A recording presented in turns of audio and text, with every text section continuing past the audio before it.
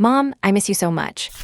Looking at the familiar face in the passenger seat, Su Naiwen felt a sting in his nose, and his vision instantly blurred. You have not visited my dreams in such a long time. Is it getting cold? Should I burn some clothes for you? 3 years ago, on the day of the college entrance exam, a car accident took his parents away. Since then, he had only a destination but no place to call home, living the past 3 years like a mindless corporate drone. Now he had finally seen her again in his dream. Wu Xiwen had her hair tied up, wearing a black trench coat with cropped trousers, looking just as sharp, capable, and youthful as ever. Su Naiwen choked back a sob, wanting to pour out more of his longing. Suddenly, his mother frowned, and with a wave of her hand, an eerie green light flickered across her palm. Then, smack! A crisp, loud slap landed squarely on the back of Su Naiwen's head. Stop playing around with me. What is this ghost possession act? Get out of the car, get out of here, and go to school. His mother scolded him with a look of exasperation, adding, It is your first day of school today, so message me on FakeSun as soon as you find out what destiny you have awakened.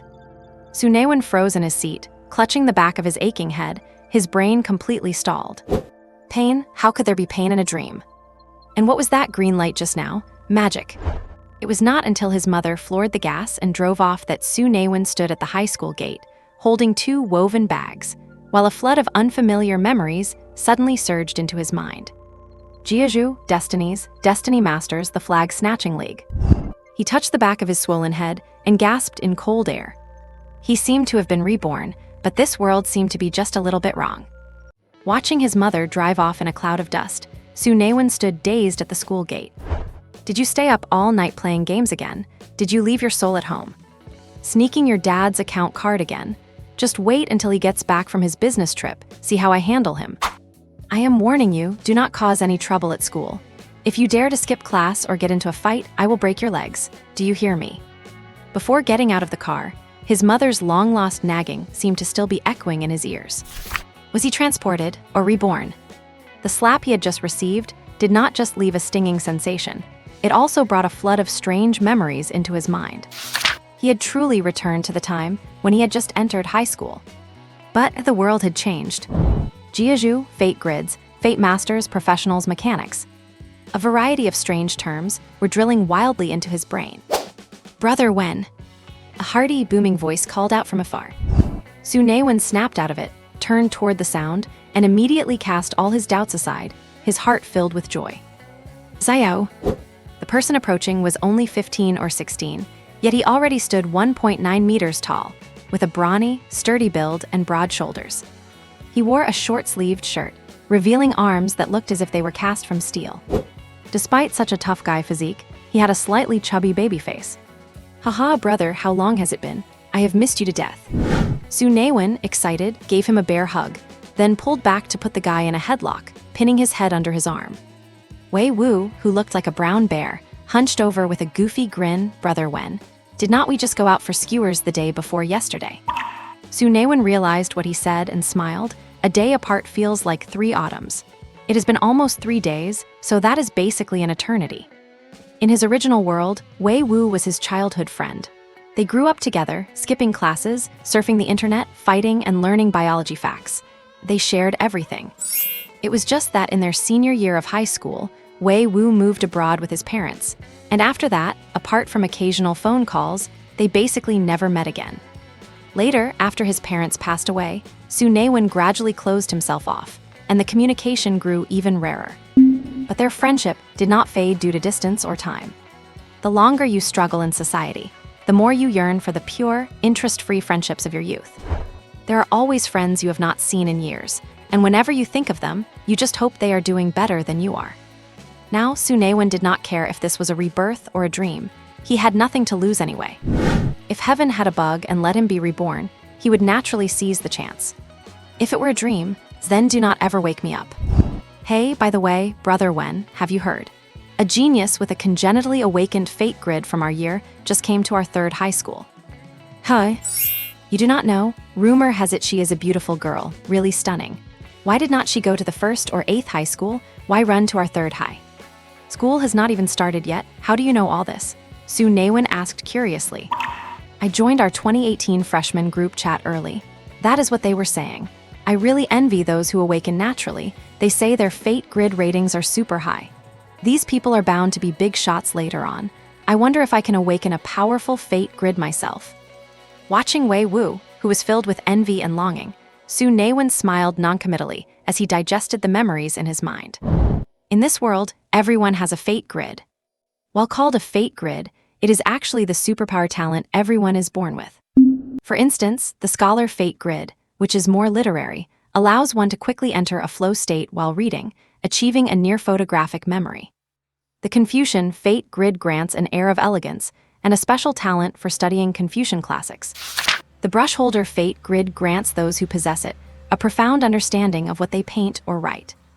And the blade wielder fate grid, which is more martial, allows one to easily master any bladed weapon and gain proficiency in blade-related talent skills.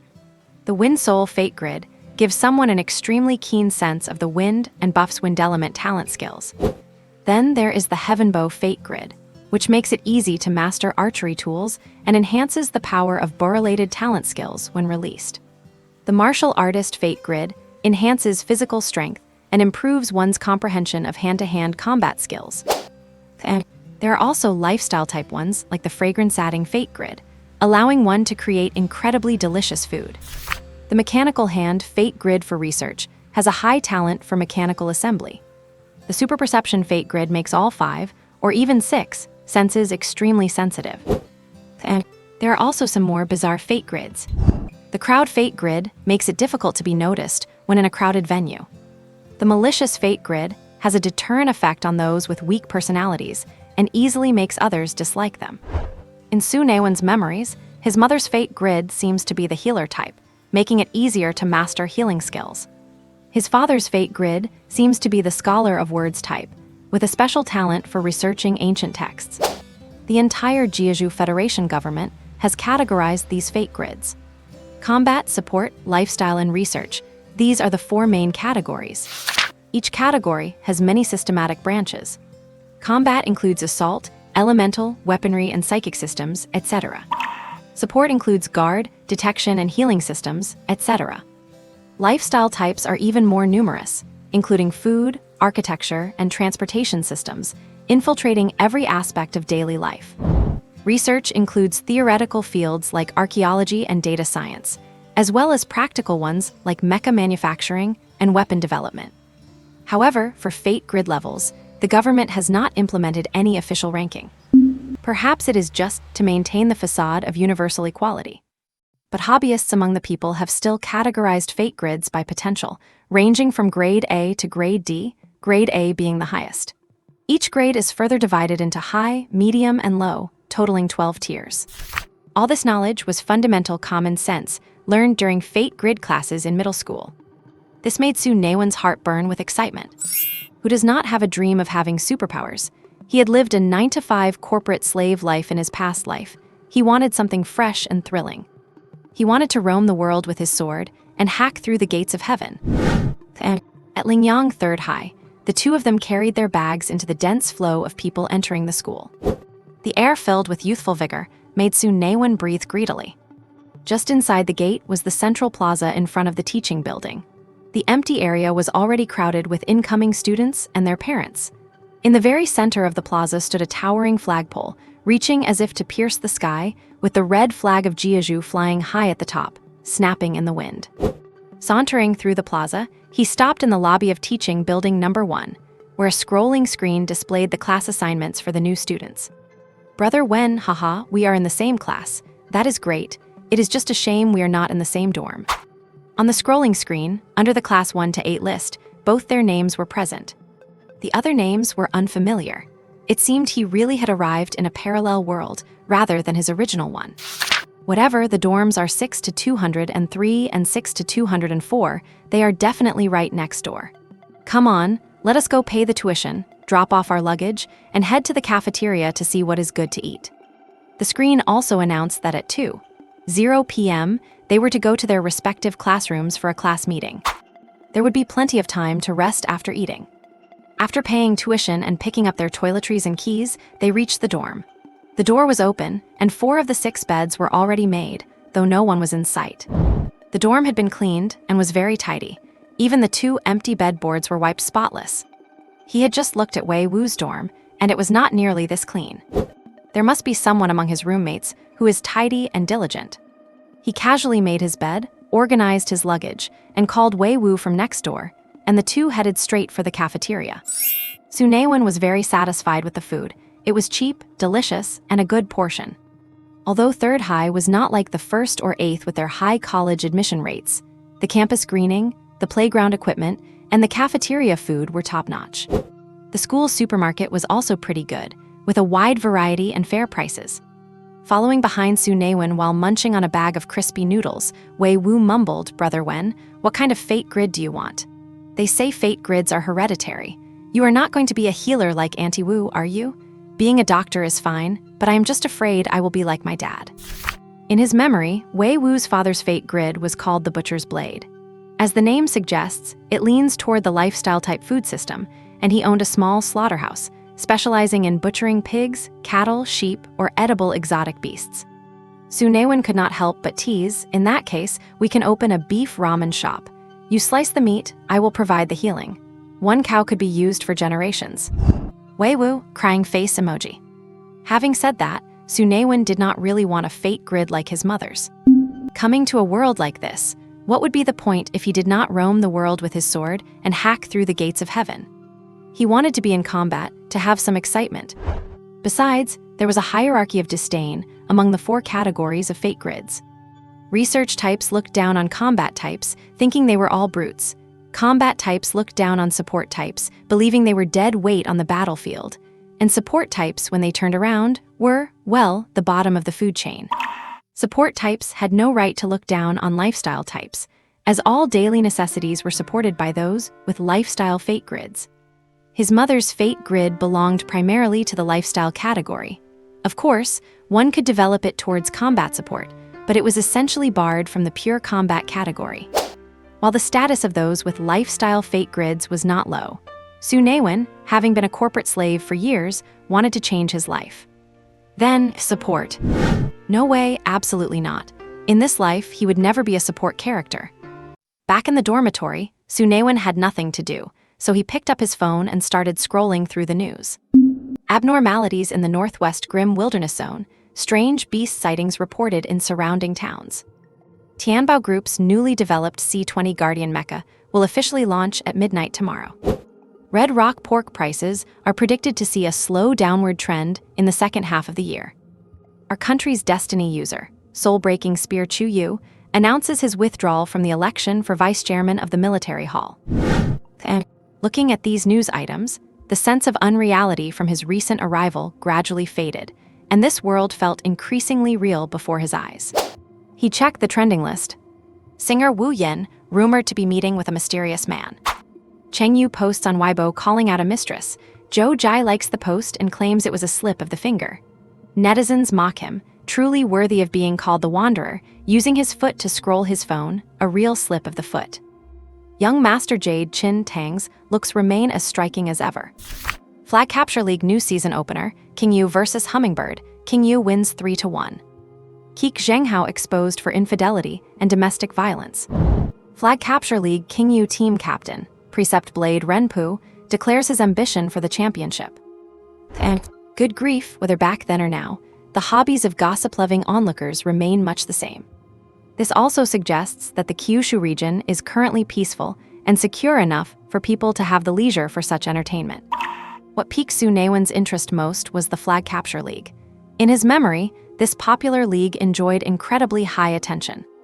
The competition is divided into 5-on-5, 3-on-3, 2-on-2, and solo matches. The 5-on-5 format is the most popular. 2 teams of 5, each guarding 1 flag and 1 camp area. While protecting their own flag, they must capture the enemy's flag and hold it in their own camp for 10 seconds to win. The format includes virtual battles for qualifying matches and live-action battles for the playoffs. Su Naiwen browsed through the league highlights, clicking his tongue in wonder. The participants were all top-tier combat masters, and the match footage was enough to get anyone's blood pumping. Spear gleams that pierced the sky, sword energy that cracked mountains, ghostly footwork, and eerie techniques that could manipulate human bodies. All sorts of strange innate skills intertwined to create a powerful visual impact. Su Naiwen was shaking just watching it. Take the last match of last year's qualifiers, for example, Red Leaf versus Starry Sky. Both teams were vying for the final playoff spot. The score was tied at 2-2, leading to a tiebreaker. In the forest map, the Red Leaf team captain made a tactical error. 4 of his team were eliminated, leaving only the vice-captain, White Bow Chen Yan. Starry Sky had all 4 members alive, with the main attacker, secondary attacker, support, and scout all present. 4 against 1, it seemed the game was lost, but Chen Yan disappeared into the woods with just his bow, firing 4 arrows to guard the flag. He successfully forced the opposing team of 4 to not dare set foot inside the camp. Then, moving like a ghost, he dodged their combined assault and thrillingly eliminated 3 of them one by one. Finally, Chen Yan was caught head-on by the opposing team's captain, the main attacker. An archer caught in close combat with a brawler would normally be dead for sure. Just as the Red Leaf fans were falling into despair, Chen Yan tapped into his hidden potential, using a stunning bow-fighting technique to stand his ground, heavily injuring, and then killing the opposing captain, finally bringing the flag home. He single-handedly turned the tide. Then there was the quarterfinals of last year's playoffs, Bayou versus Fire Monarch, a live-action volcano map. The Bayou team was the dark horse, led by veteran Captain Marshal Tiger Sun Tianmeng, who brought 4 complete rookies all the way from the qualifiers into the top 8. This record was all thanks to their tactical strategy, which saw them scrape by with several thrilling victories. However, everyone was convinced that Bayou's dark horse run would end there. Among the remaining teams, Bayou was universally considered the weakest. After all, tactics only work when strength is evenly matched. Who would have thought that in this match, Bayou used no strategy at all? The 4 rookies stayed to guard the flag, while Sun Tianmeng set out on his own. Midway, he took on 2 opponents alone. A single spear single-handedly taking down the league's 3rd-ranked attacker Fire Monarch, Zheng Yang, and left flank support Crystal Shield Zhu Shanian. Then, he stormed the enemy camp to capture the flag, taking on 3 people at once while carrying the flag, and shattered the Fire Monarch team. Every team that reaches the quarterfinals is comprised of top-tier experts, but Sun Tianmeng faced all 5 of them alone, shattering the title favorites and becoming a legend in one battle. Unfortunately, Sun Tianmeng was absent for the final championship game, and despite their desperate efforts to protect the flag, Bayou suffered a bitter defeat at the hands of the Blood Sickle team. Aside from the spear fight against Fire Monarch, there was also Zhou Buwei, a white-clad support with the heart of protection destiny. He stood guard over the camp alone, withstanding a fierce assault from 4 people for 4.5 minutes, dragging the game out until his teammates returned with the flag. And the Gemini twins, Fu Mo and Fu Guang, one attacking and one defending, switching places to toy with the 5 enemy players in the palm of their hand. Su Naiwen was captivated. This world was even more exciting than he had imagined. Wenji, what are you watching? Wei Wu, with a body like a bear, had snuck into the dormitory without him noticing and leaned in toward the phone. Huh, are you watching the league? Ink Blade Li Yuyang, I have seen this match. 1 slice kills the support, 3 slices destroy the support. It is epic. Wait, that is not right. You never liked watching the league, did you? Su Naiwen laughed and said, just a whim, it is pretty interesting. Then we have plenty to talk about. The most classic one has to be the 2009 final, Monarch Sword vs. Blade King. That scene was. Seeing Wei Wu's fanatical enthusiasm taking over, Su Naiwen quickly covered his forehead. His predecessor really did not like watching the league, but he had played the spin-off virtual game.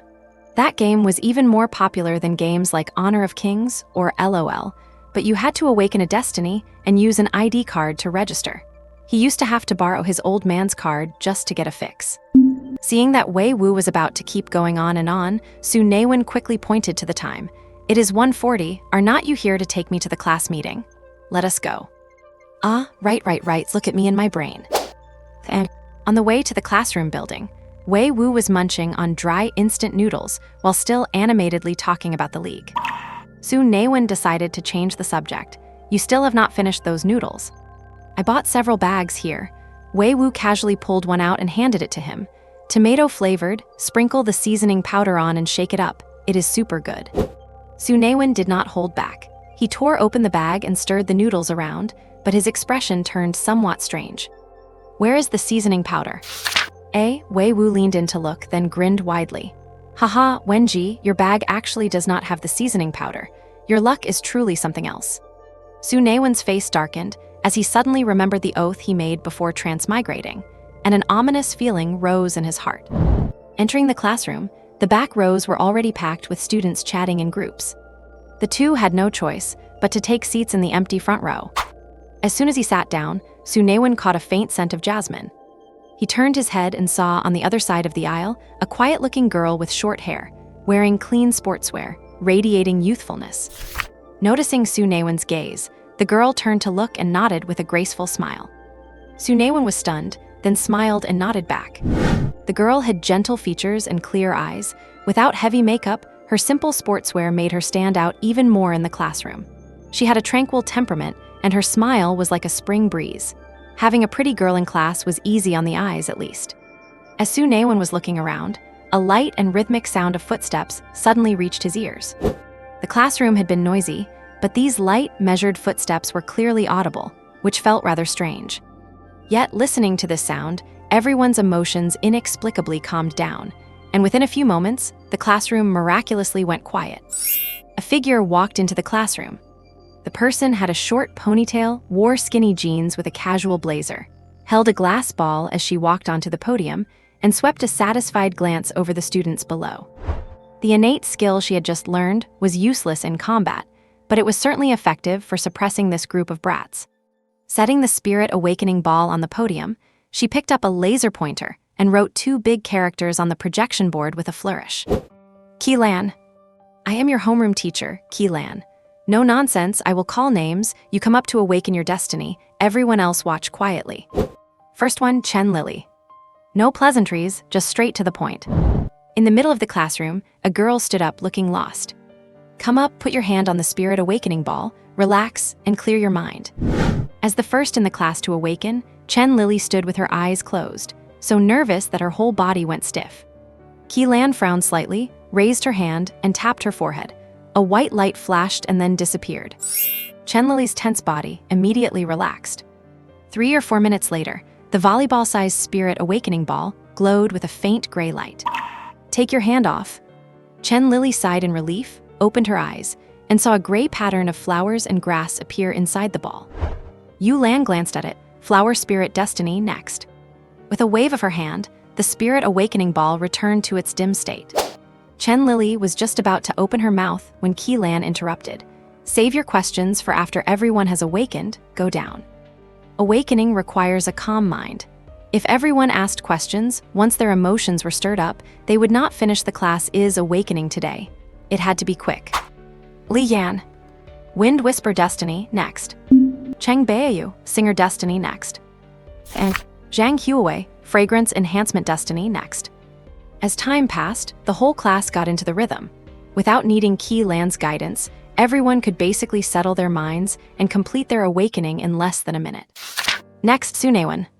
Su Naiwen took a deep breath and stood up, silently repeating to himself frantically, not support, not support, not support. The moment his palm touched the ball, before he had even closed his eyes, and while his internal mantra was still running, the ball suddenly lit up. Su Naiwen stared in total bewilderment. No way, I have not even entered the state yet. Others all had to close their eyes, breathe deeply, and pray for several minutes before getting a reaction, yet it lit up as soon as his fingertip touched it. Master's touch. What is the difference between this and shaking before even getting started? Qi-lan gave Su Naiwen a surprised look, did not waste any words, and directly announced, Destiny, Benevolent Heart. Seeing Su Naiwen still staring blankly at the awakening bead, Qi-lan calmly said, next. Su Naiwen snapped out of it, glanced at the irregular heart-shaped gray pattern inside the bead, and walked off the podium with a strange expression.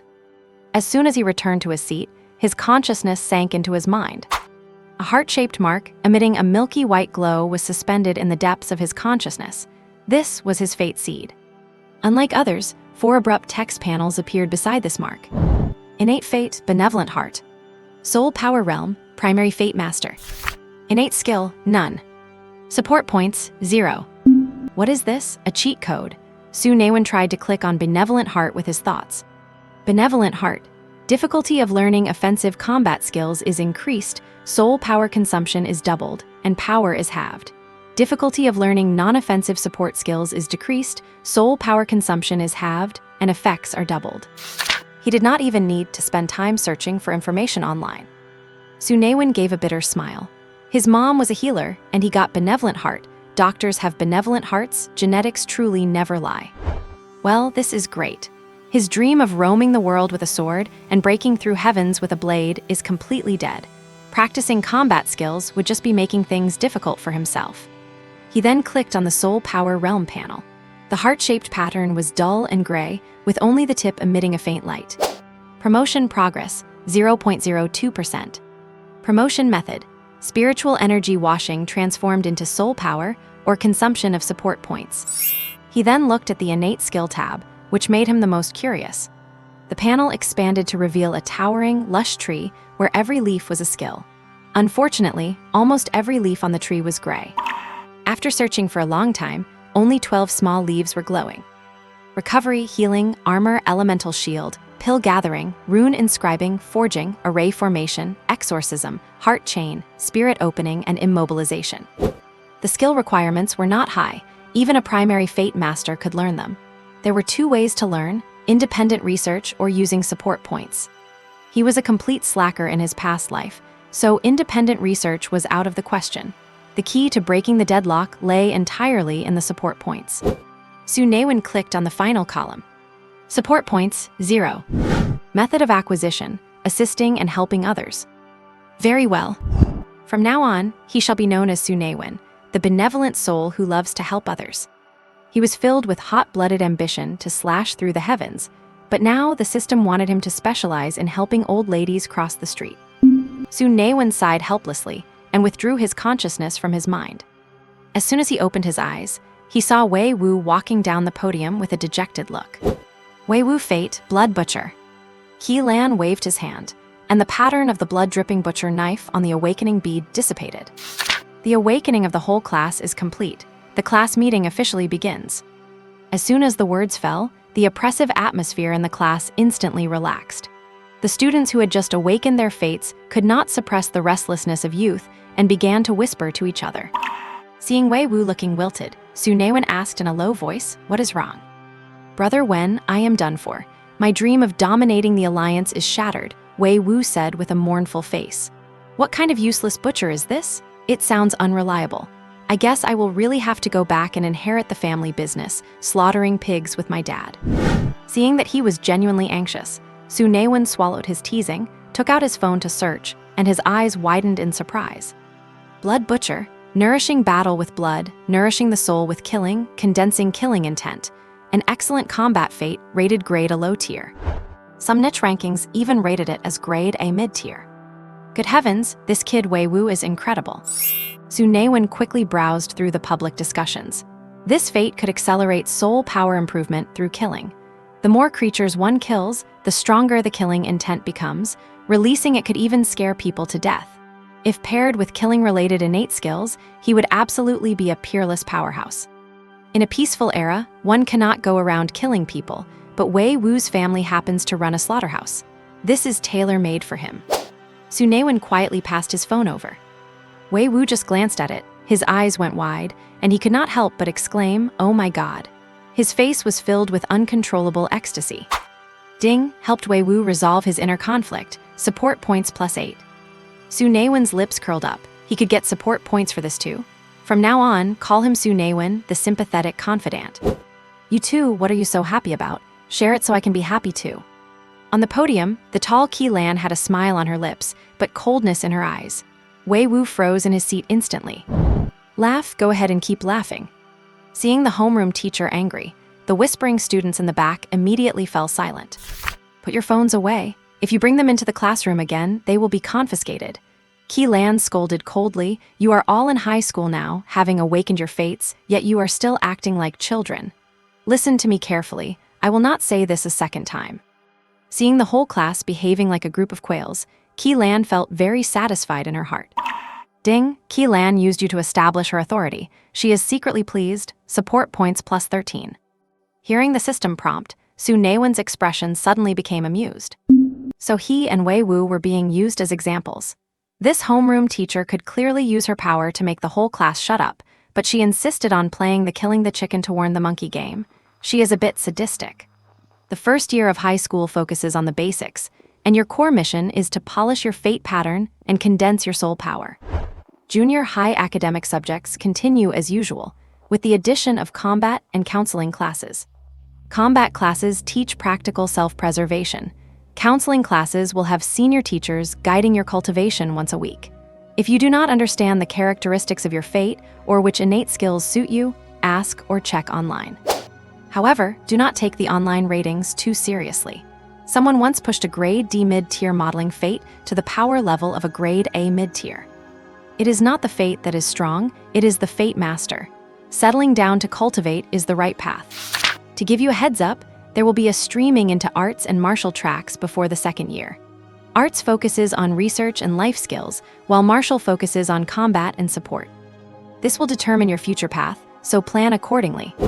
Afterward, Keelan explained the rules and precautions for being at school. Daily schedules and course arrangements were all provided. Now, boys pick up your textbooks, and girls get your school uniforms and military training gear. The textbooks and clothes for the entire class were distributed quickly. Meet at the West Playground tomorrow morning at 7:30 in your military training gear. Do not be late, make a good impression on the instructor, and the 10 days of training will be easier. Seeing the impatient kids wanting to leave, Keelan frowned and assigned roles. Jiangling, you be the acting class monitor and be responsible for bringing the girls tomorrow. Wei Wu, you are the acting deputy monitor, responsible for the boys. Wei Wu was completely bewildered. From childhood to now, he had not even been a hygiene committee member. He just suddenly became an official. Yes, teacher, Jiangling responded much more calmly than Wei Wu. She had short, refreshing hair and accepted the task while holding her books and clothes with a smile. Su Naiwen only then realized her name was Jiangling. He had been tinkering with the system when she awakened her fate, so he had not noticed her situation. Beauty is indeed eye-catching, but he had not gone around asking about it. Su Naiwen dragged the still grinning Wei Wu out of the classroom. On the way, he asked impatiently, Xiao Wu, what is your wish? Tell me, and Brother Wen will help you achieve it. I want to be an astronaut. Su Naiwen rolled his eyes. Are you sick in the head? Why do not you say you love eating jelly? He wanted to pry open this kid's skull to see what was inside. Wei Wu looked puzzled. What does this have to do with jelly? When I was little, my dad said that after Grandma passed away, she turned into a star in the sky. There are too many stars in the sky, and I want to get closer to see clearly which one is her. Su Naiwen, oh so. What a good kid, I really am a terrible person. In the dorm hallway, Wei Wu carried the snacks Su Naiwen bought for him, feeling quite pleased with himself. Looking at the 2 additional support points he had gained, Su Naiwen did not know whether to laugh or cry. He had hoped to satisfy Wei Wu's wishes, making him happy while earning some support points for himself. A win-win situation for everyone. But this kid Wei Wu, aside from wanting to be an astronaut, either wanted to be the world's greatest fighter or lead a team to win the capture the Flag League Championship for a three-peat. Well, an ambitious child. Such big dreams at 15 or 16, what a great age to be. But I just cannot make that happen. Do not young people nowadays have any down-to-earth dreams? Like getting a biological study website, better grades, winning streaks in games, having a girlfriend. The dream of having a girlfriend might be a bit too unrealistic. In the end, he used the snacks to tempt Wei Wu's appetite, maxed out his daily meal card limit to buy him some food, and gained 2 support points. Damn it, why is there a spending limit on the card every day? Staring at his 24 support points, Su Naiwen scratched his head, wondering what he could even do with them. And back in the dormitory, Su Liang finally met his 5 roommates. One of them was quietly making his bed, while the other 4 seemed to already know each other, huddled together discussing their destiny marks. One boy with a pompadour sat on his bed with a faint smile on his face, looking indifferent, but having spent time in society, Su Naiwen could immediately see the smugness hidden in his eyes. The conversation of the other 3 mostly revolved around the boy with the pompadour. Clearly, the 4 of them had already begun to treat him as their leader. Su Naiwen raised a hand to greet them in a friendly manner, wearing a warm smile. Hey guys, back so early, have you eaten yet? Boys' dormitories are actually the easiest place to manage interpersonal relationships, especially for high school and college students. As long as you respect each other, occasionally satisfy each other's little vanities, and hang out or treat each other to meals, a bond is formed. Of course, for those you do not get along with, just keep a polite distance, and there will not be too many headaches. If someone is really being a jerk, just stay away from them. Obviously, jerks are in the minority. One chubby boy smiled and replied friendly, "We have eat. We arrived early today, and since you and Yang you had not arrived yet, the four of us went for a tour of the school and had a meal outside at noon. We will definitely go together next time. Wait until military training is over and all 6 of us will go out again, and I will treat you guys," the boy with the pompadour said generously, his chin slightly lifted and his eyes full of pride. Su Naiwen recognized him, Li Yan, who awakened the wind whisper mark. He had not checked online specifically, but judging by the attitude of the other 3, it was likely a high-level destiny mark. That sounds great. Your awakened mark is so strong, looks like I will be mooching off a big shot. Hahaha, it is nothing. It is my pleasure to treat. Seeing the corner of his mouth twitch uncontrollably, Su Naiwen just found it amusing. Young people are fun.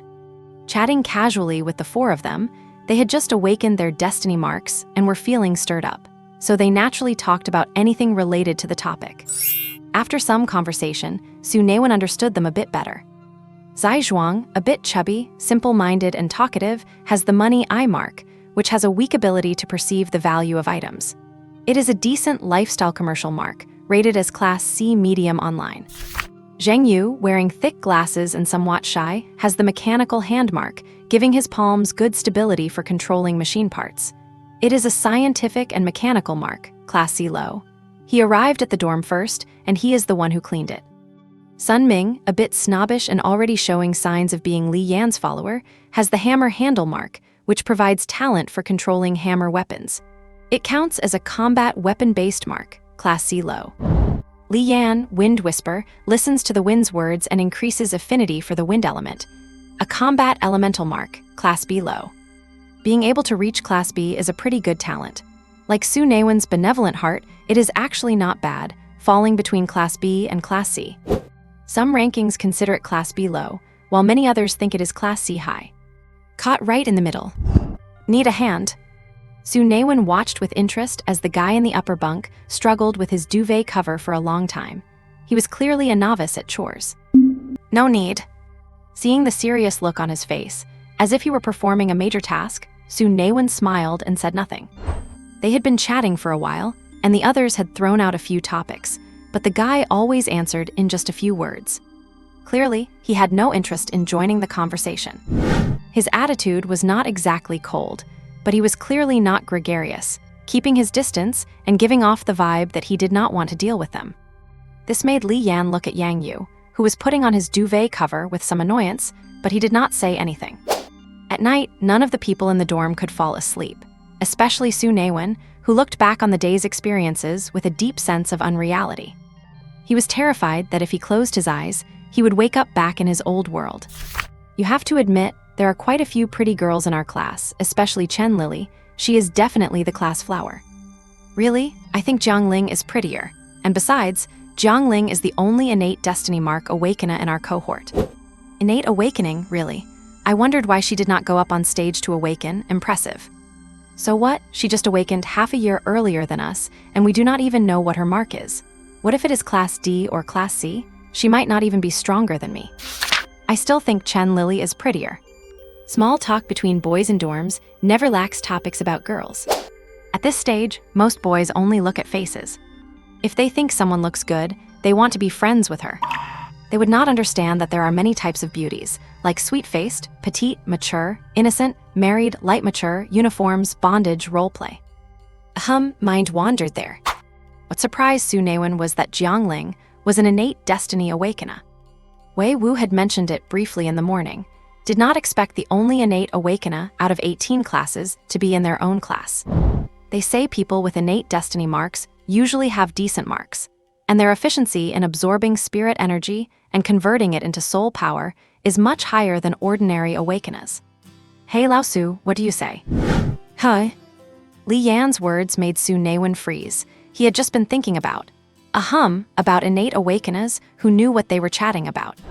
Fatty Zai says Chen Lily has a great body, but I think Zhang Zixie's chest is more developed. This? Su Naiwen coughed lightly and said seriously, I have not practiced it, so I have no comment for now. The others were stunned for a moment, then broke into malicious laughter. Ha ha ha ha, Lao Su, you look so refined. Never expected you to be a dirty guy. Brother Wen is speaking from experience, but I still think Chen Lily has a better body. Fatty, I think you have been put under a spell by Chen Lily. Su Naiwen shook his head and laughed. Kids are growing up, their hormones are raging. Middle and high school boys love talking about girls, but by college, nobody does that anymore.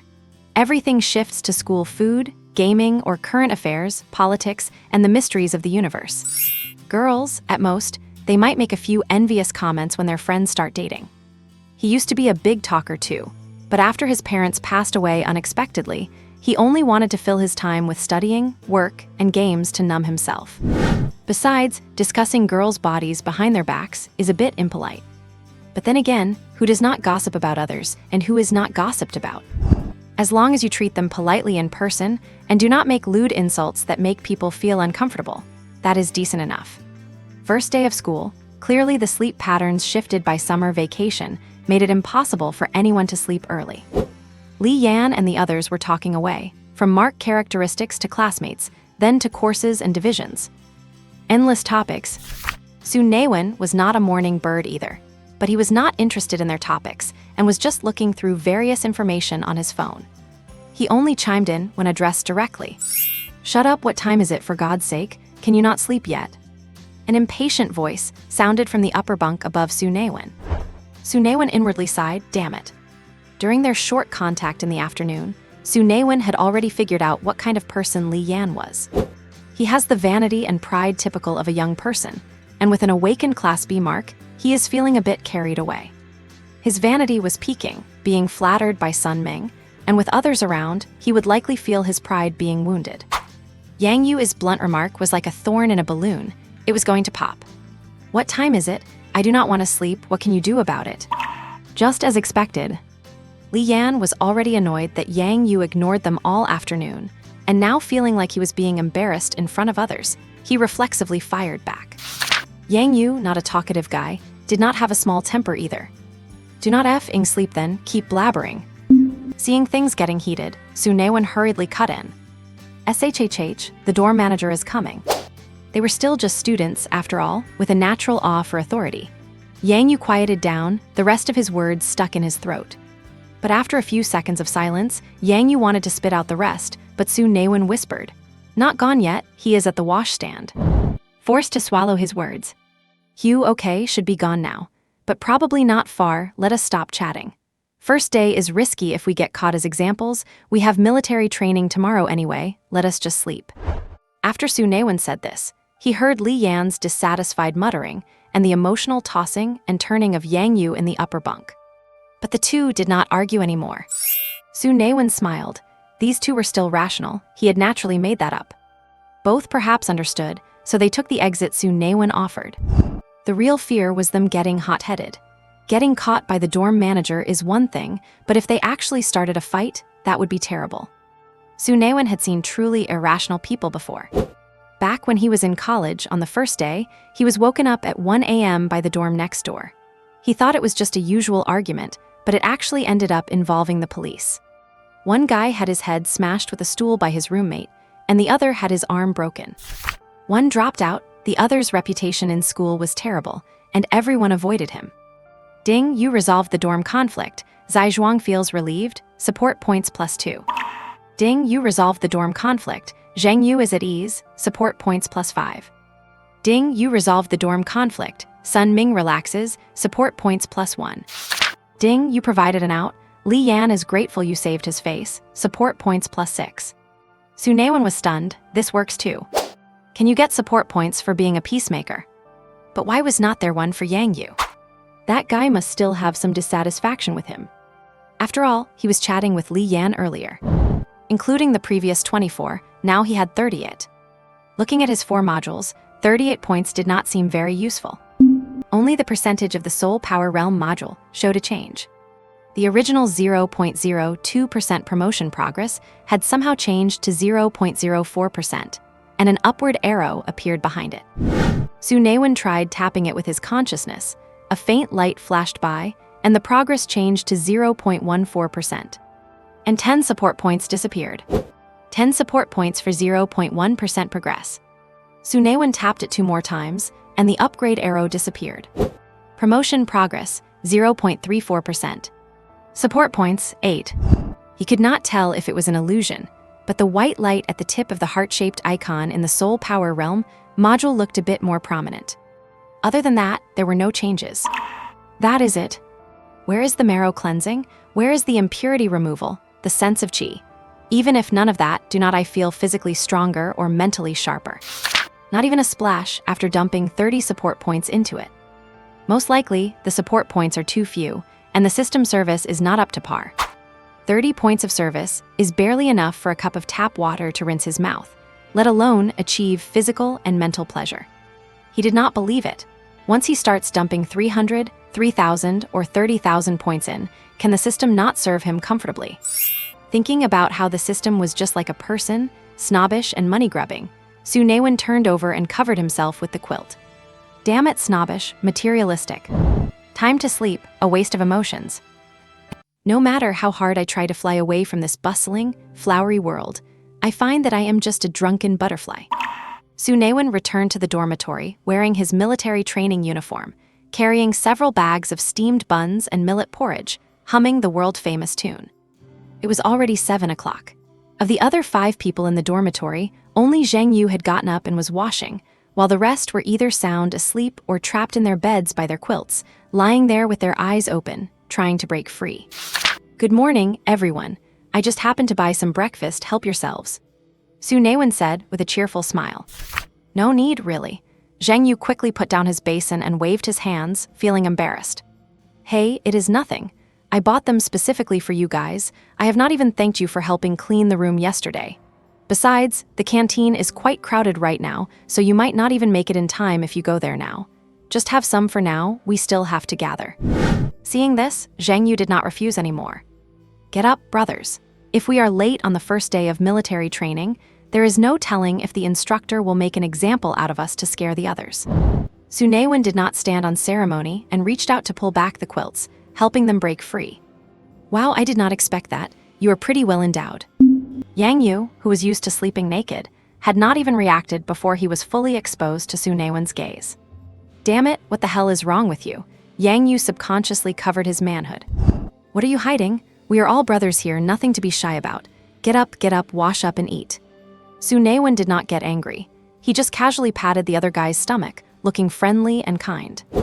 Ding, help someone wake up. Yang Yu felt shy, auxiliary points +1. Shy? I thought he would be angry with shame. Su Naiwen gave a strange look at Yang Yu, who was quickly pulling up his quilt. This guy, he would not have any strange habits, would he? A shiver ran down his spine, and he wiped the hand he had just used to pat Yang Yu's belly on Li Yan's clothes. Li Yan gave Su Naiwen a confused look. It is nothing, hurry up and get up to eat. Although the breakfast was simple, only buns and porridge, having someone prepare it for you right as you got out of bed naturally put people in a good mood. Su Naiwen was also happy. In just this short while, he had already gained 18 auxiliary points. As a young person of the new era, born under the red flag and raised in the spring breeze, serving the people wholeheartedly is what I should be doing. What? You say I am doing it for the auxiliary points?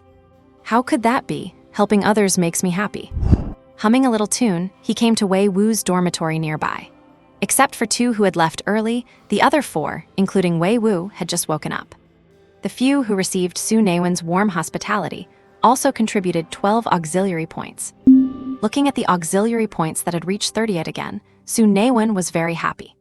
However, he did not continue to add points to his soul power level, as it seemed to increase on its own. Last night after adding points, the progress toward leveling up was 0.34%, and now it was already 0.36%. Anyway, he was still in the exploratory stage, so he would save the auxiliary points to see if he could unlock a skill. Fed and satisfied, Su Naiwen followed the dozen or so boys who were still in the dorm to the west playground. Groups of people were scattered in various areas. On the southwest side of the playground, their homeroom teacher, Lan, had also arrived in a very responsible manner. He scanned Wei Wu and Su Naiwen's group casually and nodded with satisfaction. Good, everyone is here. First, tidy up your uniforms. Jiangling, organize the formation in a while. Your instructor will be here soon. Jiangling directed everyone to stand in lines based on their height. Lan nodded with satisfaction at the sight, then left. Once Lan left, many people who had been standing neatly immediately relaxed their posture. Some even moved positions to chat with their friends. Jiangling just smiled and stood in place, not intending to interfere, her posture remaining straight. Suddenly, the faces of those standing with poor posture who were joking around turned pale. They let out muffled groans and could not speak, and a few even sat down on the ground, their faces flushed bright red. Everyone was panicked for a moment, not knowing what was happening. At some point, a tall, sturdy figure appeared at the front of the line. A buzz-cut, black combat suit and combat boots. The left side of his stern face had a long knife scar that ran from the corner of his eye across his lips, looking quite terrifying. Right now, he was standing with his arms behind his back, looking down at the students who had collapsed on the ground, a smile on his lips and amusement in his eyes. Oh, you youngsters these days are not doing so well, are you? So weak. It is because you talk too much. Too much talking drains your energy. Look, tusk, your faces are deathly pale, and you cannot even stand up. His slightly arrogant and even disdainful tone made those sitting on the ground blush with shame, but they did not have the strength to retort. Needless to say, the miserable state of these people was caused by the man in front of them. Judging by his attire, he must be their instructor.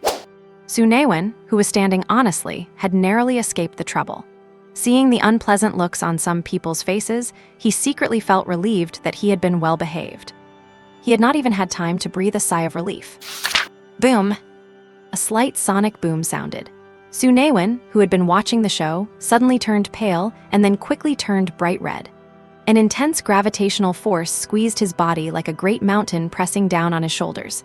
If it were not for his stiffened posture, he would have collapsed directly. He, too, got a taste of what the others had just suffered. Among classmates, we share joys and sorrows. Tusk, look, everyone's face is pale, very weak. You really need to exercise. From now on, just be quiet like mutes. You can only speak when I tell you to. First, let me introduce myself. Wan He. Wan as in 10,000, He as in rivers and lakes. I am your instructor for the next 10 days of military training.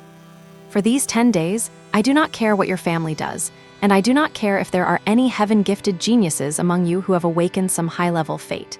In my eyes, you are all the same, just a bunch of fresh recruits who need training. I am a very kind person. I am also very principled. I am not a demonic instructor. I do not play those games of abusing students. We will just follow the standard training for national defense recruits. That is not too much, is it? Good. No one has objected for half a day, so I will take that as your consent. For the next 10 days, we will cover regulations, formation drills, hygiene, tactics, physical training, combat. Su Naiwen's face was bright red. He was gritting his teeth hard, and sweat flowed down his body as soon as it appeared. Gravity. The guy in front of him had the ability to control gravity. And the worst part was that this guy seemed to have a sadistic streak. He was strolling leisurely in front of them, talking unhurriedly with a mocking, playful smile that made people want to smash his head into a dog's belly. Thump! A sound of someone falling to the ground came.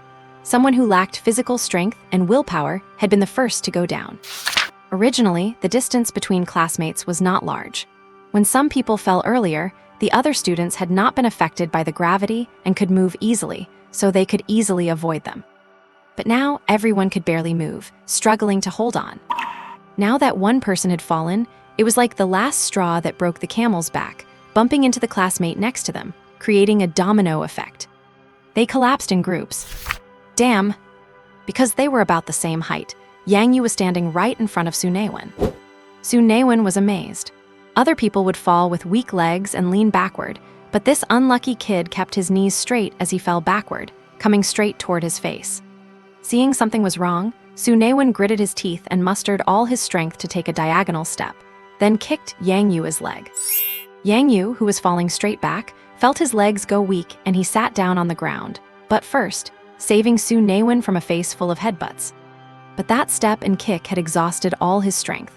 His foot could not retract, and as his vision went blurry, his back leg gave out, his center of gravity shifted forward, and he fell to one knee. He then felt a pain in his chest and almost could not breathe. Looking down, he saw Yang Yu's big face. At this moment, the other guy was already leaning into Su Naiwen's arms, staring at him innocently with big eyes. Damn, what a hellish pose. If you added some cinematic effects, this would be a romantic scene. This unlucky kid, he is already on the ground, can he not even sit still? He was currently holding himself upright solely by force of will. 2.5 left, interesting.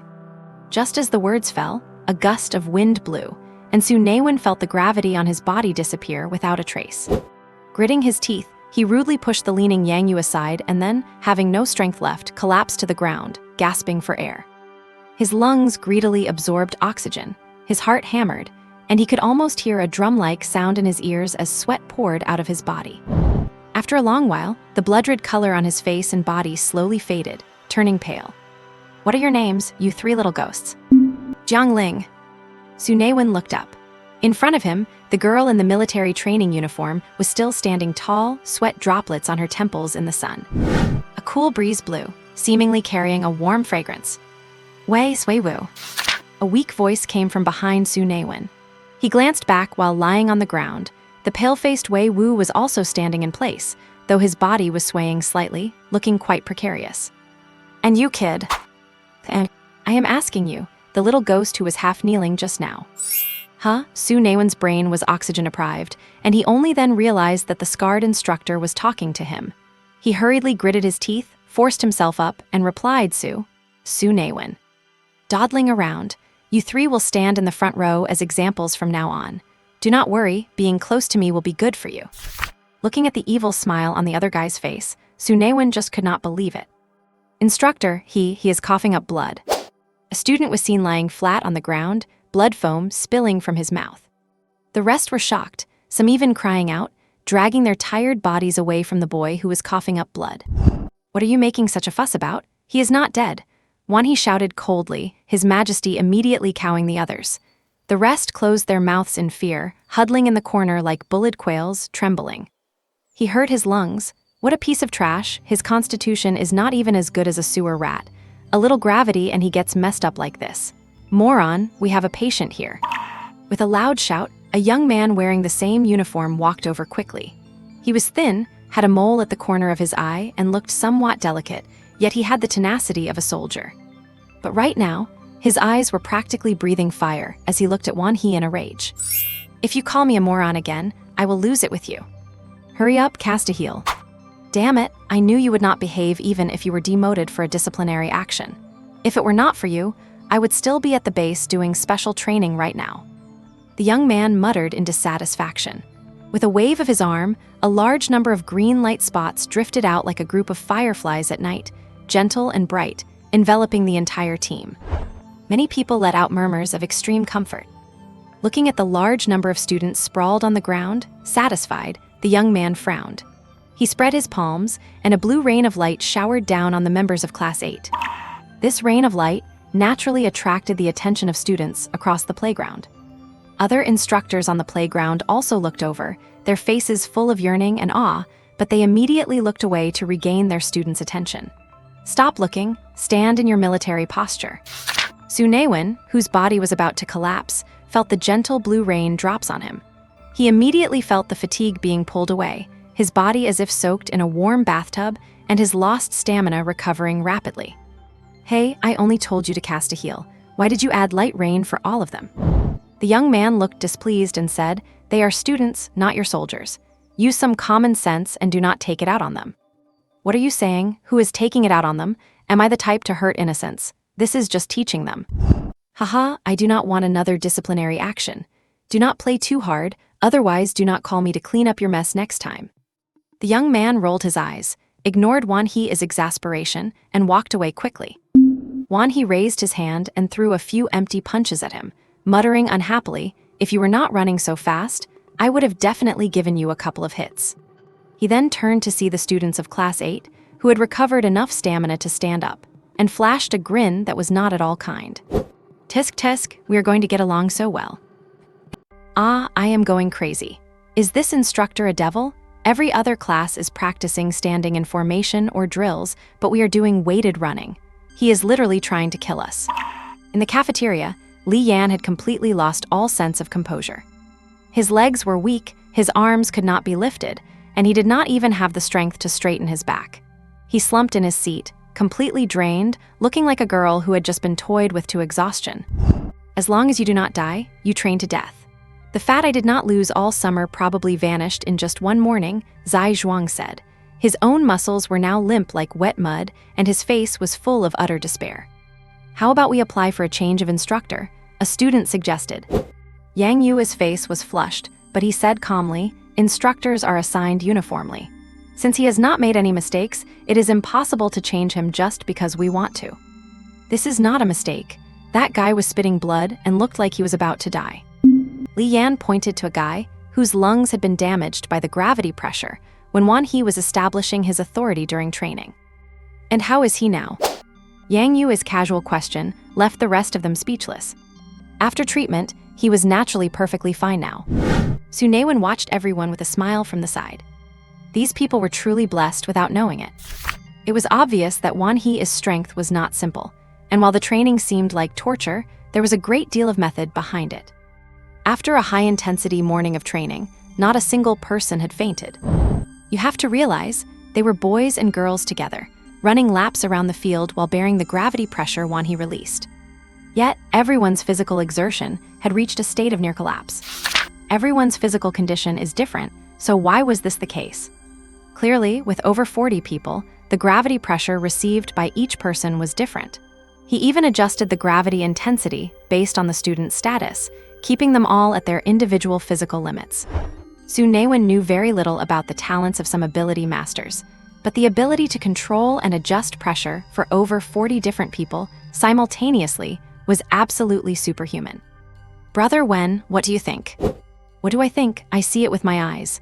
Look, are not you guys hungry? Hurry up and eat, then go back to rest. We still have to suffer this afternoon. Su Naiwen's words made everyone realize the situation. Once they thought about facing that devil again in the afternoon, they all went crazy and started complaining loudly. Old Su, I cannot move anymore. Can you help me get some food? Use my card. You treated me this morning, I will pay at noon, Li Yan requested weakly. No problem. Su Naiwen did not hesitate. He took the card, nodded with a smile, and then looked at the others. Can you guys still move? If not, you can give me your meal cards. Tell me what you want, and I will get it for you. Really? Thanks, Brother Wen. From now on, you're my own brother. Oh my God, Brother Wen, I love you. Just buy me anything, I do not have much of an appetite right now. I will go with Brother Wen. What do you guys want to eat? Anything is fine. I want meat, lots of meat. Brother, bring me a portion too. Watching Su Naiwen smile gently as he took everyone's cards and went to queue with Wei Wu and Yang Yu, someone could not help but remark, Brother Wen is truly a good person. Do not you think Brother Wen is very warm? A bit like my mom. Zai Zhuang wiped the sweat off his body, thinking of his own mother who spent her days playing mahjong with friends, getting beauty treatments, and shopping, only ordering takeout at meal times. He rolled his eyes speechlessly and said, my mom is not as kind as Brother Wen. Haha, my stepmom is the same. But having said that, Brother Wen is impressive. Under that devil's pressure, he did not even collapse. Heh, Jiangling and Wei Wu are even more impressive. Oh, that is different. Jiangling is a natural talent awakener. She awakened a year or so before us. She is probably already a legitimate intermediate ability master. As for Old Wu, look at that build, and his talent, Blood Butcher, Grade A. He is the most talented person in our class. But Brother Wen, although he is not exactly weak, he is not exactly burly either. He awakened at the same time as us, and the most important thing is that even Old Wu calls him Brother Wen. That is true. Teenagers at that age are easily swayed by those they see as strong. Plus, Su Naiwen was a bit of a seasoned social veteran in his past life. He carries a steady demeanor and has no airs, always keeping a smile on his face. Fooling these kids is effortless for him. However, teenagers are also competitive. With Su Naiwen being so highly praised, some people felt a bit uncomfortable. For instance, Li Yan. Out of the over 40 people in the class, more than half had Grade C or Grade D talents. Only a few were Grade B or higher. His Grade B talent, Wind Whisper, which belongs to the noble elemental type among combat abilities, made Li Yan one of the top-tier figures in the class, aside from Jiangling and Wei Wu. There was no doubt that Wei Wu had the greatest potential, being the only grade A in the class. While grade A talent is not exactly 1 in a million, you could probably count the ones at Lingyang third high on 2 hands, and not all of them were combat-oriented. It could be said that Wei Wu's talent was in a class of its own, not just in the class, but in the grade and even the whole school. Faced with such a gap, Li Yan naturally would not think of comparing himself to him. Su Naiwen was different. His benevolent heart fate was stuck in the middle, and it was a support type, the very bottom of the social hierarchy. Li Yan had not cared much about him before. But seeing Zai Zhuang, Zhang LV, and others, who used to be so attentive to him, now treating LV Naiwen like a big brother, left him feeling rather sour. Wei Wu calling Su Naiwen brother is only because they are close. He can withstand the gravity pressure, probably because he trained with Wei Wu a lot and has a strong physique. But let us be real, Su Naiwen's benevolent heart is a support type, at best a lifestyle destiny. It is only good for helping out with chores or serving food. Li Yan's bitter remarks made some people uncomfortable, as many of them had awakened life or auxiliary-type souls themselves. Yet they did not know how to argue back. Even though the Jiazhu Federation promotes equality for all, support and lifestyle practitioners generally end up in logistics or service roles in society. In the minds of these students, whose values have not fully matured yet, scholars in research and powerhouses in combat are always seen as superior. Or perhaps the subconscious value ranking in society implicitly tells people that this is indeed the case. Those with lower-rated combat or research fates and less potential often get phased out of those fields and end up shifting toward utility or support roles. And those with life-type or support-type destinies rarely have the chance to work in combat or research fields. Zhang Yu glanced at the pouting and bitter Li Yan, pushed up his glasses with his middle finger, and silently lowered his head. Just as the atmosphere turned slightly awkward, Su Naiwen and the other 2 walked over, each carrying 4 meal trays. Food is here. Here is the meat you wanted. There are clay pot rice, rice bowls, steamed buns, and stir-fry dishes. The prices are all the same. Help yourselves to whatever you want. Thanks, Brother Wen. Haha, thanks, Brother Wen. I am pretty good at studying. You can come to me if you want to copy homework later. Brother Wen, why is there 1 portion missing? Su Naiwen, who was smiling and returning the cards to everyone, said casually, the missing portion is mine. I could not carry them all, so I will make another trip. I love you to death, Brother Wen. I have a collection of biology study materials, the deluxe version. If you are interested, we can chat privately later. I have a friend. I also have a friend. To be honest, that friend they're talking about is me. As soon as Su Naiwen arrived, somehow, the slightly awkward atmosphere became lively again, which made Li Yan even more sullen. But at that moment, Su Naiwen was practically flying with joy inside. Listening to the dinging sounds from the system, it felt just like the notification sound for a payment received. First, by bringing the food, these cute kids, contributed a lot of support points. And hearing that he had brought everyone else's meals but left his own for later, a few of the more earnest kids were moved and added another bonus to his balance. Actually, how could Su Naiwen not have been able to carry that last tray? When he was young and impulsive, after watching Young and Dangerous and vowing to become a boss, he joined campus gangs in junior and senior high. When he first joined, his job was to get food and water for the older members. Back then, he mastered a unique skill, stacking 4 school-issued meal trays on top of each other and holding all 4 full trays with one hand. As for why he left his own tray there, was not it to provoke these youngsters' sense of guilt and earn some more? Of course, not everyone felt guilty enough to thank him more over this, but every bit of support points counted. Seeing those earnest kids treat him like their own brother, Su Naiwen felt a bit despicable for plotting against even kids. Back in the dormitory, he suppressed his impatience.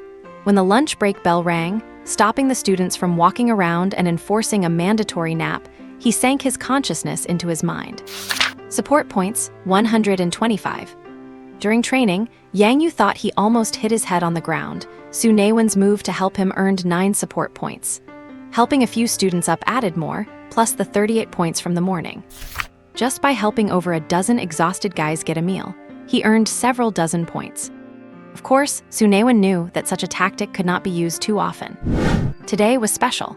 The devilish training made them too tired to move. Helping someone do something they do not want to do is completely different from helping them do something they can easily do themselves. He understood the logic of a bushel of grain creates an enemy, a handful creates a friend. If he did this all the time, some people would take it for granted. And once they got to know each other, they would become shameless. Asking him to get food and calling him Daddy would become normal, and the support points would not be as high.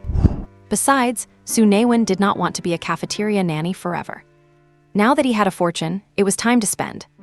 Heading straight to the talent skill module, seeing that 12 of the low-level skill leaves had rising arrows indicating upgrades, Su Naiwen was overjoyed. But which of the 12 skills should he unlock?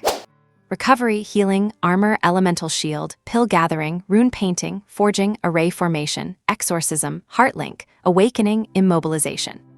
Each had its own advantages and disadvantages. Recovery and healing should be the standard skills for a nanny-type support, restoring HP and MP, a must-have for the road. Armor and elemental shield should be similar, both adding defense. What surprised Su Naiwen were pill gathering, rune painting, forging, and array formation. As the names suggest, these are for alchemy, runes, forging, and arrays. These could be considered excellent skills, but they definitely counted as research capabilities. After reading the skill descriptions, Su Naiwen dismissed the idea of prioritizing these four. These four skills only provide basic knowledge of these techniques and some usage methods, but lack complete formulas, talismans, weapon blueprints, or array diagrams. To actually practice alchemy, rune painting, forging, or setting arrays, you either need to collect these types of skills to learn or spend support points to unlock higher-level skills. Looking at the higher-level talent leaves, seeing things like Wind Spirit Fire Pill, Earth Trap Rune, Divine Pattern Armor, and Spirit Trapping Array made Su Naiwen drool. But the learning requirements made him shrink back. Using support points to learn these four talent skills now was not the best choice. It would not be too late to learn them when he had enough support points to develop a side business.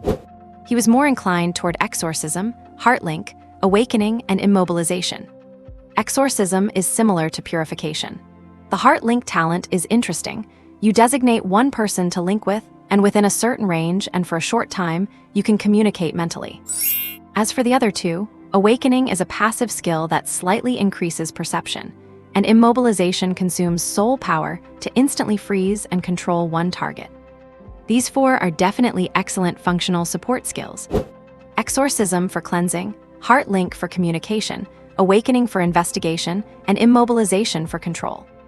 In team battles, these skills would have unexpected effects. But for the current stage, they were not the optimal choice. Thinking of the young man on the field today using group healing and light train recovery to make those weak students moan with relief, Su Naiwen already had an idea. Choose recovery. Would not that make getting support points easier over the next 10 days? With a shift of his mind, the leaf shimmered and emitted a grayish light. Then, a relatively simple technique for utilizing soul power was poured into Su Naiwen's consciousness. Ding, learned recovery level 1. Benevolent heart talent triggered. Ding, unlocked the first skill, talent skill tree activated. The whole skill tree flashed and then, nothing else happened. There were no obvious changes on the surface. He glanced at the talent leaf representing recovery, and some information appeared beside it. Recovery level 1-0. Consumes soul power to restore a small amount of physical and soul power to a designated individual target. He wanted to jump out of his consciousness and try out the skill immediately, but discovered that a few other skill leaves still had upgrade icons.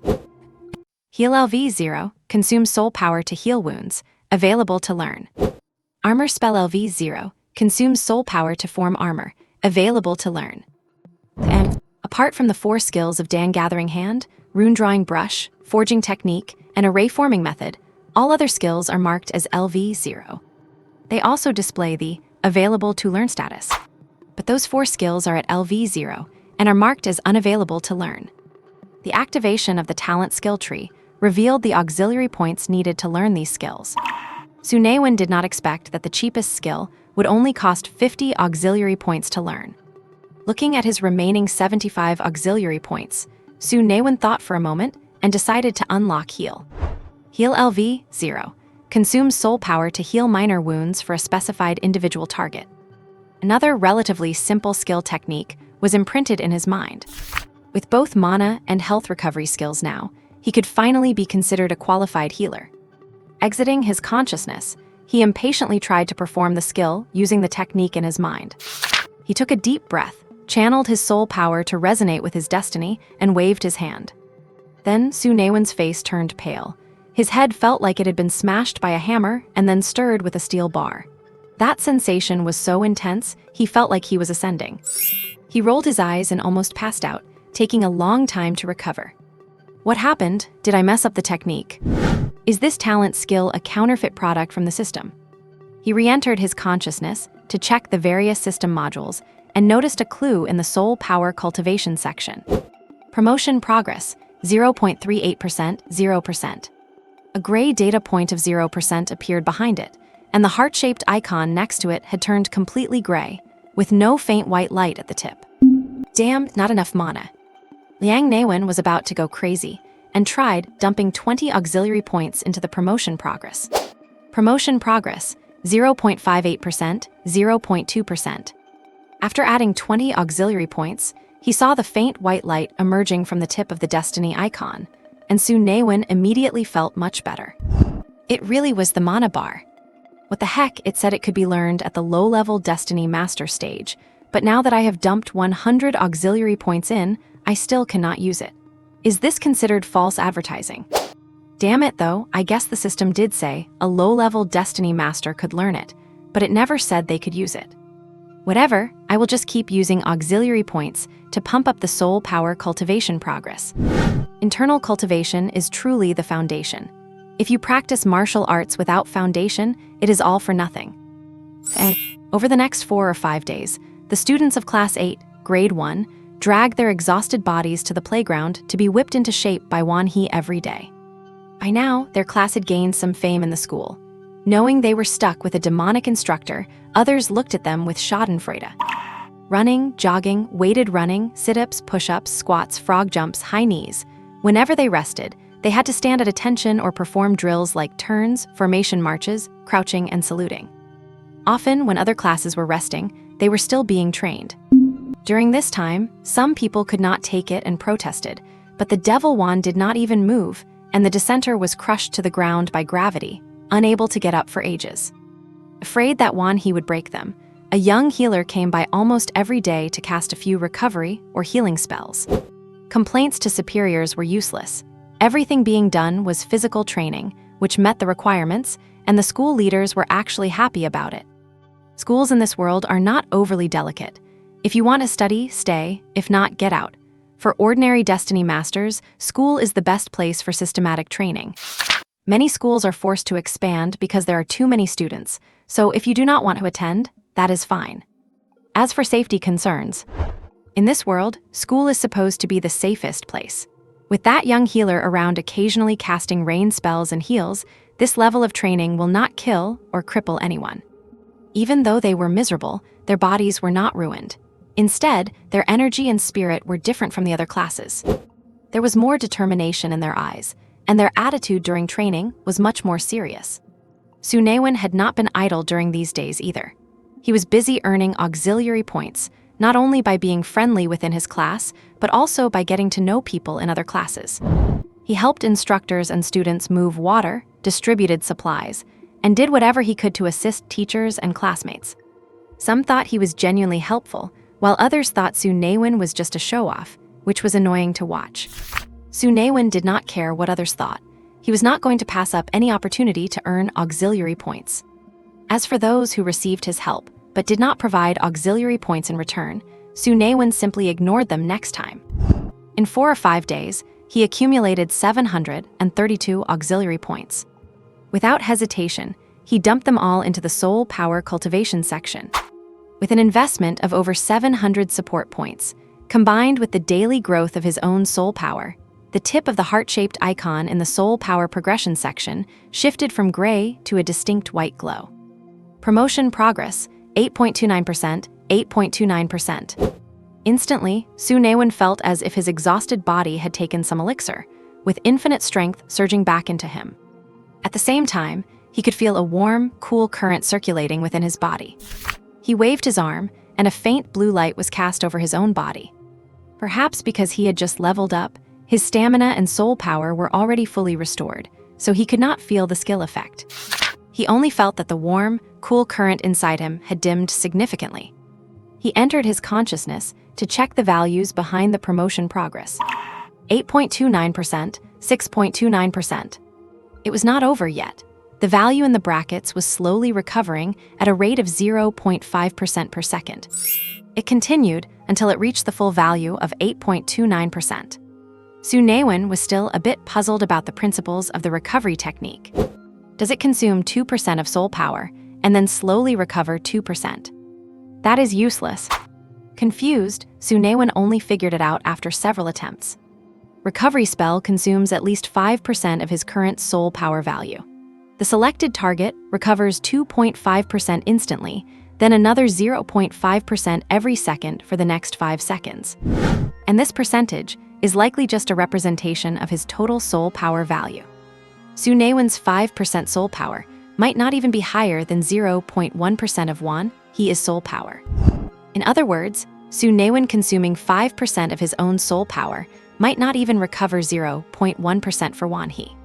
Su Naiwen was not very satisfied with this effect. With his current soul power, he could only use the recovery skill once. He was essentially just a mobile soul power battery, no different from transferring his own soul power to someone else. As far as he knew, the most common soul power recovery potions on the market provided much more recovery than this skill. The only added value was that it also helped recover some physical stamina. However, Su Naiwen was not too disappointed. Once his soul power increased or the skill level improved, this awkwardness should fade. On the 6th day of military training, on the playground, Su Naiwen was at the head of the formation, running side by side with Jiangling and Wei Wu. The three of them, naturally, received special attention from Wan He. They were the ones punished the hardest every time. Although Su Naiwen knew Wan He was training them, every time he was about to collapse from exhaustion, he could not help but curse Wan He in his heart. Wei Wu and Jiangling were holding up well. If Su Naiwen had not secretly been using the recovery spell on himself, he would have collapsed long ago. However, the constant whipping into shape had its benefits. His slightly chubby body now showed faint traces of muscle lines. His physical strength had also improved significantly compared to before. The rest of Class 8 followed behind the three of them. Every step was difficult, but everyone kept their spirits tight, silently following the pace of the group. Thump, thump, thump. The rhythmic footsteps made people look over. You have to admit, the Devil Wan knew his stuff when it came to training people. After 5 consecutive days of torture by the Devil Wan, the people of Class 8 had already habitually resigned themselves. Halt! With that shout, the entire team instinctively came to a clean, 2-step stop. Everyone was surprised. Usually, the Devil Wan made them run 10 laps around the playground before letting them rest. Why did he call for a stop after just 2 laps today? But no matter how many thoughts they had, they maintained serious expressions. Otherwise, if the Devil Wan saw them, they would be in for a rough time. Good, now you are starting to look like something. I suppose you are tired of 5 days of physical and formation training. Starting today, I will teach you something different. At ease, stand at attention. Listen up, everyone. Within 10 seconds, choose 4 others, form a team of 5, and stand together. 10, 9. All the students were stunned for a moment, then scrambled in panic to team up. Although they did not know what the Devil Wan meant by having them form teams, they just hurried to do it. Basically, it was people from the same dormitory who stuck together. Interestingly, there were 6 people in one dormitory. Su Naiwen declined several invitations from classmates. He wanted to be with his roommates, but when he rushed to find Li Yan, he and Sun Ming had already formed a group with others. Zai Zhuang and Zheng Yu were also left out by Li Yan, standing to the side with awkward and confused expressions. Then let the 3 of us group together, Lao Yang Yu in. Yang Yu had a peculiar temper. Over the past few days, he had not gotten along well with anyone in the dorm, let alone others, and could only talk to Su Naiwen. Seeing Su Naiwen's invitation, he hesitated, looked away, then nodded and walked over to Su Naiwen's side. With 10 seconds almost up and 1 person short, Wei Wu walked over. Seeing Su Naiwen's questioning look, Wei Wu laughed honestly. Our dorm gets along too well, and I could not bear to push anyone out to form a separate group, so I volunteered to come out, leaving the other 5 in a team. Su Naiwen nodded in understanding. Time's up, stop. The devil wand stretched and looked at those who had not managed to team up, grinning. Tusk, tusk, tusk, not very popular, are you? The 10 of you just split into 2 teams. Everyone was surprised that there was no punishment for failing to form a team. The 10 people who had been abandoned quickly formed 2 teams. 45 people, exactly 9 teams. All right, starting now, we are going to play something different. Ever watched a Capture the Flag League? At these words, many people's eyes lit up. It is a national league, gathering young, talented experts from all over the continent and even the world. How could they not have watched it? We are going to play that, but you are all too weak. For the next 3 days, I will teach you some combat techniques and squad tactics. Next, you will train in your groups of 5. On the day before the military training competition, we will have an on-campus pursuit battle. The winning team will receive a talent, skill, soul, crystal each as a reward.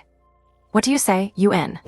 Upon hearing this, the students of Class 8 were in an uproar.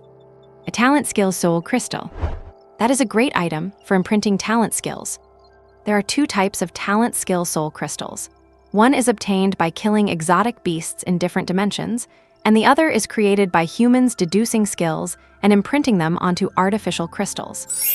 The first type usually contains the beast's talent, mostly combat-related, and occasionally some rare divine skills, but there is a compatibility issue. The second type has high human compatibility and is widely circulated, though the quality varies, from low-level gray and white ones to top-tier blue and purple ones. The profession dedicated to deducing skills and imprinting crystals is called a deduction master. High-level deduction masters can even tailor exclusive talent skills for destiny masters. Besides using soul crystals, you can learn skills through others' guidance. However, that method is inefficient because verbal descriptions and guidance struggle to accurately express how a skill operates, whereas soul crystals can. You only need to resonate with your destiny and use soul power to stimulate the soul crystal, which will automatically guide the flow of soul power in your body. It is like having an expert possess you, using your body to perform the skill, letting you feel the release and technique firsthand. Real hands-on teaching. On the market, even the most basic gray-level lifestyle talent soul crystal costs several thousand continental coins. How could they not be excited? Besides, even if they did not win, playing this is much more interesting than running laps and standing at attention every day. Wan He's proposal was met with an immediate response. Even if many did not have combat-oriented destinies, everyone had only recently awakened, so the physical gap was not massive. It was definitely playable. Of course, Jiangling was the exception. But this was a team battle, so who would come out on top was anyone's guess. Looking at the eager, fired-up youngsters, Wan He smiled playfully. Good, now disperse into your groups. I am going to teach you a set of basic combat techniques. Tiger Roar Fist. Roar. A deafening tiger roar sent shivers down everyone's spines. Wan He slowly retracted his fists and stretched his limbs. Did you see that clearly? What I just used was the Tiger Roar Fist. The crowd stood there, completely stunned. Just now, when Wan He simply took his stance, everyone had the illusion of facing a real tiger. The fist technique consists of 13 moves. The moment the first move was thrown, there was a whistling sound of air being torn, and the ferocious aura was quite terrifying. It carried the kind of oppressive force you would feel from a tiger breaking out of its cage. Wan He's figure moved like a real tiger, instantly lunging forward and leaping up. He pushed his palm out with his fingers curled, and with a crisp snap, his sleeve burst apart into a pile of rags. He swept his long leg out like a tiger's tail, whipping through the air. Even from 4 or 5 meters away, Su Naiwen could feel the chilling wind of the kick, which made his face sting. Pushes, strikes, claw attacks, leg sweeps. His movements were clean, agile, and heavy with power. The final double palm strike tore through the air, sounding like a deafening roar that made one's heart tremble. Did you see the movements clearly? This is the Tiger Roar Fist. I did not use any soul energy just now, so even those without combat-oriented destiny types can have a certain ability to protect themselves if they master this to the point where their punches can produce a tiger's roar. Now start practicing with me. Do not you dare slack off. Watch my power generation technique carefully. Although Wan He had a twisted hobby of enjoying torturing people, one had to admit that he had real skills. The Tiger Roar Fist he was teaching them was certainly not some ordinary combat technique. Class 8 spent the whole day practicing the tiger roar fist. He went from demonstrating and explaining in the front to later sitting on the sidelines watching them practice, correcting them while grumbling and cursing. On the playground, students from other classes who had been gloating over Class 8's suffering a few days ago were now feeling a bit envious. It is not every day an instructor personally teaches such an imposing fist technique. Some students from other classes pleaded with their own instructors to teach them this technique, but the other instructors could only smile wryly. They did not know that technique either, though some had taught a few basic military combat moves. Over the next 3 days, all of Class 8 practiced the tiger roar fist almost exclusively. Some of the more talented ones were already starting to look the part. Roar. A faint roar echoed, and everyone was taken aback. A tiger's roar. Su Naiwen turned his head to look and saw Wei Wu staring at his own palm with pure ecstasy. Brother Wen, I just produced the tiger's roar. You kid, you're amazing. Su Naiwen was genuinely happy for Wei Wu. So far, Wei Wu was the only student to have successfully produced the roar, but at the same time, he felt helpless about his own aptitude. It seemed he really had no talent for martial arts. After practicing for so many days, let alone producing a tiger's roar, he struggled even to complete the entire set of movements. Su Naiwen wondered if this had anything to do with his own destiny type. He was also somewhat surprised from the sidelines. He knew Wei Wu had great talent, but to go from a total beginner to producing a tiger's roar in just 3 days was rare even in their military genius camp. This student was worth cultivating. After returning, he could tell the boss to pay more attention to him. When he finishes his college entrance exams and chooses where to further his studies, they could see if they could recruit him into the military-affiliated academy. As for the others, apart from that girl Jiang Ling, he did not care much for any of them. That guy Su Naiwen, who was popular with everyone, had decent willpower, but his aptitude was only average. His destiny type limited his development. Benevolent Heart provides a decent boost to support skills, but it comes with a built-in debuff that weakens combat ability, making it unsuitable for the front lines. In a battle, someone like Su Naiwen would be a liability. Support units that can truly make it to the battlefield might not match the combat power of elite combat-type Destiny Masters, but they are significantly stronger than the average fighter. Take that youth with the tear-shaped mole, who often comes to cast light rain for Su Naiwen and his friends. He is a support unit, but if all the instructors on this field teamed up against him, they would not be his match. Wei Wu producing the tiger's roar gave many people a sense of urgency, and they began practicing even more seriously. The Capture the Flag game Wan Mogui talked about starts tomorrow, and Wei Wu is already big and strong, and now he has the skill. Zai Zhuang laughed heartily, haha, we are sure to win tomorrow. Zheng Yu looked around and smiled bitterly, I do not think so. Tomorrow we will be the target of a joint siege. Other teams have already started flirting with each other. Yang Yu did not care at all and said, whatever, we will not win anyway. What do you mean, pouring cold water before we even start? Wei Wu was not happy, even if they team up, we can form our own alliance. Yang Yu shrugged, looked at Jiang Ling in the distance with a cocky attitude, and refused to say another word. The way Yang Yu brought up a topic, and then refused to engage with anyone else was truly annoying. No wonder nobody really liked him. At night, after everyone had fallen asleep, Su Naiwen entered his consciousness template. The support points had not increased much in the last 3 days, only 327 points. Helping the instructor carry water and serving meals to these kids yielded fewer points every day. Looking at the skills he could unlock and his increased soul energy, Su Naiwen considered how to raise his strength. Honestly, Su Naiwen did not have much interest in tomorrow's school Capture the Flag farce. He had enough skills in his system to learn, so he did not need any talent crystals.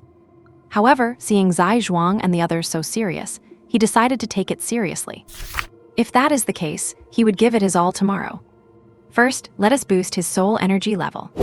Promotion progress, 8.53%. In the last few days, Su Naiwen had not spent any support points, but the progress had naturally increased a little.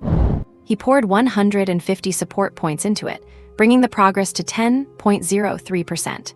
At least now, he would not be someone who could only cast a single skill. With 177 points left, Su Naiwen was conflicted as he looked at the other skills. Recovery Level 1 consumes soul energy to restore a small amount of physical strength and soul energy to a target. Healing Level 1. Consumes soul energy to heal minor injuries for a target. Over the past few days, whenever he had spare time, Su Naiwen would cast Recovery on himself to restore stamina. He must have cast it hundreds of times. His proficiency had increased through practice, even without using support points. The progress was not slow, but after thinking it over, he spent 75 support points. After a flash of light, Recovery reached Level 2. Recovery Level 2. Consumes soul energy to restore a small amount of physical strength and soul energy to a target.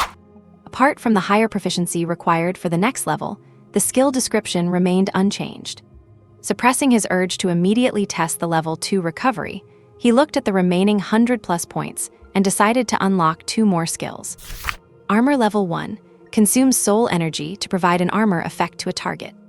Immobilize Level 1.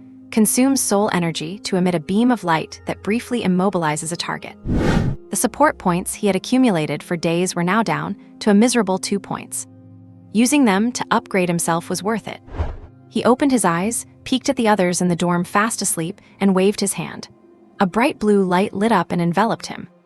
In the past, casting Recovery took a second or two to channel energy, but this time it was incredibly smooth.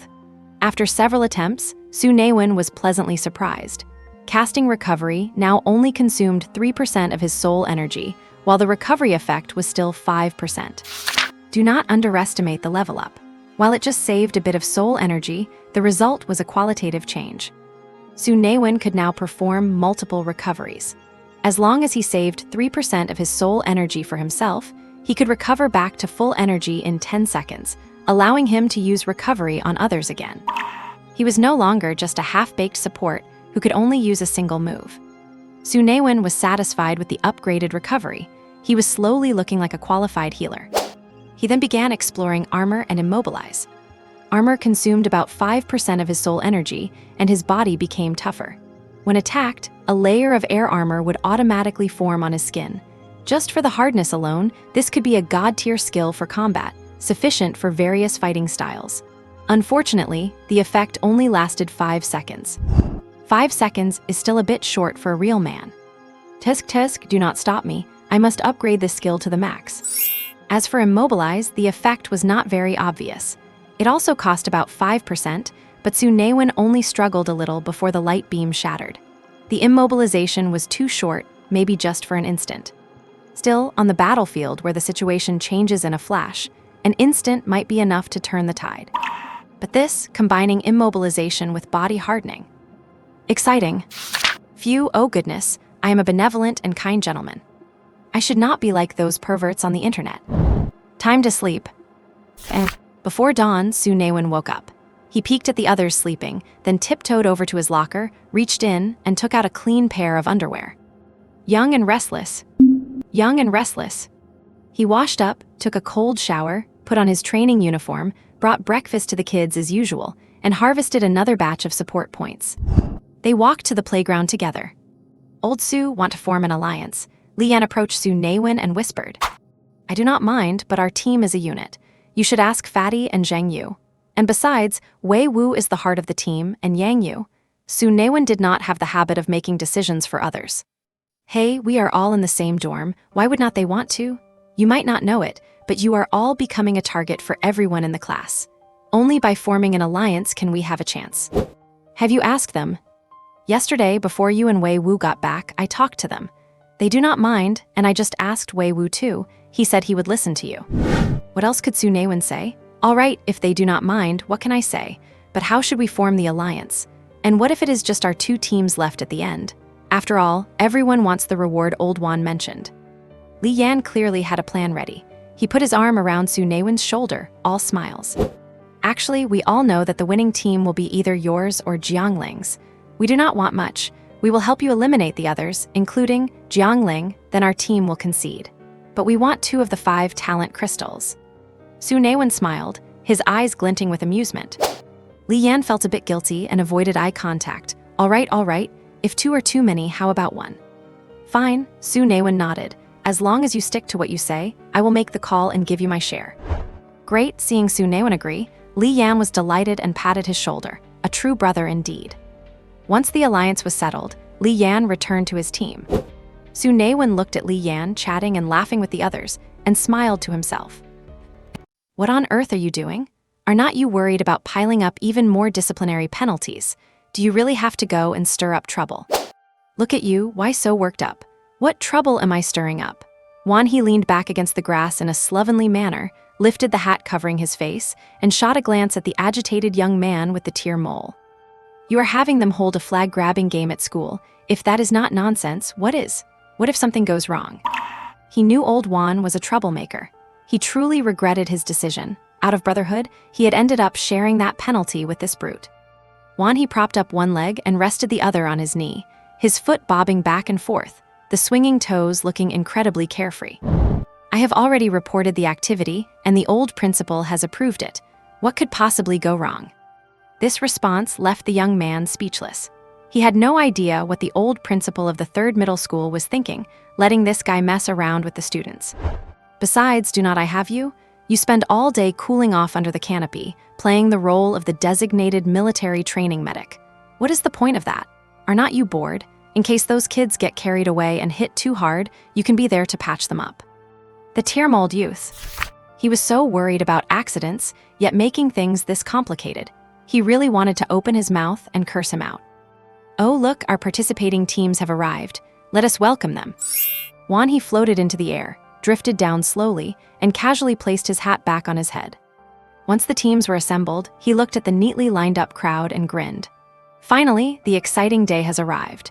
You little brats, old Wan keeps his word. Whichever team wins, each of the 5 members will get a talent, skill, spirit crystal as a reward for keeping me company these past few days. Many faces showed delight, but even more were silently cursing him to death in their hearts. Other instructors come to guide military training, but this guy just came to have fun. And he finds his fun in torturing them. Since there are too many of us, it cannot be like a standard league tournament. I am changing the rules. This morning, I hid 10 flags across the school, 9 red flags labeled 1 to 9, which are your respective team flags, and 1 black flag labeled 10. The game is simple. Grab the flags. Use any means necessary, just do not kill anyone, even breaking a leg or an arm is fine. As soon as he said this, looking at the devilish, smiling face of Wan He, everyone in Class 8 felt a shiver run through them. Break people's limbs. Some felt their throats go dry from nerves and swallowed hard. This was way too ruthless. The tear-mold youth frowned. This was a bit overboard, but he did not say anything this time. These students had just awakened their fates and did not have special life pattern traits. As long as they were not beaten to death, he could heal them back to normal. And as for why Old Wan was doing this, he had also vaguely guessed some of the reasons. The scoring is simple too. Protecting your own team's flag counts for 2 points, capturing another team's flag counts for 1 point, and the black flag counts for 4 points. At exactly 12 o'clock, the game ends. The school does not have the conditions to divide the battlefield, so when the time is up, the score for whichever flag is in a team member's hands will be awarded to that team. Of course, Wan He said with a malicious grin, licking his chapped lips with a feverish look in his eyes.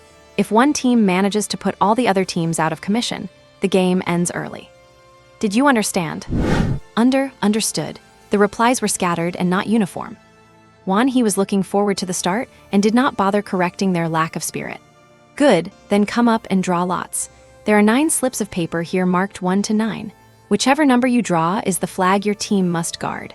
The slips also indicate the locations of the 10 flags. In 10 minutes, you can leave this field and start the game. Haha, be fast. Otherwise, if you are a step slow, your team's flag might very well be snatched by someone else first. Looking at the devilish man's sadistic smile, everyone felt a wave of curses rushing through their minds. Zai Zhuang was pushed out by the others to draw the lot and brought back a slip with the number 9. How do we play this? Zai Zhuang looked at the locations of the 10 flags described on the paper, feeling a bit lost, and scratched his head as he asked. Zheng Yu pushed up his glasses and analyzed it seriously. The total score for this game is at least 13 and at most 22. The black flag alone is worth 4 points, so it is clearly crucial. Once the game starts, it is very likely some teams will send people straight for the black flag. They might even take a gamble and send all 5 people, abandoning their own flag to increase the success rate of getting the black one. My suggestion is to split up. One person goes to get our own team's flag and hides it somewhere. Then another person tries to see if they can pick up scraps and try their luck at the locations of flags 1 through 8. If there really is a team that bets everything and sends all 5 people to grab the black flag, we can take the opportunity to snatch those up. The most critical thing is the black flag. The other 3 should take the strongest fighter, Wei Wu, as their core and go grab it. Even though Wei Wu was confused and did not quite understand, he thought it sounded very reasonable. What you said makes a lot of sense. Su Naiwen nodded silently. Zheng Yu's mind was quite sharp. These things were not hard to think of, but his reaction was quick. After roughly going over the rules, he grasped the priorities and gave an option that could yield the maximum score at the start. However, Yang Yu, who was standing on the side with his hands in his pockets, let out a scoff and spat out one word: greedy. Zheng Yu was not angry, just looked at him with confusion. You want too much, Yang Yu explained. You want the black flag, and you want other teams' flags too. Are you not worried that if we grab the black flag while also holding several other teams' flags, we will be the first team to get wiped out? Su Naiwen understood what Yang Yu meant and patted Zheng Yu on the shoulder. Your setup is fine for the start, but this game looks like a capture war when it is actually a survival war. It is a 4-hour game. Having an advantage at the start is not necessarily a good thing. Zheng Yu was stunned, then realized what he meant and gave a bitter smile. He had figured out the optimal opening move, but had not calculated what would happen afterward. With Wei Wu on their team, they were already a target. If they had an early advantage, they would inevitably be targeted first. Then should we play it safe, get our own flag first, keep a low profile, and wait for an opportunity? Yang Yu nodded, thinking that should be the way, but Su Naiwen shook his head and grinned. The black flag is untouchable for now, but that does not mean we cannot grab 1 or 2 of the other team's flags first. The unequal scoring of the flags will inevitably lead to a hierarchy of focus. Black flag is greater than our own team's flag, which is greater than other teams' flags. At the start, most teams' attention will be focused on the black flag. The most likely tactic for other teams will be to split into 2 groups, one to grab their own flag and one to try to grab the black flag. After all, the temptation of high points is right there at the flag stand. The team that gets the black flag first is very likely to be targeted by everyone else. Only after the black flag is accounted for will others turn their attention to their own flags and those of other teams. Is the black flag the most important? Actually, not necessarily. The most important thing in this game is not the black flag, but the other 9 red flags. Scoring is important, but preventing others from scoring is more important. Capturing 1 flag seems to only earn 1 point, but the team missing that flag loses 2 points. Even if that team manages to get the black flag, it is not really a gain, since they have to bear the risk of being targeted by everyone. Yang Yu was startled, as if he understood Su Naiwen's train of thought, and nodded. Zheng Yu thought for a moment, also came around, and had an enlightened expression. Only Zhaizhuang and Wei Wu stared at each other, confused. Anyway, since some people are using their brains, just follow along. Just as the plan was set and they were waiting for the 10 minutes to pass so the game could start, Su Naiwen felt his pocket vibrate. He took out his phone. It was a message from Li Yan. Wind Walker, let us share some info. We are flag number 2. What number are you guys? He looked up at Li Yan's position and caught the guy's little gaze. Su Naiwen gave a kind smile and replied without hesitation. Sunny Cheerful Boy, number 1. Wind Walker, okay, no problem. Do we want to go grab the black flag first? Sunny Cheerful Boy, the black flag is worth the most points. Do you plan to go for it first? The messages stopped for a few seconds before another came through. Wind Walker, what do you guys think? Su Naiwen smiled. Before he could even reply, another message came in. We will work with you, let us share information. When it is almost 12 o'clock, our team will give all our flags to you, that way the chances of winning will be higher. Such a petty little trick. Su Naiwen noticed Li Yan looking at him, immediately put on a happy face, and tapped send on his phone. Sunny Cheerful Boy, we were originally planning to have just me and Wei Wu go for the black flag, while Yang Yu, Zhaizhuang, and Zheng Yu stay together to guard the team flag. But if you guys are cooperating, we will send 4 people to go for the black flag to take a gamble, and just let Zhaizhuang go pull the team flag and hide it. Wind Walker, good, we will send 4 as well. When it starts, you head from the south side, it is closer to the flag stand. We will take the long way around from the north side. By the time we both get to the stand, we can form a pincer movement to prevent anyone else from escaping after grabbing the black flag. Su Naiwen sent an OK emoji and put his phone away. The north side.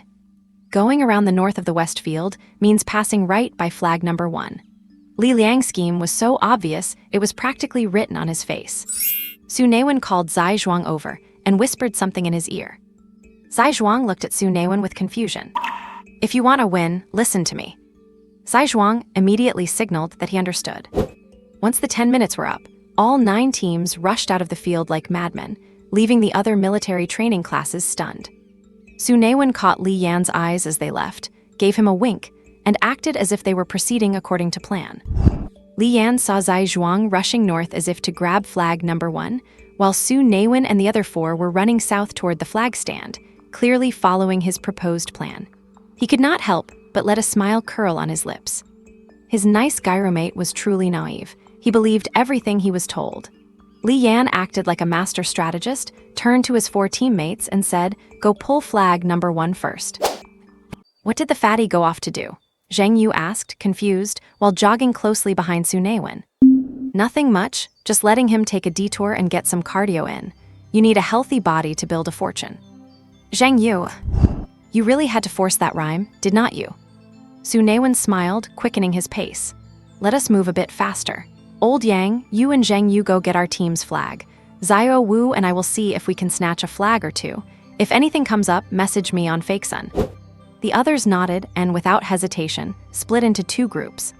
This is the time for all freshmen military training. Unlike his previous life, in this world, freshmen enter the school early for training and only return on the day of the final exercise. After leaving the West Stadium in the blink of an eye, all 9 teams, totaling 45 people, scattered. Some dashed straight for the flag, stands to compete for the black flag from the start, while others went to find their own team's flags. Perhaps for the sake of game balance, the organizers had placed the 9 flags in quite scattered locations. Brother Wen, who are we going after first? Wei Wu walked steadily at Su Naiwen's side, his face full of excitement and his eyes bright. Back in middle school, the 2 of them were known as kings of group brawls. Following Brother Wen meant a fight 3 times a day. Though it was a bit of an exaggeration, they really did get into fights more often than they went online. He was addicted to that adrenaline-pumping feeling. He had spent the whole summer under his dad's nose, bored to death at home, and had not felt the thrill of a good old-fashioned scrap in forever. Fight, fight, fight, all you think about is fighting. We are registered adults now, we have to learn to be civilized. The world is not just about killing and brawling, it is about social dynamics. More importantly, you have to use your brain. Do not you see? If you look at the school map, the positions of these 9 flags form a perfect semicircle, and the center of that circle happens to be exactly where the black flag is. The ones closest to the West Stadium are flags 7 and 8. We will head to 8 first, then make a counterclockwise loop. If we can pick up flags, great. If not, we wait for a chance to steal them. Wei Wu scratched his head. He clearly was not good at the whole, using his brainting, and he muttered in annoyance. Is it really that complicated? We are just stealing flags anyway. Why not just beat everyone up and win that way? Looking at Wei Wu, he seemed completely serious and not joking at all. Su Naiwen wiped sweat from his brow. That sounded reasonable, but he just was not capable of it. And never mind the 5 versus 40 disadvantage. Jiang Ling's individual strength as an innate destiny awakener was definitely the highest in the class. For all he knew, she might already be an intermediate destiny master with a powerful innate skill. Yeah, good idea, but how about we use our brains first? They get rusty if you do not use them. If they fail, then we go berserk, okay? Wei Wu thought about it for a moment and nodded seriously. Makes sense. And Brother Yan, we are not going for the black flag, so why are we chasing him? Sun Ming followed behind Li Yan, looking at Zai Zhuang, who was panting like a meatball nearby, feeling speechless. The black flag clearly had the highest score right now. Their priority should be grabbing that to maximize their chances of winning. Of all the teams, other than Jiang Ling's, Wei Wu's is the strongest. If we can get their flag, we hold the initiative. Li Yan smirked, looking like someone who had the whole situation under his thumb. But did not we form an alliance with them? Sun Ming asked, confused. What do you know? Who said I only formed an alliance with them? Li Yan performed a hand gesture, a light breeze passed by, and his pace quickened significantly. This was his trump card. Lightness technique. All destiny awakeners are extremely sensitive to spiritual energy when their destiny is newly born. For a short time after awakening, the destiny autonomously absorbs surrounding spiritual energy and converts it into soul power to temper the body. This phase lasts anywhere from a few days to a couple of months, with most people lasting about 10 days. Because the nascent destiny is fragile, one cannot practice techniques to absorb and convert spiritual energy during this stage. You can only let the destiny adapt on its own. The tempering speed varies for everyone. Geniuses might temper 1 or 2% of an intermediate master's soul power in a day, while mediocre individuals might only manage a fraction of that. It depends on the destiny grade, physique, and the local spiritual environment. And he was clearly a genius. After 7 or 8 days, his destiny had already absorbed plenty of energy and refined a good amount of soul power. He could even feel the flow of it in his own body. On the second day after his awakening, his parents had already sent him a white-grade spirit crystal for an innate skill. Lightness technique. It uses soul power to manifest a gentle breeze around his feet, increasing his movement speed. He had to be the fastest person in class now. He was almost at the location of the number 1 flag. He had to grab it before Zai Zhuang did. An alliance, allied with Wei Wu and the others. That was just an excuse to fish for their tactical movements. 3 days ago, he had already formed real alliances with several other teams. They all understood that only by joining forces could they stand a chance against Jiangling and Wei Wu. To get first place, they had to eliminate the teams of the 2 strongest people first. He thought he was the fastest, but it turned out someone was even quicker. Li Yan stopped in his tracks. What was happening? Someone else wanted to snatch Su Naiwen's team flag. At that moment, a slim girl was already in front of the flag, reaching out to pull it. Li Yan recognized her. She was a member of Jiang Ling's team. Was he tricked? Did Su Naiwen lie to him? Just as he hesitated, a round, chubby figure burst forward, his flesh jiggling with every rapid step he took. His uniform was soaked with sweat, gasping for air, face flushed, eyes fixed on the girl's hand. He roared in fury, "Stop, leave that flag alone." Who else could it be but Zai Zhuang? Huang Yuanyuan froze at the shout, looking at the charging fatty with confusion. She quickly grabbed the flag and stepped back, guarding herself against the meatball. Jiang Ling told her to get their team's flag, and she had to protect it. "Put down our team's flag." Huang Yuanyuan looked bewildered. "Are you sick in the head?" This was their flag. The fatty was either crazy or incredibly arrogant. "You are the one who is sick. The game just started, there is no need for this. Give me the flag, or I am not going to let this slide." Zai Zhuang's words made Li Yan pause, and then he suddenly understood everything. This girl must have been sent by Jiang Ling to secure the flag. Once a destiny is awakened, it nourishes the master, especially combat-oriented destinies, where the effect is most pronounced in the beginning. He remembered her destiny was Archer, ranked between C-upper and B-lower, similar to Su Naiwen's benevolent heart, but hers was a combat type. Even though she was a girl and had only gone through 8 or 9 days of training, her physique was likely better than the non-combatant boys in class. And though he only used his technique near the flag, he was still faster than Zai Zhuang. Since she beat both of them here, she clearly moved fast, which is probably why Jiang Ling sent her ahead. Seeing Zai Zhuang gnashing his teeth, wanting to rush forward but hesitating, Li Yan figured it out. Su Naiwen had not lied to him. Jiang Ling's team was probably too strong, so they started grabbing flags immediately. It is no wonder Li Yan believed Su Naiwen. Even though he was jealous of Su Naiwen's popularity, the guy was always smiling, helping others with meals, and just seemed like such a sunny, simple person. "Fatty, do not panic. I am coming to help you." Thinking he had the situation handled, Li Yan felt the breeze around his feet and jumped out to support his ally without hesitation. Sun Ming, having no clue what was going on, followed suit. Huang Yuanyuan. She stood there clutching the flag, utterly confused. What is going on? She thought Jiang Ling's mission was simple, but no sooner had she grabbed the flag than 3 guys jumped out.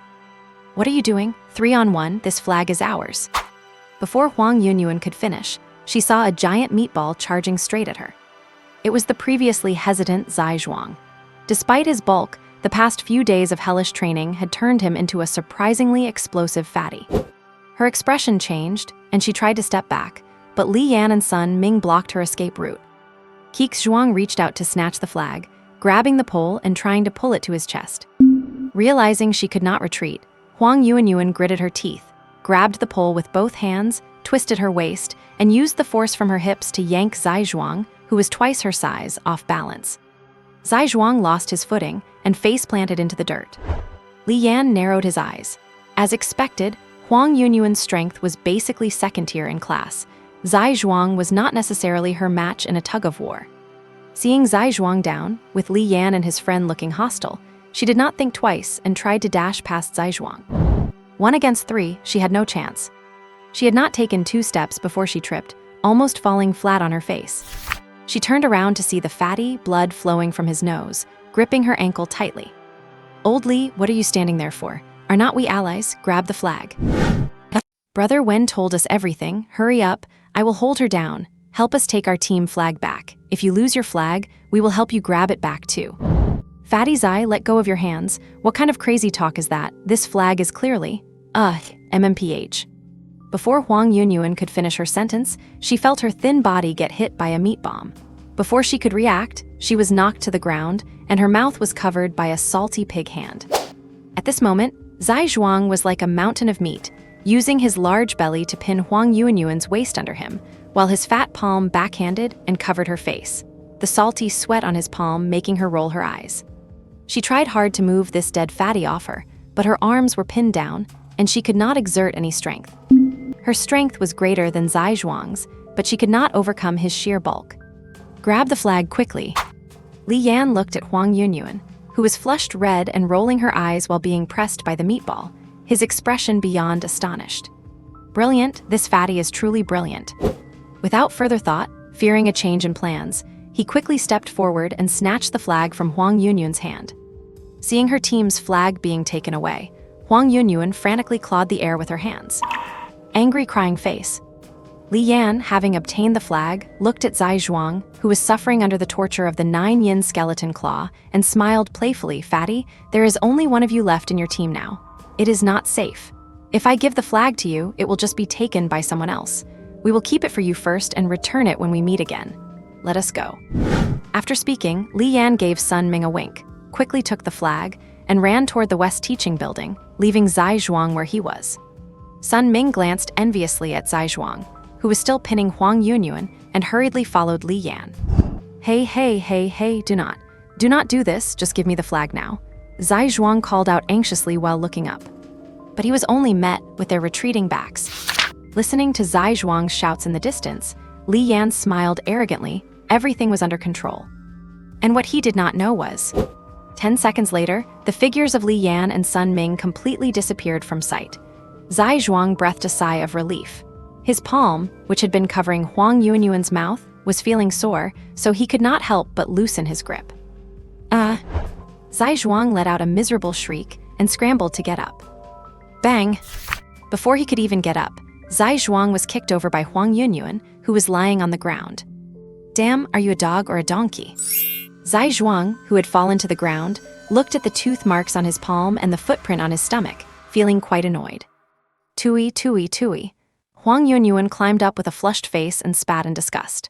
She glared at Zai Zhuang with fierce eyes and said indignantly, "Fatty Zai, you are dead. You actually dared to pin me down and take advantage of me, using your dirty hand to block my mouth. And you caused our team's flag to be stolen. Go to hell." Bang, spang. Huang Yuanyuan, you shrew. Do you think you are Chen Lily? As if anyone wants to take advantage of you. There is not even 2 ounces of meat on you. You bruised me all over. Huang Yuanyuan trembled with anger, pointing at Zai Zhuang as her chest heaved violently. Her eyes, previously full of rage, were now misted with tears. A strong sense of grievance welled up in her heart, and she swung her fist and shouted, "Dead fatty? Go to hell." Biff bang, pow thud, whack crash. After a rhythmic beatdown, the already chubby Zai Zhuang had swollen up another size. With 2 panda eyes, he watched Huang Yuanyuan's departing back, feeling both angry and guilty. He was angry because this woman hit so hard that he, damn it, was actually no match for her. He felt guilty because, had he gone too far with his words just now? "Screw it, gone too far, my foot, hiss. Damn it, the next time she falls into my hands, I will definitely beat her to death." And at this moment, at the southern corner of the boys' dormitory, Wei Wu was facing off against 2 figures. And in the flower bed, just a few steps away from the 3 of them, The number 8 red flag was planted. Wei Wu, this number 8 flag belongs to our team. Are you trying to steal it from us right now? One of the two said with a fierce expression but wavering eyes, sounding confident but clearly hesitant with his feet. Huh? Wei Wu scratched his head, looking puzzled. I am already standing here, and you are still asking if I am going to grab it. Saying this, he took a step and lunged toward the flower bed. Damn it, the expressions of the two changed, and they also charged toward the flower bed. This guy Wei Wu grabs things as soon as he says so, not giving them any chance to react. Swish! Within a few breaths, the two had gotten the flag first, feeling a sudden surge of joy. There was nothing they could do. While Wei Wu was not slow, the two of them were closer to the flag. Even though Wei Wu made the first move, he was still 2 steps behind them. Wei Wu did not get the flag, but his movements did not pause for a second.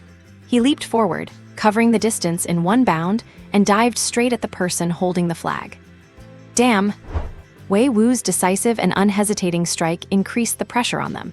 He only had time to curse angrily and toss the flag to the other person. Run, I will block him. The other person did not hesitate either. He grabbed the flag and sprinted rapidly away from the boys' dormitory area. Wei Wu, seeing this, changed his footwork and tried to maneuver around the obstacle to chase after the person who took the flag. Do not run. Chasing your sister, did I let you pass? The person left behind to intercept him threw himself forward and grabbed Wei Wu around the waist. He kept trying to trip Wei Wu, attempting to bring him down. The Tiger Roar Fist was a decent combat technique, and Wan He taught it quite seriously, but these students had only been practicing it for 3 or 4 days at most. Except for Wei Wu and Jiang Ling, few of the others could use any techniques in actual combat. Without systematic sparring practice, practicing the Tiger Roar Fist was useless. The guy blocking the road was a good example. At this moment, he was hugging Wei Wu's waist, tearing at his clothes, and they were grappling together. Wei Wu was able to emit a tiger roaring sound, clearly indicating that he had some understanding of the Tiger Roar Fist. With his feet exerting force, his hips driving his waist, and his waist driving his shoulders, he shook his body and slammed his shoulder into the other person's left face. With a bang, the guy immediately saw stars, his eyes rolled back, and he started spinning and jumping with his eyes closed, clearly dazed by Wei Wu's heavy frame. Wei Wu did not stop his offense, took a step forward, and slammed his fist into the guy's abdomen with a whistling wind sound. Oof, the guy, who was already dazed, looked like his eyeballs were going to pop out. His face cycled between pale, red, and black, and he collapsed to the ground, unsure if he was hurt or unconscious. On the roof of the boys' dormitory, 2 figures in black tactical gear silently watched the scene below. This fight, even my grandmother has more form than them. The youth with the tear-stained mole was speechless. Having experienced countless battles, he had not seen such street brawler-style fighting in over a decade. I vaguely remember that when I fought in elementary school, it looked better than this, right? Wan He's mouth twitched. Miscalculation, he had forgotten that these guys were not the raw recruits under his command. The recruits that landed in his hands all had some foundation, while these little cubs were just greenhorns who had just entered high school. Even calling them greenhorns is overestimating them. At least greenhorns can peck at each other. They can only be considered little chicks, just pure trash. Well the burly guy, did not his last 2 moves look pretty decent? Wan He said, biting the bullet. He at best. The youth with the tear-stained mole had a mocking look on his face. He knew exactly why the other person had the sudden idea to play this game. A generational gap. It seems like there is a gap emerging among current combat-type Fate Masters. The military has introduced a lot of talent over the years. Their natural gifts get better every year, and resources are more abundant every year.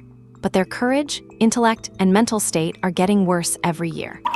He knew this was the result of a society that was overly stable and peaceful. This phenomenon did not just occur in the military, but was quite common in every professional field.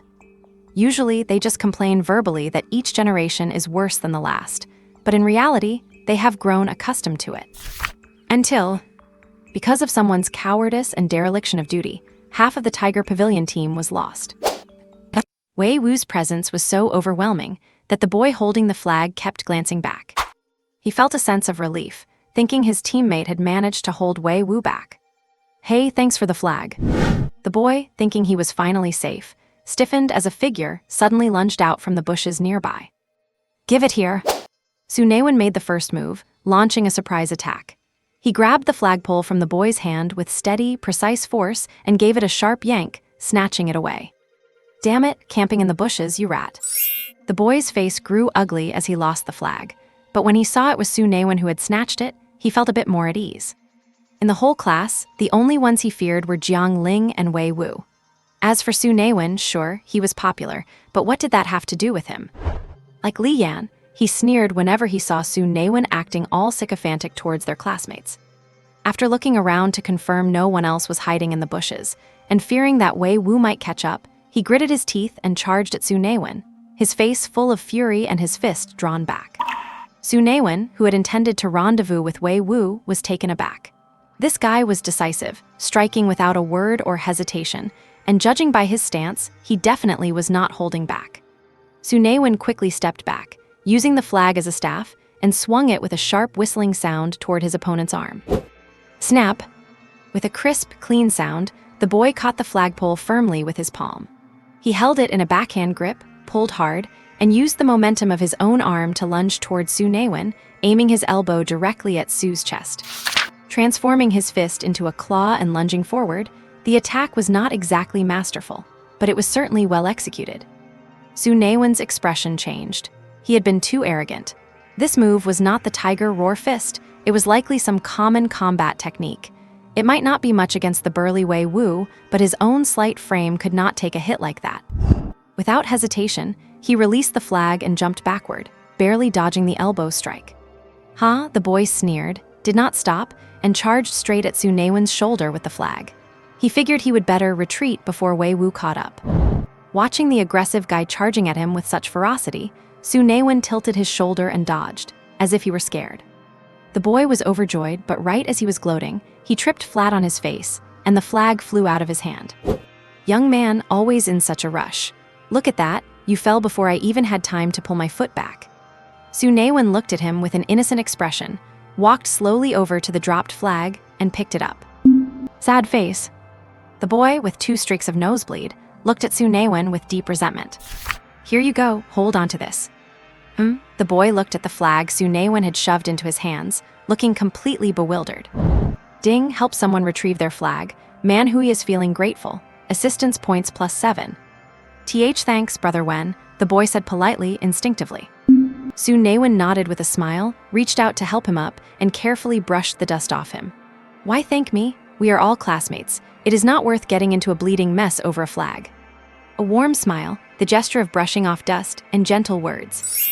Oh, this damn feeling of being wrapped in maternal love, like when he was a child. Man Hui was moved.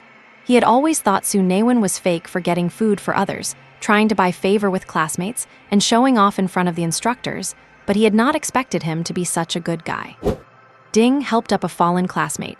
Helpful, united, and friendly, you have satisfied the new era values. Assistance points +10. Man Hui hesitated and wiped his nosebleed, only to see a clean, crisp tissue held out right in front of his face. Looking up, he met Su Naiwen's caring and gentle gaze. Wow, Man Hui almost started crying from being touched as he took the tissue Su Naiwen handed him. "Thank you." Hearing the notification of 9 more assistance points in his ear, Su Naiwen felt joyful. Catching a glimpse of Wei Wu chasing them from behind, he patted Man Hui on the shoulder and grinned. "No need for thanks. Look, your nosebleed will not stop. You would better go to the infirmary. I will hold on to this stuff for you for now." Man Hui, still moved, paused as Su Naiwen's little hand landed on his flagpole again. No need. Man Hui subconsciously retreated half a step, only to bump into a wide, sturdy chest. He turned to see Wei Wu standing there with a foolish grin. "I will store this flag for you. Whenever you need it later, just come ask me for it." Watching the backs of Wei Wu and Su Naiwen as they walked away with the flag, Man Hui felt like crying. Damn it, I actually fell for Su Naiwen's act. Thinking of the last thing Su Naiwen said when taking the flag, Man Hui remembered all his vanished New Year's money from his childhood. Damn, this motherly love is even more thorough. To hell with maternal love. Damn fatty, what happened to you? It was inhuman, absolutely inhuman. Haha, are you trying to cosplay as a national treasure? In the bushes beside the flower bed of the #1 teaching building, Zheng Yu and the others could not help but laugh at Zai Zhuang, who looked a size more bloated and had 2 black eyes. Smirking face. Damn it, hiss, 4 eyes do not touch. Zai Zhuang swatted away Zheng Yu's finger, poking his eye socket, feeling somewhat embarrassed and angry.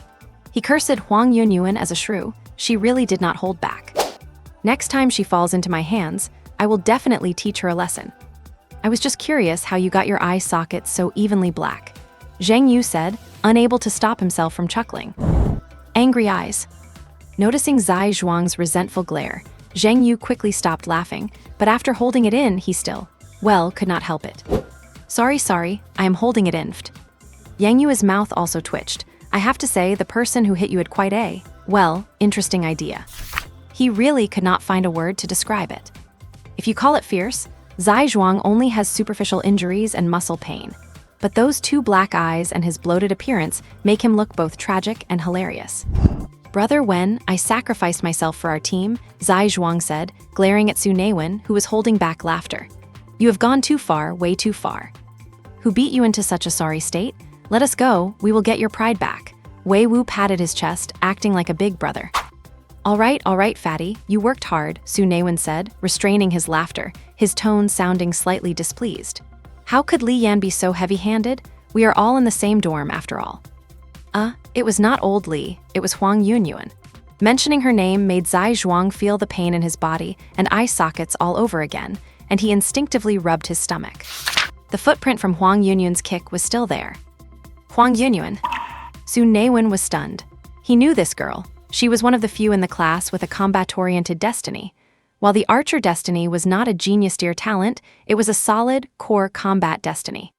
Given her early game advantages, her combat effectiveness in class should not be low. More importantly, she was a member of Jiang Ling's team. Li Yan snatched Jiang Ling's flag. Su Naiwen's expression turned strange.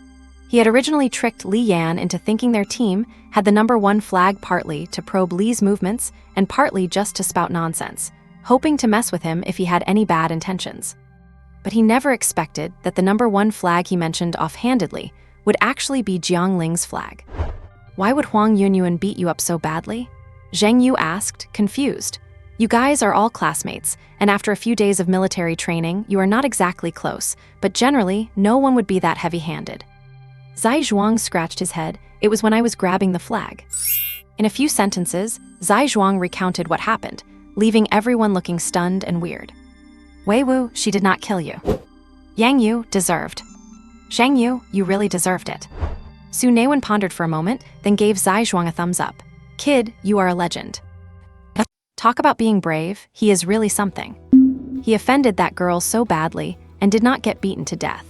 Aside from being grateful for her mercy, Zai Zhuang should really thank Jiazhu for having a solid constitution. Zai Zhuang rolled his eyes, tugged at his eyelids, and gasped in pain. Damn it, I did all that for our team. Stop changing the subject, what should we do next? Zheng Yu, talk about a forced subject change.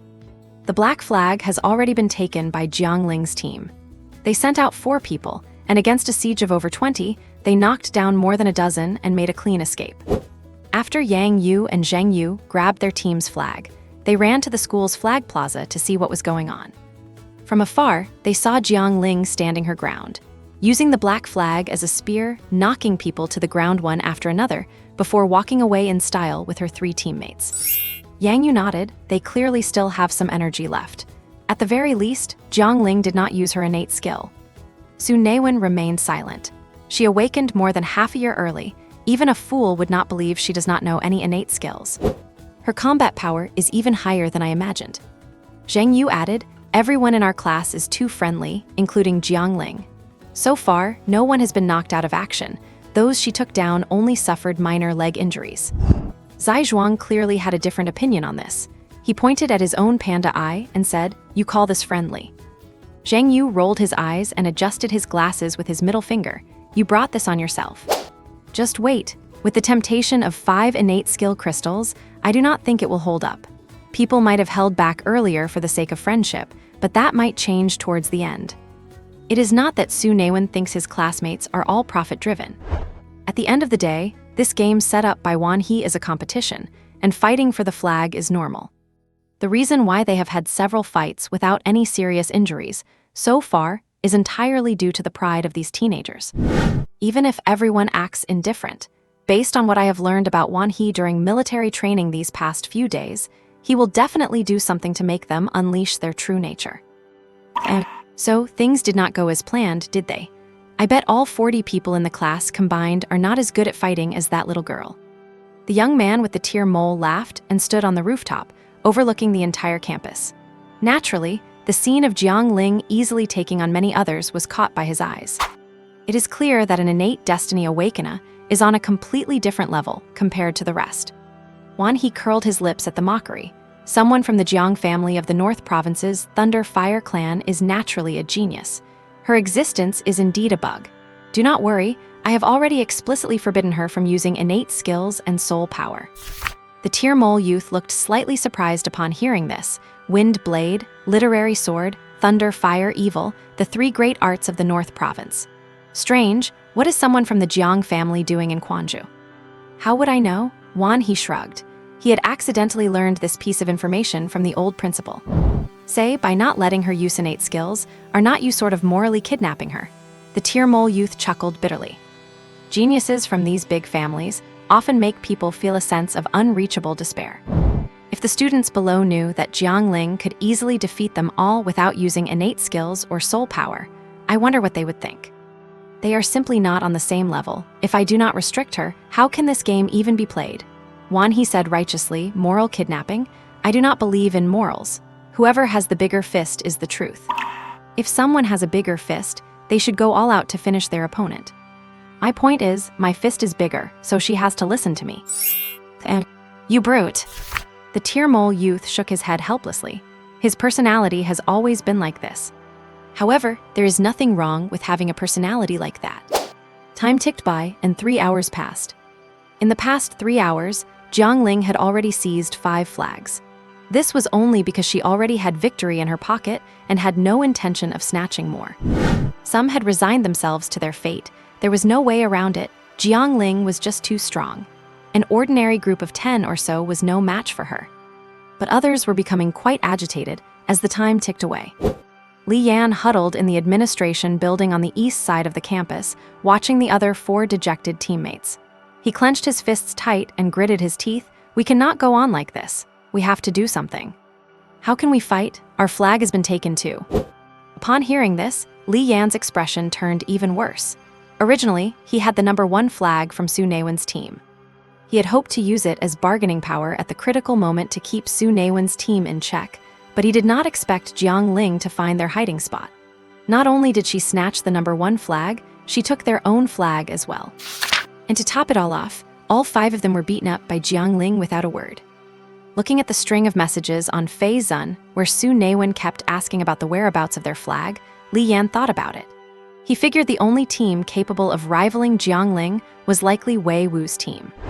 Wind Speaker, I am sorry, I wanted to help keep your team's flag safe, but we ran into Jiang Ling and her team. We were no match for them. Even our own flag was taken by them. Su Naiwen looked at the 2 flags in the corner, and his fingers typed out a string of text quickly. Sunny cheerful boy, what? Our team's flag has been stolen. We have not grabbed a single flag so far. Is this a flag-snatching game or a game of hide-and-seek? Where is everybody? The tone of disbelief and the desperate exclamation mark made Li Yan feel a bit of schadenfreude. Wind Speaker, I am planning to gather people here to eliminate Jiang Ling's team together and win back the flags. Do you want to join? He hesitated for a moment, and fearing Su Naiwen would not agree, he added, this is our only chance. Just as Su Naiwen was debating how to reply, the school's broadcast system crackled to life. Hey, puff puff, all right, it is working now. Listen up, you little brats in Class 8, I am only saying this once. We are now shrinking the flag-snatching game zone. Every 10 minutes, the boundary will shrink. If anyone is outside the game zone after 10 minutes, you are immediately eliminated. The first round of shrinkage begins now. In 10 minutes, the West Playground and the boys' dormitory area will be excluded from the game zone. If time's up and any little brats are still in that area, well, sorry, your game is over.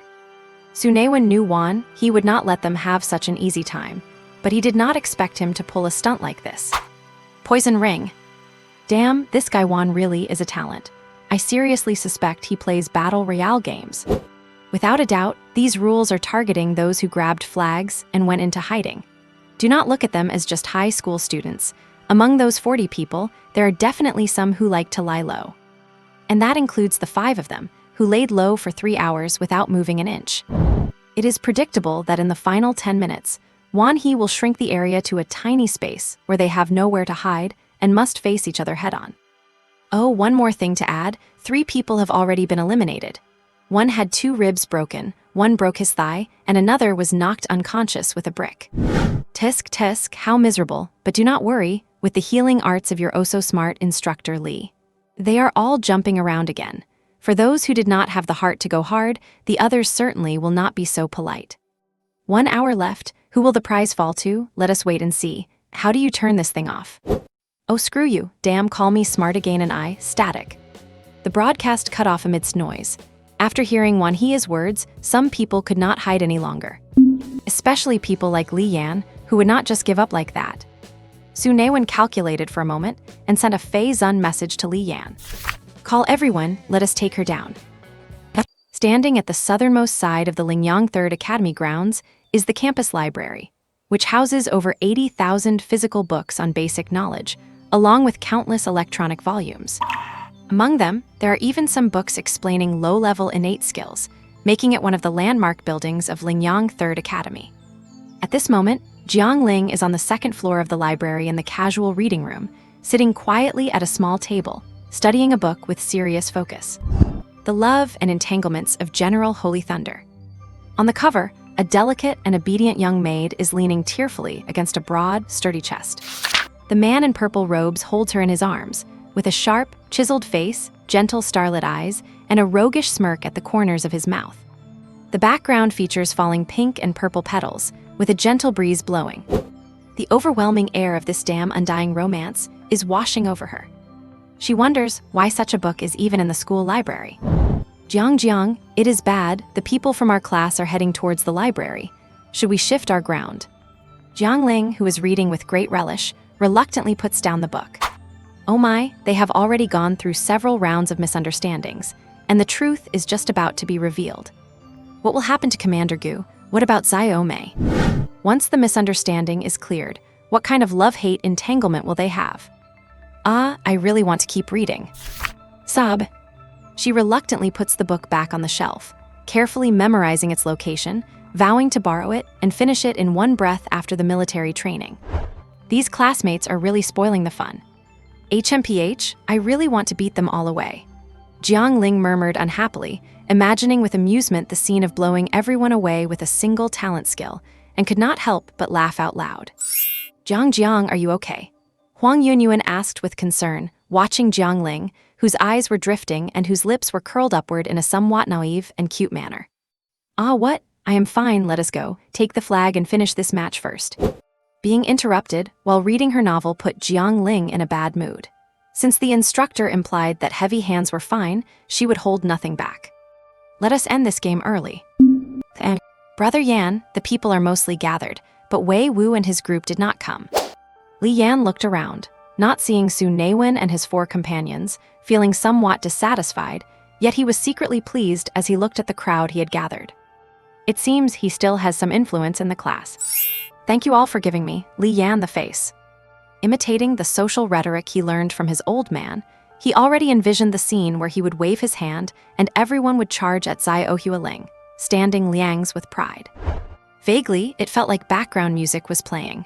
Dominating the world, I roam at will with thousands looking up. Dominating the world, I never need to look back. However, that was not the case. Man Hui stepped out from the crowd, scanning his surroundings. Not seeing Su Naiwen and his group, he felt a bit annoyed, but at the same time, he breathed a sigh of relief.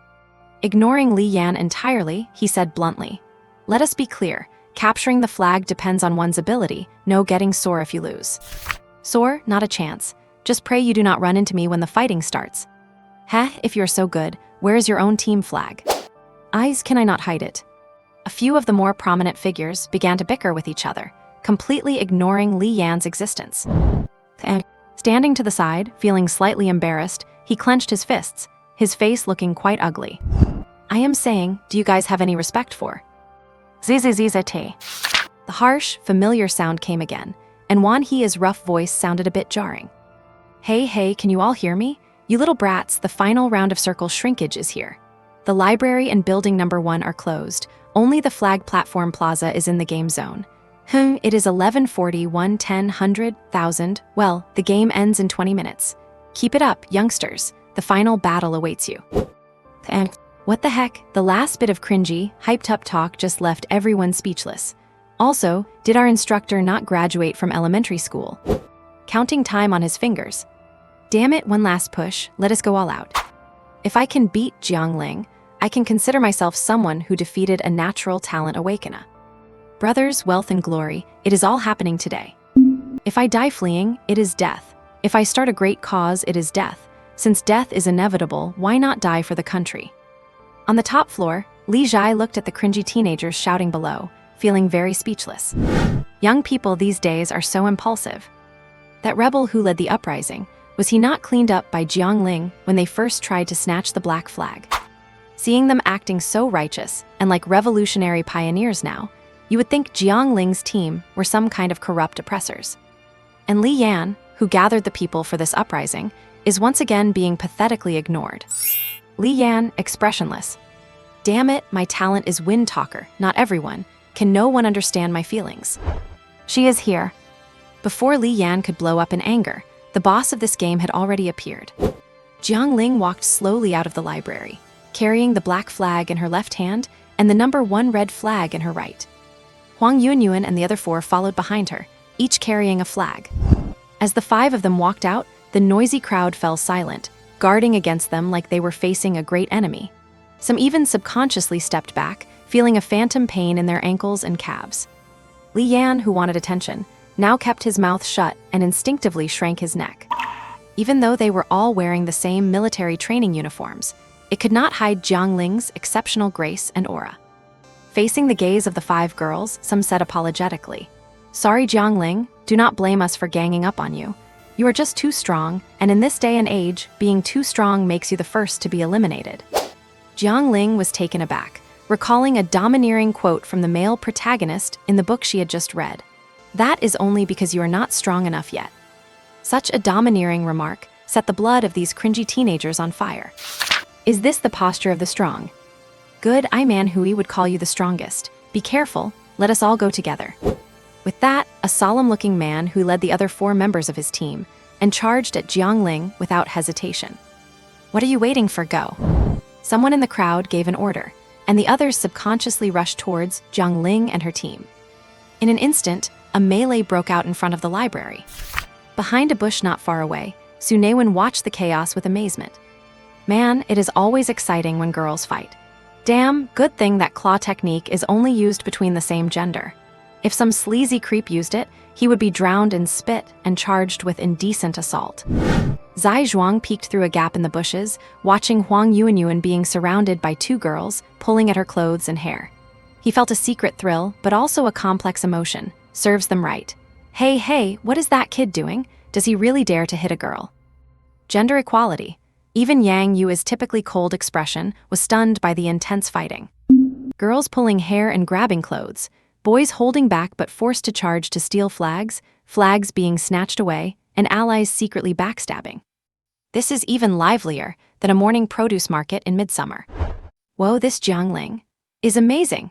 Su Naiwen watched her hold both the black and red flags, facing an onslaught of 20 or 30 people while remaining calm and composed, her long flags swinging like spears and knocking down several opponents in succession.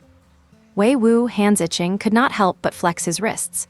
His hulking frame was cramped in the bushes, and he asked impatiently, "Brother when are we moving?"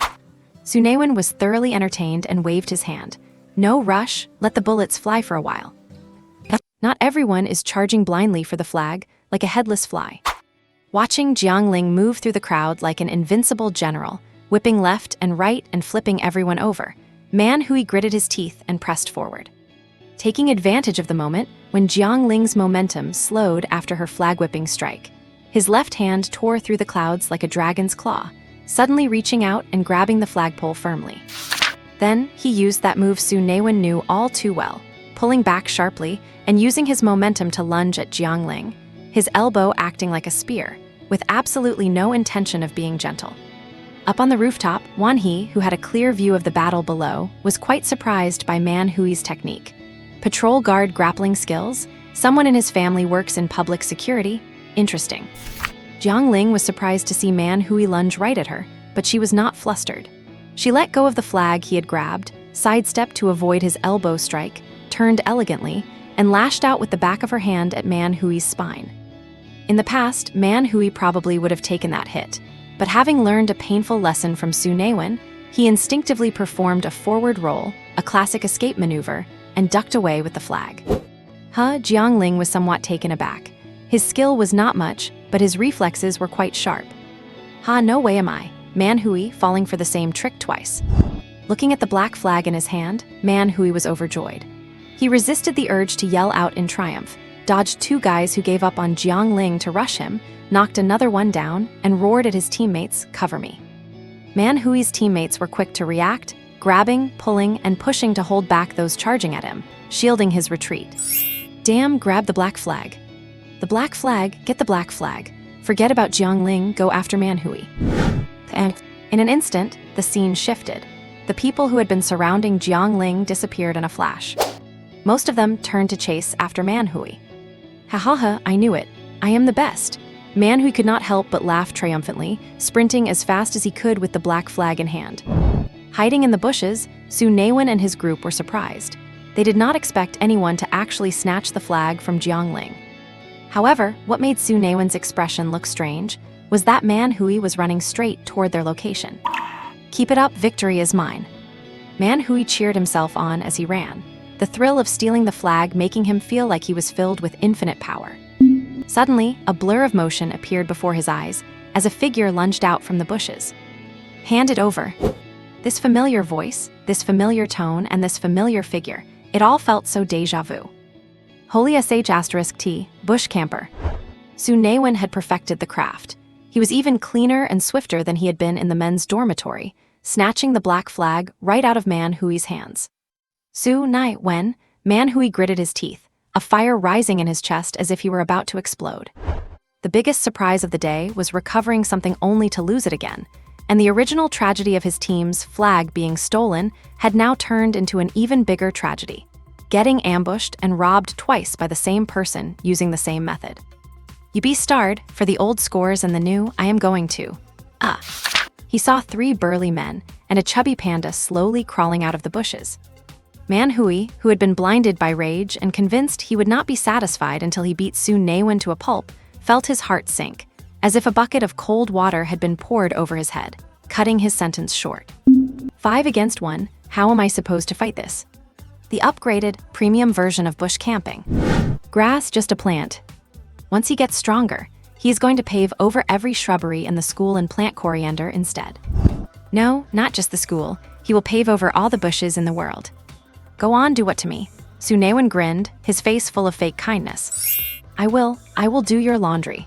Wenji, I knew you guys were here. I specifically ran over here to bring you the flag. If our class wins, it is definitely going to be thanks to you guys. Man Hui gave a sheepish smile. Flag's yours, mission accomplished, I will be going now. Su Naiwen grinned and reached out to wrap an arm around Man Hui's shoulder. Do not be like that, why the rush? Fine, Zio Wu, see our brother Hui out. Wei Wu gave a menacing grin, cracking his knuckles. Realizing he was likely about to face inhumane treatment, Man Hui steeled himself, shook off Su Naiwen's arm, and lunged fiercely at Wei Wu. Bang, his elbow strike hit something solid. Man Hui was overjoyed, almost to the point of tears. The move he had used to dominate middle school had been dodged twice today, but he would finally hit someone. He was confident that even Wei Wu would not have an easy time after taking that hit. Confident, he looked up, only to see Wei Wu grinning foolishly, his palm open in front of his own chest, blocking Man Hui's elbow. Usually people have a signature move, but is this really all you have got? Su Naiwen was speechless. Does this guy only know one move? Man Hui tried to pull away and run, but Wei Wu grabbed his elbow, snared his arm with his other hand, and with a swift move, executed a variant shoulder throw, slamming Man Hui into the ground. A loud thud echoed. It was a solid landing. Man Hui clutched his chest, struggling to catch his breath. He felt like all his bones were falling apart, his face twisted in pain. He could not even scream, only whimper on the ground. The crowd that had caught up witnessed this, and were so scared they stopped in their tracks. Compared to Jiang Ling whipping people's legs with a stick, Wei Wu's approach, using a person like a sandbag and slamming them into the floor without a word, was much more terrifying. Zai Zhuang and Zheng Yu stepped forward in sync, each grabbing one of Man Hui's legs and dragging him outside the teaching building. They lifted him and threw him in, which was outside the game zone, meaning Man Hui was automatically eliminated. Su Naiwen had only intended for Wei Wu to carry him over, but he had not expected Man Hui to react so violently and have a second intimate encounter with the floor. Tusk, that had to hurt more than tripping over his own feet. With Man Hui out of the way, Su Naiwen looked at the 20-plus people surrounding them and felt a toothache coming on. He had hoped that the later stages would eliminate more people, but surprisingly, not many were playing rough. Out of 45 people, only a dozen or so were out. This is going to be tricky. Looking at the crowd, who were wary but eager to fight, Su Naiwen stepped forward alone, his expression solemn. Brothers, sisters, we are all classmates. Can we really kill each other for the sake of petty gains? What on earth brought us to this point? The Demon King locks us in this school, sets up games like this, and watches us fight like bugs. Is that fun for him? Are we just going to play right into his hands? Absolutely not. Su Naiwen asked and answered himself, raising his arms high with a serious and dignified look. We must resist him in our own way. How about this? Nobody takes the black flag, we shake hands and make peace, every team keeps their own flag, and when the game ends, we will all be tied for first place. We can force the Demon King to keep his promise and give us each a talent skill crystal. Would not that be a win-win for everyone? We should be united, harmonious, equal, and friendly to achieve common prosperity. Some people heard this and thought Su Naiwen's plan was feasible, their eyes darting around, tempted. Others looked at Man Hui still groaning on the floor in the hallway, then back at Su Naiwen, who was standing there gesturing and speaking with grand eloquence. United, friendly. Yeah, right. If it ends in a tie, the team that touched the black flag last wins. A rough voice boomed from the rooftop. Everyone looked up to see two figures standing on the edge. Even those with a fear of heights felt their legs go weak just watching them. They were too far away to see their faces clearly, but after 8 or 9 days together, everyone knew exactly who those two guys were. Who else could it be but the benevolent instructor Wan and his brainless teammate, Instructor Li? Damn it, Su Naiwen cursed under his breath, feeling a bit awkward at being caught playing tricks behind people's backs. Wan He's words effectively shut down the proposal Su Naiwen had just made. Sun Ming hung around the perimeter, craning his neck to look at the 5 people from the Waiwu team surrounded. Brother Yan, are not we going to make a move now? Li Yan, the self-proclaimed mastermind, said arrogantly, cannot you tell? Everyone is playing it safe and holding their ground right now. So basically, no one dares to be the first to attack, right? Sun Ming said, his bluntness showing. The people nearby all turned to glare at him. Which team is this guy from, so clueless about the situation? Stop blurting out the uncomfortable truth. The scene of Man Hui being instantly defeated by Wei Wu was still fresh in everyone's minds, making many of them hesitant to step forward. Jiang Ling is here. Someone shouted, and everyone turned to look. Jiang Ling was walking over at a steady pace, carrying the flag labeled number 1. The 4 girls following her looked a bit disheveled, some with messy hair and others with their clothes in disarray. Battle-damaged allure. Jiang Ling's team, which originally held 6 flags, was now down to just 2. Aside from the black flag being snatched by Man Hui, only Huang Yunyuan managed to keep her flag safe after the group scuffle. Facing everyone's gaze, Jiang Ling's expression was indifferent, almost cold, yet for some reason, everyone's heart tightened. Jiang Ling is angry. Many people stepped back. Faced with Jiang Ling's chilling aura, they all felt a sense of dread. Without realizing it, the crowd surrounding Wei Wu cleared a path. Just when everyone thought Jiang Ling had come for the black flag, she stopped right in front of the crowd. Whoever took advantage of our girls while grabbing the flags, you had better step forward honestly right now. Her icy words carried an uncontrollable rage. When she was about to chase after Man Hui earlier, 2 girls from her team looked visibly upset. Only then did she find out they had been groped during the chaos. Everyone was stunned, and then began looking around at each other with varying expressions. Some were just there for the show, curious to see who the brave fool was. Most, however, frowned. Taking advantage of others in such a way was despicable, and if this got out, it would be a huge scandal for the class. For a moment, everyone locked eyes, but no one stepped forward. "Who is it? You better come out and apologize voluntarily." A girl from another team chimed in, clearly annoyed. It was so chaotic, accidental contact is inevitable. Surely it was not intentional, someone reasoned. Jiang Ling said coldly, "Whether it was accidental contact during a fight or someone acting with bad intentions, there are surveillance cameras here. I can check them. I am giving you one last chance to step forward yourself. I am counting to 3. If you do not step forward, I will punish everyone indiscriminately." Su Naiwen frowned slightly. In his past life, he had seen plenty of scumbags who liked to take advantage of women. He did not expect some kids at 15 or 16 to have such twisted minds. After his parents died in his previous life, he lived for himself with no strings attached and had taught a few of those scumbags a lesson. "Whoever did it, step out." Su Naiwen also wore a cold expression. "If you cannot keep your hands to yourself, just chop them off. Hey, mind your own business. Just because people call you Brother Wen, do you really think you are some big shot?" And 2 people muttered their dissatisfaction, but Jiang Ling heard them clearly. "Looks like I will have to handle this my own way." Jiang Ling shot a glance at Su Naiwen, then swung the flagpole in her hand with a fierce strike. Whoosh! With the sound of tearing air, everyone only saw a blurry shadow. Whack! Snap! A crisp, clean sound of bone breaking echoed through the air. Ah, god damn it!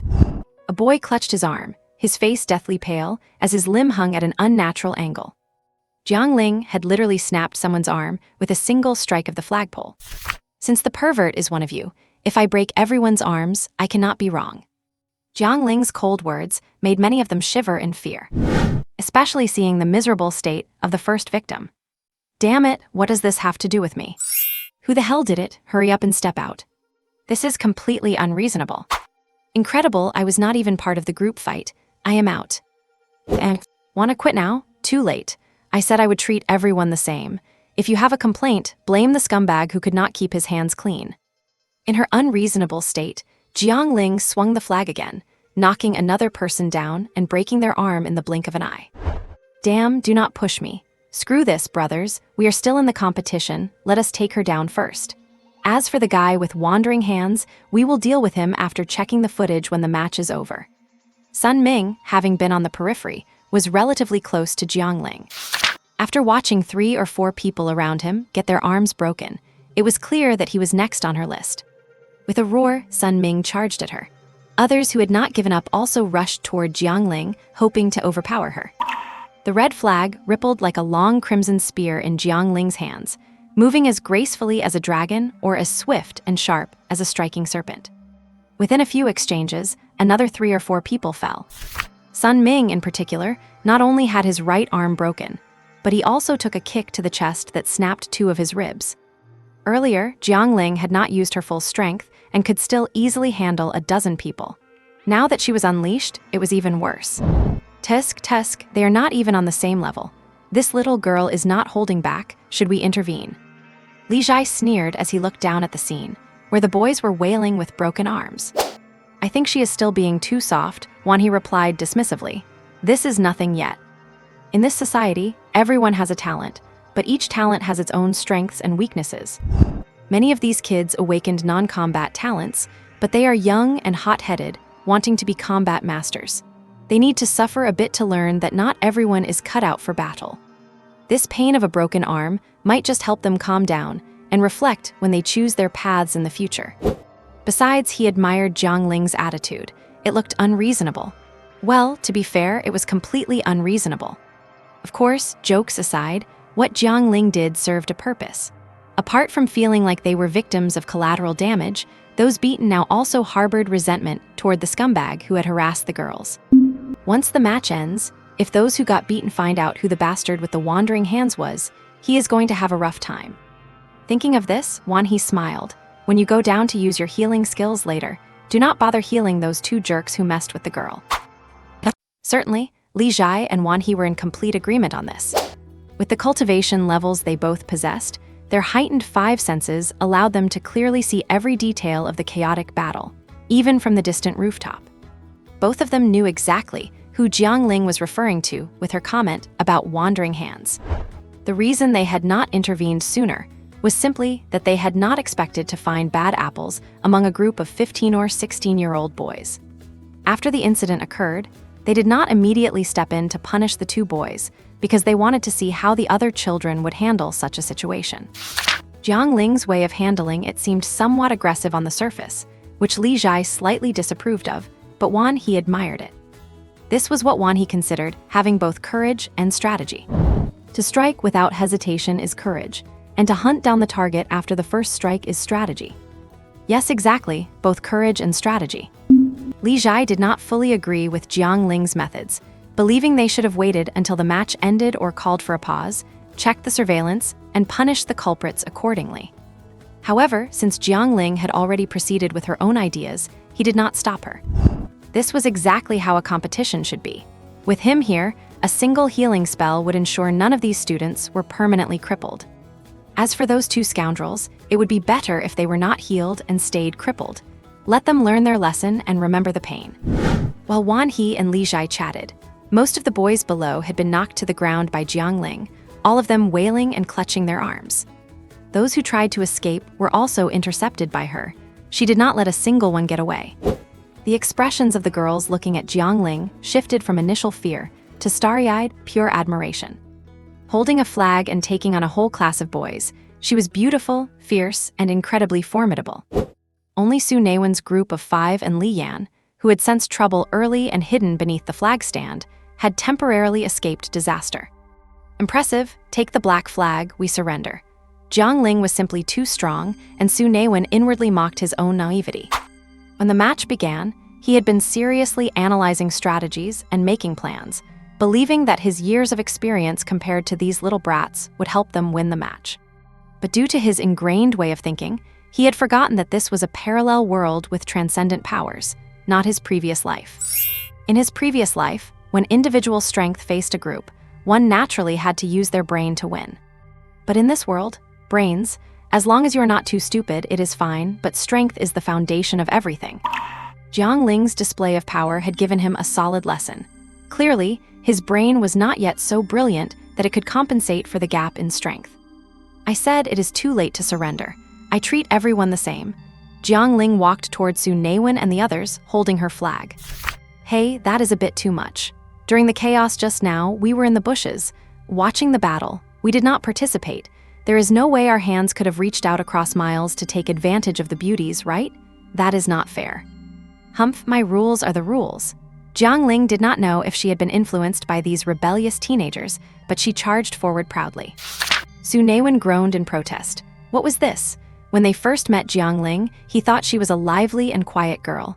How had she turned into a bossy queen now? Beauties, let us be reasonable here. Pa, do not think calling us beauties will let you off the hook. The girl who had been harassed blushed, humiliated and annoyed, and rolled her eyes at him. Huang Yuan glanced at Zai Panda hiding behind Wei Wu and sneered. You guys are not any better. You fat pig, I get angry just looking at you. Do you have a problem with me hitting you again? You can see me even like this. Shaking his swollen, chubby head from behind Wei Wu's burly frame, Zai Zhuang looked completely incredulous. Shaking his swollen, chubby head from behind Wei Wu's burly frame, Zai Zhuang looked completely incredulous. Su Naiwen. Wei Wu was burly, and he did block him in terms of height, but in terms of width, Zai Zhuang definitely had more presence. Did this guy really think that by using Wei Wu's body to block his face, he was also hiding his ball-like belly? Jiangling was a tough one who did not waste words. As soon as she approached them, she started swinging her flag. Damn it, Wei Wu. Su Naiwen cursed inwardly. Sure enough, you cannot judge a woman by her appearance. She started fighting without any hesitation. Hearing Su Naiwen's shout, Wei Wu jumped out without a word, holding his flag to meet her head-on. He had been itching for a fight for over 3 hours, and finally he could step in. It is my turn to shine. The long flag swung, and the two flags collided with a sound that made one's hair stand on end. Bang! After the collision, the flagstaff vibrated violently due to its flexibility. Wei Wu took 2 steps back, his hand holding the staff numb. In this exchange, he was clearly at a disadvantage. Wei Wu looked at Jiangling with a hint of surprise in his eyes. Ever since he was young, he had idolized those in the flag-snatching league and had fought countless battles. Relying on his large build, he rarely lost in direct confrontations. This was the first time. Unknowingly, Wei Wu felt his blood surging, hot currents rushing through his body. His mouth was parched, and he could not help but lick his dry lips. His body trembled slightly. Fear? No, it was excitement. All right, come again. Wei Wu waved his flag, his eyes burning with excitement as he charged toward Jiangling, slamming straight at her without any fancy moves. The flagstaff bent under the force, carrying a fierce momentum, as if it were tearing through the air to crash down. A flicker of surprise crossed Jiangling's cold face. For the first time in this flag-snatching match, she did not choose a head-on collision, sidestepping Wei Wu's blow and swinging her flag horizontally. The flagstaff, wrapped in the flag, struck toward Wei Wu's hand like a long spear. When dealing with the others in the class, Jiangling had basically hit them once each, seemingly without any method, just wild swings of the flag. But when facing Wei Wu, who could actually trade blows with her, she displayed skilled combat techniques. Common basic spear techniques, but performed with such proficiency. Do not the Jiang family pride themselves on their noble elemental-type destiny masters and consider offensive-type ones to be inferior tools? Why would this girl practice such techniques? Wan He stroked his chin, massaging his fingertips with his newly grown stubble, feeling puzzled. Practicing these was not in the character of the Jiang family. These basic spear techniques only included the 6 fundamental moves: block, parry, thrust, chop, sweep, and lift. It did not even include higher-level techniques like pokes, circles, or bursts. They were not talent skills, just basic combat maneuvers. But for a first-year student who had just awakened their destiny, this was already beyond the syllabus. Wei Wu had great talent, but Jiangling had been training for half a year longer. Even without talent skills or soul power, Wei Wu was no match for her. I miscalculated. As Wan He suspected, Wei Wu suffered from a lack of combat technique. Facing the horizontal sweep, he relied on his street-fighting instincts to barely block it with his flagstaff. But he had no time to dodge the follow-up downward strike from Jiangling. It was over. Just as Wan He prepared to leap down from the rooftop, Wei Wu, who should have been knocked down by Jiangling's blow, remained standing firmly, his body barely swaying and his expression unchanged. And the flagstaff that hit Wei Wu's shoulder rebounded, much to Jiangling's astonishment. Li Zhai and Wan He shifted their gaze away from Jiangling and Wei Wu, looking at the figure on the side who had been barely noticeable since the fight started. Su Naiwen grinned. Xiao Wu, take this chance, take her down.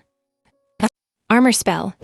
At the critical moment, Su Naiwen, who had been slacking off for over a dozen chapters, finally made his move. At that decisive instant, he cast an invisible suit of armor onto Wei Wu. An enhanced support talent skill. Wan He was a bit surprised.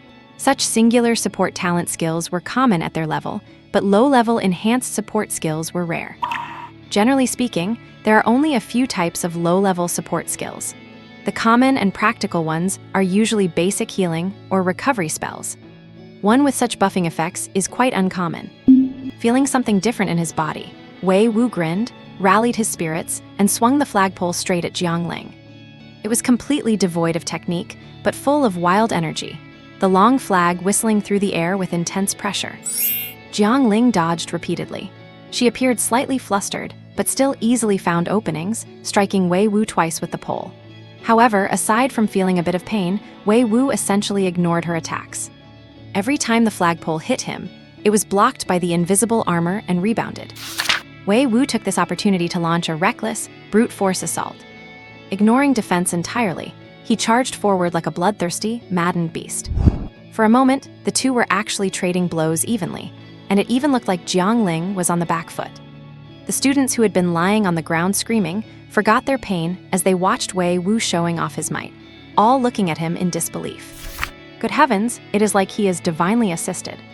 Jiangling's earlier invincible, one-sided dominance had left an indelible shadow in their hearts. Seeing Jiangling being pushed back by Wei Wu, they wished they could jump up and cheer for him. Unfortunately, their arms were not really in a state to be waving around yet. Just as everyone was hoping for Jiangling to be defeated, she swept her pole across and struck Wei Wu's arm. This time, the pole did not bounce off. With a muffled grunt, Wei Wu was knocked back several steps, his arm too painful to lift. Jiangling, having failed multiple attacks, saw his injury and lit up, immediately pressing the advantage. Su Naiwen hurriedly cast the armor spell again. During the 2 minutes of their fight, Su Naiwen had been perfectly timing the armor spells for Wei Wu, while simultaneously using recovery spells on himself to avoid exhausting his soul power. The level 2 recovery spell basically kept pace with the consumption of the armor spell. Constantly switching between 2 different soul power usage methods every 5 seconds kept Su Naiwen in a state of intense focus. A momentary lapse in concentration, and the armor spell failed to keep up. Wei Wu took a hit and was injured. What is up with this kid? Not only does he know 2 talent skills, but that recovery spell does not look like it is just at the entry level. His technique is proficient, and his control over soul power consumption is high enough that he can recover more than he spends. It must be at least at the intermediate level. While all the students' attention was on Wei Wu and Jiangling, Wanhe knew clearly that for someone like Wei Wu, who had power but no technique, the reason he could go toe-to-toe with Jiangling was largely due to Su Naiwen. A rare, practical, low-level support talent skill, and a recovery spell that is at least intermediate level.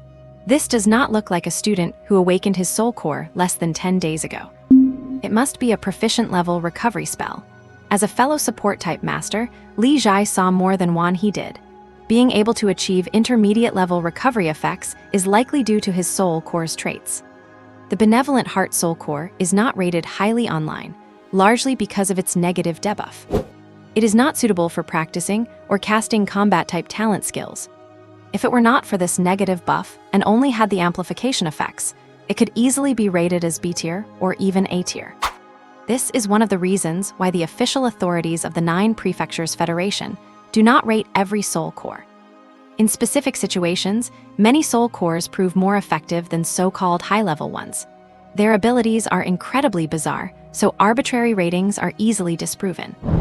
Those with the Benevolent Heart Soul Core are not suited to become frontline support masters because their combat limitations are too obvious. However, major hospitals are absolutely eager to have people with the Benevolent Heart Soul Core. This kid is a genius. His compatibility with his own soul core is high. In just a few days, relying on the natural growth period of his core, he should have accumulated quite a bit of soul power, and he has already mastered 2 talent skills. Tusk, it is a pity. Li Zhai genuinely thought the kid was a good prospect, but he was not suitable for the military. Medical institutions were where he belonged. With an injured arm, Wei Wu was much less of a threat to Jiangling. His attacks lacked their previous intensity, and the strength of his one-handed swings could be easily blocked by her. She, who had been defending and countering, began a fierce assault. Within seconds, Wei Wu had taken several hits. Bang! Struck once more, Wei Wu stumbled, and the flag he was using as a weapon was snatched away. Su Naiwen frowned slightly. 3 seconds. The armor that should have lasted 5 seconds only held for 3, due to Jiangling's intense offensive. Facing the unavoidable long flag, Wei Wu roared and actually lifted his left arm, which had nearly been broken by 2 previous strikes, and ignored the pain to grab Jiangling's flagpole. His face went pale from the agony. The impact of the pole nearly shattered his palm, but he held on to the pole for dear life. A murderous aura enveloped Wei Wu. As he looked up with bloodshot eyes, Jiangling felt a shiver in her heart. What kind of look was that?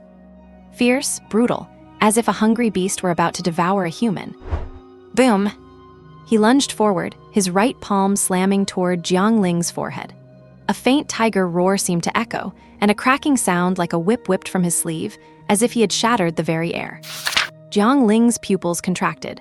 This was the first time she had felt the hair on the back of her neck stand up when facing a peer.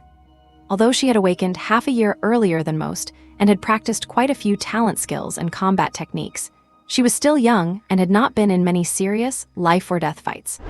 She had rarely faced a reckless, desperate fighting style like Wei Wu's. However, that half-year gap was not something that could be overcome by just a suicidal fighting style. Jiangling stepped forward, her beautiful bow stance punch not only dodging his palm strike, but also landing a blow on Wei Wu's abdomen. Then, her body lunged forward and upward, turning her fist into a palm, and thrust it upward into Wei Wu's chin, returning the favor with his own medicine. The move Wei Wu used just now was the tiger thrust from the tiger roar fist. Jiangling's palm strike was the same, except her transition into other combat techniques was seamless and expertly applied. Taking direct hits to the gut and chin without armor protection, Wei Wu fell backward, his head buzzing. He did not look like he would be getting up anytime soon. Jiang Ling exhaled. This guy was definitely the most troublesome one in the class.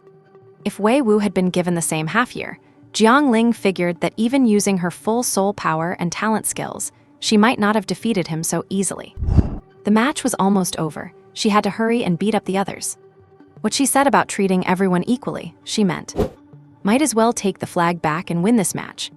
Just as Jiang Ling thought the outcome was decided, a blue light and a green light were cast onto the fallen Wei Wu. Wei Wu, who had been dizzy and incapacitated, propped himself up on his arms and slowly stood back up. Now it has only just begun. Jiang Ling whipped her head around, her gaze locking onto the direction where the green and blue lights were coming from. What met her eyes was a friendly face, beaming with a bright smile. Su Naiwen. Upstairs, Wan He and Li Jai exchanged glances in surprise, healing arts. Increasing defense for others, restoring spirit power and healing injuries. 3 of them. This boy, whom they had never really thought much of, had mastered 3 innate skills in just 9 days. The compatibility between this kid and his own destiny is exceptionally high. There is a professional research paper on the official ATY forum stating that the same destiny can have different effects on different people. The research data indicates that if 100 people with the blade wielder destiny all practice the same sword-based innate skill, even with nearly identical time, environment, and diet, there will be variations in how quickly they learn the skill and the power they can unleash. The conclusion is that due to individual factors like physique and comprehension, different possessors of the same destiny can manifest different characteristics. Hence the term destiny compatibility. Research shows that many powerful individuals who awakened so-called low-level destinies, but still became great destiny users, often developed their destinies to a high degree, leading to naturally high compatibility. This is another reason why the Jiu-Jitsu Federation does not officially classify destiny levels. Individual differences are sometimes greater than group differences. Wei Wu, who had just stood up, shook his head. Seeing this, Su Naiwen tapped himself twice with a restoration technique, then waved his hand to bathe Wei Wu in a green light, significantly improving his condition again. Only then did the crowd shift their focus from Wei Wu and Jiang Ling to Su Naiwen. Damn, Brother Wen is awesome.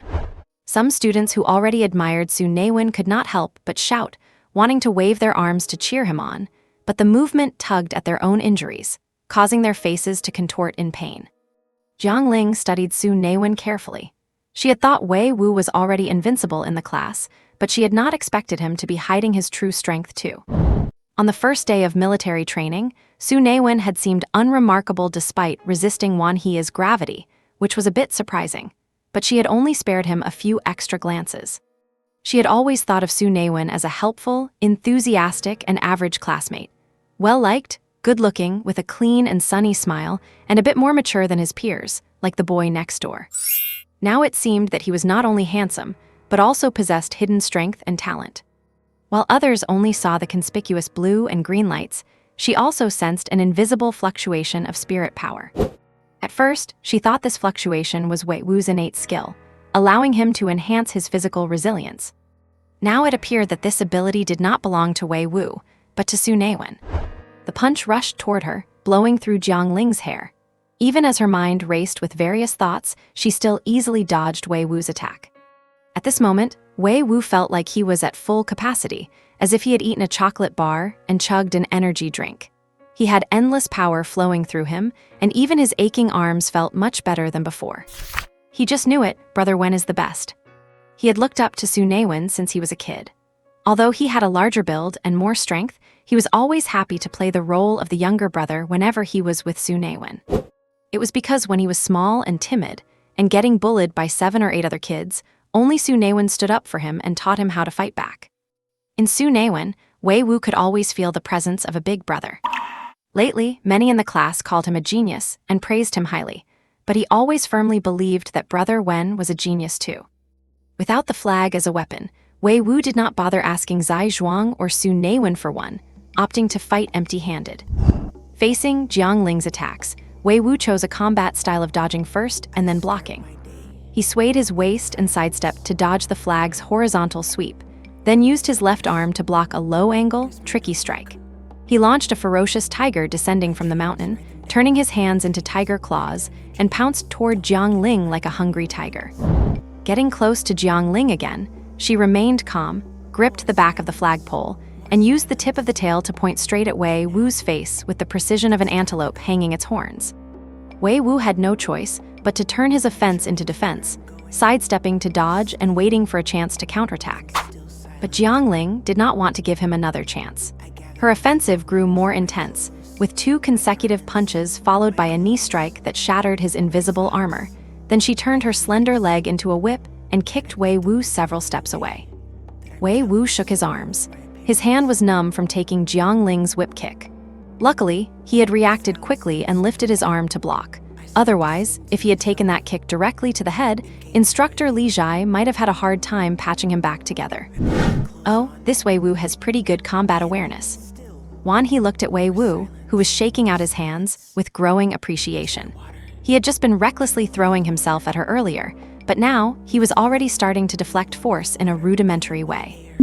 If he had not taken those steps back to disperse the impact, his arm would have been fractured by now.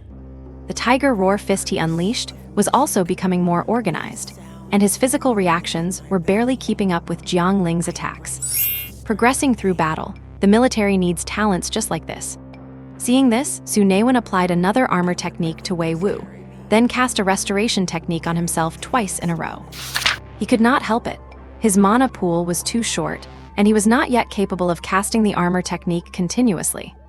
On top of that, this girl Jiang Ling was too ferocious and had the ability to shatter his armor, making it even harder for Su Naiwen to keep up. Fortunately, Wei Wu was making him proud. He could already hold his own for a few moves even without the armor. Jiang Ling frowned. It was not hard to take down Wei Wu, but this endless armor ability was just disgusting. It was also because Instructor Wan He forbade her from using spirit power and innate skills. Otherwise, the armor would break in one hit. Wei Wu with his armor was a bit of a nuisance, and she could not take him down immediately, but there was someone else who would fall in a single strike. She parried Wei Wu's attack with a backhand, pushed him back half a step, twisted her waist and lifted her hip, and delivered a blade-like kick to Wei Wu's waist, only to be blocked by the armor again. Jiang Ling pouted in annoyance, supported herself with the flag, performed a mid-air spinning kick, and landed 3 consecutive blows that shattered the invisible armor once more.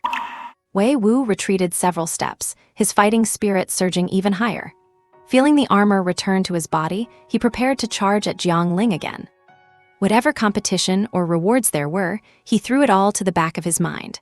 All he wanted right now was a good fight. "Hey, what are you doing?" Wei Wu, who had been ready to trade a few more blows with Jiang Ling, stared blankly as she bypassed him entirely and charged toward Brother Wen behind him. "Damn, are you playing fair or not?" Wei Wu gritted his teeth and chased after her, only to realize that his speed was a little slower than Jiang Ling's.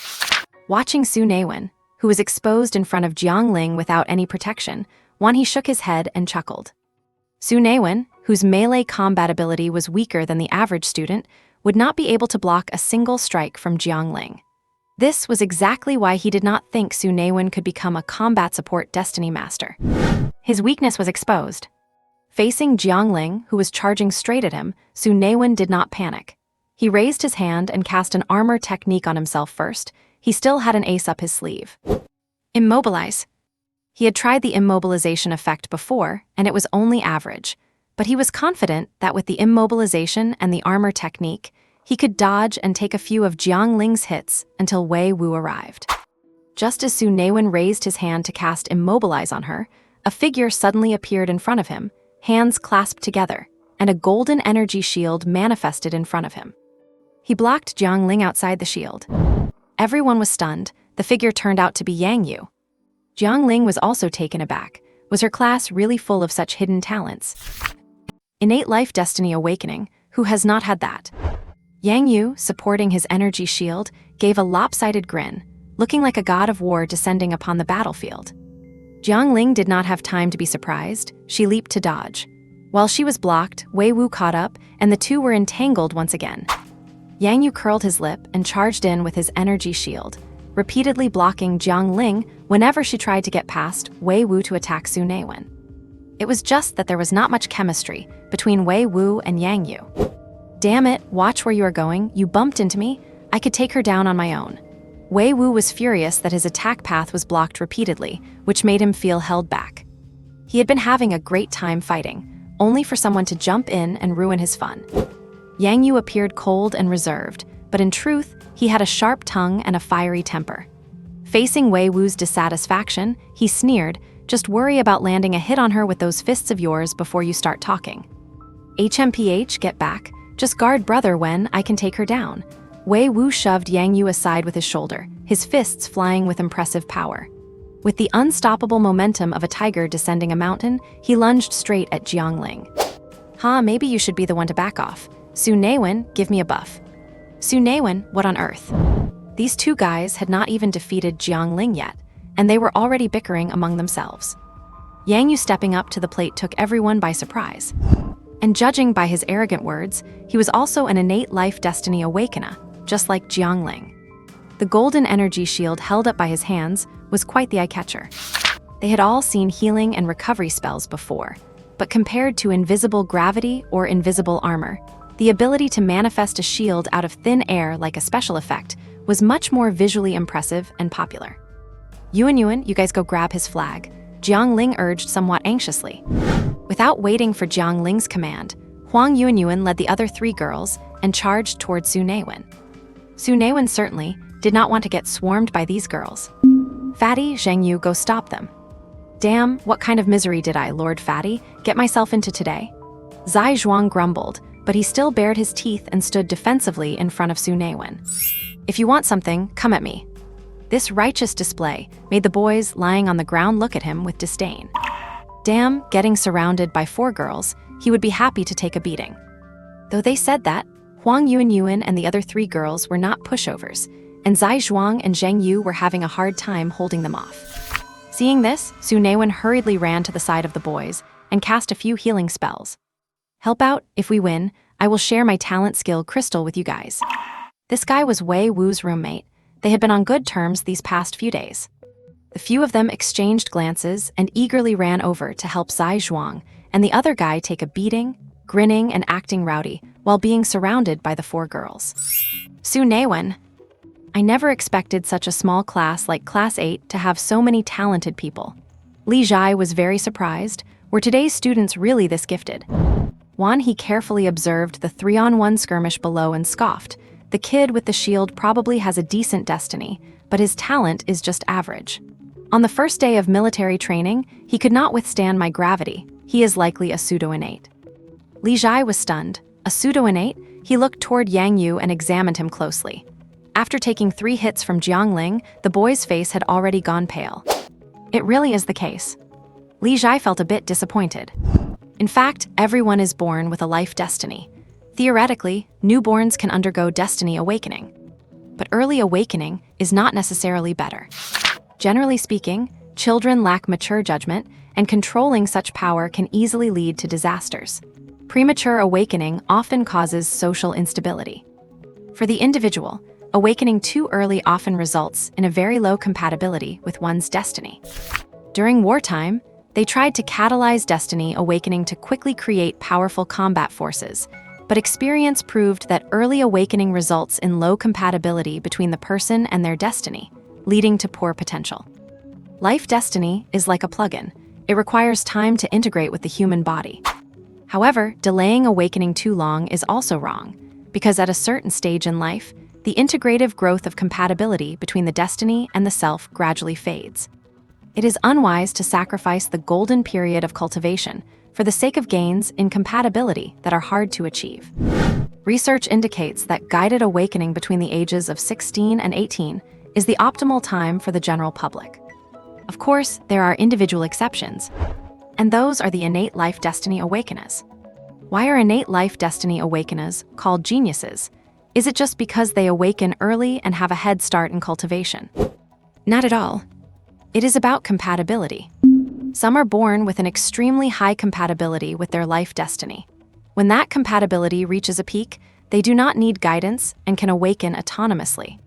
These people have a deep understanding of their own destiny, which leads to faster cultivation and stronger command of their abilities. Jiangling is a prime example of this. Pseudo-innates are different from true, innate life destiny awakeners. There are some who simply refuse to believe in the 16 to 18 rule and choose to guide their children to awaken before high school. Of course, a big reason for this is the school enrollment system.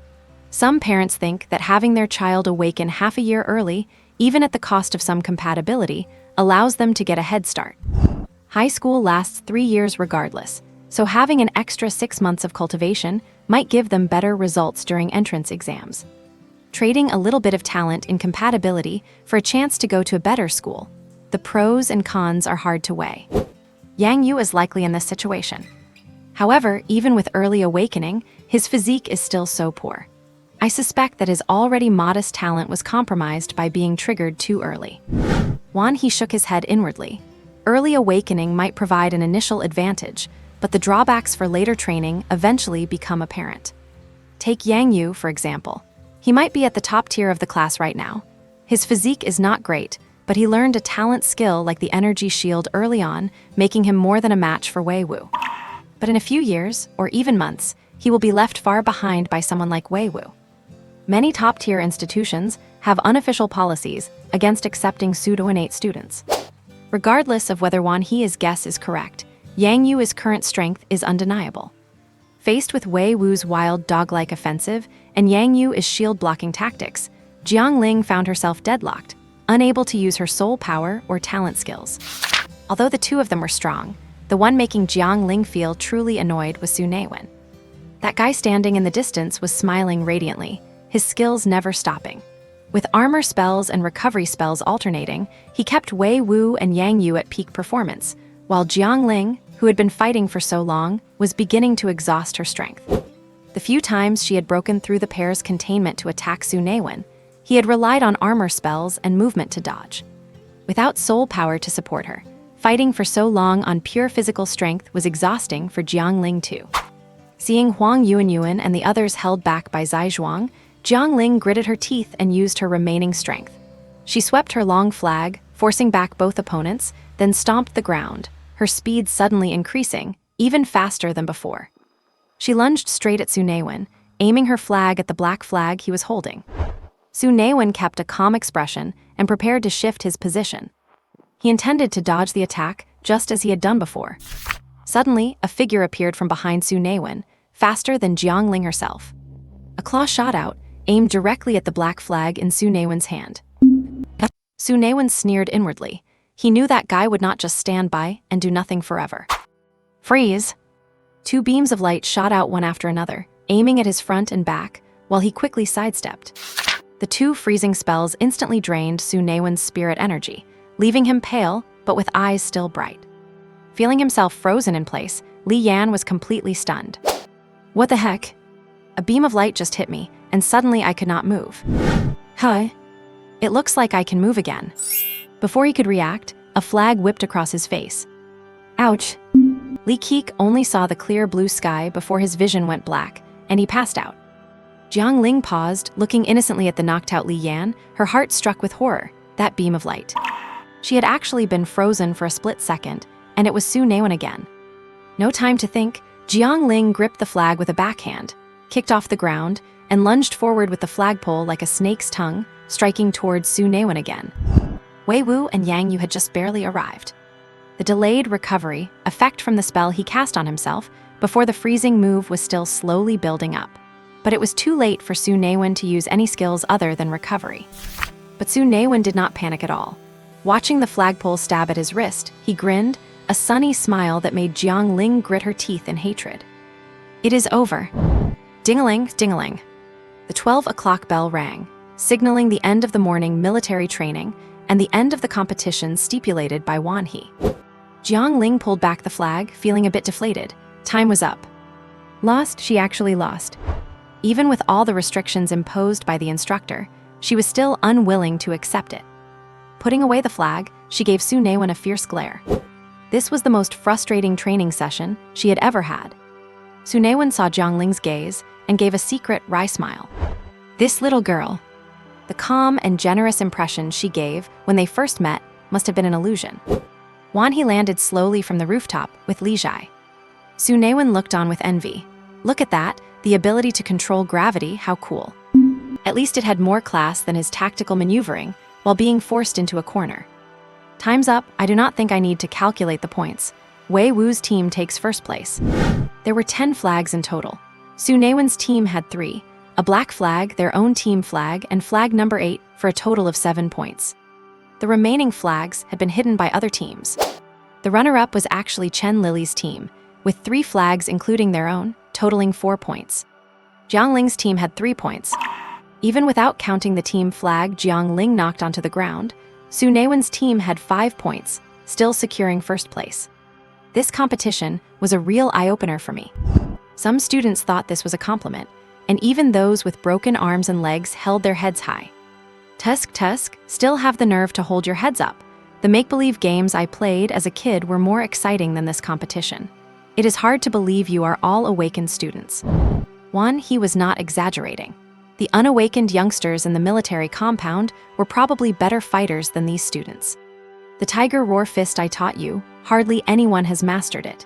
For those with non-combat fate types, it is understandable, but what about those of you with combat-type fates? Are not you ashamed? If you actually become combat-type fate masters, I will be thankful if you do not drag your teammates down. Wanhee sneered as he looked around. Everyone lowered their heads, not daring to meet his eyes. I keep my promises. Before military training ends, the 5 of you will each receive a talent, skill, spirit crystal. Dismissed, afternoon training continues as usual. Looking at the students with broken arms and legs, Li Jai waved his hand, releasing a green curtain of light. Hey, wait, let me do it.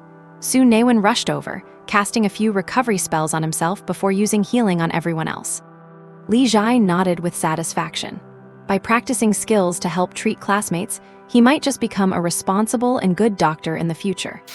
Since that is the case, he would give him the chance to practice. Li Jai controlled the skill effect to reduce the students' injuries to minor ones, then left the rest to Su Naiwen. After bathing in instructor Li's light, most of their injuries were healed, but some parts of their bodies still throbbed with pain. After another round of Su Naiwen's healing, the pain vanished, and many let out comfortable moans. The steady stream of notifications in his ears made Su Naiwen even happier than winning the match. So satisfying. He did not even know how many support points he had collected this morning. His usual morning routine only brought in a few points, but Wei Wu and Yang Yu contributed quite a lot during the fight. Especially Wei Wu. Each time he buffed him with armor, 7 or 8 points would pour in. He was a total goldmine for support points. Yang Yu was the same, though the contribution was slightly less. And then there was Man Hui. Yeah, the guy who managed to snatch the flag from the tigress. Su Naiwen had squeezed over 20 points out of him in the men's dorm. Added to that, treating his classmates was another major chunk. Instructor Li, what about us? We are still here.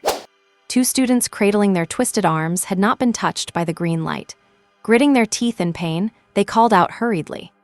Li Jai turned his head, his lips curling into a dangerous arc. Do not you know why I did not heal you too? Huh? Their faces went pale, their expressions changing. We. Watching the 2 of them try to think up excuses, Li Jai furrowed his brow slightly. If corporal punishment was not forbidden, he would have been tempted to give them a real thrashing.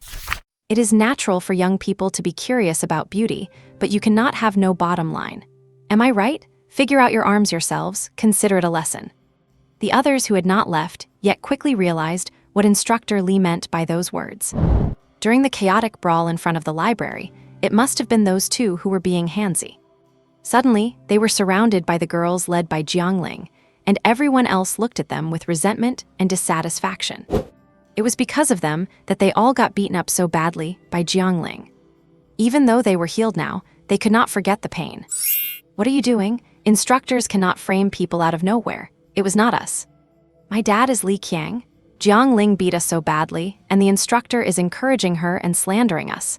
We are going to tell the teachers and the principal. You will be in big trouble. Perhaps realizing their dirty deeds had been exposed in public, the 2 subconsciously denied everything and even turned to threaten the instructor and Jiang Ling. This ugly and absurd display made people both angry and amused. Li Jai squinted slightly and raised his hand, casting a healing spell to knit their wounds together. The two were overjoyed, thinking their threats had worked. HMPH, the slander against us will not just end like this. The final outcome remains unknown, but those two were nowhere to be seen during the afternoon military training. Night. The once noisy playground has fallen silent. Though it is a campus full of youthful vitality, there is a certain somber air about it at this moment. Perhaps the night has covered up the restless hormones. Su Naiwen is lying on his bed, looking at his gains for the day. Support points, 311. In just one day, he has earned as much as he used to make in 3. This huge sum makes Su Naiwen rub his hands with excitement. Should he spend it all on his advancement progress? Su Naiwen takes a look. A whole day has passed, and his advancement progress has not grown at all. He has been searching online these past few days, and realized that his fate awakening period must be over. His fate has adapted to the concentration of spiritual energy in the world, and without active cultivation, it will no longer grow on its own. Su Naiwen knows very well that his fate's daily self-conversion rate is between 0.08 and 0.12%. Clearly, he is no genius. There is no way to compare himself to those geniuses who advance 1% a day. Dumping support points into cultivation progress is a safe bet. However, 300 support points would only give him at most a 3% boost to his soul power refinement, and there is no urgency to advance yet. Besides, his current soul power advancement progress is already a bit too fast compared to other students. He is currently considered a genius. If he does not keep a low profile, he will draw too much unwanted attention. This makes Su Naiwen, who has a cheat system, feel a bit uneasy. You know, in a game, if the developers discover a bug, they fix it immediately. On the contrary, today's match made Su Naiwen realize the importance of talent skills. Recovery and armor were lifesavers. If he had not leveled up recovery to level 2 before the match, gaining the confidence to cast armor repeatedly, he probably would have ended up like the others, with broken arms and legs from Jiangling's attacks.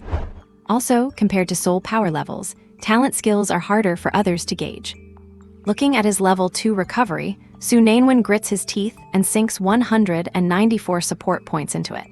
After today's battle where he used it non-stop, he had already gained 6 points of proficiency. Recovery level 3, 0. Consumes soul power to restore a small amount of stamina and soul power to a designated target. He puts the remaining 100+ support points into armor. Armor level 2, 0. Consumes soul power to create an invisible armor for a single target.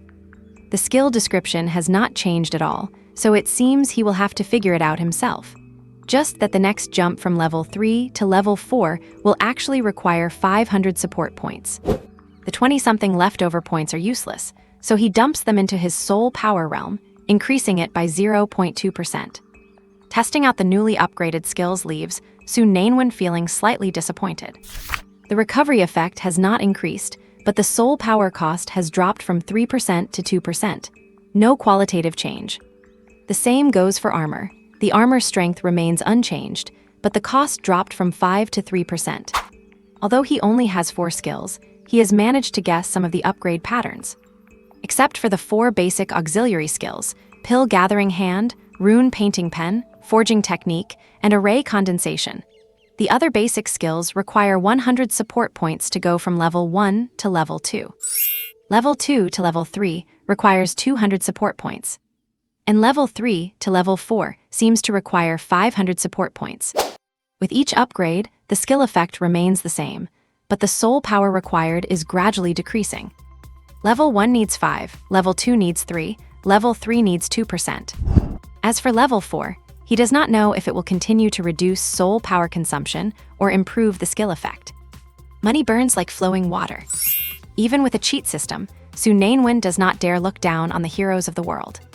Today, Jiangling, Wei Wu, and Yang Yu made him truly realize the gap between him and the geniuses. A gap that needs a cheat to bridge. Even Li Yan, who mastered a white-tier skill within 10 days, has more talent than he does.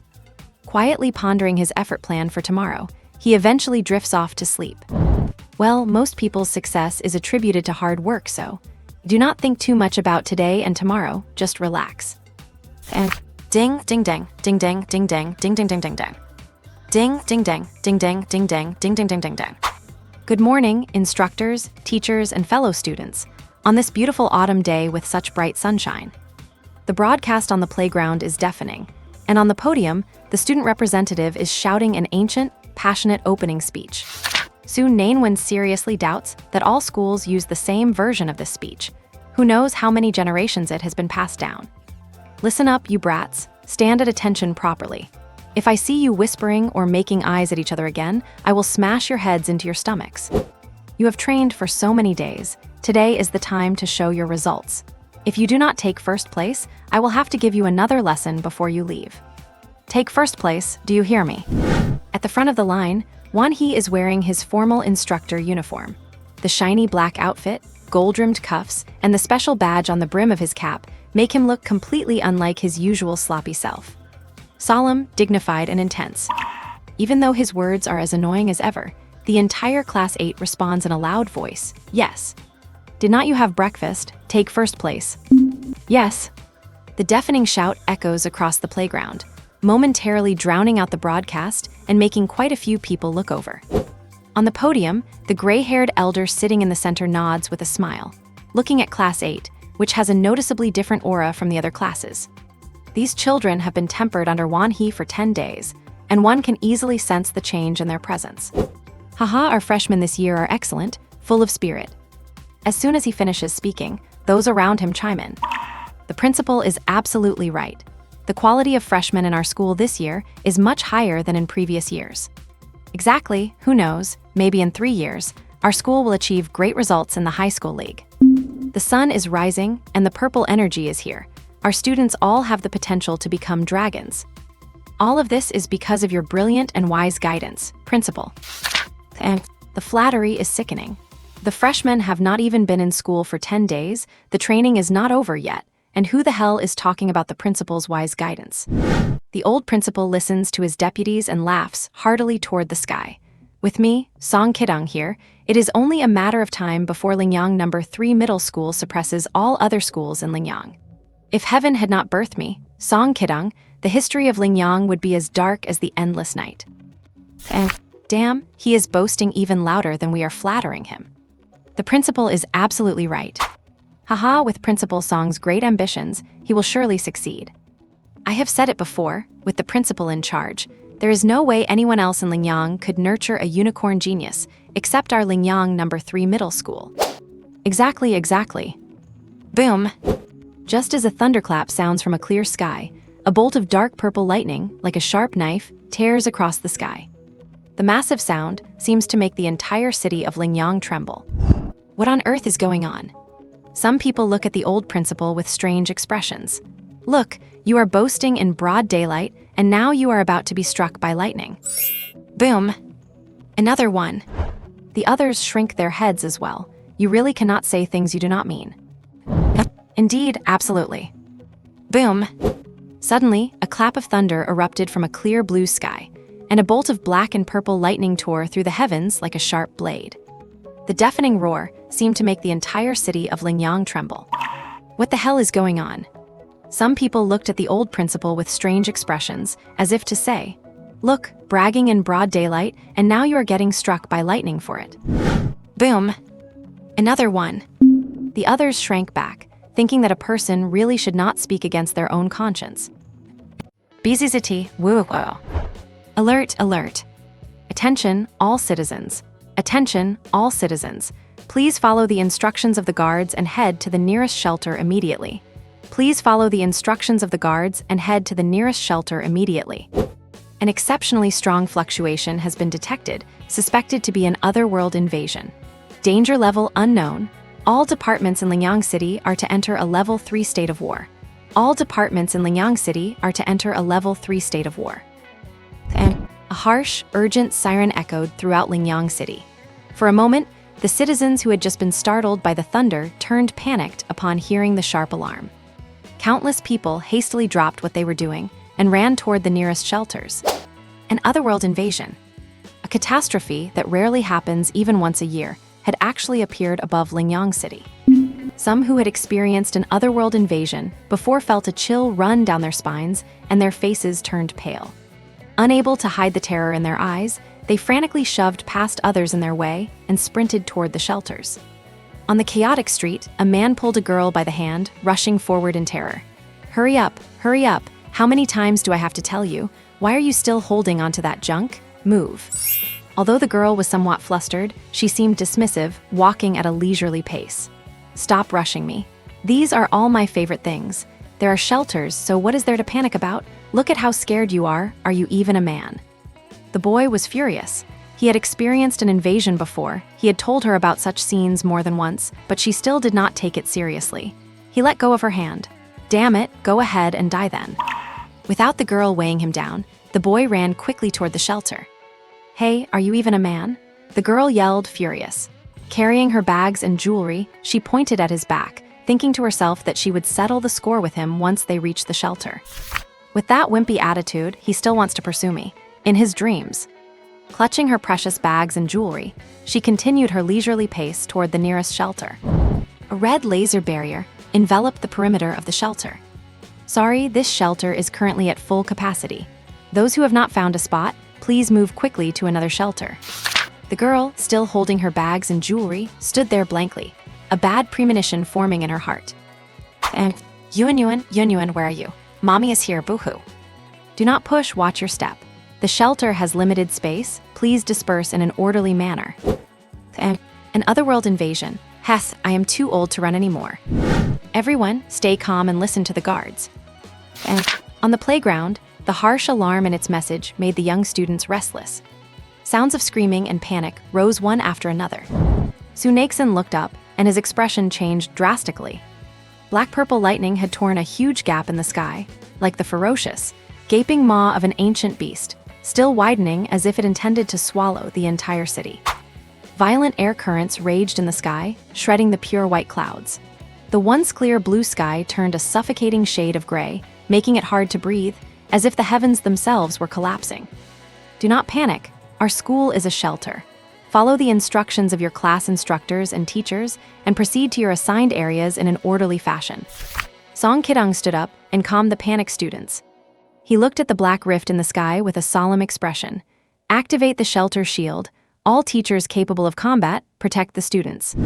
As soon as he finished speaking, circular light screens rose around the campus, converging toward the center until they formed an inverted bowl-shaped energy shield. All the students watched in astonishment. Song Kidong turned to a soldier in a black officer's uniform and said solemnly, Commander Chen, we need your help now. Commander Chen brought his heels together with a snap. His posture was like a sheathed blade, standing straight as a dart. His solemn face and crisp, clean military salute drew everyone's attention. It is our duty. Without a moment's hesitation, he turned to the instructors below and shouted loudly. All officers, check your status. Senior Soul Masters and below, move out. Protect those who have not found shelter in the city and escort them to shelters with available space. Above Senior Soul Master rank, stand by. Be ready for a border-breaking operation at any time. Commander Chen looked at the old principal, Song Kidong. You need to contact the city council to consolidate all our forces and formulate a plan to break the rift. Understood, no time to lose. Su Naiwen and the others followed the instructions of a teacher they did not know and arrived at the cafeteria. It just so happened that it was the enrollment day for sophomores and juniors, so the cafeteria was packed with people. The endless chatter made the whole scene extremely chaotic. What do we do? I just looked it up online. An otherworld invasion kills a lot of people. Are we done for? Will there be alien beasts? I have never actually seen what an alien beast looks like. Our school is so cool. When that giant energy screen rose, I got goosebumps. 3 years ago, Jianghai City was invaded by the otherworld. They say over 700,000 people died. Is not there a shelter? Shelters are not omnipotent. Some were terrified, some were inexplicably excited, and most were filled with a mix of fear and curiosity. Human history has been relatively stable for the last 100 years. At least in the dozen years they have been alive, they have only seen otherworld invasions on news reports a few times. One cannot truly understand the hardships they have not experienced just through video broadcasts. Hey, why is my phone signal gone? I was just contacting my parents. My signal is gone too. Look. My God.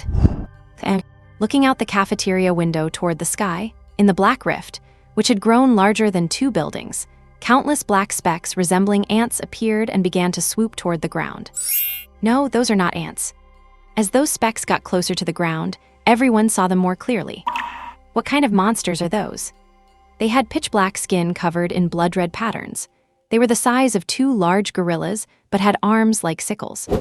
The tails they dragged behind them looked like steel whips made of segmented iron, and their scarlet eyes, paired with 2 rows of ghostly white fangs, were chilling. Several of these monsters slammed into the energy shield, raising their sickle-like arms and hammering against the screen. In a flash of sparks, white lightning surged across the light screen, instantly charring the monsters to ash. This made the students, who had been somewhat terrified, gradually calm down. At least for now, they were safe inside the school. They just needed to wait for this chaos to pass. However, would it really be that simple? All students with ranged attack or healing abilities assemble in front of the cafeteria, quickly. Purplish-red blood soaked an instructor's military uniform, and his torn clothing revealed 3 or 4 horrifying, gaping wounds, causing some timid students to scream and cover their eyes. Students standing nearby caught the stench of blood on him and could not help but vomit. Hurry up, did not you hear what I just said? All students with ranged attack or healing abilities assemble. Sharp blades flashing, blood splattering, miserable roars, flickering electric arcs, flying grenades, and the crackling sound of burning flesh. The smell of blood mingled with charred meat drifted through the air. Led by their instructors, the students who came to support were all deathly pale, their stomachs turning uncontrollably. Heal. Is there any healing-type Destiny Master here? Team 1 and Team 2 carve out a path. Teacher team, get ready for support. Big guy, those with weapons, take down that big guy first. Damn it, do not retreat. Report, 800 meters at 10 o'clock from the school gate, a boss-type exotic beast has been spotted. Boss-type beast spotted. Chaos, bloodshed, fear. Countless emotions intertwined together. The entire school was surrounded by an energy shield, but the school gate remained open. Panicked and desperate citizens were constantly being sent in, while at the same time, waves of exotic beasts were desperately trying to charge in. The remaining instructors and school teachers stood at the gate, responsible for receiving the citizens brought by rescue teams while resisting the attacks of the beasts. All students with healing abilities come with me. Everyone else, follow Director Lee's orders. Su Naiwen held back his urge to vomit and followed a wounded instructor toward the side of the school gate. On the flagpole plaza facing the school gate, it was already filled with disheveled people. Looking at it, it was as crowded as a temple fair, with people pressing against each other. The red blood dripping on the ground was shocking, and the wails were incessant, piercing one's heart. One could even inadvertently see some severed limbs. Judging by their clothes, they were citizens rescued by search and rescue teams when the exotic realm invaded, and everyone had wounds ranging from light to heavy. Already, 3 people in white coats and 2 in plain clothes were shuttling anxiously among the crowd, their hands occasionally emitting a harmonious light. Listen up, prioritize treating those with life-threatening wounds and those who still have combat capability. Never mind, just follow Dr. Wen's commands. The instructor shouted to the crowd, Dr. Wen, I have brought the students with healing abilities. A figure in a white lab coat, squatting on the ground treating a wounded person, turned their head. Wearing intellectual glasses, her soft, oval-shaped face carried a touch of gentleness. She was like the warm sun in autumn or a gentle breeze in spring, pleasant and charming, yet with a hint of cold elegance. At this moment, her arm, pressed against a wounded person's chest, radiated a dazzling white light that blurred her own features. Even from several meters away from that white light, Su Naiwen could still feel a sense of comfort. The horrific wound on the person lying on the ground, stretching from their shoulder and tearing their torso open, was healing at an exaggerated speed. When Rong looked at the arriving students, a trace of joy appearing on her exhausted face, Instructor Zhao, thank you. These students have arrived just in time. The exotic realm invasion happened too suddenly, and the citizens in the city were even more panicked than imagined. Even though the dozen shelters in Lingyang City were reasonably located, some people still panicked and refused to listen to the patrol's orders. The shelters in the city center were filled first, and the number 3 middle school shelter, being one of the schools far from the downtown area, naturally had few people coming.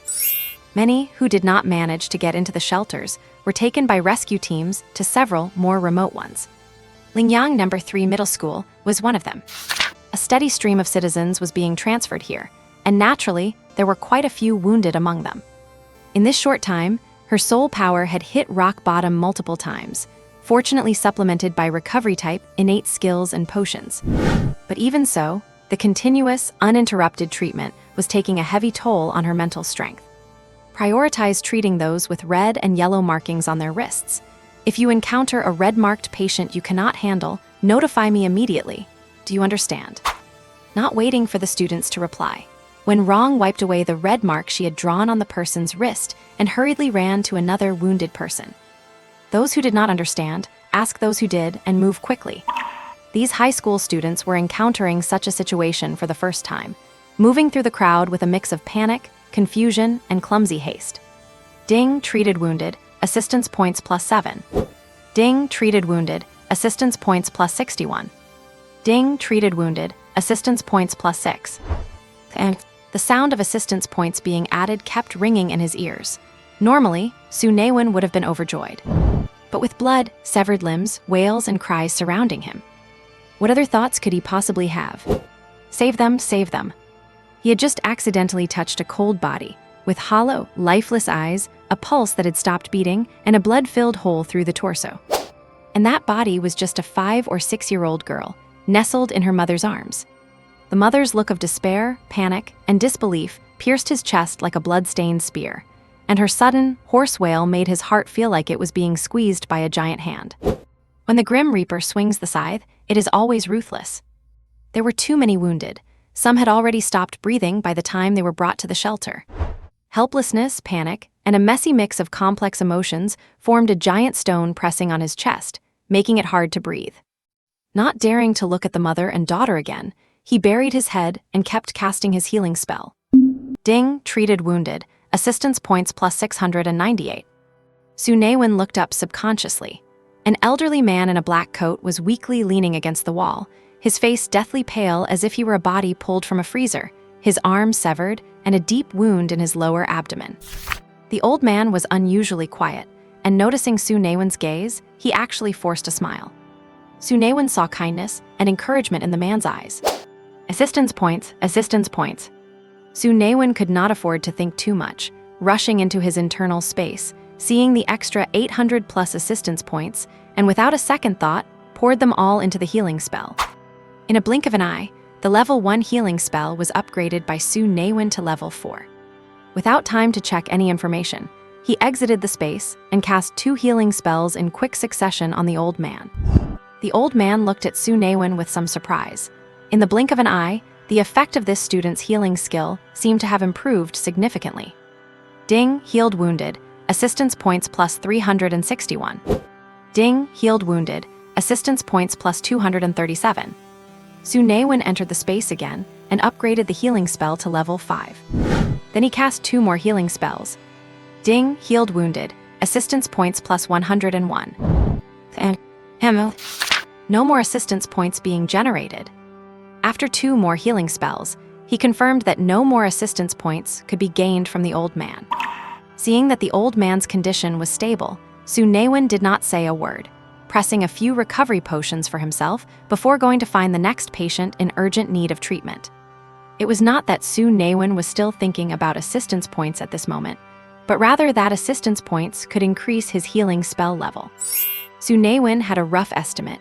A level 5 healing spell now only consumed 2% of his soul power, but its healing effect was twice as strong as at level 1. The higher the healing spell level, the more people he could save.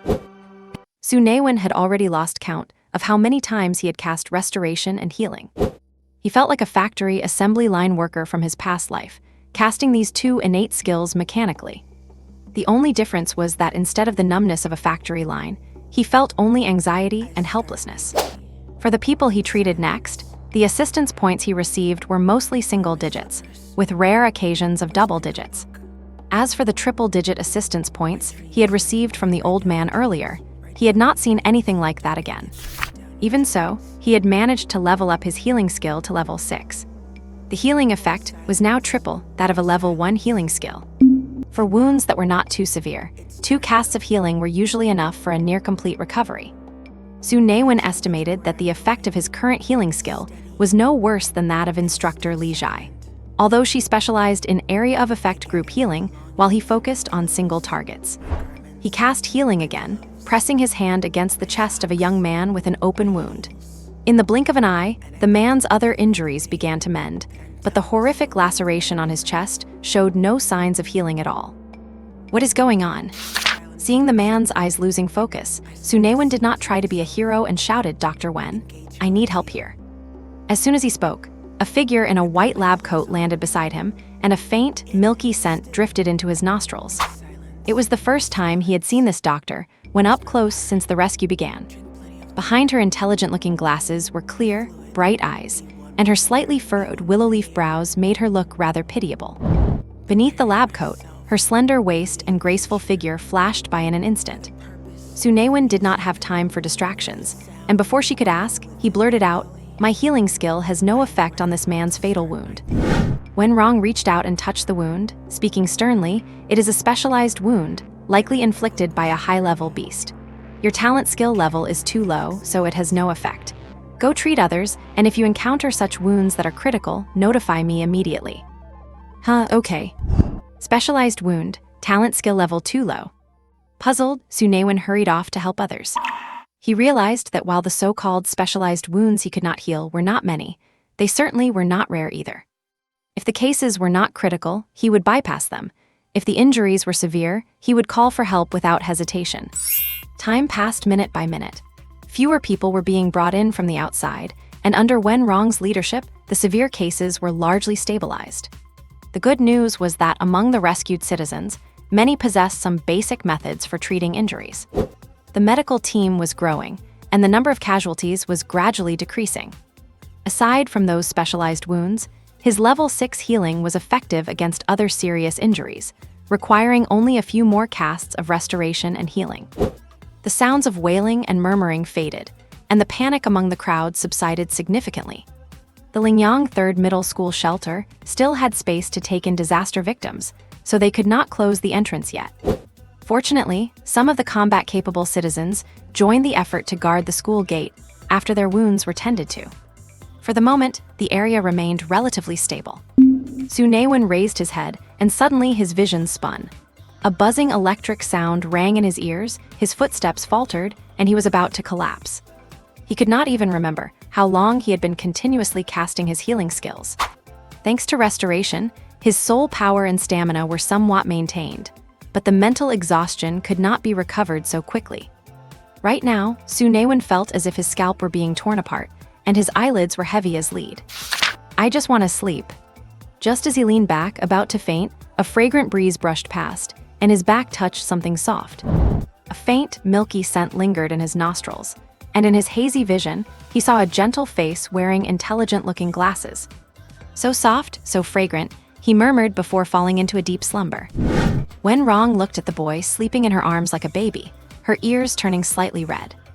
Although Su Naiwen's murmur was quiet, how could she miss it at such a close distance? She gave the boy in her arms a slightly annoyed look, though her eyes were filled with admiration and tenderness. He really looked so similar between the brows. This child was the student who had persisted the longest and treated the most wounded. There were basically no emergency patients left now. The other students, whether from the second or third year, had not lasted as long as he had. She could truly feel his fluctuating emotions as he treated the wounded. Helplessness, anxiety, and an unfeigned, wholehearted sincerity. It reminded her of her own departed loved one. "Sister, why? I tried my best, I really tried my best." The figure kneeling beside her, crying out in heartbreak, overlapped slightly with the boy sleeping in her arms. Wen Rong could not help but reach out and gently brush the hair from Su Naiwen's forehead, her voice overflowing with gentleness. "Sleep now, sleep, your sister is here." And calling in, Breaking Team 3 has not found the Dark Realm core, requesting to search towards the west side. Static understood. Team 3, expand your search area and meet up with Team 1 in the west. Copy that. Snap! A double-edged poleaxe sliced a 3-meter-tall beast in half. As he shook the axe, the purple-red blood splattered on the ground. Carrying the heavy weapon over his shoulder, Wan He said grumpily, "Damn it, we have been searching for ages and still have not found the core." Li Jai, holding a staff as tall as a person and stained with purple blood, said sternly, Be grateful that this is only a Tier 3 realm. Stop complaining and hurry up to find the core and close the realm. As if I did not know that. Damn it, if only old Yan were here. Shit, let us go. Wan He muttered, a flash of sadness in his eyes, before stepping forward with an explosive blast of air under his feet, darting dozens of meters away in an instant. Li Jai brandished her staff, and 4 streams of air swirled beneath her and the 3 other instructors. Their speed was no slower than Wan He is. Old Yan. Sigh. If only we had an excellent scout right now. Standard scouts are equipped with top-tier detection talents, which can quickly and effectively locate the core within the Dark Realm. It would save us a lot of trouble. For cities facing an invasion, the sooner they break the realm, the fewer casualties and the less damage they sustain. Whoa, forget what I just said. My luck is pretty good today. Bang! As the long axe hit the ground, Wan He licked his parched lips. In front of him, a massive beast over 10 meters tall was roaring. It resembled a giant gorilla, with 2 arms that looked like black-red scythes soaked in blood, and a thick, dozen-meter-long tail lashing against the ground. A pair of blood-red wings spread wide, whipping up a storm. What an unpleasant brute. A fierce wind whipped against Wan He's combat suit, making it rustle loudly. Standing before the 10-meter-tall giant beast, he looked incredibly small, gripping his long-handled, double-sided axe. I have always hated having to look up at someone. Time to put an end to this. With a sound like an air blast, dense soul power surged wildly within him, rushing through his veins like a torrential river. His heart hammered like a wild war drum, thumping with every beat. The specialized fabric of his sleeves shattered instantly. The blurred axe flashed before him, unleashing a 10-meter-long arc of energy that carried the overwhelming power of destruction as it struck the beast's massive frame. Surrounding bushes and trees were sliced in half, then pulverized or swept along by the shockwave, crashing into the creature. Roar! A deafening roar tore through the sky, its sonic wave acting like a fired cannon shell, obliterating the dead branches and leaves in its path. The giant beast swept its scythe-like arm to clash against the axe energy. A moment of deadlock was followed by a thunderous explosion. As the energy shattered, the resulting shockwave nearly sent Li Jai and the other 3 flying. The giant beast was sent reeling by Wan He's strike, stumbling back a few steps before crashing to the ground. Roar! The manic, frenzied roar was enough to nearly pierce one's eardrums. Li Jai brandished his staff, creating a pale blue energy wall to block the sonic damage. He watched the rampaging beast pull itself up, feeling slightly disappointed. A non-intelligent leader, not much value. Wan He smirked with a sneer. With a global population of nearly 10 billion, there are not many with high intelligence. You are still hoping to run into a smart beast. Watching the beast climb up and glare at him with its scarlet eyes, Wan He rolled his shoulders. Damn it, playing house with those brats the last few days has made my body feel rusty. Tough luck, big guy. If the Black Realm were out in the wilderness, I would take the time to play with you properly. Too bad. As soon as he finished speaking, Li Jai performed a perfectly timed buff. A blood-red pillar of light descended, shrouding Wan He. In an instant, his clear eyes were replaced by a crimson glow, his already brawny muscles bulged, and his stature grew several sizes in the blink of an eye. His clothes burst open, leaving only a pair of highly elastic leopard print trunks. A bright yellow axe pattern appeared on Wan He's chest, its lines wriggling and spreading like a living thing. Soon, it covered his entire chest and right arm. The previously ordinary double-sided axe erupted with a blinding, earthy yellow light. Boom! Total gravity field. The entire ground seemed to sink under the pressure. The faces of the 3 slack-off instructors changed. Seeing this, Li Jai hurriedly cast another energy shield to help them withstand the gravity. Thud! The dozen-meter-tall scythe-wielding ape's movements became heavy. Its wings struggled to flap, and its already slow pace turned even more sluggish. Though Wan He, now 2 or 3 meters taller, still looked like a baby toy compared to the massive beast, his aura firmly suppressed it. He swung his long-handled axe, and the gravity intensified. Another wave of energy, several meters long, swept forward. The sluggish giant ape could not even raise its scythe arms in time to block it. Black-purple blood sprayed out as one of its legs was nearly severed, and it fell back, howling in pain. The creature slashed its scythe arms wildly at Wan He, but he blocked them effortlessly with his axe. The sight of a 2 to 3 meter axe easily blocking a 10-meter giant scythe left the instructors dumbfounded. "Tusk, did not you eat today?" Wanhee said with disdain as he swung his axe horizontally. Amidst a piercing, manic roar, one of the giant scythes hit the ground, coated in black-purple rain. Physical strength is too low, truly worthless. Wanhee leapt high, his red-filled eyes locked onto the beast's scarlet pupils. In the ape's eyes, a flicker of terror emerged at the sight of a superior being. "Roar us!" Before the roar could finish, a fountain of black-purple blood drenched Wanhee. With a dull thud, the giant ape's head, even larger than Wanhee, hit the ground. Roaring and hollering, "You are noisy as hell." Wanhee wiped his face clean of blood, then flipped his axe, causing it to disappear. The tattoos covering his body receded back into the axe pattern on his chest. The bright yellow axe pattern flickered a few times, before vanishing from his chest as well. "Idiot, notify the other boundary-breaking squads. It is finished. Everyone withdraw from the Black Realm within the hour and commit all combat power to clearing the city." With the fight over, the buff effect faded. Wanhee returned to his normal size, and the leopard print trunks slowly shrank back to cover his essentials.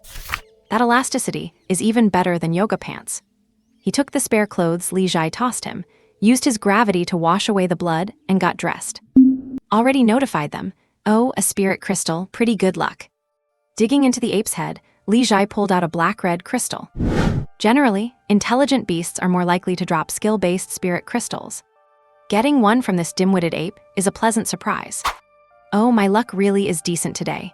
Wanhee took the crystal and channeled a bit of soul power into it.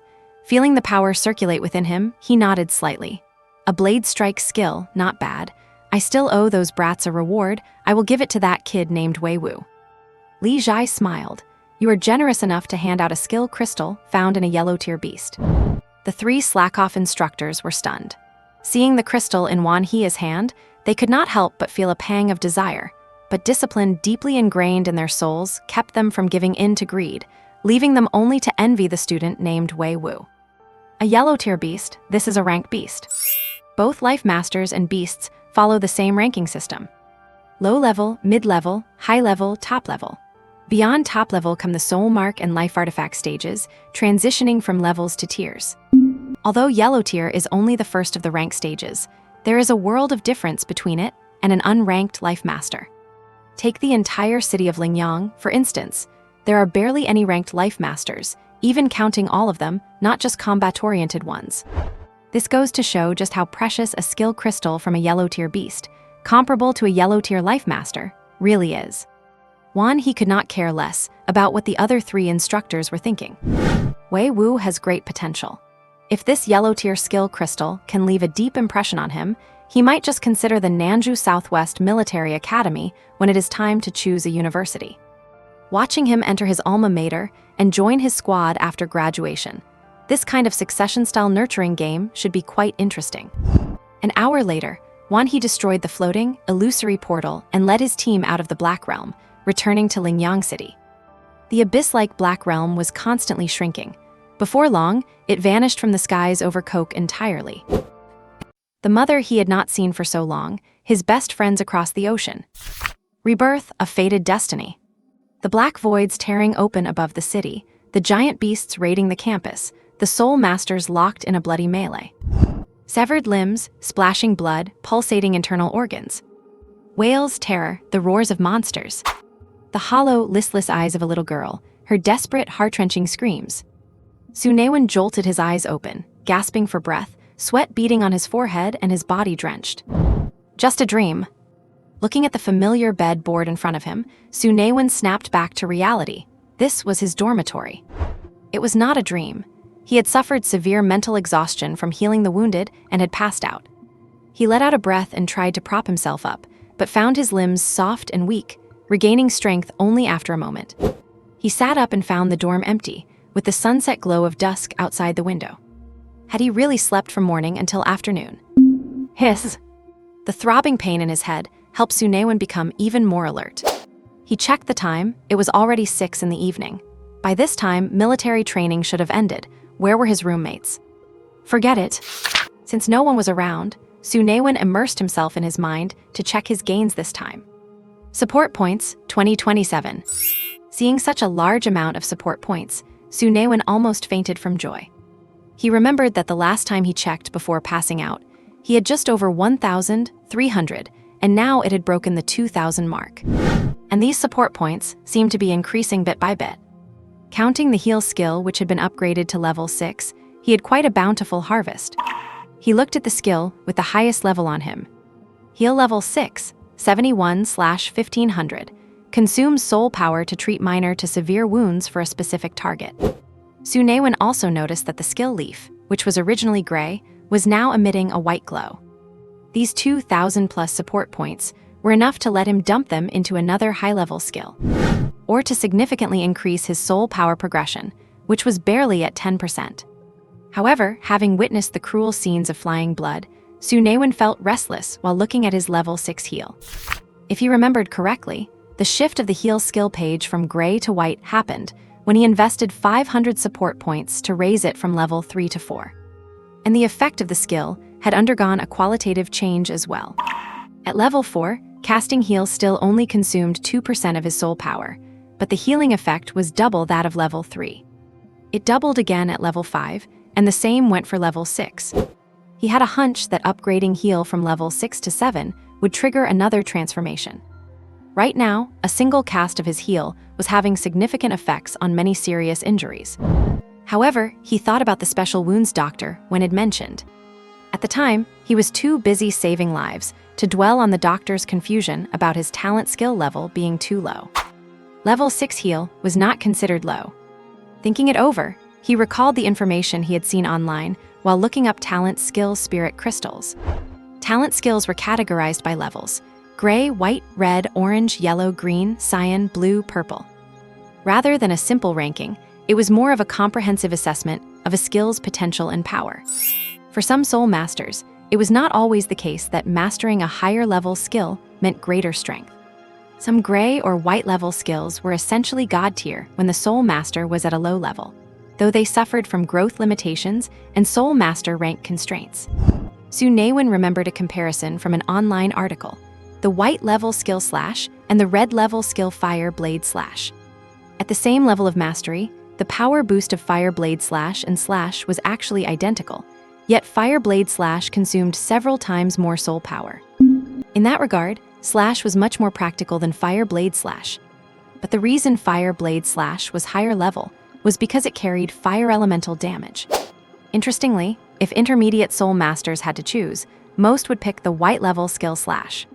Not for any other reason, but for 3 simple words: immediate combat power. Slash had low consumption, allowing it to be cast many times in a single battle. While its power might trail behind fire blade slash, the gap was not massive. But if they learned fire blade slash, an intermediate soul master would be out of soul power after at most 2 hits. If those 2 missed, they were dead.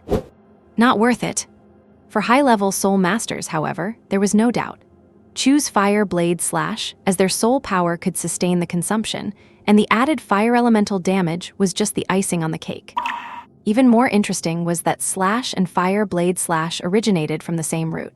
Intermediate soul masters who mastered slash found it much easier to cultivate fire blade slash upon reaching a high level. This made Su Naiwen think of his own heal skill, and he had a vague suspicion. Gritting his teeth, he took 1,500 of his 2,000+ support points and dumped them in. An intense red light flashed, and the skill leaf that had been white now turned red. Heal level 7, 71/1500, consumes soul power to treat critical wounds for a specific target. It changed color. The color changed. Su Naiwen could not wait to cast it on himself. A comfortable, warm current spread throughout his entire body. He could not help but moan, his body trembling in pleasure. This feeling, it was unspeakable. The skill had truly upgraded. He just did not know if it would have any effect on the special wounds doctor when mentioned. Su Naiwen was still quite lacking in knowledge in this area and did not even know if this kind of color changing upgrade had occurred before. Forget it, he would look up information later. He was too hungry right now. First, he had to fill his stomach. As for the remaining 500 support points, he resisted the urge to upgrade his recovery skill and decided to hold on to them for now. The scene of the otherworldly invasion had left a deep impression on Su Naiwen. Although he was lucky enough to stay in a shelter, the bloody combat at the school gate and the wounded in the plaza had given him a solid lesson. This world was far less safe than his previous one. As a minor support soul master, he still needed to learn some self-preservation skills. He could not imagine what would happen if he were at home, blowing the AC, eating watermelon, and watching TV, when suddenly a 3-meter-tall gorilla with 2 scythes crashed from the sky and started hacking away. He would be dead in a second. He picked up his phone to ask about his parents' situation and saw over a dozen calls from his mom and dad, with his social media flooded with messages. Su Naiwen let out a sigh of relief. It made sense. His dad was away on an interstate business trip, and his mom was at the First People's Hospital in Lingyang, which was one of the major shelters and well-protected. Reading his parents' messages, which shifted from initial anxiety and panic to relief and encouragement after they received his school's safety confirmation, Su Naiwen was deeply moved. This kind of familial love was something he had not felt in a long time. Su Naiwen dialed his mother's number first. It was better to confirm her safety personally. "Mom." Just as the call connected, he heard a familiar roar. "You finally know how to call. I am busy, I am hanging up. Everyone give me beep." Su Naiwen opened his mouth, but before he could say a second word, the other end had already hung up. Stepping out of the dormitory, Su Naiwen realized that, aside from the dormitory area, the entire school had become exceptionally noisy and chaotic. The cafeteria, in particular, was not only packed inside, but even the lawns around it were crowded with people sitting in circles, clogging the entire area completely. This left Su Naiwen, who wanted to go to the cafeteria to fill his stomach, unsure of where to even begin. A motley crowd had gathered. Some were silent while others chatted. Their clothes were tattered, making them look disheveled, and their faces wore various expressions. The relief of having survived a disaster, the anxiety of losing contact with friends and family, and the ashen-faced despair and grief over lost loved ones. Compared to these disheveled masses, some clean-clothed students moved through the crowd with insulated boxes, handing out food and water. "Hey, Brother Wen, you're awake." Wei Wu, who was carrying 2 cases of bottled water and handing them out around the cafeteria, keenly spotted a bewildered Su Naiwen and hurried over, dumping the water on nearby people. "Brother Wen, are you okay now? Dr. Wen said you were exhausted and cast a cleansing spirit spell on you. You just need to rest. How are you feeling?" Looking at Wei Wu's concerned face, Su Naiwen felt moved to tears and gave him a hug. His parents' indifferent attitude had made him quite sad. A son is better after all. Brother Wen, although I do not have anything against special groups, do not let my youthful face fool you. My mindset is quite traditional. I do not have prejudices against new things, but I do not want to try them either." As Wei Wu spoke, he pulled Su Naiwen's arms off his body. "Get lost." Su Naiwen rolled his eyes and punched Wei Wu in the kidneys. Wei Wu stepped back in pain, rubbing his waist and feigned a bitter smile, saying, "Brother Wen, even if you cannot have me, there is no need to destroy me." "Shut your mouth. Hurry up, I am starving. Do you have anything to eat?" Su Naiwen almost slapped him on the head. The sight of a burly guy with a baby face acting coy made Su Naiwen feel like snakes were crawling all over him, giving him goosebumps. Besides, this guy had only awakened a few days ago. His body was so hard that his own arm went numb from that elbow strike. It reminded him of Neja from 10,000 Jokes. "You!" Su Naiwen could not help but shiver, feeling a chill run down his spine. "Heh, our boxed lunches are all in the classroom. I saved yours, Brother Wen. We have a class meeting later, so maybe you should head to the classroom first." "What kind of class meeting?" Su Naiwen just wanted to eat his fill and get back to sleep. "What are you guys doing now?" Su Naiwen gestured to the students acting like servers, running around handing water and lunches to the citizens. "Oh, it is about the otherworldly invasion, right? Even though the rift has closed, many monsters are still loose in the city. The people who came to our shelter have to stay at the school for now, so the teachers asked us to help settle them in." "I know that, but what is this?" Su Naiwen pointed at the cafeteria entrance, his expression darkening. Wei Wu looked over with a confused expression. They saw a group of guys with colorful hair pushing around 2 students in training uniforms. "Hey, is this the crap you are feeding us at your school? What kind of garbage lunch is this? I do not see a single piece of meat. Go get me something decent." "Hurry up, do not forget to go grab 2 chairs for me. Damn, I am exhausted from being chased by those monsters the whole way here." "Damn it, who needs stools? Why do the people inside the cafeteria get to go in and sit, while we have to squat out here like idiots?" The two students were surrounded by a group of thugs. They clenched their fists, lowering their heads, enduring the shoves with a mix of anger and fear. "Hey, you guys are going too far. Why are you picking on students?" "Did we pick on them? We are just asking them to help get us lunch." The green-haired leader of the gang looked at the person who had stepped up, a sneer on his lips, while a butterfly knife spun in his hand. The butterfly knife danced around his fingers, emitting a pale light, with the tip cutting through the air and creating tiny blades of energy. Soul power infusion. The person who stood up saw the white light on the knife and the malicious looks from the other colored hair thugs, his face turning pale.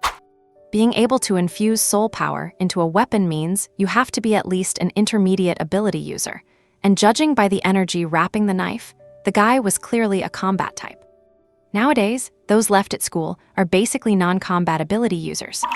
Because to clear the city of monsters, the council speaker had summoned all the combat type ability users in the city with the promise of rewards to clean up the streets. Being able to both earn a reward and help rebuild their city. Basically, all the able-bodied fighters had gone off in teams to hunt the monsters. The others who, like the citizen who stood up, had wanted to speak out, hesitated and fell silent upon seeing that these punks were not to be trifled with. Since the open space was so large, not many people noticed the incident at the cafeteria entrance, and those who did mostly backed down or stayed silent. Just as the well-meaning person was at a loss under the threatening glares of the gang, a youth in a training uniform, covered in blood, walked over indifferently. Behind this youth followed another burly boy. Brother Wen. The two surrounded students saw Su Naiwen and called out, a mix of relief and hesitation in their voices. Su Naiwen was surprised. These two looked very unfamiliar and clearly were not from his class. Had he become this famous already? "Sai, it is all thanks to this handsome face of mine." "Yeah, what happened?" Perhaps it was an illusion, but when the two students saw the steady Su Naiwen approach, their fear of the thugs dissipated slightly. They are unhappy with the lunches we are handing out." Su Naiwen looked at their cowering figures and frowned unhappily. "If you are not satisfied with the standard lunches, go find the school administration." "Why are you pestering them? There is a class meeting soon, get back to class." "Hey, who the hell are you, kid?" The green-haired youth holding the knife was annoyed by Su Naiwen's dismissive attitude, but he felt a twinge of fear upon seeing the bloodstains on Su Naiwen's uniform. Su Naiwen glanced at the thugs, so no matter where you go, there is always some brainless trash. "Who the hell are you calling trash?" One of the punks got impatient and started to jump out, but was stopped by the green-haired leader. In his past life, Su Naiwen had seen plenty of these fresh-out-of-the-gutter thugs, while hanging out with small groups in middle and high school. They only picked on weaker students to feel superior. But Su Naiwen had not expected to find actual morons picking on students inside a school.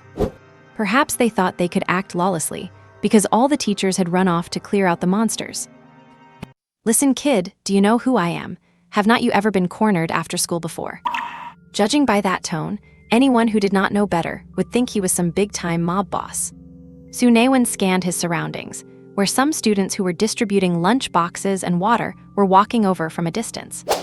"What, just because you dyed your hair green, everyone has to know who you are? Tusk, that color, your missus really knows how to have a good time." The green-haired thug was furious at these words. He stepped forward, grabbed Su Naiwen by the collar, held a butterfly knife right in front of his face, and said with a dangerous air, "Say that again if you have the guts." "Let go, do not push me. If you push me too far, I might do something even I am afraid of." Su Naiwen ignored the blade tip, stopped Wei Wu from intervening, and stared coldly at the other man. Meeting Su Naiwen's gaze, the green-haired guy instantly felt a bit guilty. Today was the first day of school at Lingyang No. 3 High. He had originally intended to wander around the vicinity with his lackeys to see if there was a chance to extort some pocket money. He never expected to have such bad luck and run into an otherworld invasion. That thing, a 3-meter-tall gorilla, was chasing them down with a scythe, hacking at everything. He was just a good-for-nothing thug who usually threw his weight around with a group of lackeys. At most, he would collect protection money from cowardly students and give them a beating if they did not listen. Although he was an intermediate combat-type life master, he had never actually fought. He had been chased by an exotic beast in a pathetic state all the way to the school shelter. Recalling how he had been scared nearly to the point of wetting his pants in front of his lackeys, he felt extremely frustrated. Seeing two students delivering food, and with the combat-type life masters and teachers away dealing with beasts, he wanted to bully them to re-establish his image of authority. Who would have thought a surprise troublemaker would pop up? One look at the blood on the guy's body told him this person was not someone to mess with. He did not know that the blood on Su Naiwen's clothes was from when he used his healing skills to save people in the square. Now, having been provoked like this by Su Naiwen, he could not back down without losing face in front of his lackeys, leaving him in a tough spot. He could not let go, but he could not hold on either. Facing the other man's gaze, he was feeling quite weak. Before he could think of a solution, Su Naiwen decided for him. He just felt the hand he was holding the knife with bump into something, and then he heard a thud. The green-haired thug came to his senses and stared dumbfounded at Su Naiwen lying on the ground. Oh my god, murder! Murder! Someone's attacking people with a knife. It was not just the green-haired guy and his multicolored lackeys who were stunned. Even Wei Wu and the other onlookers were completely bewildered. Su Naiwen's screams had barely faded when a chaotic sound of footsteps approached. Before anyone knew it, a group of students had swarmed the area. They completely surrounded the group of colorful-haired thugs, led by the green-haired one. Su Naiwen was not some naive kid.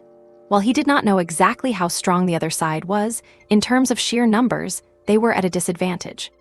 That is why he had already sent someone to get help before stepping up to stop them. The incident happened at the cafeteria side door, so few people were paying attention. The students were busy running around delivering food. Otherwise, the green-haired guy would not have dared to bully students so recklessly. After all, some of the older students had formidable combat skills. If it were not for the fact that those two food deliverers were wearing military training uniforms, showing they were freshmen, the guy would not have dared to stir up trouble. What is going on? What happened here? Blood, he is covered in blood. Damn, who the hell are you guys, daring to attack people with knives in our school? The green-haired guy was on the verge of tears and desperately defended himself. I did not touch him. He fell down by himself. Su Naiwen clutched the wound on his arm, his face pale, and he yelled in pain, "Do you think the seniors at our school are blind?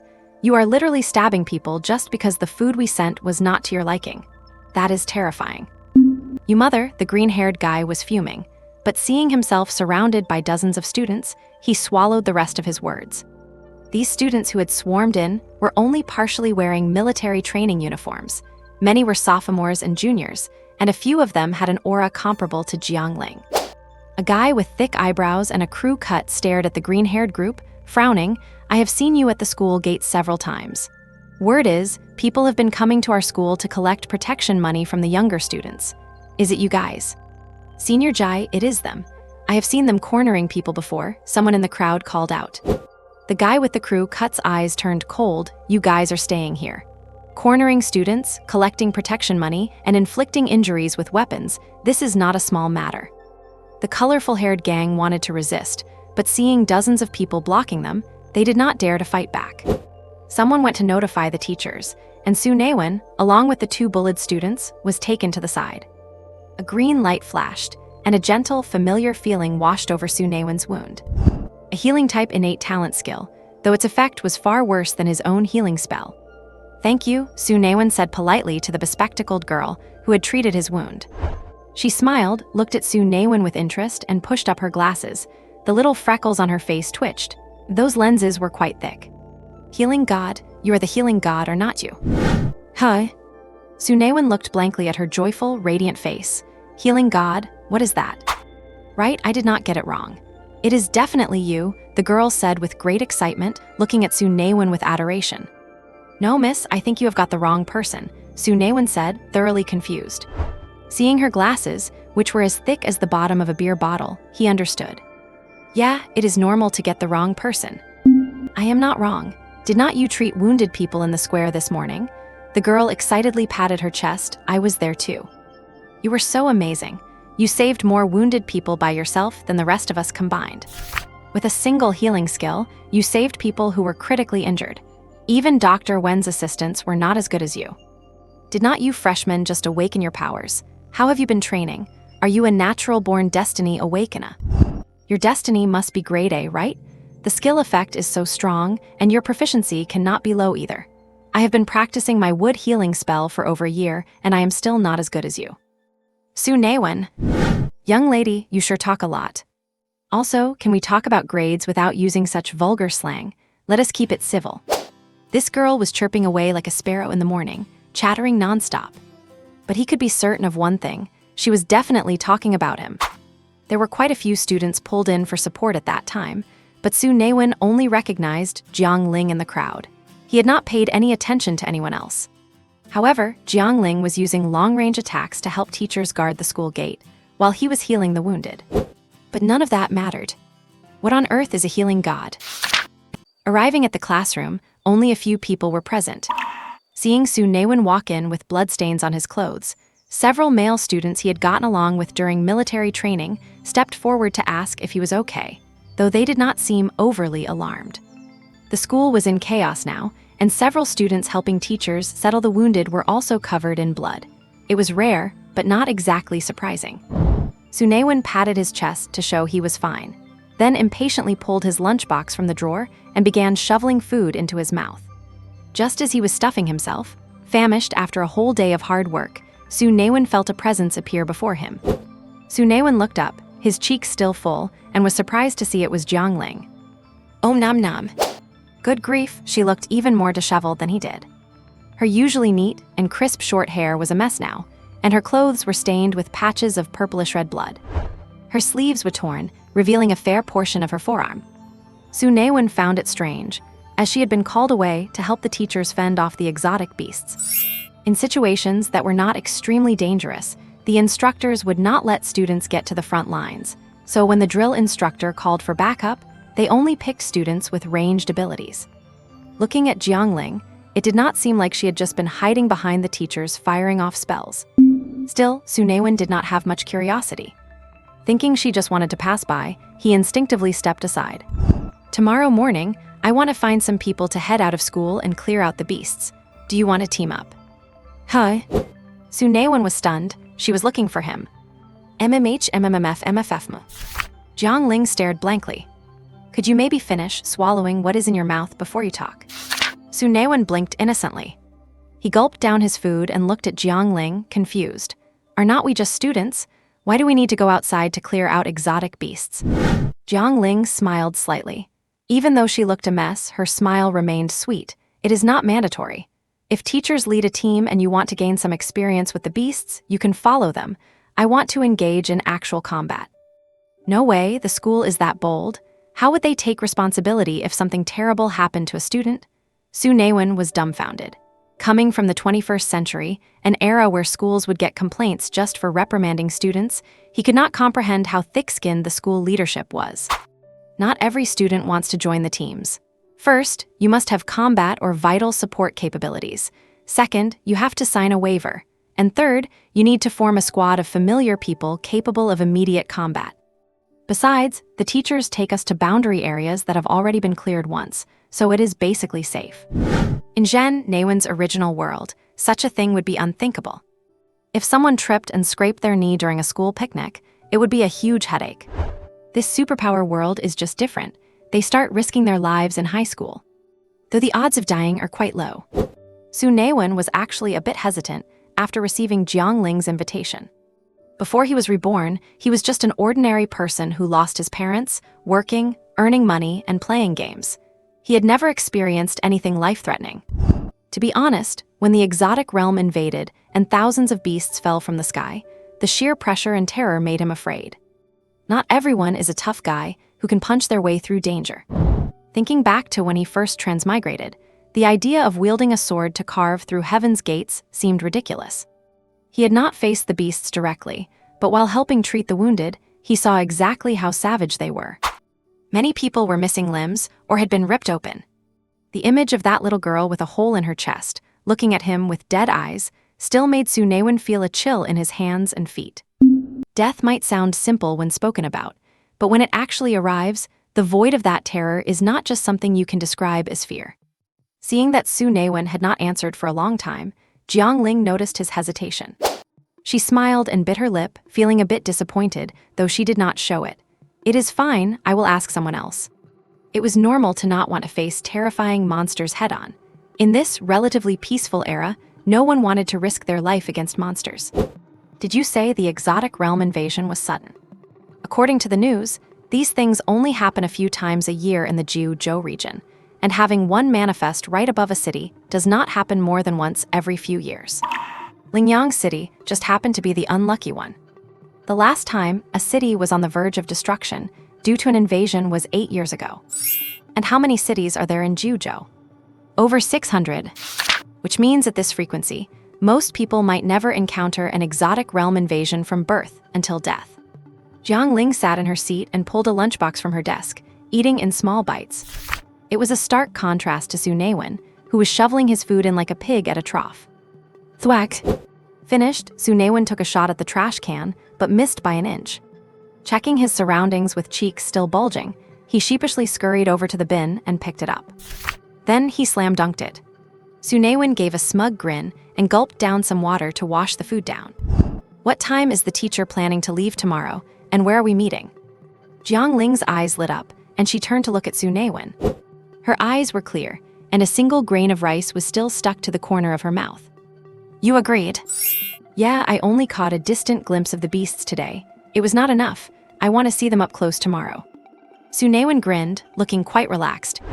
He had realized that while running away might be shameful, it was often effective, but when everyone chooses to run away, society becomes pathetic and useless. The tragic state of the citizens in the square, whether fleeing or being rescued, was still fresh in his memory. The lifeless eyes of that little girl and the heart-wrenching screams of that mother became shackles of helplessness, locking up Su Naiwen's heart. Right, he was still afraid, but did being afraid help? The invasion made Su Naiwen realize that this world was not as safe as he had imagined. Yes, statistics showed that invasions were rare, and Lingyang City was just unlucky. But you cannot calculate probability for an event. Once it happens, it is 100% real. What if he had been on the road to school that day? What if the invading realm had been a higher level? What if his mother had not been at the hospital and his dad had not been away on business? This invasion, officially classified as low level, had cost many people their parents, friends, lovers, and their lives. He had been lucky, but there was no guarantee he would be lucky next time. Strength, he needed strength now. This strength did not just refer to his soul power intensity and the skills he possessed, but also his heart. Can someone without the heart of a warrior truly be considered strong? Perhaps. Su Naiwen, with his cheat, could become that kind of powerhouse. But when the strength of one's heart does not match the power one possesses, that is when trouble begins. Early morning. The sky reflected the color of the sea, and bright, soft sunlight streamed through the window into the dormitory. I opened the balcony door, but a scent of dust mixed with a faint smell of blood shattered the beauty of the morning. Su Naiwen dressed neatly and dashed toward the plaza, empty-handed. Beside the flagpole, Su Naiwen spotted Jiang Ling in her sportswear. She stood tall and graceful, as calm and elegant as when he first met her. However, after witnessing her ferocity, when she single-handedly took down the entire class of boys with 2 flags, it was hard for Su Naiwen to associate her with the word calm. I did not think you would actually come, Jiang Ling said with a smile as she saw Su Naiwen. What, you did not trust my word? No, it is just that quite a few people backed out at the last minute. Jiang Ling pointed toward the students gathered under the flagpole, scanning them carefully. There were about 50 of them. Just a moment ago, there were at least 400 people here. Su Naiwen looked puzzled. He really had not expected the turnout to be so low. Although Lingyang No. 3 High School was not a key school and could not compete in scale with No. 1 or No. 8, its pleasant environment and excellent teaching resources meant it recruited plenty of students every year. With over 20 classes per grade and at least 30 to 40 students per class, there were about 3,000 students in the whole school. Excluding the freshmen, there were over 2,000 students in the sophomore and junior years, and even after removing the liberal arts students, there were still well over 1,000 martial arts students. Even if you did not count the support-type Fate Masters and only considered those with combat-type Fate Souls, the number still exceeded 500. Yet now, the number of students gathered under the flagpole had barely reached 50. After taking the 2 papers Jiang Ling handed him, a liability waiver and an application form, Su Naiwen finally understood why the group had shrunk from over 300 to just 50. The waiver was detailed, essentially saying that if you ignore the teacher's guidance and cause trouble, you cannot blame anyone else if you end up dead. As for the application form, it was speechless. Aside from the personal information, there was actually a mandatory task at the bottom. Required to hunt a beast of the same level as oneself. Are you kidding me? We were supposed to follow the teacher to gain experience, but instead of observing, we are forced to fight immediately. No rehearsal, just straight to real-world combat. Even more frustratingly, if you fail the hunt, the school will issue a public criticism, label you as an incompetent fate master, and scroll the announcement in the main hall for 3 days. That is genuine humiliation. And there was absolutely no mention of rewards for completing the hunt. Is not this just risking your life for free labor? What a total sucker's game. And Su Naiwen was one of those suckers. He picked up his pen and signed his name. He filled in his age, class, fate destiny, and soul power level in the form. The balding teacher who was reviewing the forms took Su Naiwen's sucker clause paperwork and blinked. He looked up at Su Naiwen, skeptical, then back down at the form. He examined him 3 or 4 times, then scanned him from head to toe, as if trying to confirm something. A freshman who just awakened a low-level fate soul, and it is a support type like benevolent heart. Su Naiwen, not understanding what was going on, nodded blankly. The bald teacher handed the forms back to him. No, you are too weak. Go back to your classroom and study. This, Su Naiwen scratched his head. He had been ready to be heroic, but now he was told he was just a noob who was not qualified to fight. Wait, he was supposed to face the challenge with courage, but instead was told he was a rookie with no business on the battlefield. Teacher, he is in my group. We are a team, and his healing skills are very effective. Jiang Ling, standing nearby, hurriedly spoke up for him. Oh, that piqued the teacher's interest. He had a deep impression of Jiang Ling from when he was reviewing the applications. There had been a few freshmen among the applicants. He had basically turned them all away at a single glance. Freshmen who had just awakened their souls have no business here. They should stick to their studies. But Jiang Ling was different. A freshman, but her soul power was ranked at the intermediate level. He had heard about a genius with an innate destiny who had joined the school. He had not expected it to be this pretty young girl. If someone like Jiang Ling trusted him, maybe he had some potential after all. So this freshman had good healing skills. All right then, use your healing technique on me. Su Naiwen complied and waved his hand, casting his healing spell. A dazzling green light engulfed the bald teacher. The slightly ecstatic murmur made the nearby students look at each other with strange expressions. This green light was far more striking than typical low-level healing talents. Watching the teacher close his eyes in enjoyment within the light, the others could not help but wonder, was it really that good? Holy crap, it is the milk god. Su Naiwen shuddered, wishing he could crawl into a crack in the ground. Damn it, if you're going to give me a nickname, could not it be something cooler? Like Su, the savior, the healer, the unstoppable, the virtuous, the heroic, the handsome, the charismatic, the unrivaled, the peerless little medical sage, when? Holy crap, it really is him. The milk god, who, where, that girl with the short hair. Him not bad, but is not calling her milk god a bit exaggerated. They do not look very big either. Get lost, I am talking about that boy. That is even smaller. And you do not know? Yesterday morning, he single-handedly healed nearly 100 people. He is better than those in the sophomore and junior years. That healing skill of his, Tusk, I can only say he has got plenty of juice. No way, even better than Goddess Chin. I do not think so. My wife did not make it to school yesterday. Already drinking first thing in the morning. And that flashy green light made several people recognize Su Naiwen.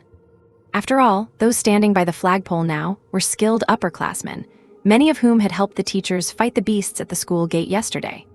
The treatment area was not far from them, so many had naturally noticed Su Naiwen's powerful healing ability. Those who did not know listened to the whispers and soon understood Su Naiwen's feats. Someone looked at Jiang Ling beside Su Naiwen, then back at Su Naiwen, and could not help but sigh, these freshmen are getting more and more like monsters. Su Naiwen was not the only one who performed impressively yesterday. Having felt Su Naiwen's healing ability himself, the balding teacher now looked at him with bright eyes. Impressive healing ability. To have such power as a low-level fate master, this kid is definitely a genius. He might just be the next great medical master. Not bad, application approved. However, I still advise you not to participate in these cleanup operations. Of course, the final decision is entirely up to you. If you need to, you can head over there now to find a suitable weapon. The teacher with the Mediterranean hairstyle pointed toward the equipment room on the side. For you, if you get separated, a handheld weapon will not be of much use against mid to high level exotic beasts. But if you are facing low level ones, it might at least let you land a few hits before you die. Su Naiwen, sweating nervously. That was quite tactless of him to say. Still, having a weapon in hand does bring a bit of peace of mind. No wonder so many students under the flagpole were carrying sabers and long swords. At first, I thought, as expected of the senior students, bringing weapons to class regardless of gender. It is a good thing these people were not all wearing the school's standard gray-black uniforms. Otherwise, outsiders might think it was a gang ready to start a brawl. The equipment room was piled with all sorts of things: weighted sandbags for training, crash mats, marking targets. The most eye-catching, of course, were the weapons arranged on rows of racks. Naturally, the mountain facility holds more than just these simple gadgets. This is just the storage area for small gear and standard-issue weapons. There are plenty of power trainers, testing devices, high-speed moving targets, simple weight-bearing rooms, and so on, but those are all in the main martial arts hall. Looking at the wide array of weapons, most are various swords, sabers, and spears, along with a few standard-issue longbows. Su Naiwen picked up a thick, specialized long saber. Good grief, it really was not light, weighing at least a dozen pounds or more. Picking it up was not difficult, but actually swinging it around. Su Naiwen admitted he was a total weakling. Seeing Jiang Ling behind him also choosing a weapon, he took advantage of her not looking and stealthily put the saber back. Damn it, he had just seen some of the people gathered under the flagpole carrying the same saber like it was a toy. One swing, and even if you're not split in two, you had be flattened. Cannot mess with them, definitely cannot mess with them. Su Naiwen looked at the other weapons. Although some were not light, they were not too heavy either. Some blades, obviously meant for beginners, were much lighter than that saber. However, Su Naiwen, who had never used a sword or saber, scratched his head. If you do not know how to handle these things, you will probably end up hitting your own teammates or even accidentally cutting yourself. A spear cannot handle it, a bow cannot even draw it. Well, at least I am quite good at eating, drinking, and sleeping. It seems I have more things I am good at than things I cannot do. After mulling it over, Su Naiwen picked up a stick over a meter long from the side, weighed it, and gave it a few swings. The length is just right, and while a bit heavy, it is acceptable. In his past life, during his years as a school bully in junior and senior high, he had countless scraps. His top 3 most reliable weapons were a mop handle he had snapped off, the seat or bench he was sitting on, and the bicycles parked at the school gate. Of course, there was also the street fighting artifact, the brick. But usually, unless you are blind with rage, no one touches that thing. It is a quick way to end up at a funeral. Looking at its appearance and material, this stick was likely originally the shaft of a beginner's training spear. Judging by the cross-section at one end, it had clearly been sliced diagonally, leaving a sharp, pointed tip. Well, getting poked with that would definitely hurt. This is the one. Su Naiwen was satisfied with his chosen weapon. He turned around and was immediately stunned. A 3-meter-long specialized spear was resting in front of him. The pitch-black shaft was as thick as an egg, engraved with anti-slip patterns, and it barely fit in a pair of delicate, slender hands. The silver-white spearhead glinted with a sharp, eye-catching cold light. This weapon was likely one of the few in the room heavier than that specialized long saber. And yet, Jiang Ling was casually carrying this heavy spear on her shoulder. Her slender, thin frame made one worry that she might be crushed under the weight. The specialized heavy spear was clearly a lengthened and thickened version of the standard spear. Damn, a woman having something longer and thicker than mine. That is not fair. Finished choosing, Jiang Ling glanced at the broken stick in Su Naiwen's hand. Her expression shifted slightly, and she raised her pretty eyebrows before returning to normal and saying indifferently, "Let us go." Although the change in Jiang Ling's expression was fleeting, Su Naiwen still felt he had been humiliated. "Why do not you just drop me from the team?" He gritted his teeth and forced himself to say the words. Jiang Ling was stunned for a moment, turned to look at Su Naiwen seriously, perhaps sensing something, and gave a gentle smile. "It is okay, you are very strong." If it were not for the fact that the corners of her mouth curved up a bit more than usual, Su Naiwen might have believed her. "Besides, you have got plenty of healing power." Pouting sadly, "Thanks, I am touched that you lied to comfort me, but that last part was completely unnecessary." Su Naiwen dragged his stick behind him, looking depressed as he followed Jiang Ling, who was still carrying her heavy spear. The pairing of these two caught people's attention. All right, for those left, you can get to know each other. It is best to form teams of 3 to 5 so you can hunt exotic beasts more efficiently. Originally, many people had come to this event in groups, as the school had suggested from the beginning. However, the sudden task mentioned on the application form scared many away. As a result, some people were just drifting around individually. But these seniors had been in school for a year or two. Anyone brave enough to take part in the cleanup operations had some skills and was not exactly unknown in their grade. Moreover, to enrich combat experience, many sparring classes were held across multiple classes, so they naturally had some understanding of each other. Soon, they were gathering in 2s and 3s to form small groups.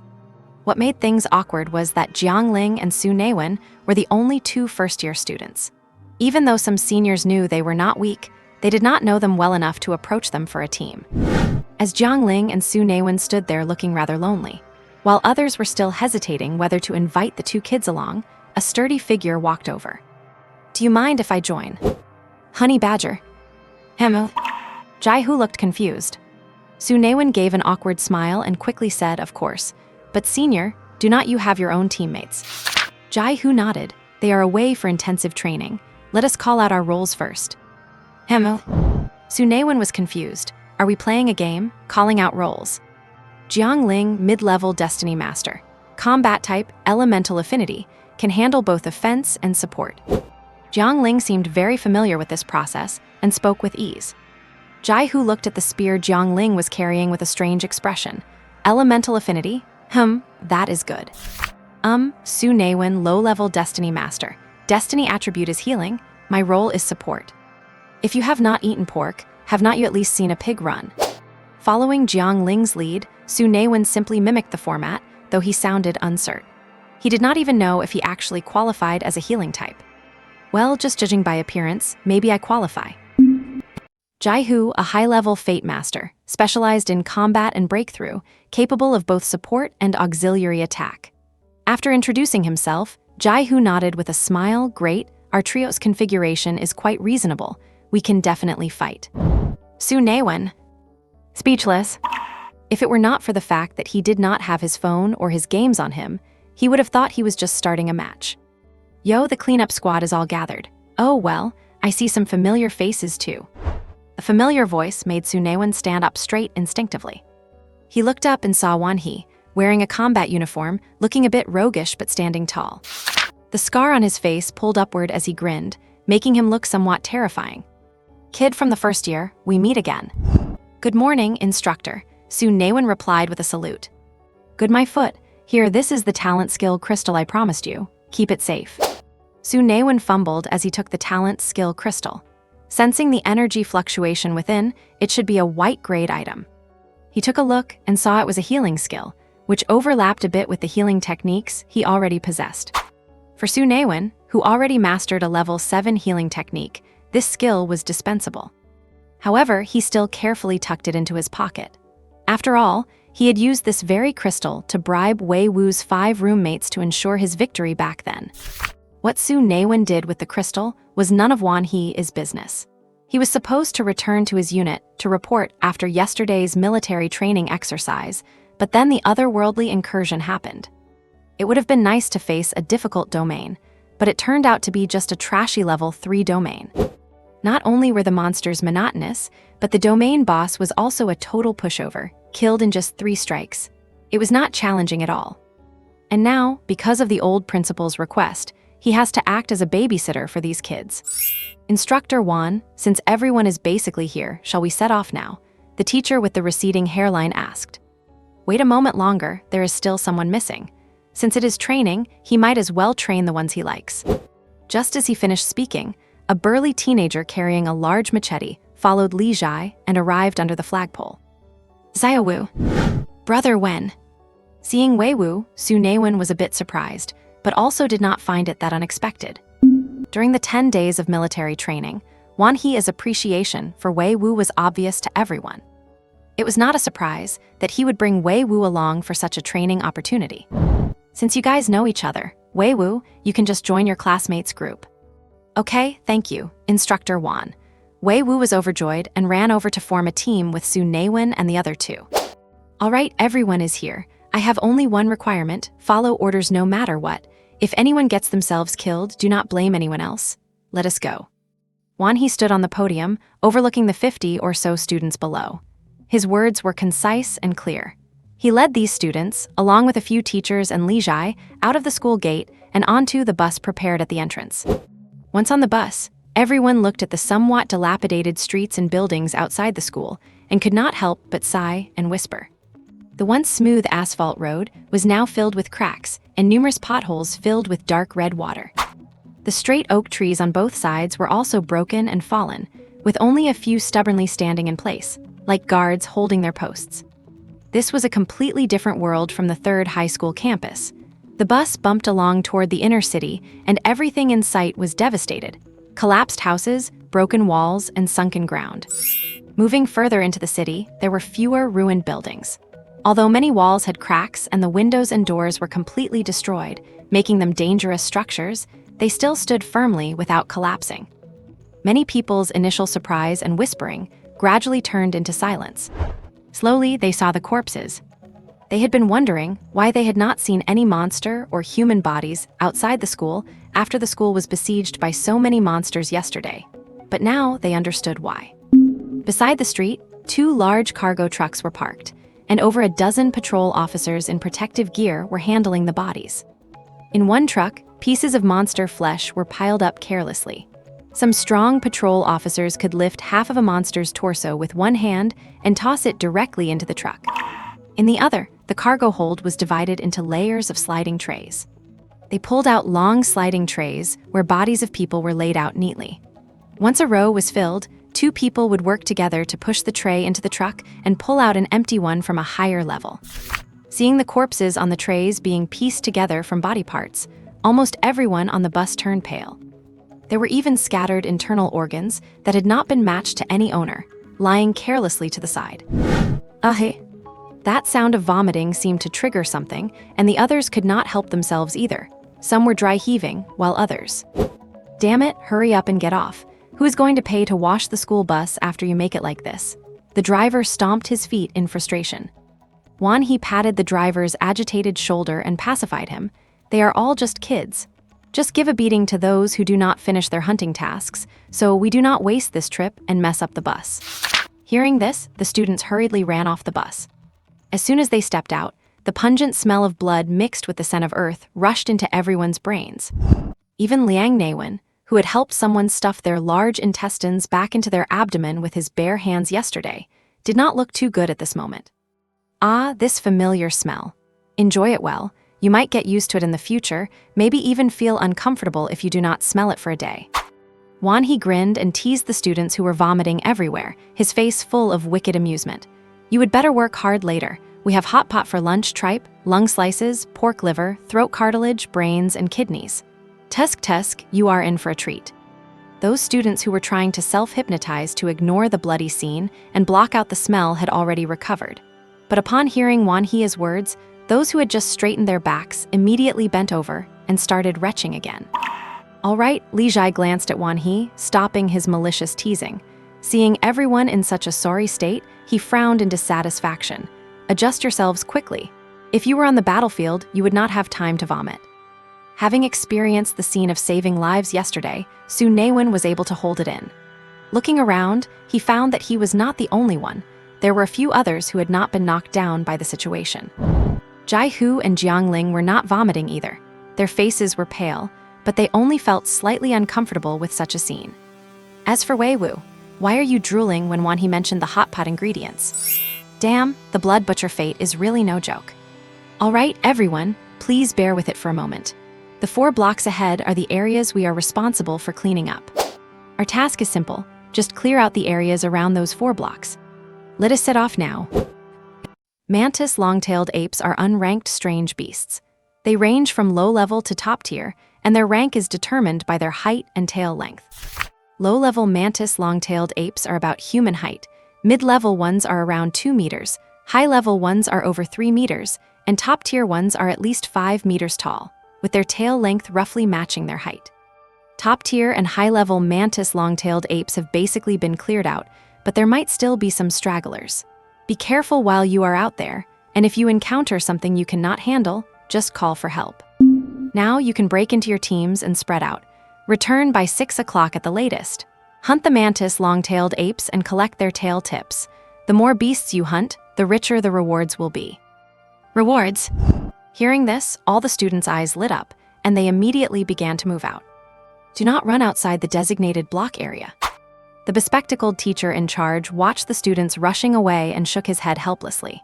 Instructor Wan, Instructor Lee, and the rest of the teachers, I will leave it to you. Several teachers smiled and replied one after another, it is our duty. Protecting the students is exactly what we should be doing. Haha, I, for one, want to see what these little guys are made of. The school team is away for training, so it is a good time to see if there are any other promising talents. Wan He looked at the enthusiastic teachers and let out a bored yawn. Tell the old principal that I have paid off my debt to him. As soon as he finished speaking, he flashed away, stirring up a whirlwind in his wake. Before the others could react, his figure had already reached the top of a tall building with the widest view over 4 blocks. Li Zhai smiled apologetically at the other teachers. This guy has a bit of a nasty personality. Please bear with him.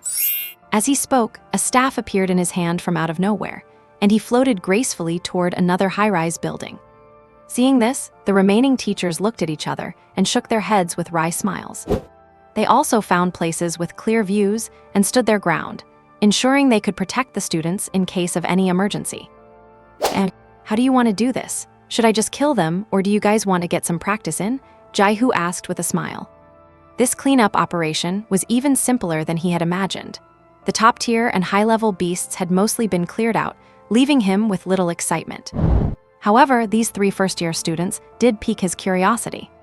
A genius who awakened an innate talent, a healer god who saved nearly 100 people just days after awakening, and another one who caught the eye of the toughest instructor this year.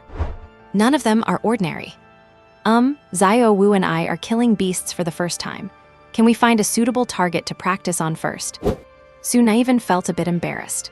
Jaihu was a high-level destiny master. If he went all out, it was unclear if Jiang Ling could even get involved, and he and Wei Wu would probably just be dead weight the whole time. Being carried to an easy victory without doing anything is nice, but it defeats the purpose of the training. Sure, I only joined this cleanup because I was bored anyway. Looking at the difficulty level, I doubt the school's rewards are anything special, Jaihu said casually, treating it as fulfilling his duties as a senior to guide his juniors. Thank you, Senior Jai. Jiang Ling, carrying her long spear, also said, if there is a lone mid-level beast, I would like to try handling it on my own. No problem. He had not expected Jaihu, who looked stern with his buzz cut, to be so surprisingly easygoing. The 4 of them bypassed the cordon and arrived at the school's designated area. In an alleyway, there were just 2 or 3 mantis long-tailed apes wandering about. They were roaming aimlessly, occasionally swiping their long scythe-like arms at the walls or buildings. Oh, luck's on our side. There are 3 of them, 2 mid-level and 1 low-level. I will take care of that mid-level one. You 3 want to handle the other 2. Thanks, Senior. Seeing living beasts, Wei Wu's eyes burned with eagerness. With a loud clank, he drew the blade from his back. It was a broad, thick, long blade, about 1 meter long and a palm wide. It gleamed dazzlingly under the sunlight, and the black hilt was wrapped in red anti-slip tape. It was quite a large blade, but in Wei Wu's hands, it looked somewhat small. Good blade, Jaihu's eyes brightened as he praised it. Then he hurriedly added, here they come, get ready for battle. Perhaps the sound of the blade being drawn alerted the 3 mantis long-tailed apes in the alley. They all sprinted toward the 4 of them on their sturdy legs, swinging their scythe arms, whipping their long tails, and charging with bared fangs and blood-red eyes. The bursts of hissing were enough to make one's ears ache. Without a word, Su Naiwen cast 3 armor spells, 1 on each of them. Then he cautiously cast 1 on himself, and followed up with 2 recovery spells to replenish his nearly depleted soul power. For today's cleanup, Su Naiwen had dumped all of his remaining 500 support points into his skills. Armor spell level 3, 0. Consumes soul power to form invisible armor on a single selected target. Immobilize level 3, 0. Consumes soul power to emit a beam of light, causing the target hit to enter a brief state of immobilization. Soul awakening level 1, 0. Slightly enhances the 5 senses. Coupled with his level 7 heal and level 3 recovery. This was the full extent of Su Naiwen's current strength. Jai Lin's felt the invisible armor on his body and was somewhat surprised that Su Naiwen possessed such a technique. However, armor of this intensity was no more than a piece of styrofoam to him. It made no real difference. Taking a single step, Jai Lin shot out like a cannonball. In the blink of an eye, he appeared in front of one of the mantis long-tailed apes. Before the beast could even swing its scythe, a loud bang echoed. Dragon fruit juice mixed with white tofu residue sprayed out from his punch like a shotgun blast, splattering a dazzling flower against the wall. Jai Hu took a few steps back and landed gracefully at the edge of the alley. He shook the purple-red blood from his hand, wiped it with a wet tissue, tossed it aside, and watched calmly as the headless mantis long-tailed ape crashed to the ground. Elegant, absolutely elegant. Su Naiwen was dumbfounded. Battle ended with a single punch. He figured that if that punch had landed on him, he would have likely exploded on impact. Ding assisted in killing a mid-level strange beast and helped alleviate humanity's plight. Support points +5. Ding assisted Jai Hu in completing a battle. Support points +11. Before Su Naiwen could react, a sizzling electric current brushed past his ears. Jiang Ling's beautiful face flashed by in a blur. The 3-meter-long spear was surging with purple electric arcs, creating sparks as it frictioned against the air, leaving a ghostly afterimage behind. In an instant, she pierced through the neck of another mid-level mantis long-tailed ape. Jiang Ling let out a sharp cry, her hands vibrated, and the massive head flew off. She pulled back the spear and sidestepped to avoid the spraying red dragon fruit juice. On the other side, Wei Wu swung his long blade, severing the scythe arms in 2 swipes, then followed up with a lunging strike, cutting the beast clean in half. It was truly brutal. Su Naiwen. Should I just go? Leaving? That is absolutely out of the question. Ding assisted in killing an intermediate-level exotic beast, helping alleviate the human plight. Assist points +5. Ding assisted Jiang Ling in completing combat. Assist points +1. Ding assisted in killing a low-level exotic beast, helping alleviate the human plight. Assist points +5. Ding assisted Jai Hu in completing combat. Assist points +5. Su Naiwen immediately changed his mind. The exotic beasts have not been cleared out yet, and the city has not returned to its usual peace and tranquility. Why would I leave? Am I the kind of person who would abandon my responsibilities just because of a little setback? We must contribute to the city's rebuilding and create a peaceful environment for the people. This has absolutely nothing to do with those measly assist points. But seriously, what the heck is up with that +1 assist point from Jiang Ling? What a swift spear, what a sharp blade. Jai Hu looked at Jiang Ling and Wei Wu. Yesterday, during the shelter defense battle at the school gate, he witnessed Jiang Ling's strength, which was on par with some second-year experts. Looking at her now, it is clear she did not even use her full strength yesterday. And then there is this baby-faced giant. For a freshman, he is on a completely different level. Which freshman is this strong just 10 days after awakening? Oh, and there's Su Naiwen too. Has your destiny awakening period passed yet? Jai Hu could not help but ask. How what? Wei Wu looked clueless, his eyes filled with innocent confusion. Jai Hu finally realized that the guy had just finished military training and had not even started formal cultivation classes yet.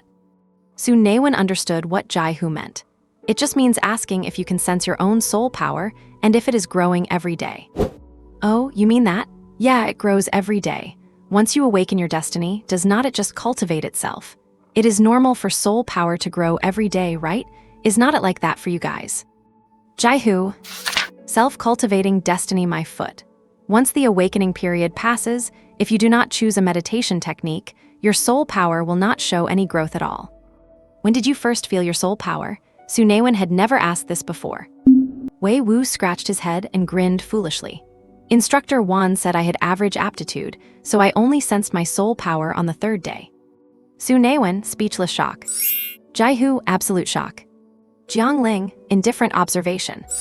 According to research, except for those naturally insensitive to soul power, basically everyone detects their own energy flow at about 1/20th of a low-level destiny master's cultivation progress, which is about 5% of what Su Naiwen observed in his system.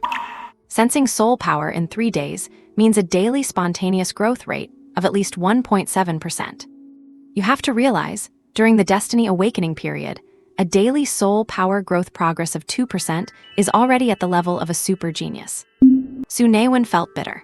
He observed his own destiny awakening period, and his soul power grew by only 0.08 to 0.12% per day. Wei Wu was more than 10 times faster than him. This is what one he calls average aptitude. He could not help but stand on his tiptoes to pat the back of Wei Wu's head, looking him over from every angle. Does this guy have a cheat too? Jiang Ling also could not help but take a few extra looks at Wei Wu. Back when she awakened her innate destiny, it took her 4 or 5 days to feel the energy flow. Your talent is truly impressive. Jai Hu could not help but feel a bit envious. It is very likely this guy could join the school team by his 2nd year. It is all right, I guess, but I do not seem very smart. Last night, Instructor Wan gave me some private tutoring and used a talent skill crystal to help me master a talent skill, but it took me all night just to learn it. Jai Hu let out a sigh of relief. It is good to know his ability to learn talent skills is not too monstrous. It is still within the realm of a genius.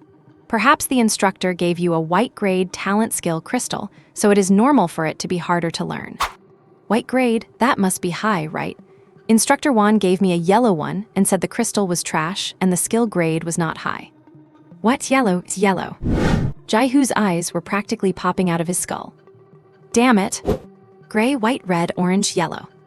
Yellow grade is an entry-level talent skill.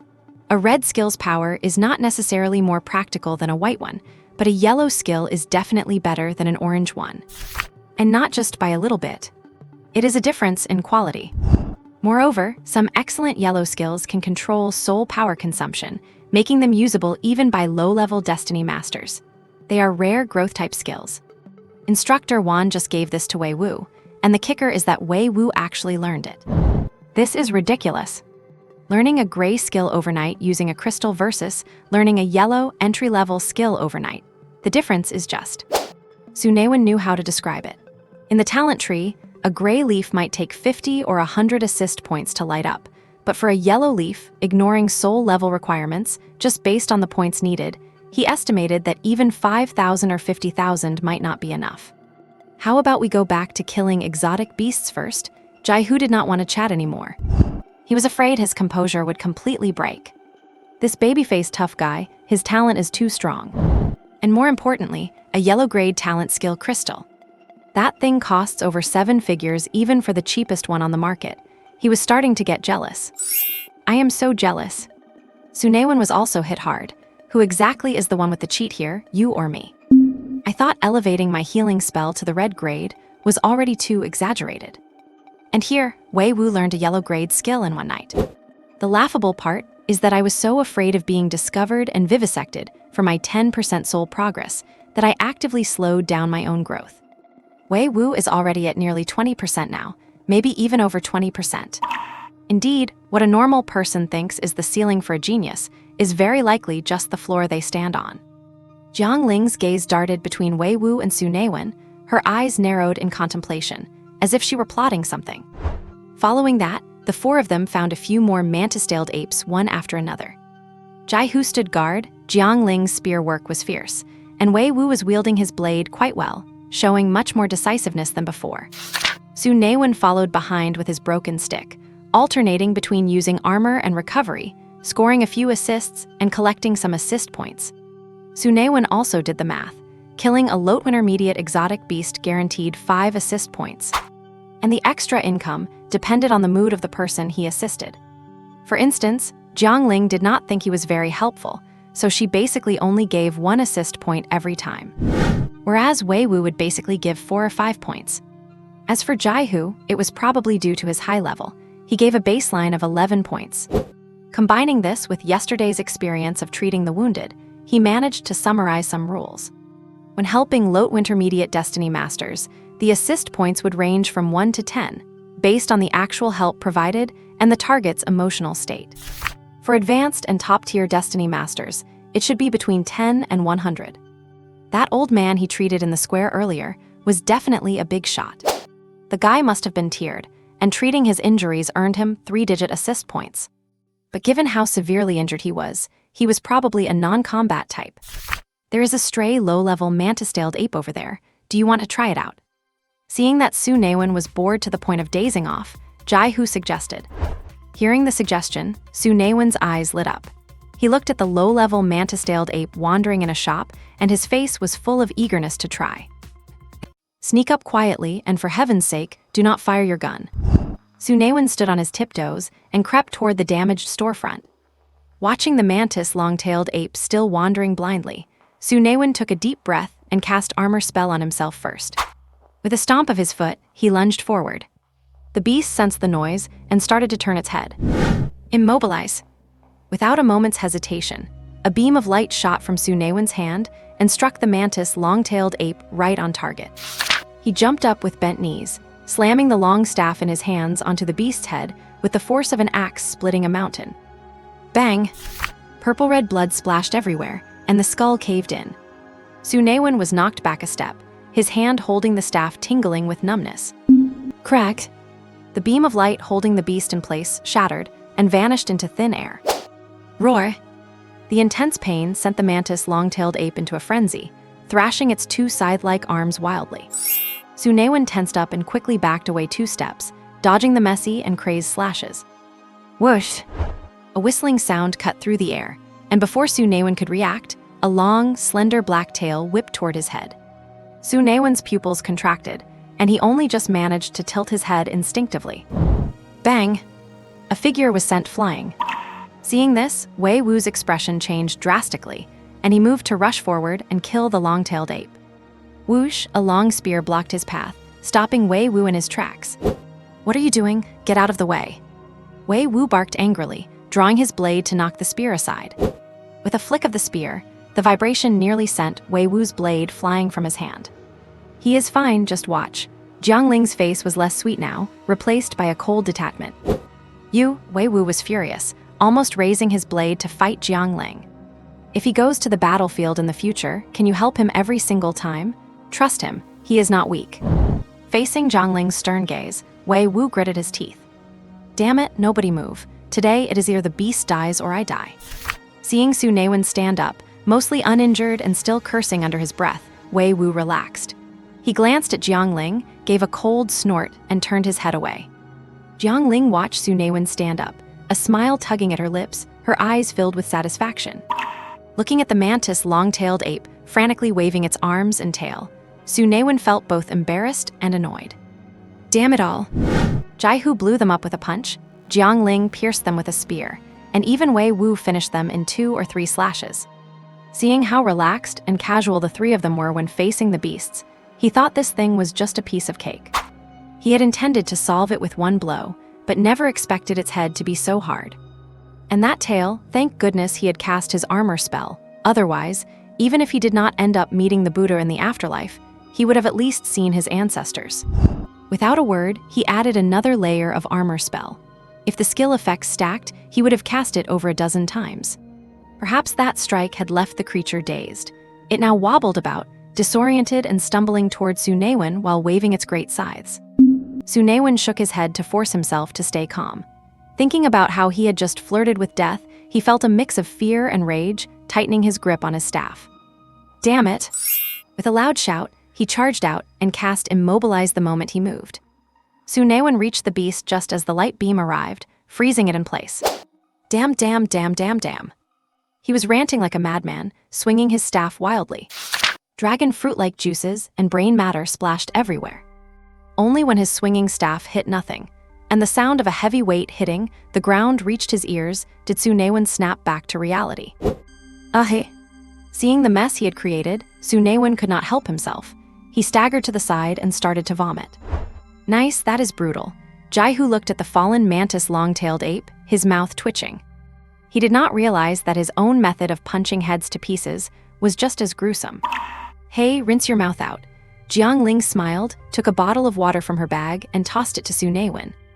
Damn thanks Tui, Feeling the fishy taste of blood that had splashed into his mouth, it took Su Naiwen a long time to recover.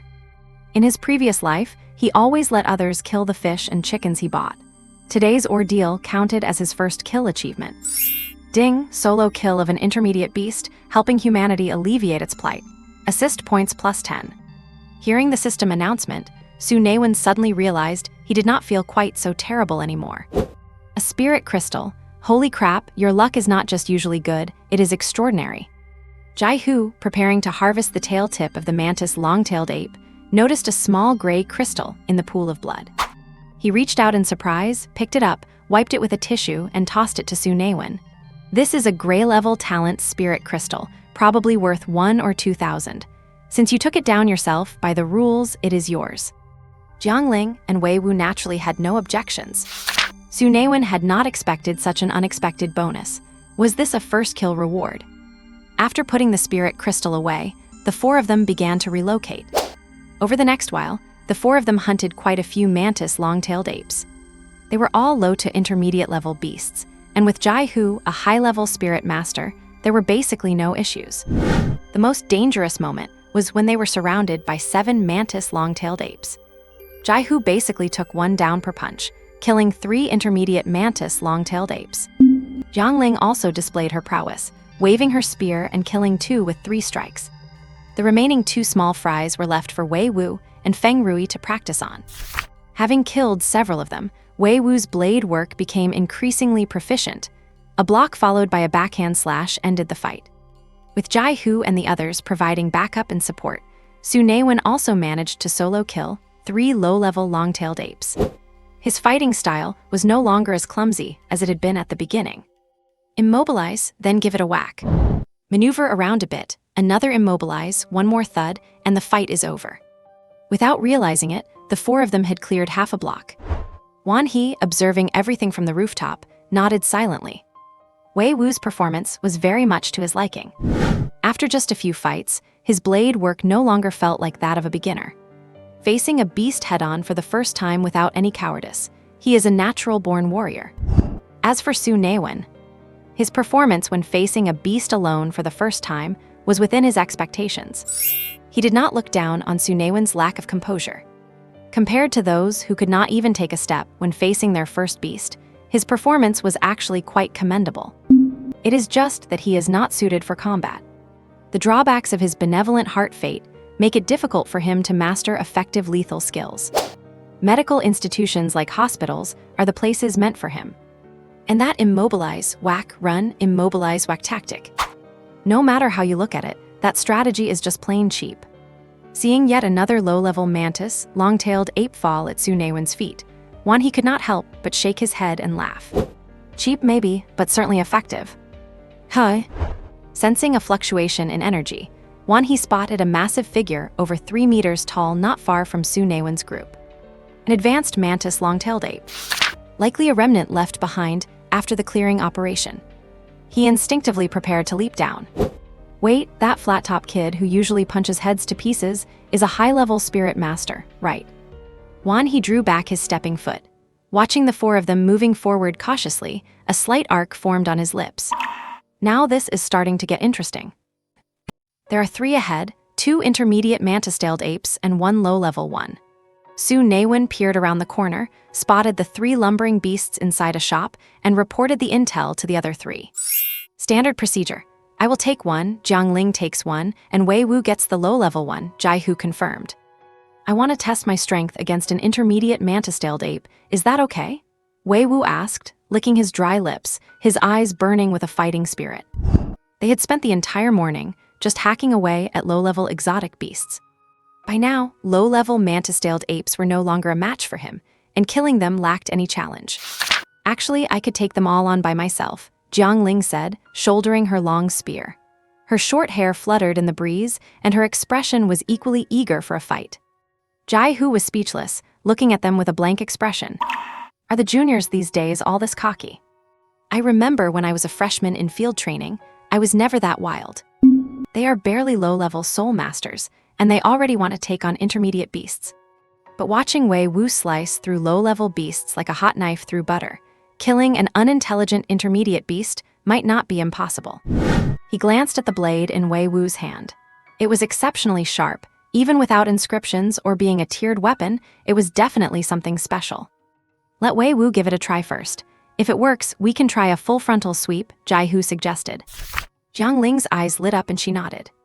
Until now, they had stuck to guerrilla tactics, not actively drawing out the beasts, but instead hunting small groups of 2, 3, or 4. After a quick kill, they would relocate to prevent the sounds of battle and the smell of blood from attracting nearby beasts. It was safe, but not very satisfying. The fights were usually over in 2 or 3 moves. If Wei Wu could effectively hold his own against an intermediate beast, they could definitely try a frontal assault. With Jai Hu there, he only needed to protect Su Naiwen, so it was worth a shot. I will handle the low-level one. After casting armor spells on the group, Su Naiwen clutched his staff and sneaked forward. Although the armor spell was useless for Jai Hu and Jiangling, for Su Naiwen, it was a way to rack up assists. Watching Su Naiwen slink toward the mantis-tailed ape like a thief, Jiangling shook her head with a hint of disdain, brandished her spear, and charged out. With a crackle of static electricity beneath her feet, she dashed forward, her figure becoming a blur as she bypassed Su Naiwen and appeared before one of the mantis-tailed apes. Without slowing down, she ended the fight with a single thrust. Su Naiwen's vision blurred, and he was startled, wondering what had just whizzed past him.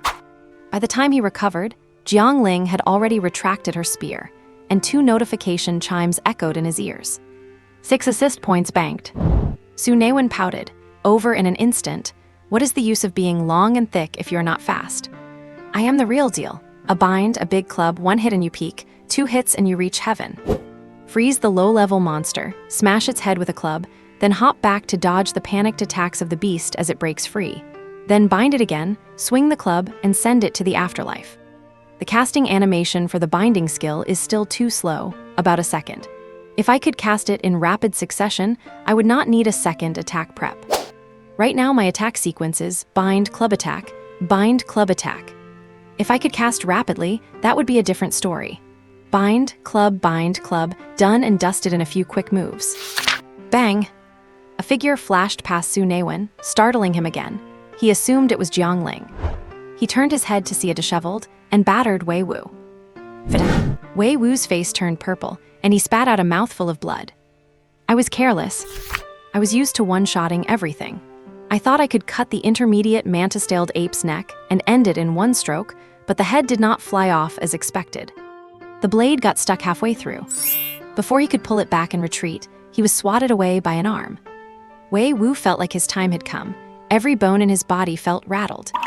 He was struggling to catch his breath, and the searing pain overwhelmed his brain.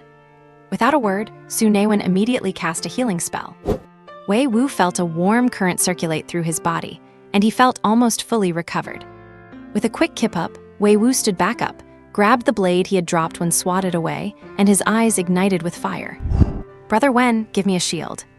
He was not stupid. If it had not been for that armor spell taking the brunt of the hit, he would have been a goner. Su Naiwen did not hesitate. He cast an armor spell on Wei Wu, then followed up with a healing spell and a recovery spell, bringing Wei Wu back to full health. Li Zhai, who had been watching from the rooftop, lowered his hand, his eyes filled with a bit more appreciation for Su Naiwen. Awesome! The tingling warmth and sudden surge of stamina and soul power made Wei Wu shout out, and he rushed back at the mantis-tailed ape, its neck still bleeding. He slashed at the other side of the ape's neck, but before the blade could bite in, it was blocked by a scythe-like arm. The other scythe arm swung toward Wei Wu's head with vicious, bone-chilling force, giving me a taste of my own medicine. The intermediate mantis-tailed ape was bulkier than the low-level ones, with harder, thicker black armor, faster reaction times, and much greater attack force. Even its battle instincts seemed superior.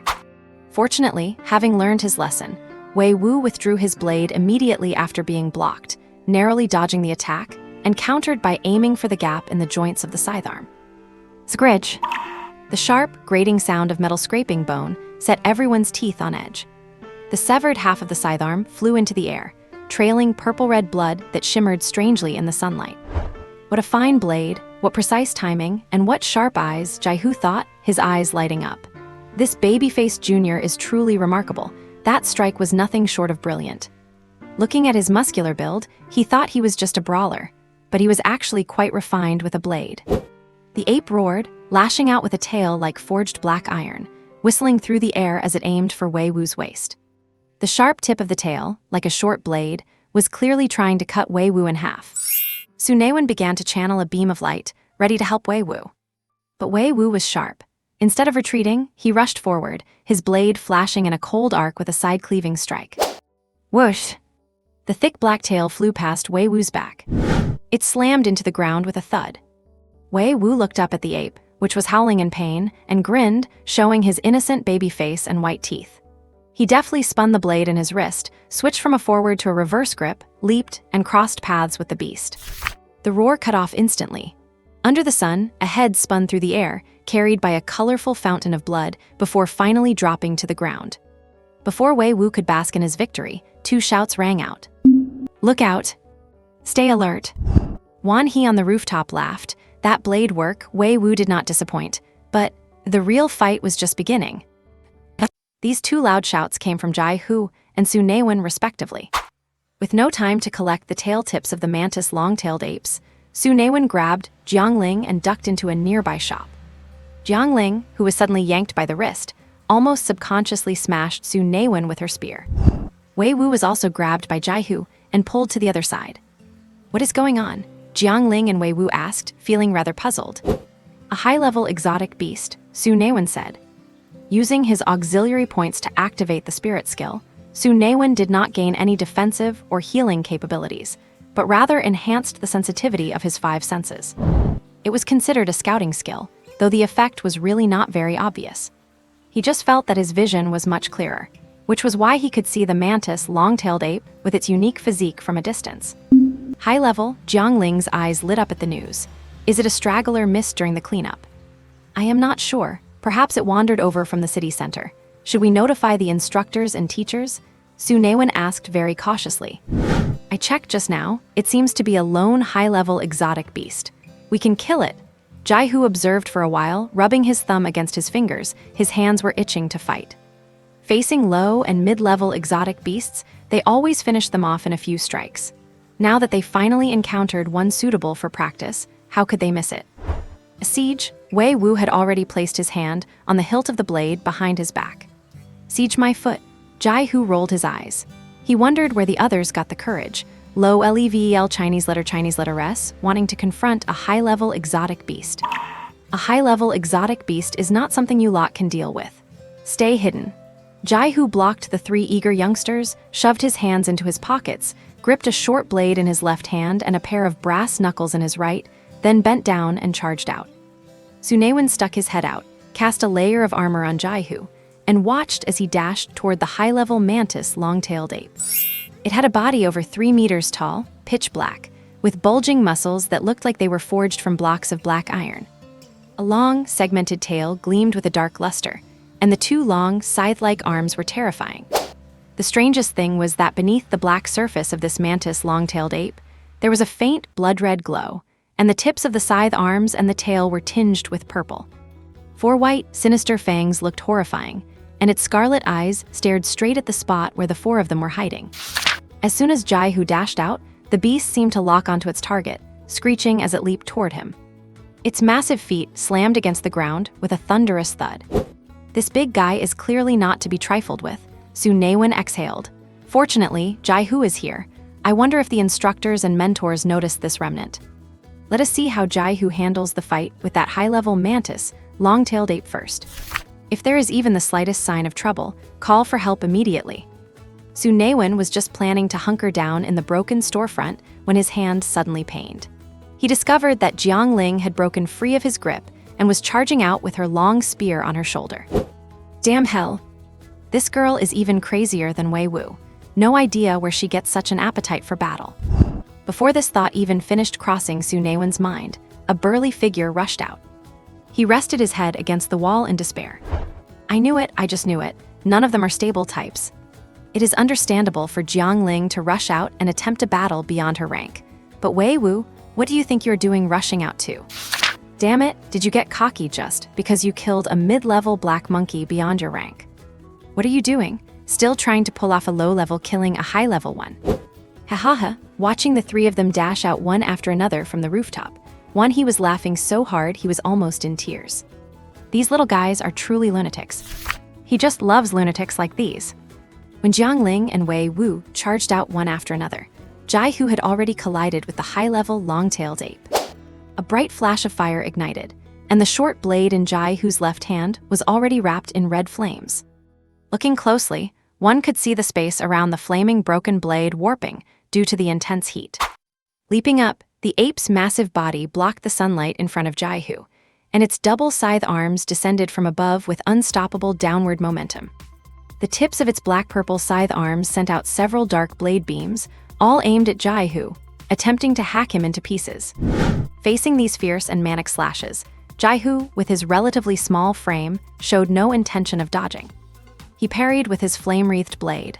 The fire surrounding the blade exploded instantly, releasing a 3-meter-long flame blade glow that crushed the dark light and continued upward, intending to slice the beast in two. The massive scythes followed closely behind the shattered dark light, and the sharp scythe arms, carrying the momentum of tearing through the void, directly sliced the flame blade glow into several segments.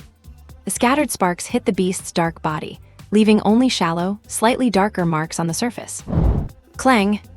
The flame-wrapped blade was also caught by the ape's scythe arms, and a purple-red light whipped from behind, followed by a thick tail smashing down. Jaihu cursed, "My strength lies in my fists." His right fist, equipped with brass knuckles, had already pulled back like a full bow, with a khaki-colored air mass enveloping his right arm.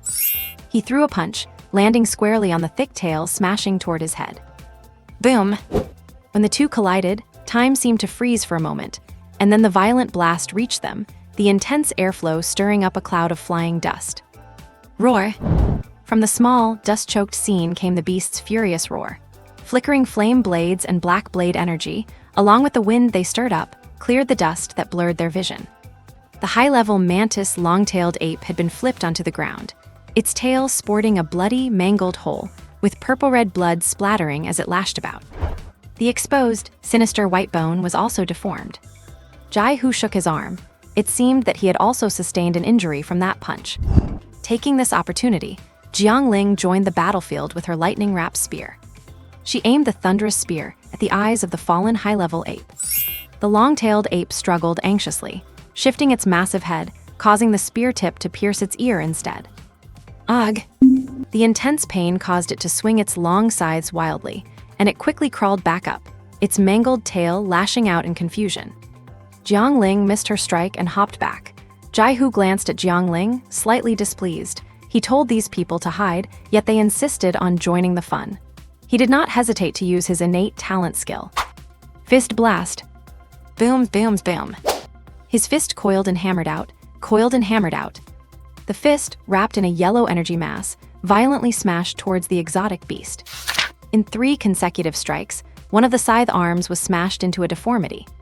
Bending down to dodge a tail whip, he used his short blade, infused with flames, for another upward strike. It struck exactly where he had pulverized the flesh and exposed the bone earlier, severing a small section of the black-purple tail tip. The other remaining scythe arm swung horizontally. Jaihu, too focused on the tail to dodge, had no choice but to raise his blade to block. The blood and injury only fueled the beast's ferocity, and the force behind this slash was immense. He was sent flying like a ball. Without Jaihu's suppression, the injured high-level mantis long-tailed ape crawled back up. It began to chase Jiangling, hacking at her violently. Jaihu scrambled to his feet and charged again. Heal armor. Su Naiwen did not hesitate to restore Jaihu's state and cast a shield on him. Even though the shield was still quite fragile, every bit of protection counted. Jaihu intercepted the advanced mantis ape that was chasing Jiangling and threw a punch. Fist blast. A powerful, yellowish shockwave from his fist forced the creature back half a step. Wei Wu, who had been maneuvering to find an opening, wiped his hand across his long blade, leaving a gash. His blood stained the steel, causing it to emit a blood-red light.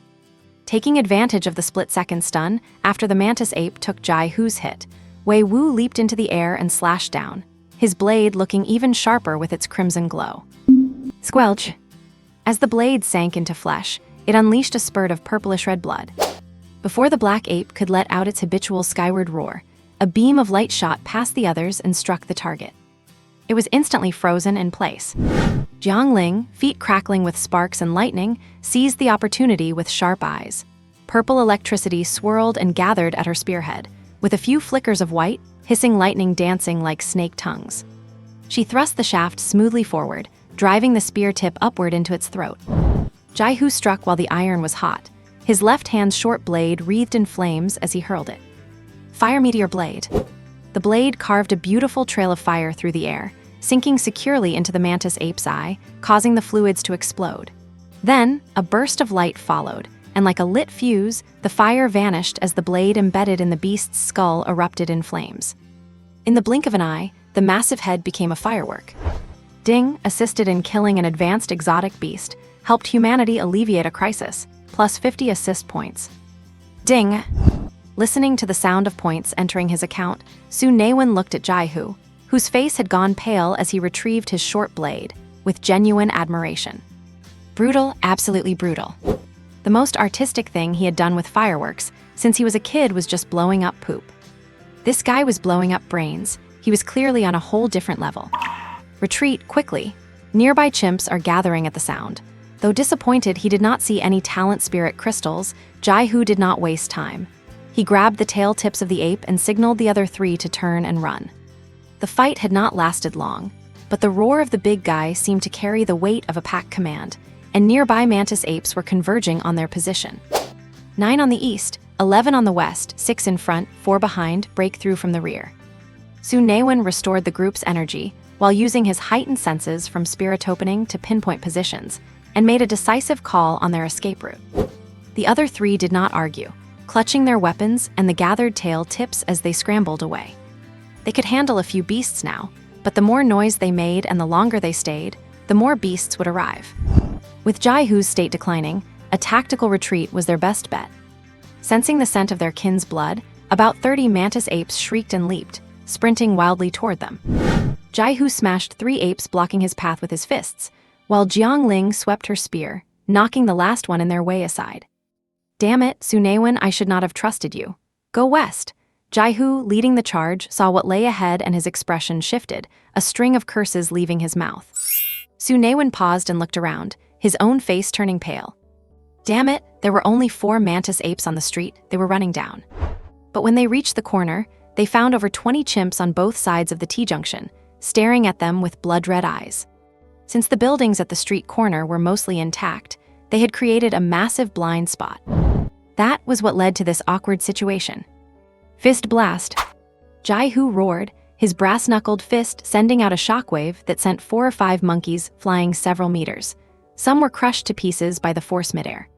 With a gap opened up, they sprinted forward, Jiangling's spear becoming a blur of stabs, smashes, parries, and sweeps. Behind us, Su Naiwen fired 2 beams of light, freezing the 2 mantis apes leaping toward them. Wei Wu, guarding his side, swung his blade and sent 2 heads rolling. Are not you going to help? Li Zhai asked, having flown to the rooftop where Wanhee was standing, looking down at Su Naiwen's group, who were nearly surrounded. Wanhee stretched. What is the rush? That third-year kid using his fists is not bad, and Jiangling is not as simple as she looks either. Most importantly, Wei Wu needs to condense his killing intent. Do not worry, I will intervene at the critical moment. They have already taken down an advanced one. These small fries will not end them in the short term. Li Zhai shook his head with a smile, watching Su Naiwen, surrounded by the 3, as he kept casting armor and recovery skills and fell into deep thought. Generally, in a squad of 3 to 5, the support is not strictly protected. Rather, it is the secondary attackers, those with long-range abilities but weak physiques, who need protection, like elemental battle mages. At critical moments, the support even has to take the blows. But look at this now. Su Naiwen has become someone who needs to be protected, which is a major drawback. However, this kid is truly a genius. 2 or 3 days ago, while Su Naiwen had grasped the basics of healing, recovery, shields, and that bizarre immobilization beam, they were clearly novice level, except for his healing skill. Now, looking at his casting speed and frequency, he has reached a level of significant proficiency. Especially his innate talent for healing. The effectiveness exceeds that of even the white or red skills typically cast by average intermediate mages. If only he had some combat capabilities. Li Zhai shook his head quickly. The limitations of a Fate Soul are not easily resolved. And considering the traits of the benevolent heart Fate Soul, as gifted and monstrous as he is in healing and recovery, he would be equally incompetent and hopeless in offensive combat skills. What a shame. Internal reports show the rifts are becoming increasingly unstable, and the military is desperate for talent. If Su Naiwen could learn some combat skills, not for power, but for self-preservation, he would be an exceptionally outstanding combat support mage. Setting aside those impractical thoughts, he looked down at the four, who were being pursued and cut off by the Chimp Legion, and was somewhat surprised. He nodded silently. Not bad at all. They actually broke through the encirclement. Even though those beasts are brainless idiots, managing to break free by luck means the younger generation is not as bad as I thought. Li Jai frowned upon hearing this. Luck. Not necessarily. As a support, he needs a degree of tactical awareness.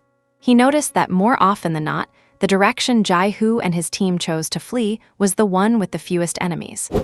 One must remember that some beasts hide in buildings, not all of them wander the streets. How on earth did they manage to do that? Left, go upstairs. Su Naiwen shouted, leaping into the building next to them. Jai Hu's expression changed, but he did not say a word.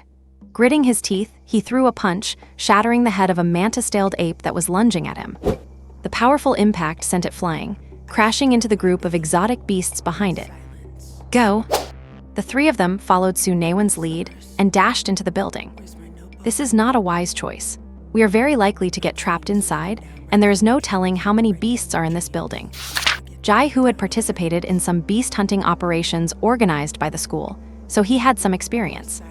When being hunted by a group of beasts, you do not go upstairs and you do not run into alleys. Buildings are the easiest places for beasts to accumulate. The situation inside is unknown, and it is easy to get trapped on the roof while more and more beasts gather. The same goes for alleys. Urban blocks are intricate, and many alleys are dead ends, creating a situation where you are trapped like a cornered animal with nowhere to go. Su Naiwen said, "Trust me, go to the higher floors." Jai Hu did not quite believe him, but they were already in this deep, and with many beasts swarming in, it was impossible to go back out. They sprinted up the stairs from the side of the building. Climbing for so long, they felt like they were going to vomit from exhaustion. To the surprise of Jai Hu and the others, they did not see a single shadow of a beast, except for the dozen or so following them, which were then dealt with by the three of them, one after another. Many beasts were squeezed into the narrow hallway. These mindless guys only knew how to shove, unaware that a balance of tight and loose is the most comfortable way. Haha, that is impressive. After temporarily shaking off the chase, Jai Hu burst into laughter. How did you know there were no beasts in this building? Jiang Ling could not help asking out of curiosity. Instinct? Su Naiwen grinned, spitting out the word with a bit of a cocky air. That made Jiang Ling pout, and Jai Hu roll his eyes. I knew it, Brother Wen is the best. The two looked at Wei Wu, who wore an expression of complete certainty. Jiang Ling, O tilde. Jai Hu, this guy is just a total fanboy of Wen. Little did they know, Su Naiwen had poured all the auxiliary points he earned that morning into Enlightenment. Enlightenment level 4 enhances the 5 senses. From level 1 to level 4, he dumped all his morning earnings into it, and the skill description had changed. Su Naiwen himself now had a clear sense of awareness. Not only were his 5 senses sharper than before, but he also had a vague sense of danger. With high mental focus, he could tell which direction was dangerous and which was relatively safe. This building should be a very safe place, because when Su Naiwen looked up, he saw a blurred, familiar figure on the roof. What do we do now? The way down was blocked by beasts, so they could not possibly go out through the bottom floor. The fire hose. Even in this world of superpowers, this thing still exists. Su Naiwen did not hesitate. He cut the fire hose directly from the hallway. Tie it to your spear and shoot it toward the building next door. Jiang Ling was dumbfounded. Is this long enough? It is basically 20 to 25 meters. If we cannot reach the opposite side, we should be able to reach the neighboring one. If all else fails, we will climb up and connect a few more hoses. Jai Hu's mouth twitched. They had just run for their lives to get this high, and this is like 10 stories up. I think it is more reliable to wait until I recover and fight our way out.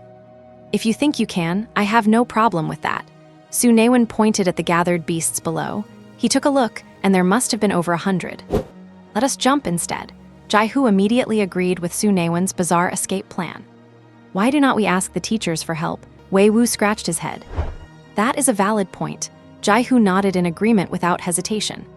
Jiang Ling, on the other hand, disagreed. If we encounter a situation like this in the future, we might not always be able to call for support. We are not completely out of options. As she spoke, she used a special knotting technique to tie the spear to the hose. Electric currents surged in her hands as she threw it with all her might.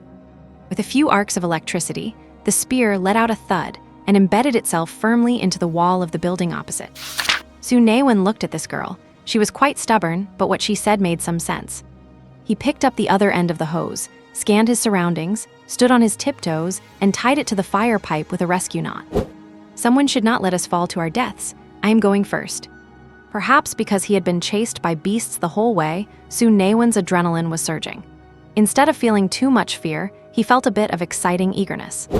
He held the long stick over the hose fixed at both ends, grabbed it with both hands, stepped onto the window ledge, and shouted loudly, "I am jumping."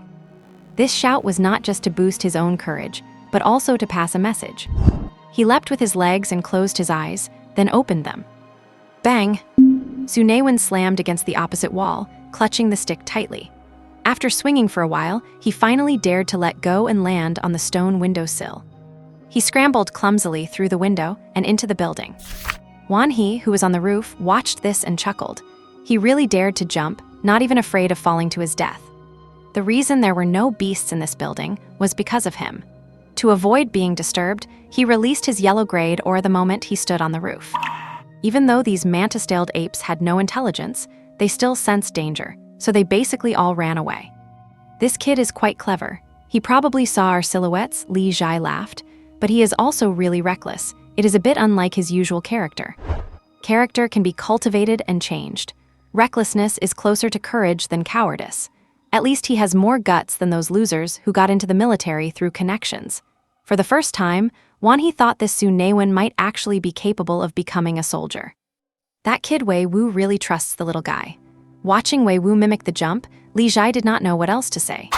Trust is the foundation, in battle only. Speak like a normal person. Mutual trust, it is pretty good. And following Su Naiwen's absurd idea, the four of them actually managed to escape from that building to another. Those mindless beasts were still crowding below the building. Thrilling. Jai Hu, who was the last one to cross, patted his chest and returned the spear he had pulled out of the wall to Jiangling. Let us get out of here quickly, but keep it quiet. Although some of the beasts in this building were attracted away, there should still be some left. Let us sneak out. No problem. Jai Hu now completely trusted Su Naiwen's sensing abilities. Since the beginning of their flight, except for the initial choice to go backward, every path Su Naiwen had chosen had been the optimal solution. This guy must have some kind of detection skill. These are common skills for support and scouts, so they are not exactly rare. In that case, Su Naiwen's initial choice to break through from the rear was probably correct. Who knows how many more beasts they would have encountered if they had run in any other direction. The four of them quietly descended the stairwell. Whenever they saw a beast, Su Naiwen would start with a binding, and the three of them would quickly kill it. They barely made a sound. About 10 minutes later, the four of them escaped the building. They looked at the next building, now packed with apes, shared a smile, and quietly slipped away. You must be the team that hunted the most long-tailed apes.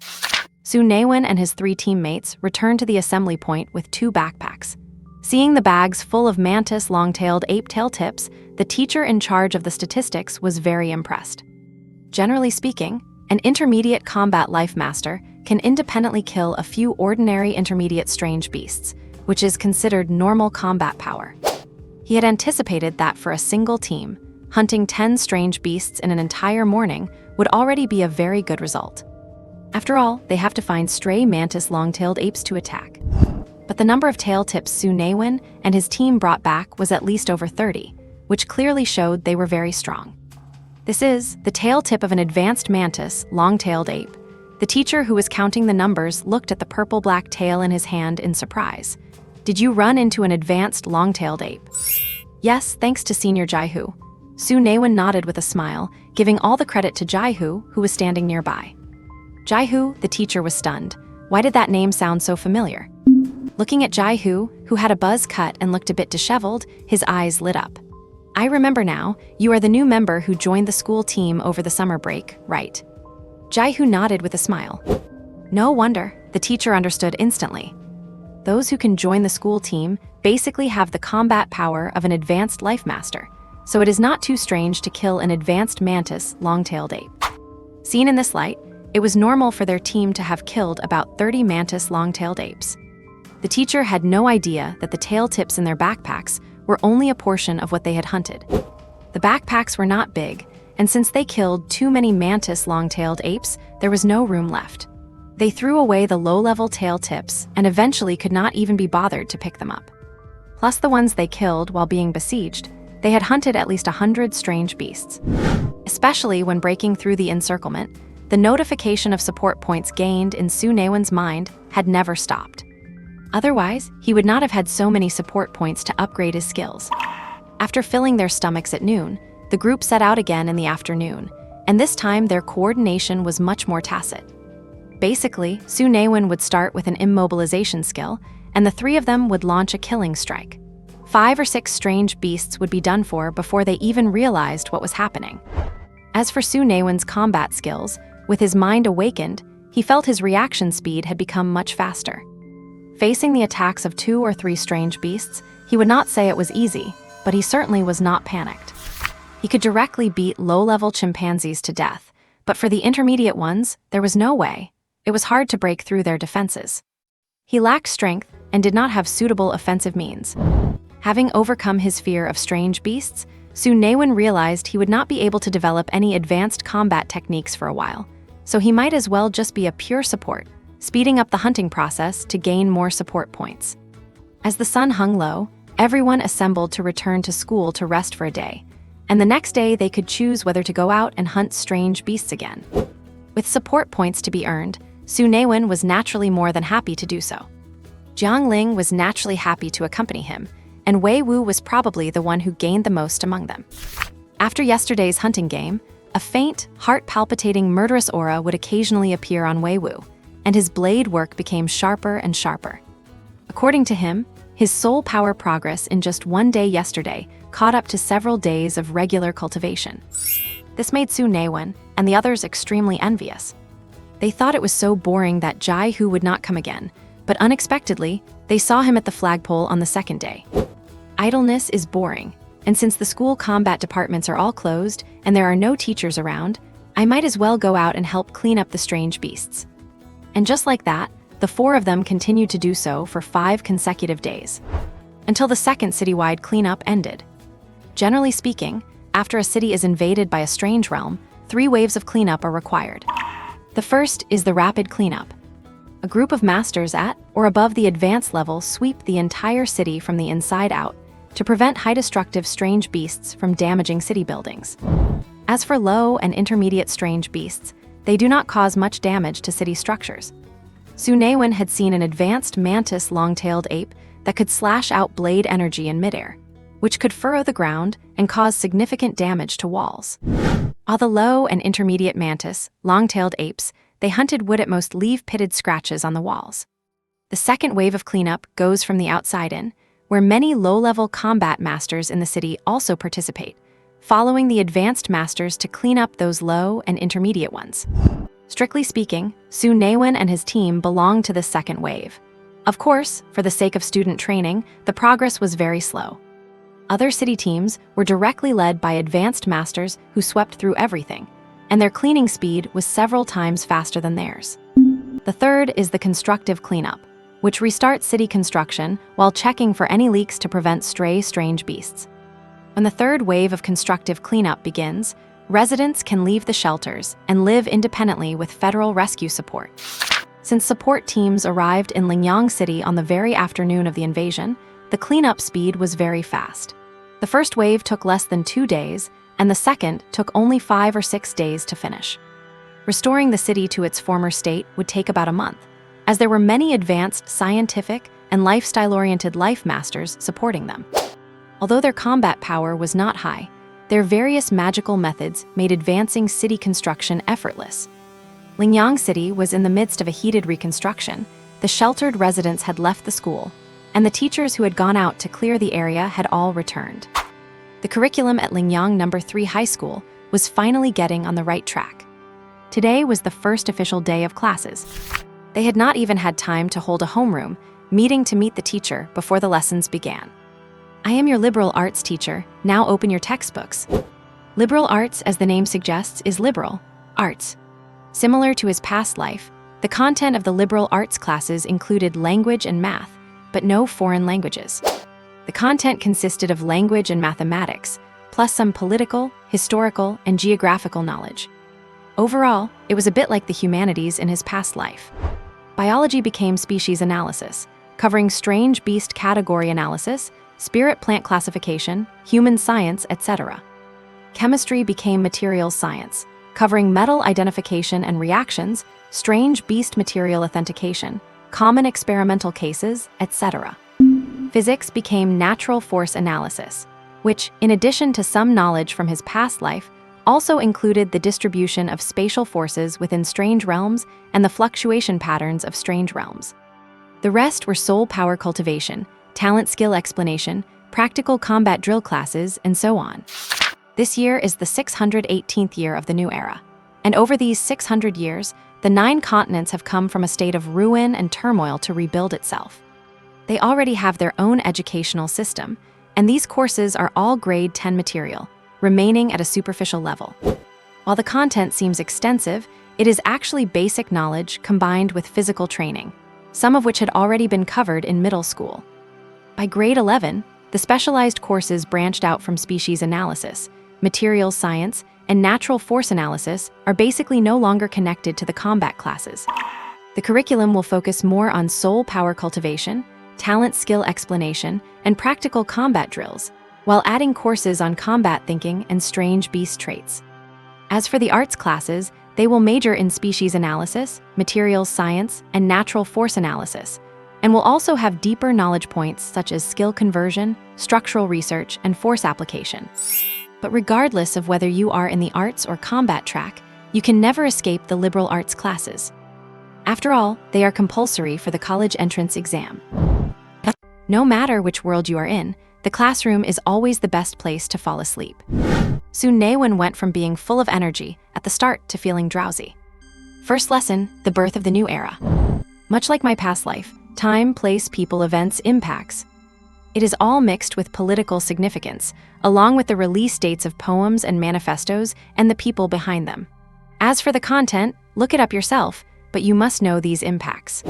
It is a total hodgepodge. The problem is that Su Naiwen already knew all this stuff. In the few days since he arrived in this world, he had already searched for information online. Although he forgot the exact years, he knew who did what. The teacher was basically just reading straight from the textbook. Nothing is more boring and annoying than someone droning on and on about things you already know in a lifeless voice. In the end, Su Naiwen succumbed to his decade-long genes of being a bad student, dropped his head, and drifted into a hazy sleep. Bangs, bangs, bang. The loud sound of the desk being hammered made Su Naiwen jump. He snapped his head up, his eyes filled with pure bewilderment. You, stand up, sleeping on the very first day of class. Do you think you know everything I am teaching? Students these days, each generation is worse than the last. Look at what you have become. Su Naiwen stood up awkwardly. He did not want to sleep either, but he just could not control himself. I ask you, what marks the establishment of the new era? The Mojia Fortress Conference, where the 9 kings led by Mo Zedong signed the Jiazhou Federal Alliance Treaty, officially birthing the Jiazhou Federation? Su Naiwen said tentatively, feeling unsure. Hemo. The old man teaching the liberal arts course was stunned. He actually got it right. What about the establishment of the mandate master profession?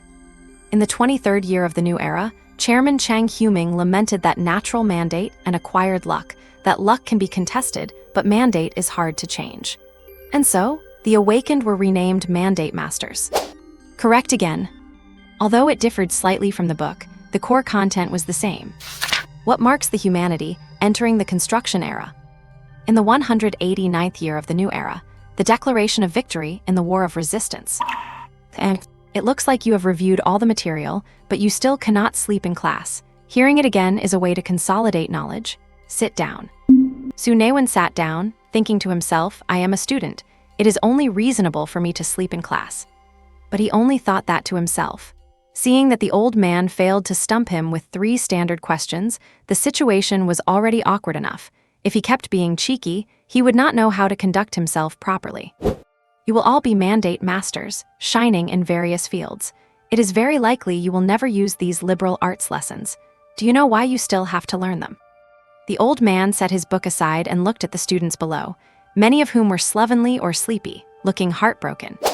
He tapped the blackboard, take the great Zheng Tianming, who led humanity out of the era of self-imprisonment. Why do we study him and learn about his deeds? Can anyone tell me? Hearing that the old man was getting angry, the students immediately tucked their heads like ostriches, saying nothing. Su Naiwen looked around and realized immediately that it probably was not just him who had been dozing off. You tell me, why? Seeing Su Naiwen, who had just sat down, looking around, the old man laughed out of sheer annoyance and tapped the desk again, ordering him to stand up and answer. Su Naiwen smiled bitterly to himself. Talk about bad luck. He stood up, looked at the stern old man, and put on a flattering smile. Teacher, do you want to hear the honest truth or a polite white lie? Oh, there is a difference between the truth and a white lie. Come on, let me hear the white lie first.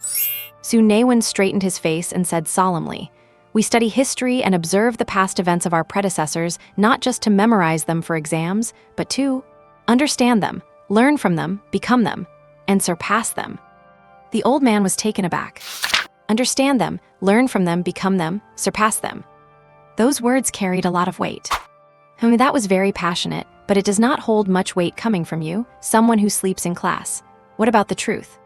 Su Naiwen grinned, just to pass the exams. Once Su Naiwen said that, many other students could not help but laugh knowingly. That was not wrong. At their current stage, why else would they learn this stuff if not for the exams? Hearing this, the old man first felt the disappointment of as expected, but then he smiled just as the bell rang for the end of class. He picked up his books. When the day comes that those white lies become your true goals, I will be incredibly proud and honored as your teacher. Class dismissed. Watching the little old man walk out of the classroom with his books tucked under his arm and his back straight, Su Naiwen scratched his head. The man's dedication made him feel a bit guilty. Yeah, one really ought to study hard. The next class is physics. Natural force analysis. I must study hard. Let us look at this. If we place a point P here, the force at point P is... Snore, snore. Slap, Su Naiwen, right? Get the hell out and go sleep elsewhere. Does this physics teacher have a Shaju accent? Su Naiwen wiped the drool from his face awkwardly and shuffled out of the classroom in defeat. A while later, Jiang Ling came out. Su Naiwen's eyes widened. You got kicked out too. This girl looked like such a model student. Jiang Ling glanced at Su Naiwen. What do you think? I am not a kid to be playing guessing games. Su Naiwen rolled his eyes and leaned against the wall in a relaxed posture. I am the class representative now. I have to go to the office to pick up some materials. Jiang Ling smiled slightly, hands behind her back, looking like an official on an inspection tour. She patted Su Naiwen on the shoulder and tried to hold back a laugh. Just stand there and behave yourself.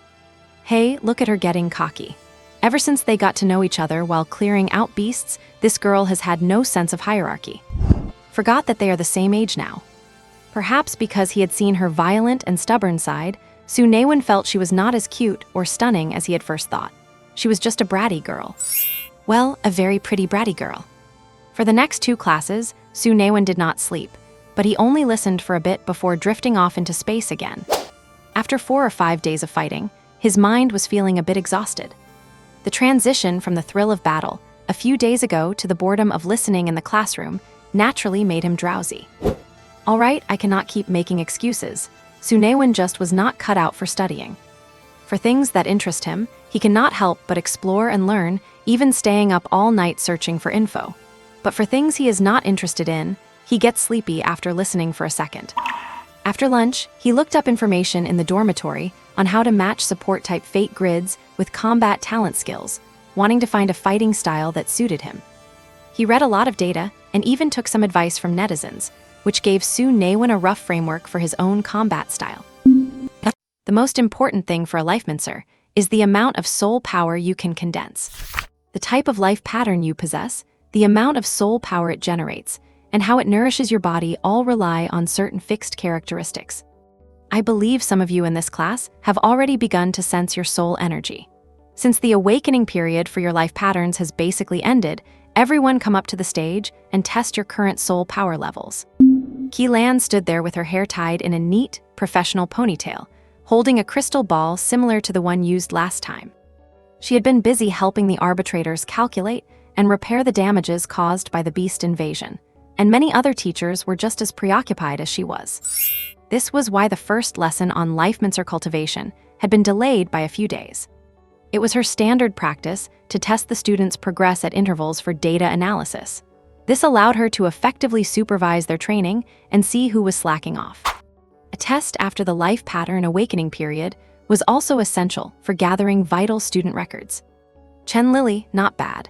You should barely be able to sense your soul energy by now, right?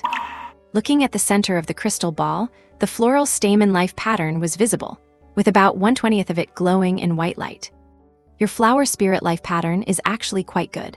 Make sure to learn more about spiritual plants and flowers in the future. Chen Lily nodded excitedly. She was naturally a delicate girl, and fighting or killing simply was not for her. Her life pattern suited her perfectly. Li Yan, oh, your soul power has reached about 9%.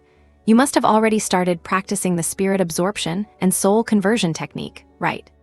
Seeing Lan's slightly surprised expression, he smiled to himself with a look of triumph, subconsciously glancing at Su Naiwen, who was sitting in the first row on the side of the classroom. Once his life pattern awakening period ended, his family had already sent him the spirit absorption and soul conversion technique. He was now a step ahead of Su Naiwen, so what could that guy possibly use to compete with him? Noticing Li Yan's proud and arrogant gaze, Su Naiwen just felt it was baffling. It seemed like this guy was secretly picking a fight with him. Next, 3%. Around 4%. And this test was much faster than awakening a life pattern. Just a simple touch was enough. As for these students who had just completed their awakening, most were showing progress between 3 and 4%. A few reached 5%, while only a handful were below 3%. Su Naiwen's expression turned grim. If his calculations were correct, his daily soul power growth was about 0.12%. Over 10 days, without investing any support points, he would only be at 1.2%. Damn it, not only was he not a genius, but he was actually a total failure. No one else in the class was below 2.5%. In a way, he really stood out for all the wrong reasons. Su Naiwen, 10%? That is a very good talent. I heard that on the day of the beast invasion, you treated nearly 100 wounded. You will definitely make a fine healing doctor in the future. Keep up the good work. Oh, he knew his own situation best. He knew exactly what kind of mediocre talent he actually had, so he gave a forced, awkward smile. He returned to his seat. However, once he remembered the attribute points he had accumulated from hunting beasts over the past 4 or 5 days, Su Naiwen regained his spirits. He had a cheat code, so what did it matter how talented those geniuses were? Wei Wu, soul power progress, 37%. The entire room was in an uproar at these words. This had to be the highest soul power level in the entire class, no, the entire freshman year.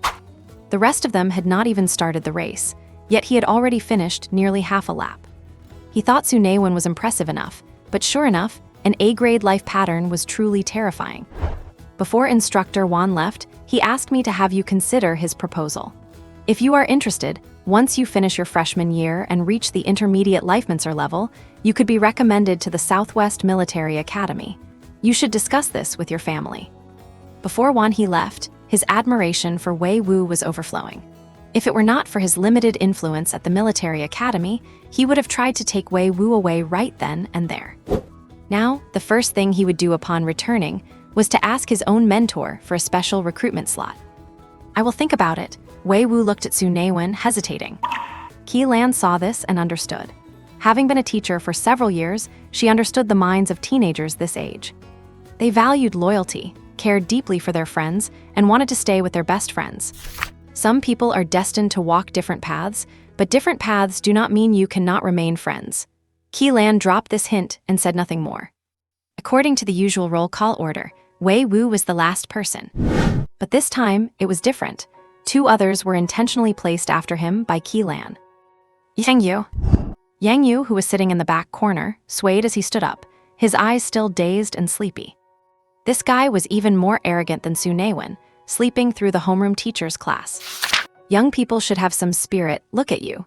Qi Lan frowned and reprimanded him, gesturing for him to place his palm on the crystal ball. A white light flickered, and a broken shield pattern appeared in the crystal ball, with more than half of it now glowing white. Not bad, the meteor shield life pattern. Your soul power realm is not low either. The white glow is nearly 1/3 of the way there. After the winter break, when you come back, you should be able to reach intermediate lifemancer. Many in the class were not surprised that Yang Yu had this much soul power. No one knew who started the rumor, but everyone knew his family had secretly helped him awaken 6 months early.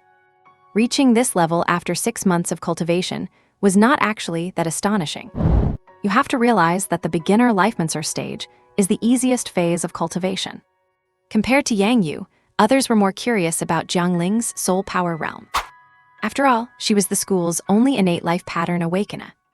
Jiangling, you come up and test as well. Okay. Everyone's eyes followed Jiangling, wanting to see just how big the gap between her and them really was. Hum. The crystal ball let out a rare hum, and a white light far more intense than any previous test suddenly erupted, enveloping the entire stage. The figures of Qi Lan and Jiangling were blurred by the brilliance. After a few seconds, the intense white light slowly faded away. Inside the crystal ball appeared a pattern of a tree being struck by lightning and burning. Lightning struck wood. Some people did not know what kind of life pattern that was.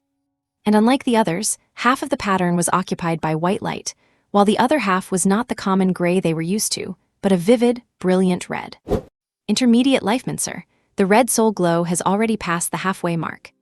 Qi Lan, who had always maintained a calm expression, was now written with shock. This progress was already comparable to the top students in their 3rd year of high school. The school team reserves were currently expanding, and even without considering potential, Jiangling's raw strength alone was enough to join them. Su Naiwen sighed, a genius, she was truly dazzling.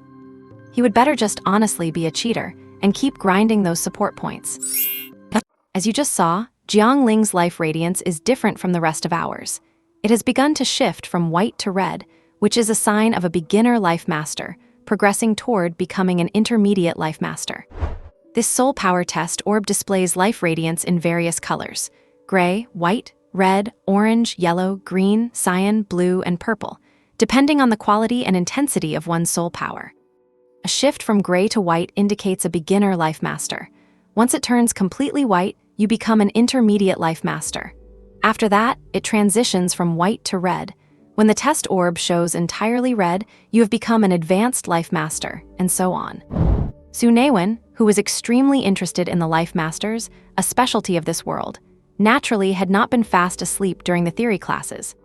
After listening to Qi Lan's explanation, he finally understood that the pattern appearing in his system's soul power realm module was essentially a built-in soul power test orb. He could perform tests anytime and anywhere. He had previously thought the white light that appeared was a characteristic of his soul power due to his healer profession. It turned out to be for distinguishing soul power levels.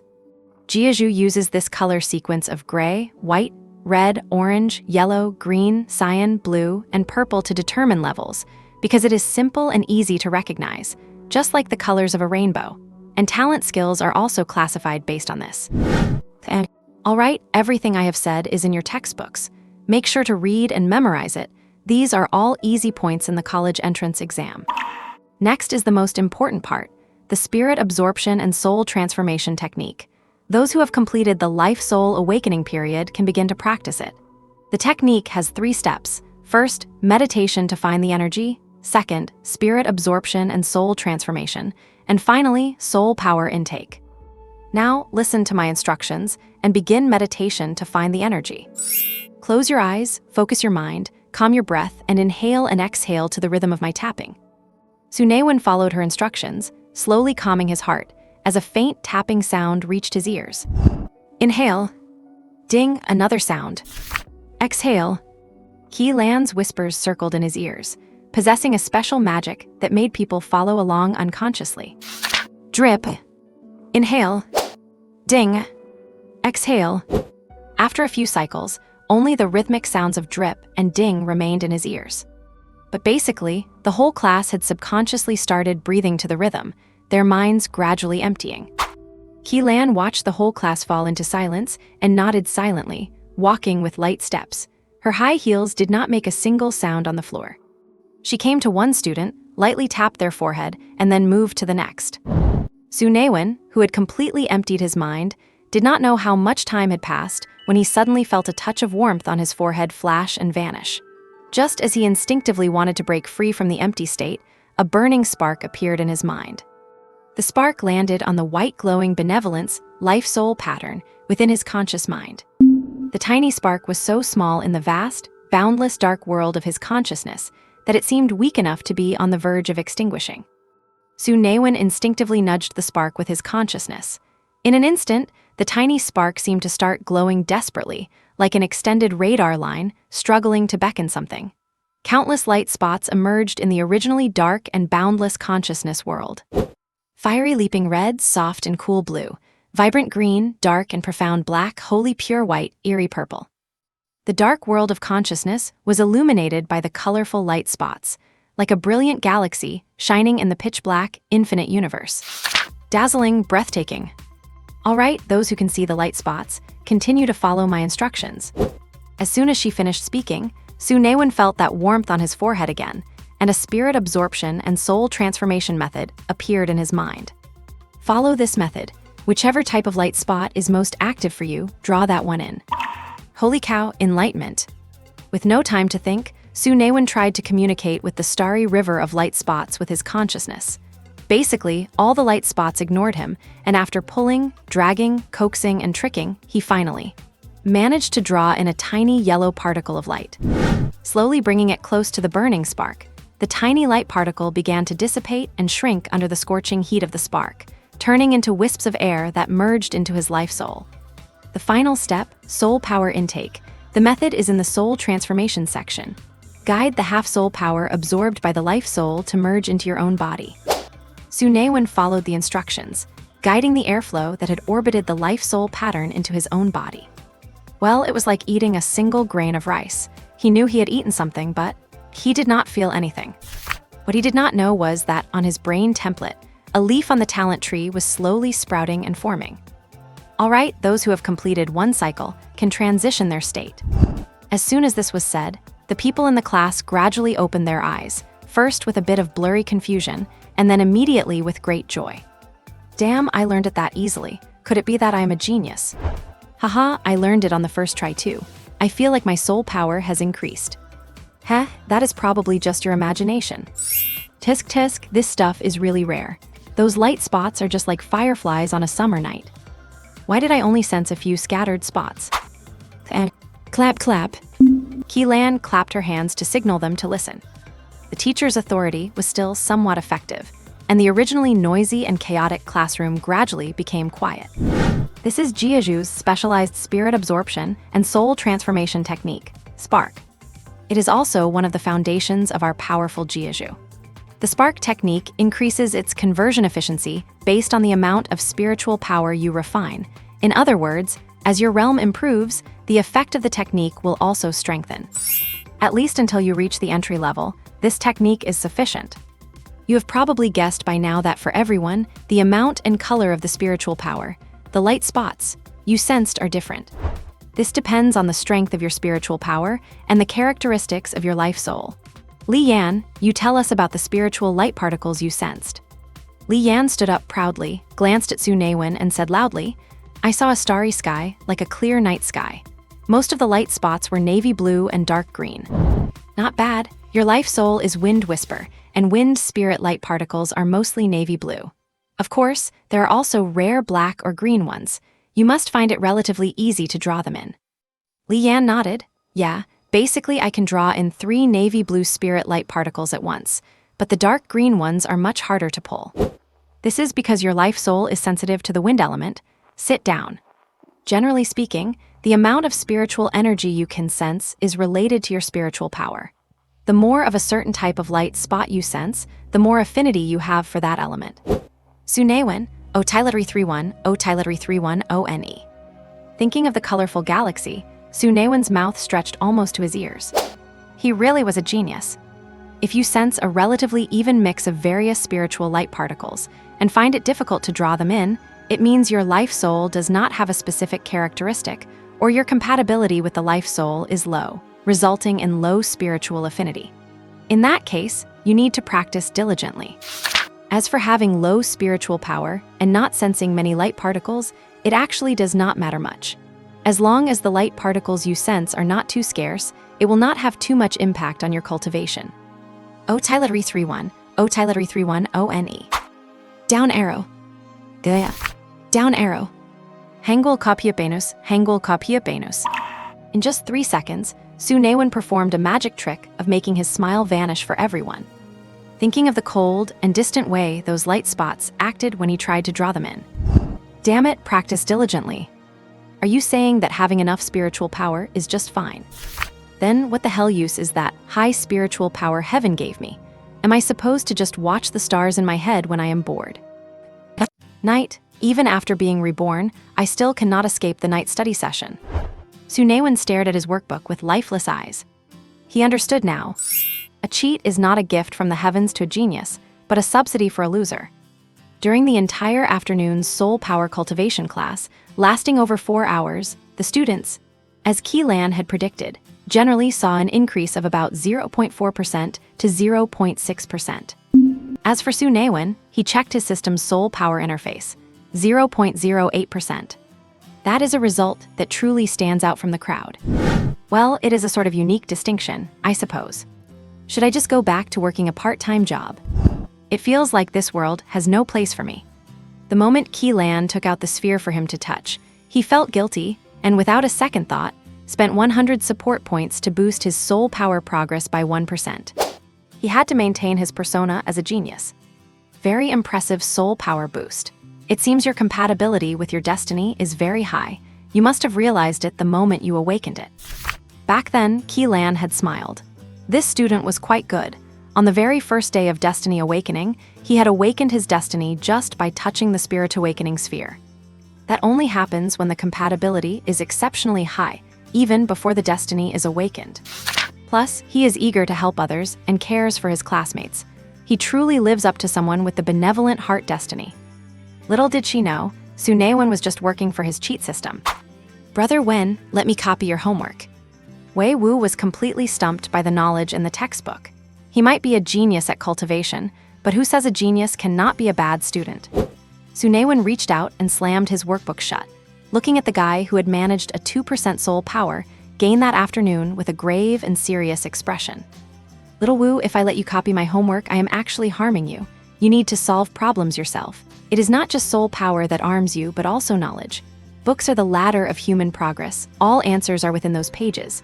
You must first look for answers in the books, think seriously, and if you encounter a problem you cannot solve, then ask the teacher or classmates. You can ask anyone, just not me.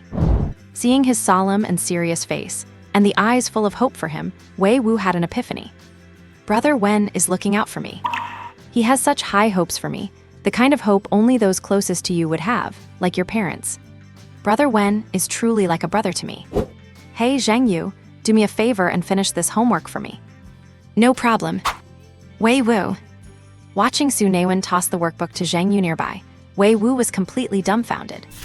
Brother Wen, did not you say I have to find a way to solve the homework myself? Well, did I get it solved or not? But are not books the ladder of human progress? Yeah, but I am not a human. Jiang Ling, who was busy doing her homework properly nearby, looked over. Right arrow, right arrow. Right, you are not human, you are a real jerk.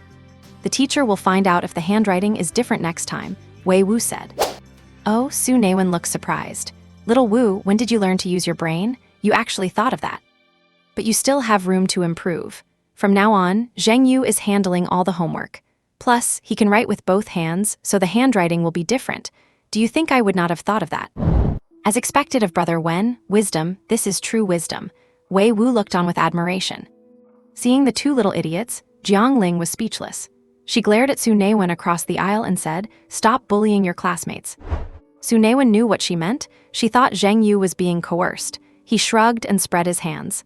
He helps me with my homework, I help him with his experiments. It is a win-win. Besides, looking at the way Zheng Yu was grinning like a fool while doing the homework, it was clear he enjoyed it. Jiang Ling was helpless. This guy was sometimes as steady as a battle-hardened adult, and and other times like a mischievous rascal, he was impossible to read. She watched as Wei Wu, who had tried to follow Su Naiwen's lead but was completely hoodwinked, started doing his own homework seriously, and she put a hand to her forehead in exasperation. Wei Wu would probably help Su Naiwen count the money after being sold by him. Without having to do homework, the boring and monotonous student life drifted on. 2 months passed before they knew it. Because the city was still under construction, many students stayed at the school for those 2 months. His father was away on business, his mother basically lived at the hospital, and since Su Naiwen was also alone at home, he followed the same school dorm canteen routine as most students. The only interesting thing that happened at school was the return of the school team members. The current school team members were the former reserves. As they moved from their second to third year, they officially became team members. During the summer break, this group underwent 3 months of off-campus training and had returned to school half a month ago. They even held a special commendation ceremony back then. The special dark gray uniforms had a few more patterns than the regular ones. This was not about special treatment, it was about setting a benchmark. A line of 10 stood on the flag platform, basking in the envious and respectful gazes of the whole school. Su Naiwen caught a familiar figure among them. The flat-top tough guy, Jaihu. No wonder he said his teammates were not at school when he was clearing out exotic beasts. However, he was standing at the very edge of the 10-man group and was the last to step off the platform, giving the impression that his status in the school team was not very high. Not long after the school team returned, the selection for new reserves began. Reserve members are essentially the next school team, usually chosen from the best second-year students. Once the news was announced, the school's martial arts hall was almost trampled flat that very day. But that had nothing to do with Su Naiwen, he just watched the excitement. Jiangling did sign up, which was surprising but also made sense. Even in combat classes with peers from the same grade, no one was a match for Jiangling. Of course, except for Wei Wu. His talent had already spread throughout the entire grade. 1 month. 1 month after military training, he had already stepped from a low-level Destiny Master into the ranks of intermediate Destiny Masters. But he was still no match for Jiangling. That girl is definitely a class of her own, the undisputed top tier among her peers. The registration for school team reserves ended today, and tomorrow should be the internal combat selection. It brought a bit of life to this boring, semi-closed school. Since tomorrow is the weekend, the martial arts hall will probably be packed. Su Naiwen would not miss this kind of spectacle for anything. Not just to kill some boring time, but there would be combat, and combat means injuries, which means support points. Exotic beast clearing missions that earn tons of support points do not happen every day. Without those limited time events, Su Naiwen has to scrape by on the bare minimum every day. At most, he scrapes together 100 or so support points, just barely maintaining his genius persona. As for the 5,000 plus points he earned in those 4 or 5 days of beast clearing, he had not used much after upgrading his other skills to level 1, leaving him with over 4,500 points in reserve. A man feels less anxious when he has some spare money. And if any emergency arises, he can always boost his points on the fly. Su Naiwen washed up and went to bed, planning to head to the training room early tomorrow to grab a good spot. But the moment he lay down, he felt a ripple of soul power. Having upgraded his spirit opening to level 4, he was much more sensitive to soul power fluctuations than the average person. The fluctuation came from his top bunk. After a while, the fluctuation finally subsided. Then, the creaking sound of the bed frame, tossing and turning echoed. Are they trying to suppress their excitement? Lin Naiwen guessed what was happening. This guy was the second highest ranked student in the class in terms of soul power. Furthermore, his rate of soul power improvement was no slower than an ordinary person's. He was not affected by his early awakening at all. Compared to him, Su Naiwen felt that his own true rate of soul power growth was more like that of a pseudo-innate destiny awakener with a damaged foundation. Congrats, Su Naiwen knocked on the bedboard above him. It is about time. Yang Yu immediately quieted down. After a pause, he replied, thanks. Wake up in the morning, embrace the sun, fill your body with happy sunshine. If you let your mouth corners turn down, you will lose your way. If you keep your mouth corners up, you will thrive and flourish. In the dormitory bathroom, Su Naiwen was humming a cheerful, positive tune while taking a shower and stretching. Wenji, hurry up, or we will not be able to get a good spot soon. Coming. Dressed and ready, Su Naiwen looked at the faint light of dawn and felt a bit dazed. Every day before dawn, he would follow Wei Wu to the track field for training. But as time went on, Su Naiwen felt increasingly desperate. The gap in strength was simply too vast.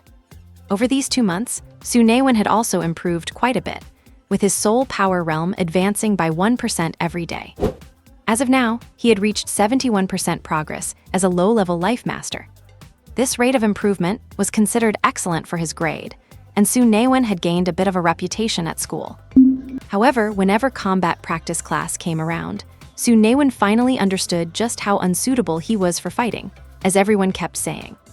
Without using his innate talent skills, Su Naiwen could not even beat Huang Yuanyuan. Yes, the very same Huang Yuanyuan who had beaten Zai Zhuang until his eyes were black as a panda, and had awakened as an archer. She was also a little genius, with a soul power level of around 50%. Even without using her talent skills, and with him having an advantage in soul power level, Su Naiwen could not even hold on for 10 rounds against her. This left Su Naiwen, who followed Wei Wu for high-intensity training before dawn every day, feeling quite depressed. He still could not even produce a tiger's roar with his tiger roar fist. Should people really just stay where they belong? Would not it be nice to just be a doctor who saves lives? Su Naiwen chuckled dryly, as if resigning himself to his fate. Walking out of the bathroom, he was surprised to find not just Wei Wu waiting for him, but also Yang Yu, who was habitually a late sleeper, already dressed and up. "I will join you guys for the excitement," Yang Yu said indifferently. Su Naiwen nodded. The three of them finished breakfast in the cafeteria and headed toward the martial arts training room. "And there are quite a lot of people signed up this year. I heard some freshmen signed up too." In the coach's lounge inside the martial arts room, Shishang leaned back in a recliner with his feet casually propped on the desk, a cigarette dangling from his mouth. He squinted through the smoke while looking at the registration materials and asked casually. Assistant coach Chu Ying stood to the side, her nose wrinkling slightly at the lingering smoke. She nodded in response. "Yes, Coach we have a freshman this year who awakened an innate destiny soul." Shishang interrupted, tossing the papers he had been flipping through aside, and sneered, "I have heard. The rumors are pretty wild, but I wonder how good her actual strength is. It is said there is another freshman who is not an innate destiny awakener, but has high talent, a genius who reached the level of mid-level life master a month ago. Did he sign up too?" "He is not on the list." "Oh, he did not sign up? Makes sense. Just reaching the mid-level life master rank does not give you much of a chance to compete for a school team reserve spot." Shishang curled his lip. Self-proclaimed geniuses were the most annoying, and besides, these kids were not even monster-level talents. The second-year students have had an extra year of training compared to these guys who just awakened a few months ago, so there is still a gap. The top few are already at the peak of the mid-level life master rank, and their mastery of innate skills is not something beginners can compare to. As the school team coach, he had been keeping an eye on the students' progress. He already had a rough idea of who the 30 reserve members would be. A selection process. It is just to make sure there are not any brilliant hidden gems he missed. It is a rest day, right? Any of the school team guys here? Kwezong, Gu, and Jai who have been here since early this morning for independent training. Not bad. Our captain and vice captain are acting like they should, showing some shame and bravery. They have not disappointed me too much yet.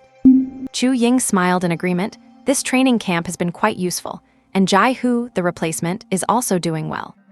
His strength is just so-so, Shishang remarked dismissively about Jai Hu. He only got into the second team because a spot opened up when a member transferred, and he had good synergy with some of the others. He is not worth my concern. Chu Ying disagreed with Shishang's attitude, but as an assistant coach, she had little say. Old Chen retired today. The team doctor taking his place arrived last night. Should we go meet him ahead of time? Shishang did not care. He rubbed his scruffy stubble, smoothed his messy hair back, and stretched out, twisting his body in the recliner. No time for that. It is almost time you go arrange things. Fine, Chu Ying thought, unable to bear looking at him. Not only did their coach is teaching philosophy clash with hers, but his lifestyle and appearance really got on her nerves. She walked quickly out of the coach's lounge to organize the selection process. Shishang tapped the desktop, and the dusty projector lit up. 3 screens hung in front of his face, each showing the martial arts hall from a different angle. He rocked leisurely on the recliner, watched the screens, exhaled a puff of smoke, and squinted while whispering, "Come on, let me see which self-proclaimed geniuses have shown up." And there are really a lot of people. This school team's private training room is much higher end than the ones we use for class. Yang Yu said, chuckling coldly, though it was unclear what he was laughing at. Su Naiwen sat on a corner bleacher and looked at Wei Wu, who had a battle-hungry look in his eyes, asking with a smile, "You reached the mid-level Life Master rank a month ago. Why did not you try to sign up?" Wei Wu scratched his head and said with a bitter smile, "The requirement is that you must be in the mid-stage of the mid-level Life Master rank to be eligible to sign up." Su Naiwen, who assumed the school team reserve was none of his business, naturally did not know about this requirement. Looking at the participants below, there were at least 60 or 70 of them. He had not expected so many people to meet the requirements. Su Naiwen was not too surprised, though. With nearly 1,000 students in a grade and at least 400 or 500 in the martial arts classes, having 60 or 70 people meet the criteria was not shocking. Although many here did not have Wei Wu's monster-like advancement speed, they could use supplementary potions to increase their soul power growth rate. These kinds of supporting potions for low to mid-level Life Masters, while not cheap, were not prohibitively expensive either. A middle-class family could afford them if they pinched pennies. Indeed, this world was much like his previous life. Many parents believed that one should not skimp on education, so how could there be a shortage of these kinds of study aids? It is starting. Wei Wu's eyes lit up, eager to see the strength of these second-year experts. The selection starts now. Everyone, please clear the training arena. There are 3 stages. First, solo duels. All combat-type Life Masters will compete one-on-one, the strong win. Second, the buff test. Support-type Life Masters will use their innate skills on these 3 school team members to be evaluated based on the strength of their support. And of course, the final option, challenge. You may challenge these 3 individuals. Whether you pass or not depends on your performance, not just on victory or defeat. Of course, if you can actually beat them, it is not impossible to bypass the reserve team and join the main school team directly. As soon as this was said, the crowd erupted. Although many knew the strength gap was significant, they still stared with intense, burning desire at the 2 men and 1 woman standing in the center of the training field. "Old Jai really looks impressive standing in the center like that. I really want to spar with him." Wei Wu licked his chapped lips, his fighting spirit surging. After those 5 days of clearing out exotic beasts, the 4 of them were practically comrades in arms, and they had grown quite close. Jai-Hu did not have any of those airs that upperclassmen usually have. They would even run into each other at school and eat and chat together. Among everyone Wei Wu had met around his age, Jai-Hu was the strongest. Even though he was not the captain or vice-captain of the school team, he was the only one who had ever displayed such formidable power in front of Wei Wu. Jai-Hu had now become the very first target Wei Wu wanted to defeat. Su Naiwen rolled his eyes. "Save that talk for when you can actually beat Jiangling. She is already an advanced Life Master. I do not compete against girls. That is just male chauvinism talking. You are looking down on women. Gender equality is important, and that kind of thinking is just wrong." Su Naiwen corrected Wei Wu's mindset. Wei Wu scratched his head. "But when my dad gets beaten by my mom, he never fights back. He always says a gentleman does not brawl with women." Su Naiwen vaguely remembered that Wei Wu's mother seemed to be a senior instructor at the Lingyang City, Quandao Martial Arts Branch. Wei's father was truly a man who understood the times. It is just that his mouth is a bit stubborn. The selection began. Many students with time on their hands came to watch. Except for the sparring ring, which was kept clear, the entire training hall was packed. Even outside the doors of the training hall, people were craning their necks just to get a peek inside. Su Naiwen was glad they arrived early. Otherwise, forget finding a seat, they would not have even been able to squeeze through the door. One by one, who wants to show us their skills first? Chu Ying stood in the center of the ring. Her casual professional suit clung to her frame, highlighting her tall, statuesque figure that drew everyone's gaze. Yet, her sharp eyes and sword-like brows made people afraid to look directly at her. "I will go first." A boy with a crew cut and bandages wrapped around his hands stepped out. Wearing a tan martial arts uniform, his muscular arms were clearly defined, pulsing with power. "Senior Jai-Hu, I choose to challenge you." He ignored Chu Ying entirely, his eyes burning as he locked onto Jai-Hu. Jai-Hu froze, then offered a self-deprecating smile. "So, as the one known as the bottom line of the school team, I am destined to be the go-to choice for challengers, am I? Zhang Kaiyan, mid-stage intermediate life master, assault-type life sign. Not bad, you have got guts, but you are not very smart. Jai Hu stepped forward, Chu Ying said coldly. Yes. Jai Hu straightened his posture, acknowledged the order, and walked to the designated spot in the ring. It is best to go all out from the start. The better you perform, the more likely you are to pass the selection.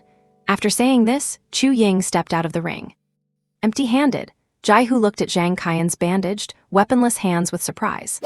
My fists are my weapons. Senior Jai Hu, feel free to use a weapon. Zhang Kaiyan took a small step back, crouched into a stance, his eyes turning cold and his face solemn. No need, I am also adept at unarmed combat. Jai Hu let out a breath, loosened his neck, and said calmly, start. As soon as he finished speaking, there was a bang. The sound of feet hitting the floor echoed, and in the blink of an eye, Zhang Kaiyan rushed in front of Jai Hu. A lunging punch. A solid, close-range punch blasted out. His bandaged knuckles let out a creaking sound, as if the bandages were about to snap under the pressure. Facing the fist inches from his face, Jai Hu stood still, shifting his weight with a half-step side dodge. His shoulder flickered, and a blur of a hand strike slammed straight into Zhang Kaiyan's stomach. It was a strike that arrived after starting, yet landed first, sending his opponent flying back 3 meters. Zhang Kaiyan clutched his stomach, his face turning pale as he stared at Jai Hu in shock. Jai Hu did not take the chance to end it there, instead saying coolly, use your talent skill. At least give yourself a chance to show what you can do. Zhang Kaiyan gritted his teeth. Is this the strength of the school team?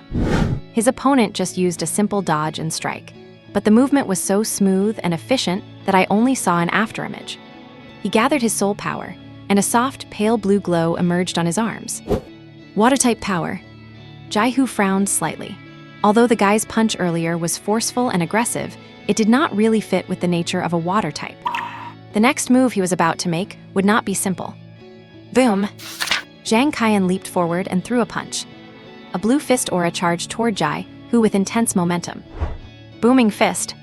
Kang Huo was surprised, but his movements were not slow.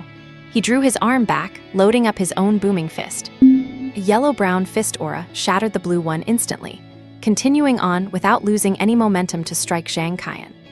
This time, he was sent flying out of the ring, landing amidst gasps from the crowd as he coughed up blood. Su Naiwen reacted quickly. Before any other support-type life masters could move, he had already cast a healing spell on him. Zhang Kaiyan, whose chest had been collapsed and was coughing blood, was now enveloped in a gentle light. His serious injuries recovered by more than half in an instant. Hearing the notification of 8 support points earned, Su Naiwen grinned. As expected, this place was a goldmine for easy support points. Jai Hu noticed the familiar healing spell and instinctively followed the green glow. Catching Su Naiwen's gaze, he gave a slight nod from across the ring as a greeting. That healing spell works fast, impressive. Holy crap, is that the rising healing god Su Naiwen? Tusk, they say there are a few geniuses in the freshman class. He must be one of them. Interesting, the effect of his support-type talent skill is not even inferior to Chin Man's. Su Naiwen's move only caught the attention of a few, but most were still stunned by the sheer power of the school team member. Zhang Kaiyan was not an unknown. He was a decent little fighter among the sophomores. Yet, he was defeated in 2 moves by Jai Hu, who was supposedly the bottom line of the school team. And watching the fight, it was clear that if Jai Hu had not given him a chance to show off, it would have ended in 1 move. Are all school team members this strong? Truly, terrifyingly strong. Su Naiwen took a cold sip of lemon tea. How could you watch a fight without snacks and drinks? Drinking carbonated beverages early in the morning was not great, but lemon tea was fine, good for a vitamin C boost and keeping things moving. He ripped open a bag of chips, looking forward to the next match. I remember you now. You are not suited for booming fist. You should find a path that actually fits you.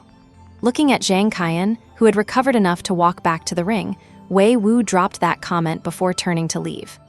He just remembered that he had participated in a cross-grade tournament held by the school last year, and used the booming fist technique to consecutively defeat several people from Zhang Kaiyan's lower grade team. Back then, the guy had boasted on the spot that he would use the exact same technique to defeat him. Jai Hu had not taken it to heart at the time, but he had not expected the guy to actually go and learn it. Booming fist might look ordinary, but like slashing, It was one of the most practical and powerful white-grade combat talent skills for intermediate life masters. Known for its rigid, explosive impact, it was suitable for many assault-type life signs. But Zhang Qian had a life sign with water-type characteristics, known for its fluidity. Clearly, the guy had taken the wrong path. Zhang Qian gritted his teeth, clenched his fists, and turned away. Perhaps I really have become a bit obsessive ever since that first crushing defeat. Watching the man's retreating back, Chu Ying silently marked an X on Zhang Qian's profile. Someone who does not understand their own strengths and lets obsession lead them astray. Let us just skip him. Next, any more challenges? Who wants to volunteer? Jai Hu defeating Zhang Qian in one move had stunned quite a few people who had been eager to show off. At Chu Ying's words, they all hesitated. Just when someone was thinking about choosing to face a competitor in a solo match, a figure carrying a long spear walked out. I will do it. Jiang Ling walked out carrying her spear, immediately drawing everyone's attention. As the only innate talent awakener at Lingyang No. 3 High School, Jiang Ling had long been famous throughout the school and even the entire city of Lingyang. So you have chosen to challenge someone too. Chu Ying looked at the genius with great curiosity. She had heard that when the girl first enrolled, her soul power was already at the mid-level of the intermediate tier. She had shown remarkable performance when helping teachers defend against beasts on the day of the Otherworld invasion. Afterward, she participated in city cleanup efforts with Jai Hu and hunted down quite a few beasts. She wanted to see for herself if the girl's strength was as impressive as the other students claimed. Yes, a challenge. Jiang Ling gave her shoulder a shrug, spun the long spear in her hand, gripped it tightly, and pointed the tip diagonally toward the ground. The 3-meter-long custom, heavy spear stood in stark contrast to her slender frame. Su Naiwen could never understand why she loved wielding spears and blades so much when her innate talent strictly belonged to the elemental type. Jai Hu stepped forward, Chu Ying said instinctively. Since Jai Hu was the team's gatekeeper, she assumed anyone choosing to challenge would basically always pick him. Jai Hu looked helpless and was about to step out again. But he saw Jiang Ling shake her head. I choose him. She raised her spear and pointed the tip directly at someone. As everyone followed her gaze, an uproar instantly erupted. My God. Impressive. Are the freshmen these days really this reckless? Ha, I like this girl. She's going straight for the strongest one. I do not know about her strength, but I really admire her guts. Guts? I think ignorance would be a more accurate word. Not necessarily. After all, she is an innate talent awakener, and looking at how these reserves work, it does not mean she has to win. That is true, but the guy she chose is not Jai Hu. He is not known for holding back. Tusk, this is going to be a good show. The cold, gleaming spearhead was pointing directly at the team captain, Quezong. He stood there like a sheathed sword, posture upright, his face as calm as a placid lake. Even with the spearhead pointed right at him, his expression remained indifferent. Are you sure? Chu Ying was stunned. Young people today really are fearless. Every school team captain is voted in by the team, but this year's captain, Quezong, fought his way to the position. The whole team respects him. Back when he was just a reserve, he challenged a regular team member a grade higher than him, and not just any member, but a starter from the first team.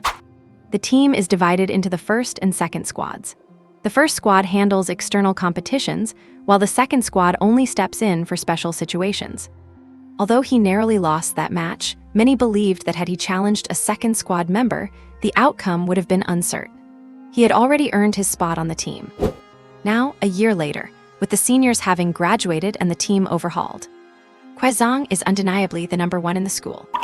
He is also one of the top offensive strikers of his generation in the entire city of Lingyang. Very well, I admire your courage. Quezong, go ahead and give our junior a little guidance.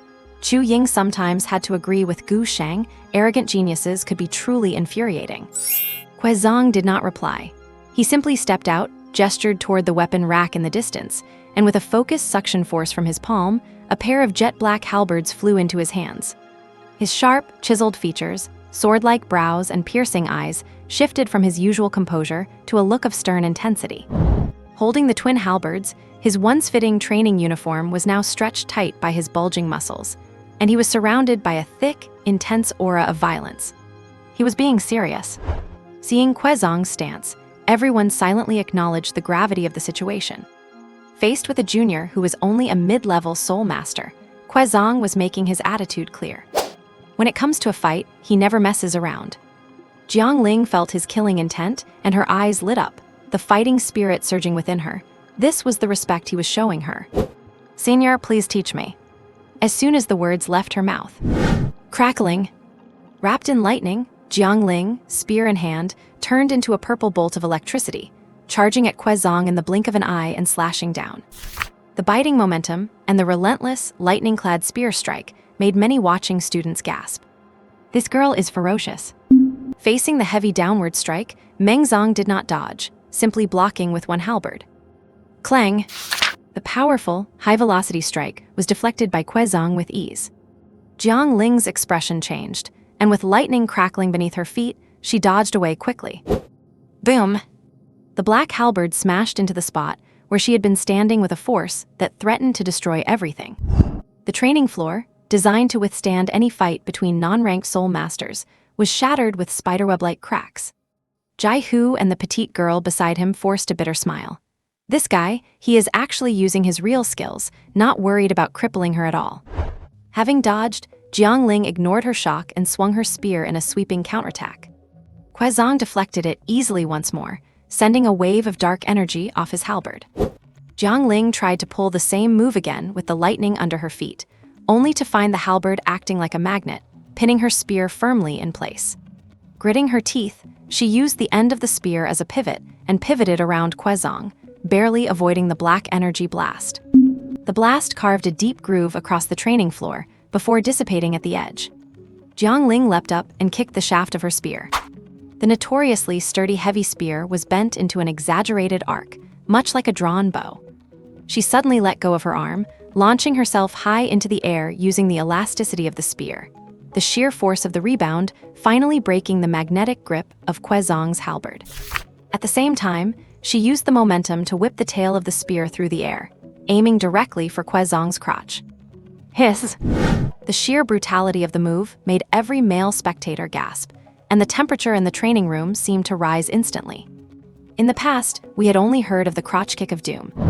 Today, we witnessed the heavens-shattering nutcracker. The male students watched Jiang Ling in the air, lightning crackling in her hands as she dove down toward Kwezong's head, forming a pincer attack with the swinging tail of the spear, and instinctively covered their own heads and other sensitive areas. Even though they were not the target, they felt the pain just watching. Facing such a brutal strike, even Kwezong, who had been defending and counterattacking the whole time, did not dare to take it head-on. He pushed off with his feet and leapt backward, narrowly avoiding the pincer attack. Even the perpetually stoic and serious Kwezong could not help but twitch his mouth. The world always tells men to be fearless, but if you get hit by that move, any man would be finished. With the pincer maneuver foiled, Jiang Ling transitioned from a real move to a feint, grabbing the tail of the spear she had whipped, and then turned the feint into a real strike. Using the remaining momentum, she backflipped in midair. A flash of cold light infused with purple lightning piercing through the air. The onlookers saw nothing but an afterimage. Clang! The spear tip, which had been aimed at Kwezong's throat, was blocked by his halberd once more, dark soul power churning on the weapon. Not bad. A slightly high-pitched, boyish voice spoke. Jiang Ling was stunned for a moment, then felt a terrifying shockwave hit her spear. A violent ring of air blasted outward, centered on Kwezong. This intense aura directly blew Jiang Ling out of the training arena. Just as she was about to crash into the crowd, she flipped midair and landed steadily, staring at Kwezong in the center of the arena with frustration and burning fighting spirit. She can join the team, he whispered to Chu Ying before returning to stand outside the arena. Our captain still held back, the petite girl giggled, looking at Kwezong with a teasing look.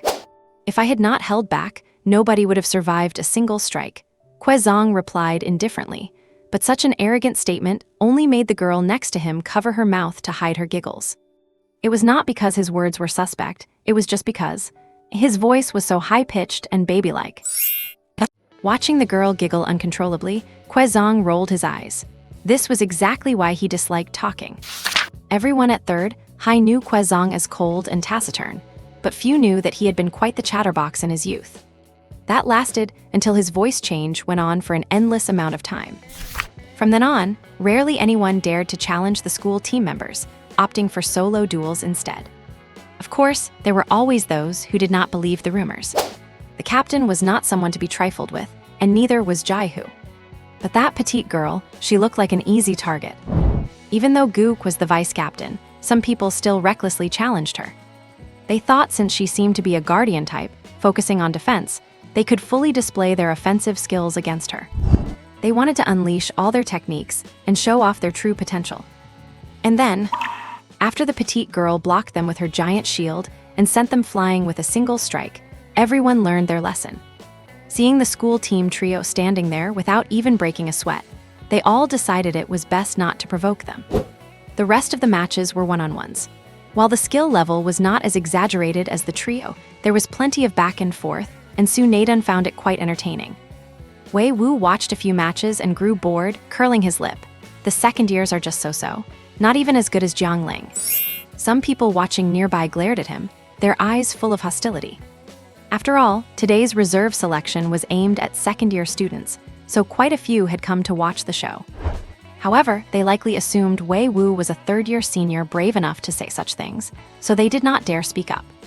Besides, Wei Wu was telling the truth. Compared to the school team members in their third year, the second-year students participating in the reserve selection really were not up to par. Jiang Ling could hold her own for a few rounds against a Quez Zhang who was not even going all out, making for a decent fight. The others who challenged the trio were usually shut down in 2 or 3 moves. Shi Shang, sitting in the monitoring room, was deeply disappointed.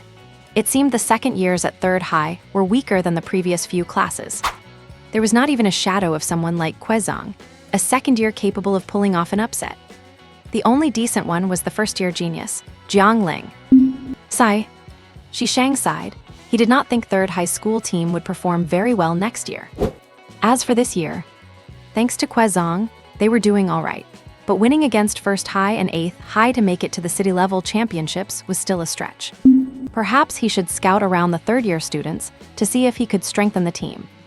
Leaning back in his chair with a hint of disappointment, the only thing left was to select the support members.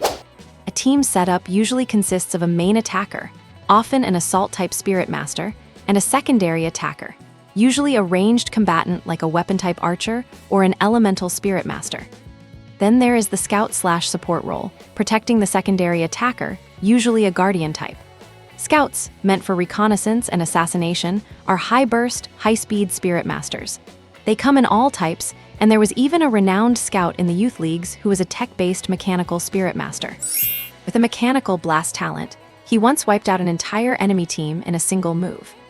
The final spot is the support, responsible for healing injuries and buffing team status. But nowadays, many teams in the middle school leagues have replaced the support role with a third attacker. Supports are not very popular and often end up being taken out in the first clash, leaving the team in an awkward 4-on-5 situation. Shi Shang also believed a third attacker was more useful, so he did not prioritize the support role. Among the 10 school team members, only Chin Man was a healing-type support. As long as she was there for critical moments, it was enough. That is why, out of 30 reserves, there were only 4 support slots. Compared to the exciting combat scenes, the buff testing for support selection was incredibly dull. You just watch the candidates throwing beams of light at Chu Yang. Red, yellow, green, blue, purple, yours, mine. Heck, whatever color you can think of. Then you see Chu Yang scribbling and taking notes on their forms.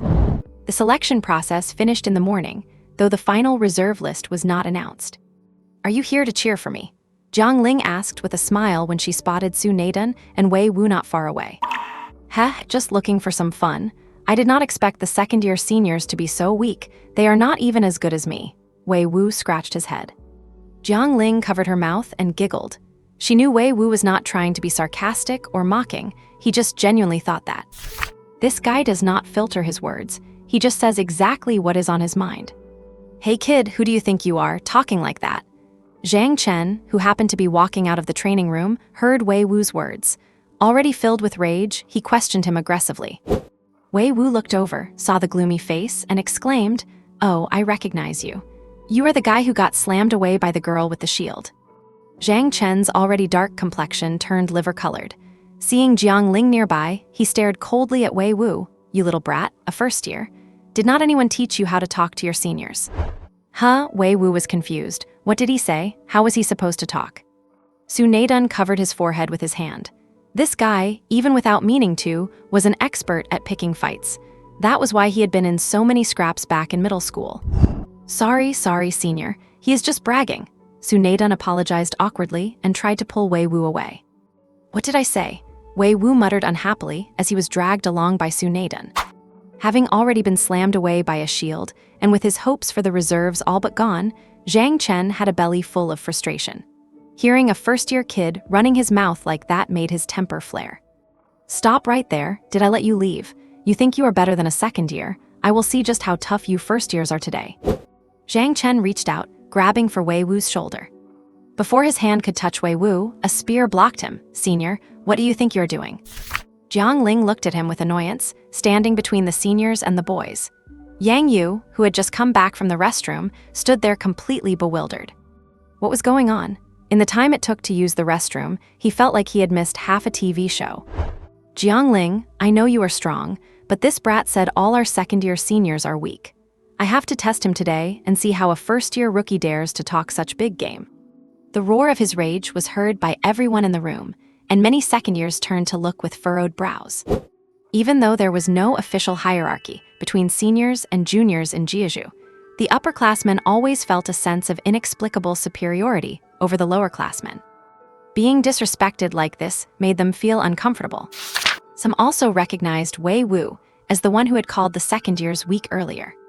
They had assumed he was a third year and held their tongues, but now seeing he was just a first-year brat, their pride was wounded. Since when does a first-year kid who just awakened get the right to judge seniors? Get on the practice field. Let me see what you're so arrogant about. Jiang Ling, move aside. This is between us second years and him. These first years have no idea what they are doing. There. Seeing the indignation surrounding him, Su Naiwen gave a wry smile. There was no way this matter would end without causing a scene today. Kid, if you have got such a big mouth, let us have a one-on-one. Zhang Chen sneered inwardly, seeing the second-year students all backing him up and having the upper hand. He decided that he had to teach this arrogant, ignorant brat a lesson.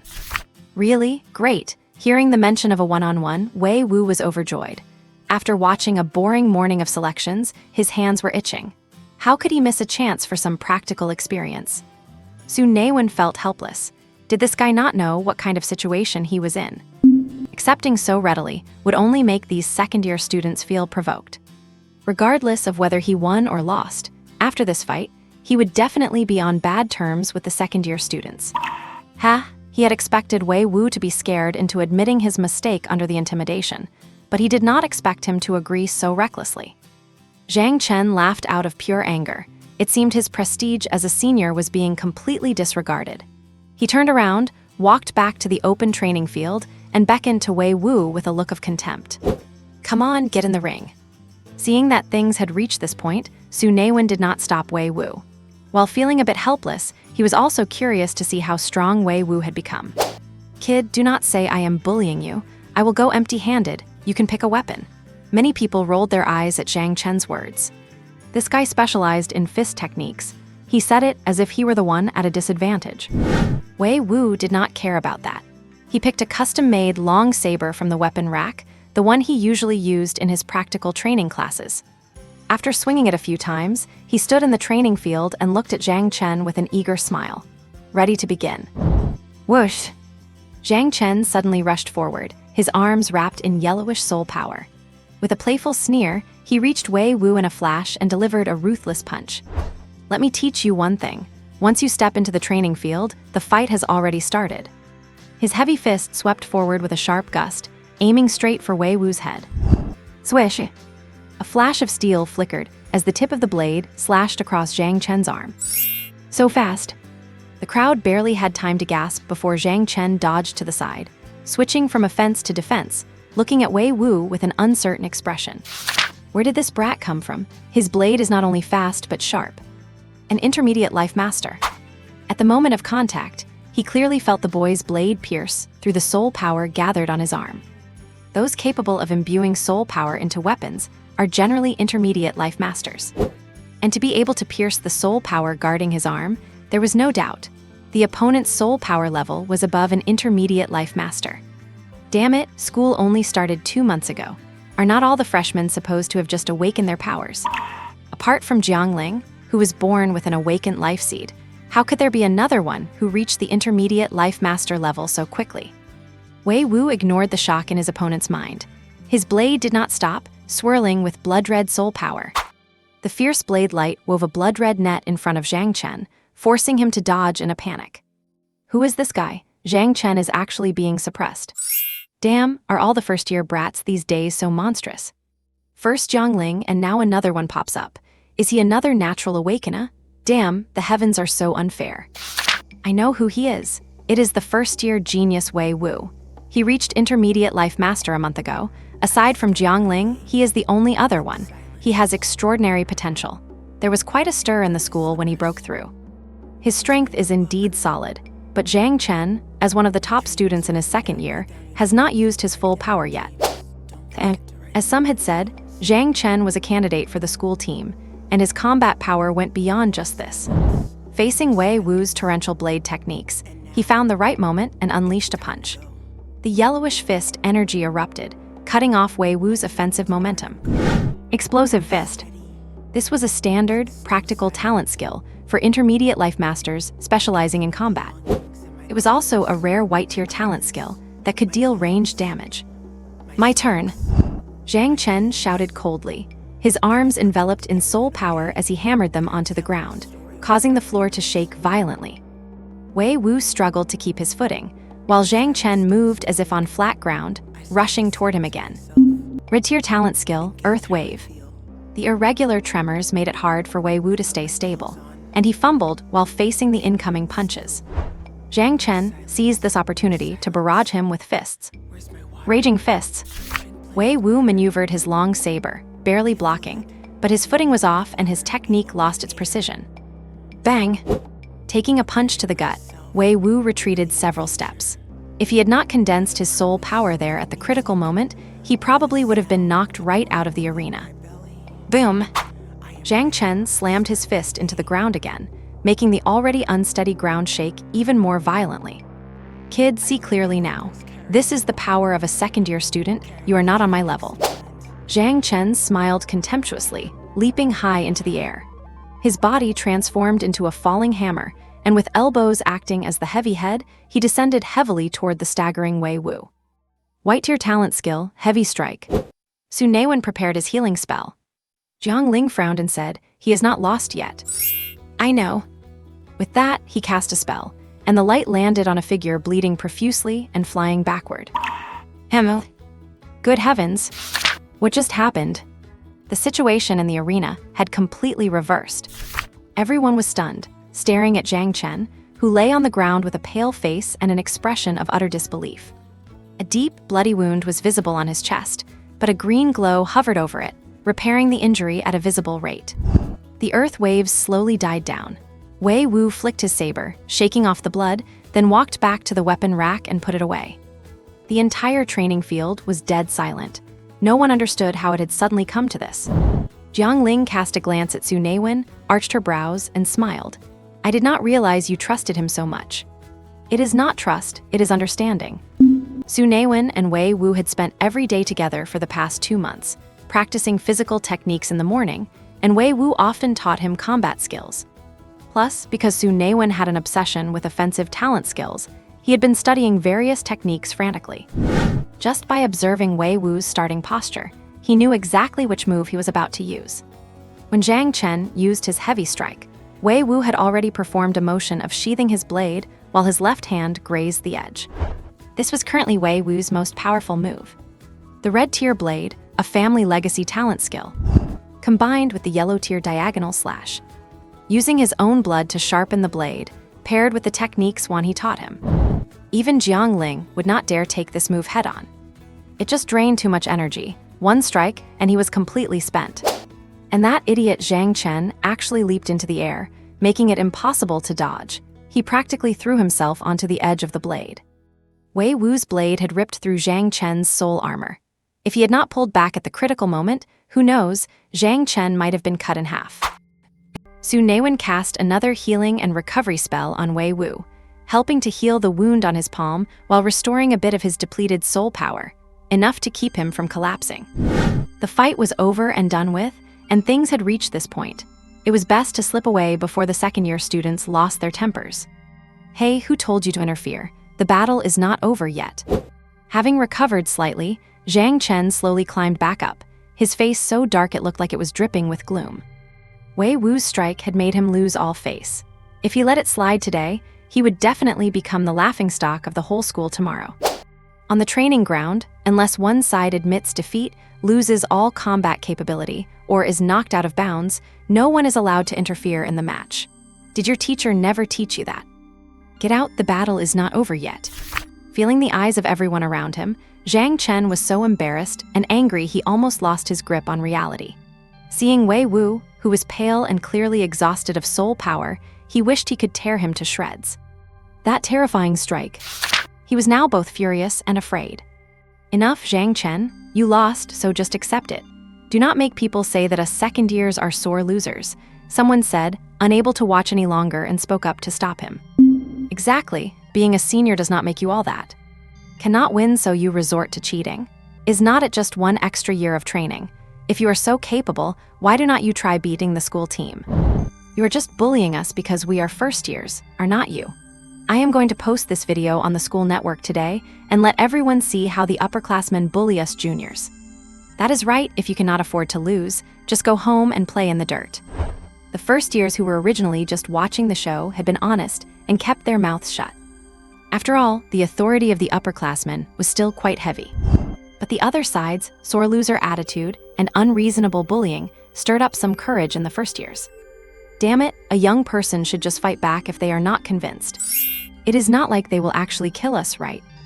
Anyone with combat experience could see that Wei Wu's strike would have killed Zhang Chen, but he held back his blade in the end. Besides, if not for the healing skill cast by Su Naiwen, Zhang Chen would have been lying on the floor long ago, unable to crawl up. Wei Wu had clearly won, yet the guy was resorting to dirty tricks. They had never seen such a shameless person. This has nothing to do with you. Did I admit defeat? Was I knocked out of bounds? Have I lost my combat effectiveness? Zhang Chen roared in a slightly manic state. None of those, so let us continue. The second-year students watching the scene frowned at the unhinged Zhang Chen. Many even curled their lips in disdain, ashamed to be associated with him. However, Wei Wu's remarks at the time were indeed unpleasant, and since Zhang Chen had lumped all the second years together from the start, it was not easy for them to openly criticize him now. The first years, on the other hand, were filled with righteous indignation, and the entire scene began to turn chaotic. If you want to fight, I will be your opponent. Jiang Ling stood shoulder to shoulder with Wei Wu and Su Naiwen, clutching her heavy spear. With a shake of the shaft, the spear hummed, pointing directly at Zhang Chen. Hey, ha ha ha ha, how united. What, are you first years trying to start a team battle against us second years? Zhang Chen retorted angrily, though his heart was feeling a bit hollow. That kid with the blade was capable of that strike, and Jiang Ling was definitely even stronger. It was highly likely that she had not even used her full strength when fighting Quezong. So much talk, what do you want? Name your terms. Su Naiwen was not known for his good temper either. At first, it was indeed Wei Wu who spoke without thinking, and he had kept a low profile, hoping to just let the matter go. But having reached this point, the fight was over, yet the other side was being aggressive and shamelessly cheating. They had been bullied right to their faces. If he did not lose his temper now, he would be nothing more than a doormat. Today's first years are truly arrogant. It seems the three of you are quite dissatisfied with us second years. Then let us have a team battle. 3-on-3 or 5-on-5, you choose. Do you dare? If you do not have the guts, then you first-year rookies should just act like little brothers and stop acting up. Zhang Chen sneered inwardly. He did not believe that besides Jiang Ling and Wei Wu, there could be any other freaks among the first years. Besides, he had been careless this time. He had not dodged while in the air, which was why he got hit by Wei Wu's blade. If they fought again, he just needed to fight step by step, pay attention to the timing, dodge that strike, and he could easily defeat the other side. The others were not fools either. Hearing Zhang Chen, they understood he wanted to regain his face through a team battle.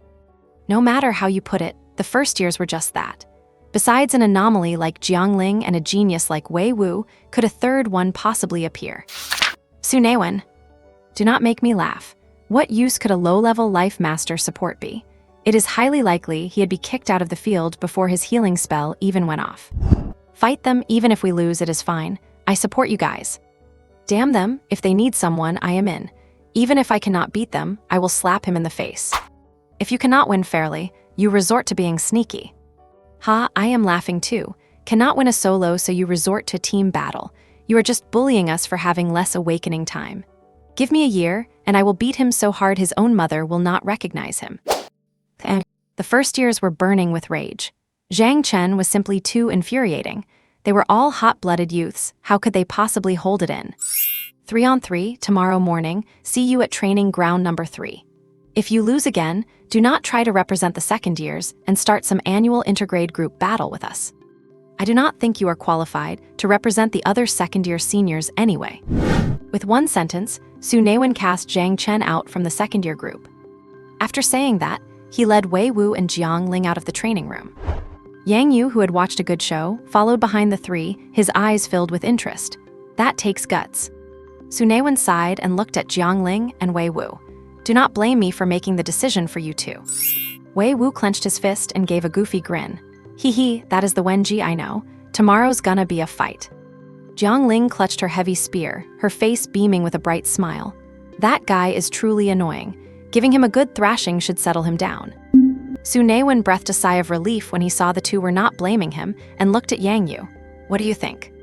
Me? I will be finding a good seat to watch tomorrow, of course. Yang Yu narrowed his eyes and replied with a joyful smile. Damn, are not you indignant? Are not you annoyed? Are not you filled with righteous anger? Su Naiwen asked, pointing a finger at him with a serious face. As one of the top dogs of the first years, are not you supposed to take the burden of protecting our collective interests? Yang Yu gave a lopsided, mocking grin. Even if you told me the sky was falling, I would not go. Old Yang, our grade cannot even put together 3 intermediate life masters without you, Su Naiwen said. You accepted the challenge, so you go handle it yourself. Yang Yu stretched and patted the three on their shoulders. I am rooting for you guys, but let me give you a piece of advice. If you do not hurry, the cafeteria will run out of food. Su Naiwen gave Yang Yu his back the universally recognized middle finger gesture. Screw you. Yang Yu walked ahead of the three with a smile on his face. This guy who spends every day throwing around heels and pretending to be harmless. Let me see what your real strength is. As students trapped in the school for over 2 months, the reserve selection was naturally a rare and exciting hotspot. It was the talk of the town during every break. And after the reserve team selection, a first-year student showed blatant arrogance, provoked Zhang Chen, and ended up in a one-on-one duel that spread throughout the entire school. The fact that an elite second-year student was nearly cut down by a first-year freshman was even more explosive news. Wei Wu, who was already known as a genius, is now even more famous across the school. Are the lower-year students this strong now? First there was Jiang Ling, and now Wei Wu. Back in our day, we were still polishing our innate skills at the early stage of being low-level life masters, and these kids are already cutting down second years. Haha, I heard there is a grade-level team battle tomorrow. I have to go see just how arrogant these young people are. Interesting, help me save a spot tomorrow, I will go too. This matter spread throughout the campus, but the ones discussing it the most were not the first or second-year students, but the third years. Basically, their attitude was just looking for a good show. As they were in the year of rushing for entrance exams, such interesting events were more likely to spark their enthusiasm. The second-year students, however, were polarized. One group thought Zhang Chen was shameless, resorting to this trick when he could not afford to lose, and were ashamed to be associated with him. The other side also thought Zhang Chen was shameless, but believed he did it for the sake of the second year's reputation, even suggesting that if Zhang Chen was short of people for tomorrow's team battle, they could step in. The first-year students were the same. One group thought Wei Wu was deliberately looking for trouble and losing face. The other group thought it was time to teach those bossy seniors a lesson. Amidst such heated discussions, Su Naiwen looked at the support points in his hand. System, add the points. And in the warm autumn sun, a cool breeze blew across the campus. On the outdoor practice field, the moist air of Quanju dampened the open ground, and the surrounding greenery gave off the scent of soil. Scattered leaves rolled with the wind, making a pleasant rustling sound. Ah, what a beautiful day. Su Naiwen stretched with a high-spirited smile. Hee, it is indeed a nice day. Wei Wu was in a great mood today because he could fight again. Yang Yu followed beside them, yawning and looking half asleep, but since there was a great show today, there was no way he would miss it. Not far from practice field number 3, the three of them could already hear the commotion. The practice field, which usually had few people on weekends, was packed now. Looking at this formation, it was even bigger than the reserve selection yesterday. Crowding to watch a spectacle is human nature. Tusk tusk, even if a dog is peeing on the side of the road, people will gather around to watch. Brother Wen, are we the dogs?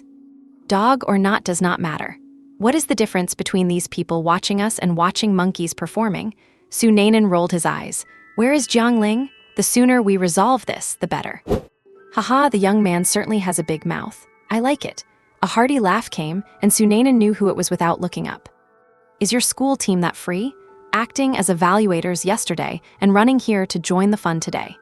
No wonder the third high school can never make it out of the city every year. Jai Hu went speechless. What did the school team's performance have to do with him? Last year he was not even a reserve, and this year he was at the bottom of the team. Unless all 4 assault-type life masters get diarrhea during the league, it would not be his turn to play. If you do not know how to talk, just donate your mouth. Jai Hu gave him a sidelong glance. How is it? Are you ready for today? I heard a lot of second years want to beat you up, and they have selected the strongest ones. Does not matter, I will take care of it. Awesome, what else could Jai Hu say? Anyway, it is not shameful for a first year to lose to a second year. And here I thought he had ambition, turns out he is just a quitter. When Jiang Ling appeared carrying her heavy spear, there was basically no room left to stand in practice field number 3, except for the combat area. Class monitor, Wei Wu, Brother Wen, go for it. Beat them, win some glory for our class. Today's battle can be called courageous. Damn it, you pedantic scholar, shut up if you cannot talk properly. And as soon as they entered, Su Naiwen and the others saw their classmates not far away. He wondered why those guys were not around when he and Wei Wu finished training at the field and returned to the dorms. It turns out they got here even earlier than them. Zai Zhuang's meatball-like body was about to be squeezed into a meat patty. Zhang Yu waved at the three of them, and Man Hui and Huang Yunyuan had also come to join the fun. Li Yan stood with his arms crossed, looking at Su Naiwen with a proud, sidelong glance. Su Naiwen was speechless. This guy was not afraid his eyes would get stuck like that after a while. Heh, I thought you first-year brats would not dare to show up. A word of advice, kneel down and apologize now, and I will let you guys go. Zhang Chen was brimming with confidence now. If he had to deal with Jiang Ling and Wei Wu alone, he would not dare. But now, he was surrounded by several experts who were no worse, or even better than him. Too much talk, I am here just to fight. Wei Wu could not wait and pulled out the long blade wand he had given him. This blade was much sharper than a custom-made one. Insolent, today, I will let you know that when first years meet seniors, you should keep your heads down. Su Naiwen said unhappily, we cannot represent the first years, and do not shamelessly consider yourself the leader of the second years. Which of the seniors present is not better than you? This remark made the second-year students watching feel very comfortable. The kid, who was rumored to be arrogant, did not seem so annoying after all. This kid really knows how to talk. Haha, well said. Zhang Chen really thinks of himself as something special. Probably got scared, and that is fair. Zhang Chen has gathered quite a few experts, especially Wang Zhuo and Jing Zuming. Their strength is basically confirmed for the reserve team. Tusk tusk, these 3 first years are miserable. I do not even dare to watch what happens next. Too much talk. 3-on-3 or 5-on-5, you choose. Seeing the tide turning, Zhang Chen rushed to finalize the battle. 3-on-3 it is. Let us leave the seniors some leeway. If you lose, you can still demand a 5-on-5. Su Naiwen's cheerful tone made Zhang Chen's face turn gloomy, and many others laughed out loud. After Zhang Chen lost the one-on-one to Wei Wu and demanded a team battle, it naturally disgusted quite a few people. Su Naiwen's words could be described as killing, and then rubbing salt in the wound. Your mouth is the only thing tough about you. I will teach you a lesson first. Wang Zhuo, Jing Zuming, the 3 of us. Some people rolled their eyes at the sight. Is that really necessary? A few second-year students against 3 kids, they really did send out their strongest lineup. On the iron stands not far from practice field number 3, several students with arrogant expressions were gathered, either sitting or leaning. If anyone else had noticed them, they would definitely have exclaimed in surprise. Qin Man, the goddess of third high school team, starters Zhou Yu and Xin Zhaoyu, along with other members of the second team. The best batch of combat-type life master, students in third high. Zhou Yu could not help but sneer when he saw the 3 second years walking out. The quality of the next school team is concerning. 6 people stood on the training ground, and the trio on Zhang Chen's side were no nobodies. Zhang Chen, based on his performance yesterday, might barely make the reserve team, but his strength is still among the top tier for second years. Wang Zhuo, with his blonde hair and flamboyant white training outfit, has long arms and grips a long blade. His strength is undeniable. He is at least a top 10 existence among the second years. His destiny skill, Blade Handler, gives him swordsmanship that is hard for his peers to match. Jing Zuming is a boy with medium-length hair and a gentle disposition, dressed in casual sportswear. His destiny skill, Forest Wind, is a rare elemental type, and his strength is definitely not inferior to Wang Zhuo's. Looking at the other side, Jiang Ling is quite capable, and her performance in the reserve selection yesterday was excellent, no less impressive than the top students in the second year. Wei Wu's strength was also displayed yesterday, but after many people reviewed the match, they realized it would not be so easy for anyone to beat Wei Wu again. Zhang Chen was in such a sorry state yesterday entirely because he was careless. As for the last one, Su Naiwen, he is somewhat well known as a support with strong healing, but he only seems to be a low-level destiny master. The gap between the two sides is obvious, and the outcome of the battle is practically set. I will give you a chance, make your move. Zhang Chen looked at the 3 of them with disdain, already imagining the scene where his team crushes theirs. Then we will not be polite. Su Naiwen grinned and cast 3 armor spells in one go. Armor spell level 5. Consumes soul power to form an invisible armor on a single target. Su Naiwen had already tested it. The current armor strength is enough to withstand a hit from Jiang Ling, even without her using any innate skills. Jiang Ling and Wei Wu felt the armor on them, and without a word, charged directly at the trio. Ha, leave that Wei Wu to me. I am here to settle yesterday's score. This was the moment Zhang Chen had been waiting for. Everything he lost yesterday, he would take back in full today. Ignoring Jing Zuming's questioning gaze, Wang Zhuo chose Jiang Ling as his target and said, "You can take that trash support." The only reason he joined this team battle was because he felt the first years were too arrogant and needed to be taught a lesson. But he also had nothing but contempt for Zhang Chen. An upperclassman bullying a lowerclassman was already embarrassing enough. If he were to attack a low-level support, he would truly lose all face. Jing Zuming thought the same, but seeing Wang Zhuo grab his target first, he had to settle for the remaining healer. Too bad for you, Jing Zuming thought to himself as he started with his innate skill. White Grade Wind Roar. Low-level but practical. A low-level Destiny Master would basically be incapacitated after taking this hit. And while the opponent was winding up, Su Naiwen was not idle either. For a top-tier support, the most crucial skills are not just healing and buffs, but crowd control. He conjured a light spear in his hand and threw it quickly. The moment it left his arm, it split into 9 beams of light. Stasis. Stasis level 6. Consumes soul power to emit 9 beams of light, putting hit targets into a short state of immobility. With 4,500 support points, he had poured nearly half into this skill, jumping it directly from level 3 to level 6. It was equivalent to pushing a gray grade skill to the peak of the white grade.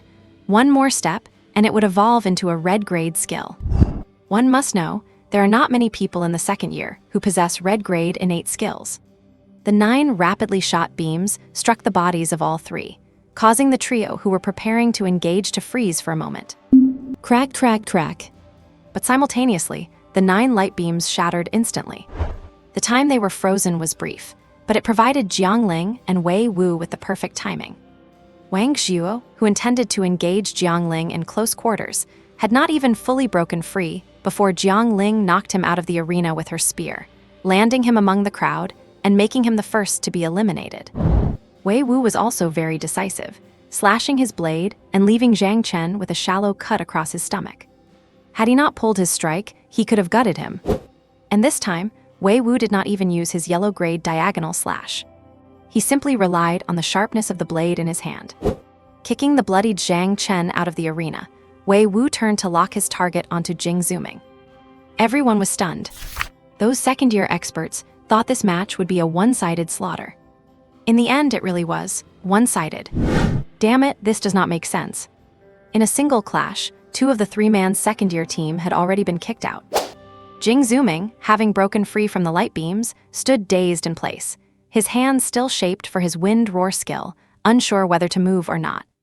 He was now being flanked by Wei Wu and Jiang Ling, terrified that any movement would lead to them finishing him off together. What made him even more wary was what kind of innate skill that first-year support kid had just used. This is unscientific. A rare control-type innate skill, Qin Man's delicate face was full of surprise. Control skills are rare, and if one appears on the market, it is bound to be scrambled for, especially white or red grade ones. When it comes down to it, it comes back to 2 words: practical. Low soul power consumption, extremely disruptive in battle. For low, middle, or high-level Destiny Masters, it is a divine skill. Qin Man could not help but ask, who is that freshman? He is the newly crowned 3rd-year healing god, supposedly close with Jaihu. I heard his healing skills are even better than yours, but I did not expect him to have this trick up his sleeve. Hearing her classmate's explanation, Qin Man stared unblinkingly at Su Naiwen. A control-type innate skill, I want one. Xin Xiaoyu shook her high ponytail, watching the fight that had ended in an instant, and could not help but sigh. Freshmen nowadays are truly something. Perhaps next year's school team will have a few freshman faces. That would be a real upset. The second years really hit a wall this time. Then again, Zhang Chen and his group are not much to look at anyway. In the second year, only Su Bang and Taishi Hao are decent. Otherwise, the coach would not have let them skip the reserve selections and join the team substitutes directly. Oh, the battle is not over yet, haha. The freshmen are interesting. Are they planning on a duel now? And everyone looked over to see that Jiang Ling and Su Naiwen had stepped aside, leaving only Wei Wu holding his blade to face Jing Zuming alone. Wei Wu did not care about winning or losing, he just wanted to fight. A man needs to fight. Take it easy on him. When you are done, I still want to warm up. It is not easy to find an elemental Destiny Master for a practice match like this, Jiang Ling said, holding her spear as she shouted at the highly focused Wei Wu. Everyone, oh. Jing Zuming, Konunenos. Are they treating me as a sparring partner? There are many ways to insult an opponent. Do you have to pick this one?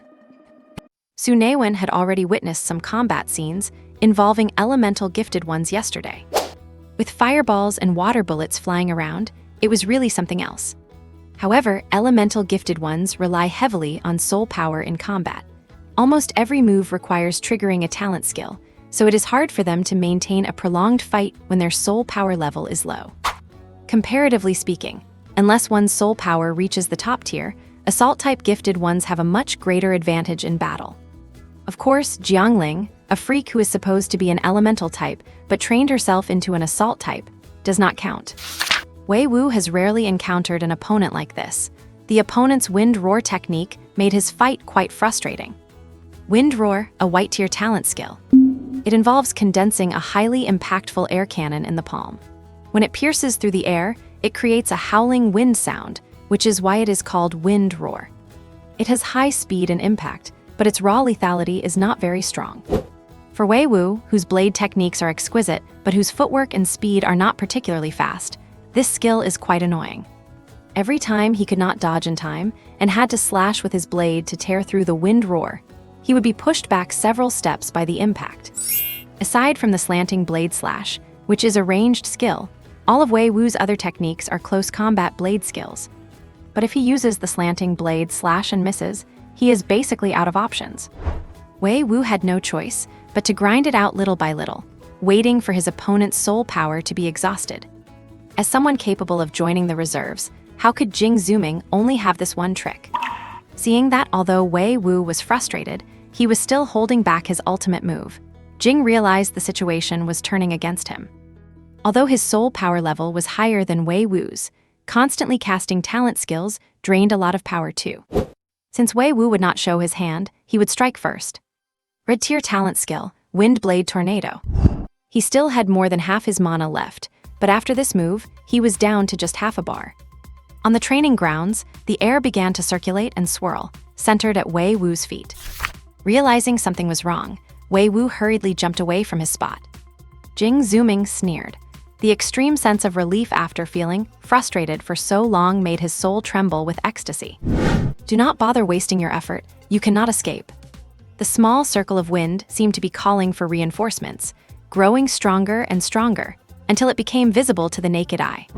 Soon, the tornado reached over 5 meters high, moving towards the retreating Wei Wu. The speed of rotation and movement increased, and one could vaguely see gray-blue irregular blades inside the wind, like a moving meat grinder. It was terrifying. Even Su Naiwen, who had seen it yesterday, was still filled with amazement. Good heavens, you granted me a rebirth. The least you could do was make me a fighter, or even a mage would be fine. What were you thinking, making me a priest?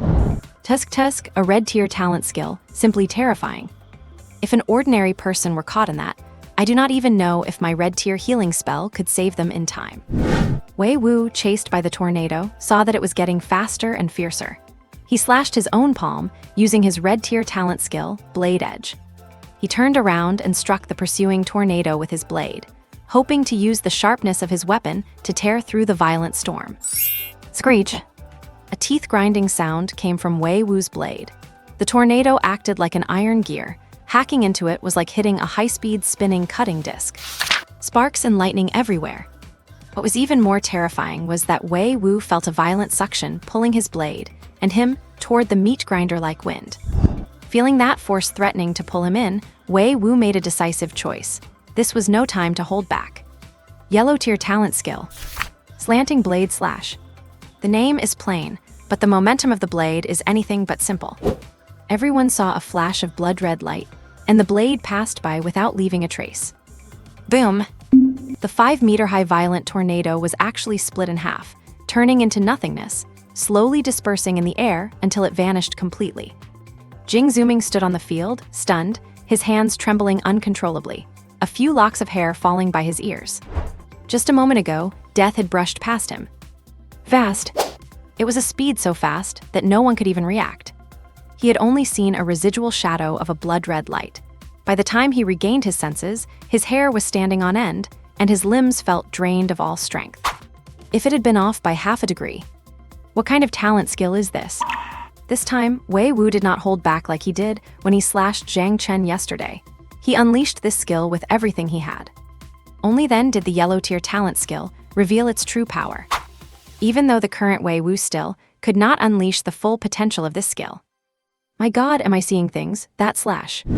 Damn, is this cheating? Who can withstand that strike? That is definitely not an ordinary red tier talent skill.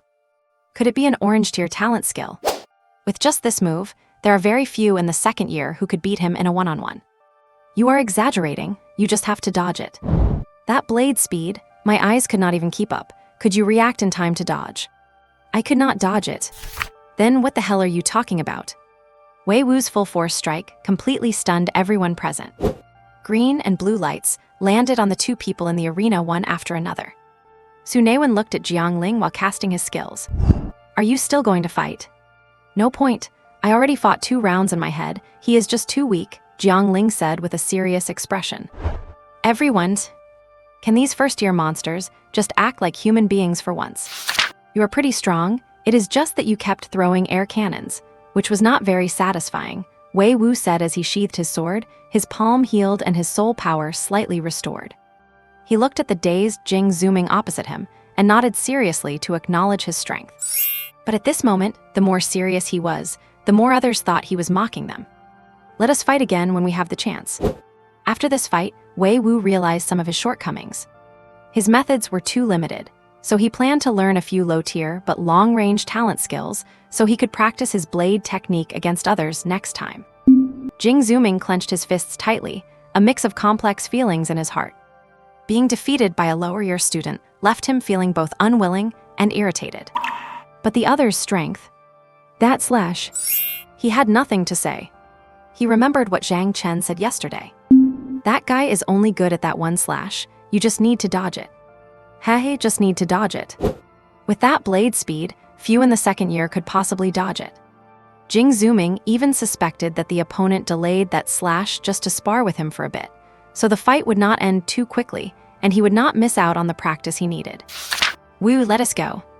The fight was over, and Su Naiwen, who was used to keeping a low profile and just wanted to be helpful, called out to Wei Wu.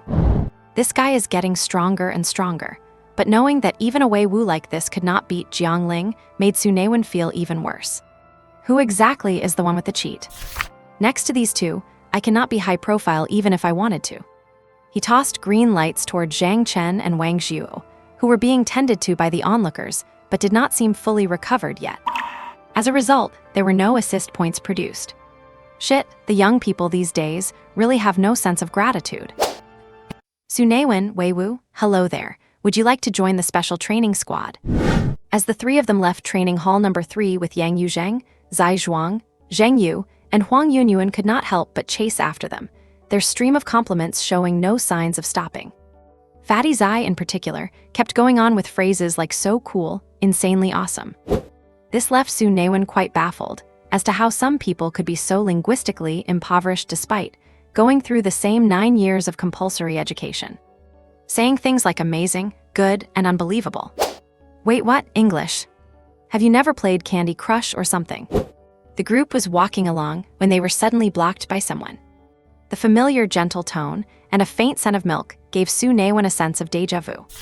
He looked up to see smooth hair tied behind her head, a white turtleneck hugging her torso, a slender waist that could be circled by one's hands, and a bust that highlighted an enviable figure, with slim jeans wrapping around long yet shapely legs. She wore a pair of white high heels. Even with such modest attire, she carried an air of allure. Looking at her face, one would see a soft oval shape, willow leaf eyebrows, bright eyes and white teeth, and perfectly defined lips. Her lightly made-up face exuded a gentle and graceful temperament. Intellectual-looking glasses sat on her dainty nose as she smiled warmly at Su Naiwen among the group. Maybe it was just his imagination, but Su Naiwen sensed a deep sense of indulgence and affection in her eyes.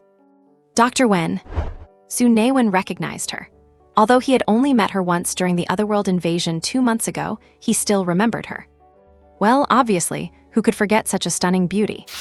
Of course, what really made Su Naiwen remember her was how, amidst the blood and wounded everywhere back then, she had maintained such a gentle yet resilient aura while keeping everything under control. Though no one had heard of her since, she was undoubtedly a high-level healing type Fate Master. It was somewhat similar to the path he intended to take. You remember me?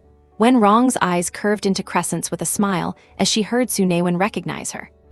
I am Wen Rong, you can call me Sister Rong. You have not answered my question from just now. Would you like to join the special training squad? Special training squad? Su Naiwen was confused, and looking at the others, they were equally puzzled. This, sister, what is a special training squad?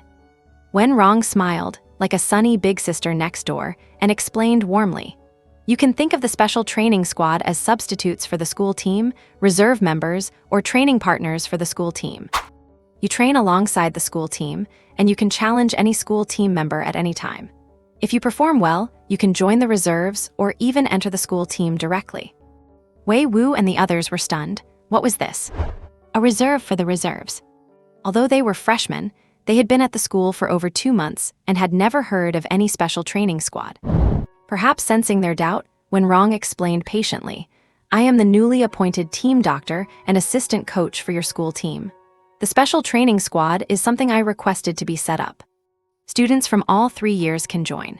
The goal is to keep the school team members and reserves on their toes, while also discovering better talent and encouraging growth. I have watched the footage of yesterday's reserve selection and your fight just now. Jiang Ling, right? You are essentially already a member of the school team reserves. As for Wei Wu, that strike was impressive, but it needs more honing. Even if you can beat that second-year elemental Fate Master, it does not mean you are ready for the reserves yet. And Naiwen, you have great potential. A control-type innate skill makes you an excellent support for any team. Your soul power level is a bit low, but that can be improved. So, what do you think? You have run out of challenging opponents in your grade, and the special training squad will be very beneficial for your cultivation. She answered their questions in a soft, melodic voice and looked at them with hopeful eyes. Assistant coach. Team doctor. It sounds like this squad is just a third team. First team is the starters, second team is the substitutes, and the special training squad. Substitute sparring partners, or a substitute for the substitutes. Like the first string, second string, and third string in Japanese sports anime. We get to fight? I am in. Does that mean I can spar with those school team experts? Wei Wu asked with a foolish grin. Upon receiving an affirmative nod from Wenrong, he immediately insisted on joining without a second thought. Su Naiwen gave a wry smile, getting so excited just to be a sparring partner. This guy is really something. Are there any requirements to join the special training squad? Su Naiwen asked. This squad sounded like it was just a second-string substitute bench, but they could not just take anyone, right? Wenrong smiled and said something Su Naiwen had never expected. It depends on my mood. Such a capricious remark did not seem to fit the gentle big sister persona at all. A faint flash of holy light passed through Wenrong's eyes as she glanced at Yang Yu in the corner, her expression showing slight surprise. Oh, I did not expect to find another little genius hiding here. Would you like to join the special training squad? Yang Yu was stunned for a moment, then collected himself. A detection type innate skill. She must have seen through my soul power level, or perhaps even. I would be honored. Yang Yu did not refuse. He was quite interested in this newly established squad. Seeing that Wei Wu and Yang Yu both agreed, Su Naiwen had no reason to say no. Besides, he had free time, and being on the school team might earn him more support points. One has to remember that school team members are all high-level fate masters. They are walking, breathing repositories of 11 to 100 support points. And with all those coaches and training instructors, if there were any ranked fate masters among them, the rewards would be, oh my. Seeing Su Naiwen agree to join, Wenrong gave a gentle smile and subconsciously raised her hand to pat his head. But seeing Su Naiwen reflexively dodge with a strange expression, she paused and withdrew her hand, looking a bit forlorn. I have just been transferred here, and I am not familiar with the 3rd middle school yet. Could you show me around and maybe grab some lunch? Su Naiwen looked at the sun in the southeast. It was only 9 or 10 in the morning. Su Naiwen felt this beauty was acting quite strange, as if she had ulterior motives toward him. Even though she was strikingly beautiful, he felt uncomfortable without knowing what was going on. Sure, Sister Wenrong, I have not had breakfast either, let us go together, Jiang Ling said enthusiastically, hooking her arm with hers. You can call me Sister Rong or Sister Rongrong, Wenrong beamed. This sudden, overfamiliar behavior left Su Naiwen feeling completely bewildered. Perhaps this is a connection between beauties. Their original group, which had been full of banter and jokes, had turned into a sightseeing tour of the 3rd middle school after Wenrong joined. Seeing the others also grinning like idiots, Su Naiwen could not wrap his head around it. Freshmen who basically live on a routine between the dormitory, classroom building, and cafeteria, showing the campus to a school doctor. Where is the fun in that? Wenrong and Su Naiwen hung around the school for a bit, then left after having a meal. This made Su Naiwen, who had always thought the other party was harboring ulterior motives toward him, wonder if he was being too sensitive. Over the next few days, Su Naiwen continued his routine, waking up early to train with Wei Wu, then attending classes as usual. He would wander around campus doing whatever he could, like helping teachers carry lesson plans or tidying up classroom equipment after lessons. He did not look like a student, he looked more like a teaching assistant. On Friday night, the weekend holiday arrived again. There was no news from the school team's special training camp, so Su Naiwen took the opportunity to head home. The city, which had previously been scarred and devastated, had now returned to its former prosperity. The broken and sunken roads had been smoothed over, and the shattered, collapsed buildings were standing tall again, looking even more stable and magnificent than before. One could not help but marvel at the strength of the Jiazhu people. As long as they were united, there was almost nothing they could not achieve. Su Tang could not help but feel proud of this speed of construction, humming a little tune as he took the bus back to his apartment complex. He gave up his seat a few times on the way and earned quite a few support points. Mom and Dad go to work, I go to kindergartens. Mom and Dad go to work, I go to kindergartens.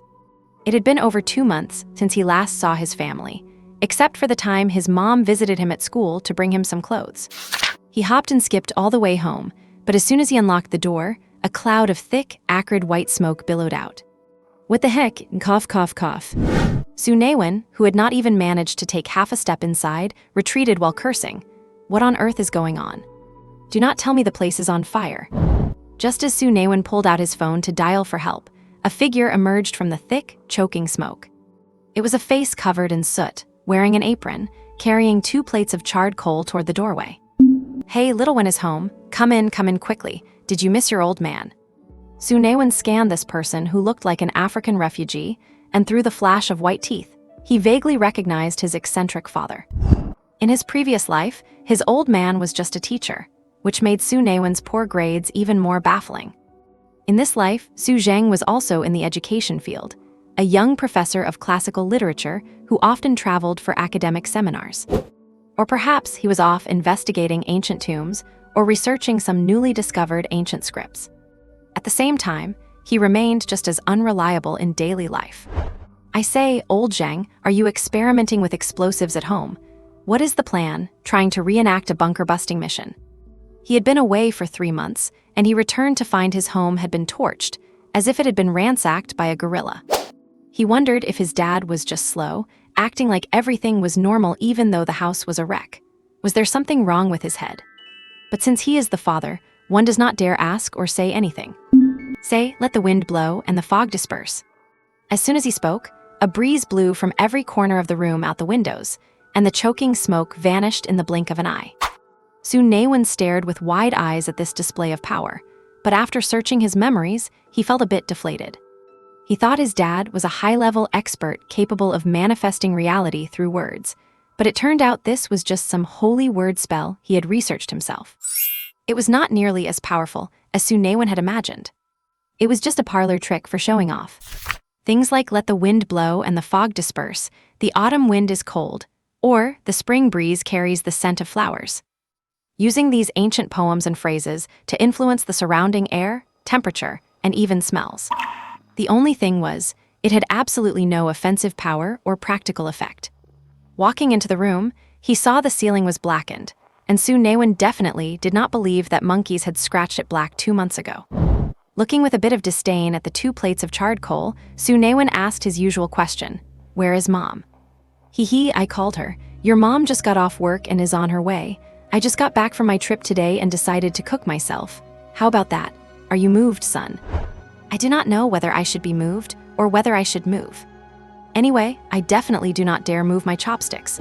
Come on, try your old man's cooking." Looking at the chopsticks shoved into his hand, Su Naiwen was stunned. Oh so. He seriously suspected that his father knew his soul had transmigrated and was trying to poison him. But a son is still a son, even if it is from a parallel dimension. There is nothing more poisonous than a father's heart. "Dad, you have worked hard. You should try the food first. Besides, you look like you have gotten darker and lost weight." He really did look dark. Damn, he looked just like a refugee from Africa. "You should eat more to recover." Su Naiwen hurriedly retreated to his room. "Mom, come home soon. I cannot handle this on my own. Come back, Dad is trying to kill his own son." "You old geezer, what are you doing? Are you trying to blow up the kitchen? If you do not know how to cook, stop acting like you do. You leave for 3 months, and the moment you get back, you think you are hot stuff. Look at this, look. I worked the night shift the day before yesterday, and I finally spent half my day off yesterday cleaning this house, and you have ruined it like this. Get out of here." His mom's familiar, fiery voice made Su Naiwen shudder. It is hard to believe that a beautiful, gentle, and soft-spoken woman, when she was young, had turned into a tigress. Sigh, besides giving Mom a handsome son, what else did marriage bring? Time for a divorce. "Oh, honey, do not be mad. I was gone on this trip for too long and just wanted to cook you a meal when I got back. Just take one bite." These nauseating words made Su Naiwen shiver in his room. And of course, his mom, Ms. Wu Xiwen, was exactly the type to fall for this. Only for a gentle voice to come from outside, "Get lost." Got it right away. A real man knows when to stand his ground and when to back down. Su Naiwen rolled his eyes, wondering how his mom ever fell for his dad in the first place. He walked out of the room and saw his mom working in the kitchen, so he rushed over to help. "Oh, the little brat is back too. You two are working together, are not you? Not coming home for 2 or 3 months, and then you just have to show up on the same day. Hee, was not I missing you? You only know how to say sweet things, just like your deadbeat father. All talk and no action. My birthday was a few days ago and nobody showed any appreciation." Su Naiwen froze when he heard this, and then a wave of guilt washed over him. He had lived 2 lifetimes, yet he was a pretty lousy son. "Exactly, you did not show any appreciation for your mom's birthday." Su Zhang, having come out of the bathroom while wiping his face and hair, reproached Su Naiwen with a straight face, trying to side with his wife. Unfortunately, Wu Xuan clearly did not appreciate the sentiment. She shot a glance at Su Zhang, who was now clean of soot, with annoyance mixed with resentment. Heh, pot calling the kettle black, you are just as heartless. Ta-da, look at what this is. Su Zhang, now clean of soot, pulled a necklace out from nowhere like a magician. A purple, translucent crystal hung from a white gold chain, looking quite eye-catching. Wu Xuan, who had been pouting, could not hide the curve of her lips anymore. Su Naiwen put his hand to his forehead. He finally understood how his dad managed to woo his mom. With the soot washed away, Su Zhang revealed a handsome face that was both rugged and scholarly. His mom was a huge sucker for looks when she was young, and adding in the fact that his dad was willing to spend money. Men. Here, honey, eat this. These ribs have plenty of meat. Give that bony piece to your son, he has got good teeth. You have been away on business for so long, you must be exhausted. You really need to nourish yourself. This kid has gained weight in the 3 months I have not seen him. He should not be eating ribs, let him eat some potatoes instead. He watched as his mom, wearing the amethyst necklace, beamed with delight while piling food onto his dad's plate. Then he watched as the spare ribs in his own bowl were taken away, replaced by a big marrow bone, only for that to be taken away too, until finally, even the bone was gone, leaving him with nothing but potatoes and corn. Right, come on, keep taking them. Let me see what these potatoes and corn turn into next. Why do not you two just eat everything and leave only the broth for your son? Ever since his mom put on that amethyst necklace and looked at his dad's handsome face, her attitude had done a complete 180-degree turn. She had transformed from a tigress into a gentle, soft kitten. Oh woman, thy name is Greed. Greedy for money and greedy for looks. What shift are you working today? Su Zhang asked casually while eating and basking in his wife's gaze. Duty shift, Wu Xuan replied subconsciously, but then she snapped back. No, wait, I was wrong.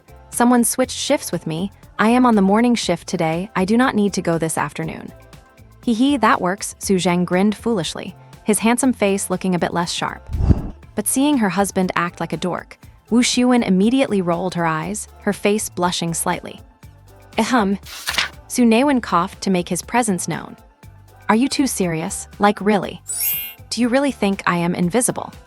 The couple just shoveled a few mouthfuls of rice at the sound. Anyway, Zio Wen, you are not staying home today, right?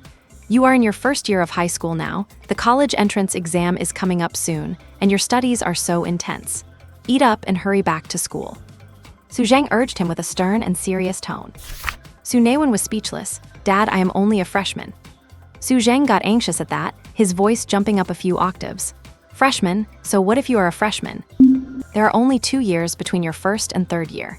With 365 days a year, subtract half for sleep, that is 182 days. Subtract weekends, that is 121 days. Add in 3 or 4 months of winter and summer break, that is 120 days gone, leaving you with 1 day. By that math, your exam is the day after tomorrow. You have only got 2 days, so stop eating and get back to school to study. If I were you, with the exam so close, I would not even be able to eat. Su Naiwen, oh. He really could not eat now. The exam is the day after tomorrow. Does the Ministry of Education of the Jiazhou Federation know about this? It is a good thing his dad is a classical literature expert. If he were in data science, his calculations would have probably caused the world to end tomorrow. Should I go then? Do not let us hold you back. What started as a tentative question became the final blow. Su Naiwen seriously doubted whether he was their biological son. He rolled his eyes, deciding not to disturb their quality time, and shoved down a few bites of rice before preparing to leave. Wait. Hearing his mom's voice, Su Naiwen was almost moved to tears. As expected, there is nothing like a mother's love. I am her flesh and blood after all. We have not been together for so long, Mom does still love me. When you leave, take the trash I just cleaned up with you. It is by the door. Su Naiwen, degrees de degrees. If it were not for his mother's perpetual authority, he would have literally flipped the table. Wait 1 more second. Su Naiwen was stopped again, but he had no more illusions left. What now? Take this. A small, exquisite cloth bag was tossed from Su Zhang's hand into Su Naiwen's palm. The heavy little bag left Su Naiwen stunned. What is this? Talent, skill, spirit crystals. Su Zhang said with a nonchalance, as if they were just cheap vegetables from the street. Su Naiwen opened the bag impatiently. Orange, yellow, cyan. The three colors glowing from inside the bag left Su Naiwen frozen in place. Holy crap! 2 ranked talent skill spirit crystals. And one of them is cyan. That is a grade equivalent to an Earth rank master or exotic beast. What is going on? Is his family actually some sort of noble royalty?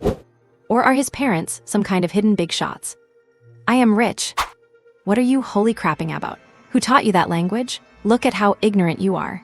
In this day and age, who does not have a few ranked talent skill spirit crystals? Seeing Su Zhang's matter-of-fact face, Su Naiwen could only give him a thumbs up. If you said that out loud, would not you get roasted to death? He really is an expert, even if it is just in ancient literature. Holding the 3 talent skill spirit crystals, Su Naiwen was shooed out of the house. Walking downstairs, he looked back up at the apartment to see that the curtains in both the bedroom and living room were tightly drawn. Sigh. Oh, little brother, your big brother still could not stop you from coming into this dangerous world to suffer. Carrying the 3 precious spirit crystals, Su Naiwen did not dare to wander around, so he rushed back to school. He arrived at the dorm and could not wait to start channeling his soul power into the 3 spirit crystals. He started with the orange one. He drew a flow of energy from the crystal into his body, and soon his soul power began to circulate wildly along the path guided by the spiritual energy. Huh?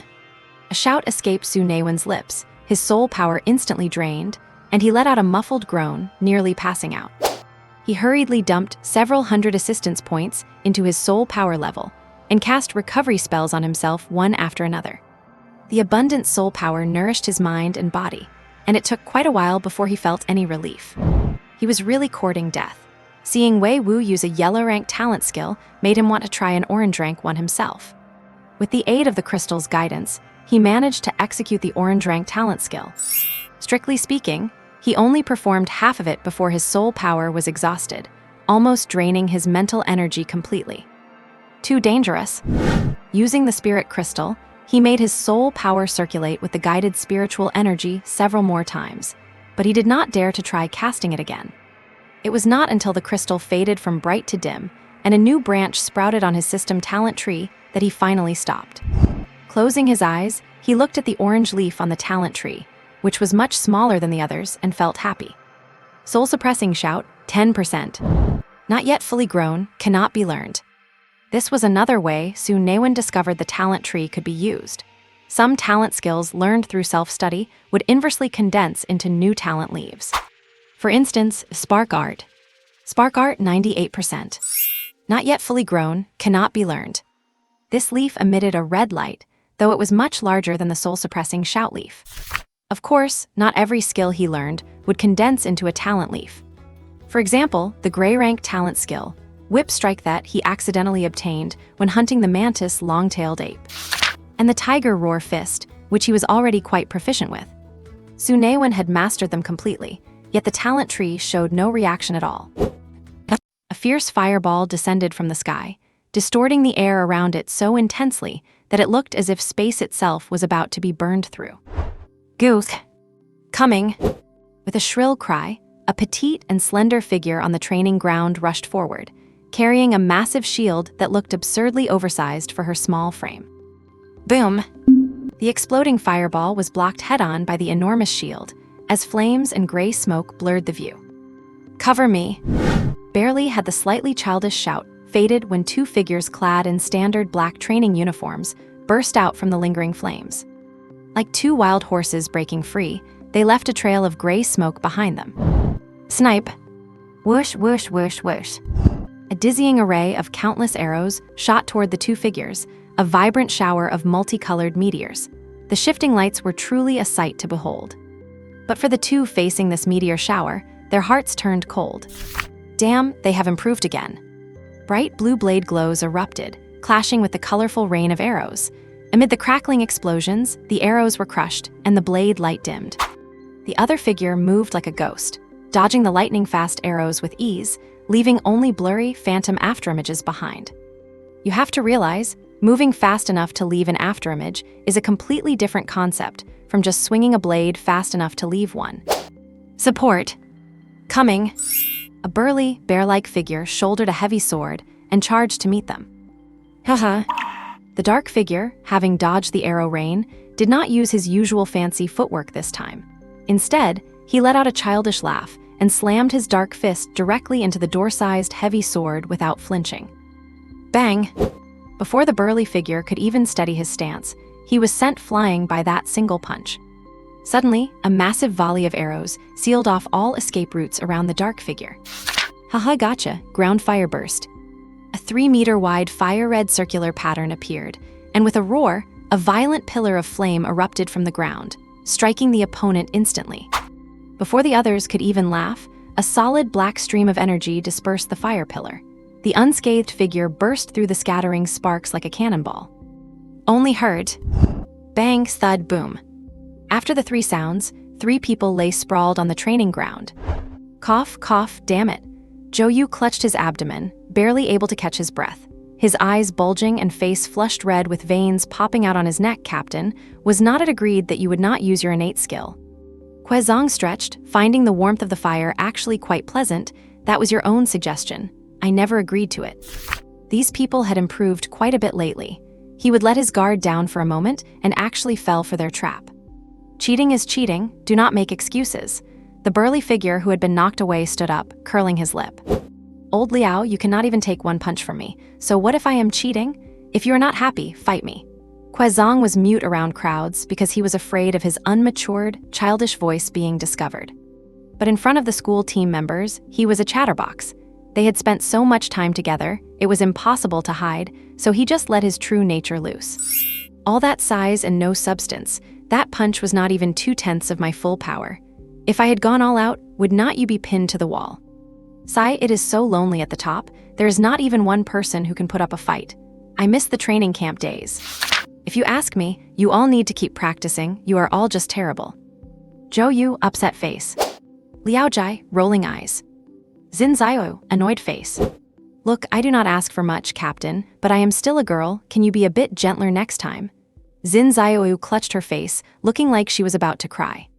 Do not hit a person in the face, do not you know the rules of the streets? But she dared not say that, because on the school team, the captain's rules were the only rules. I am used to it, fists, palms, kicks. Who told you to be the second one? Be careful next time and come up to get hit earlier.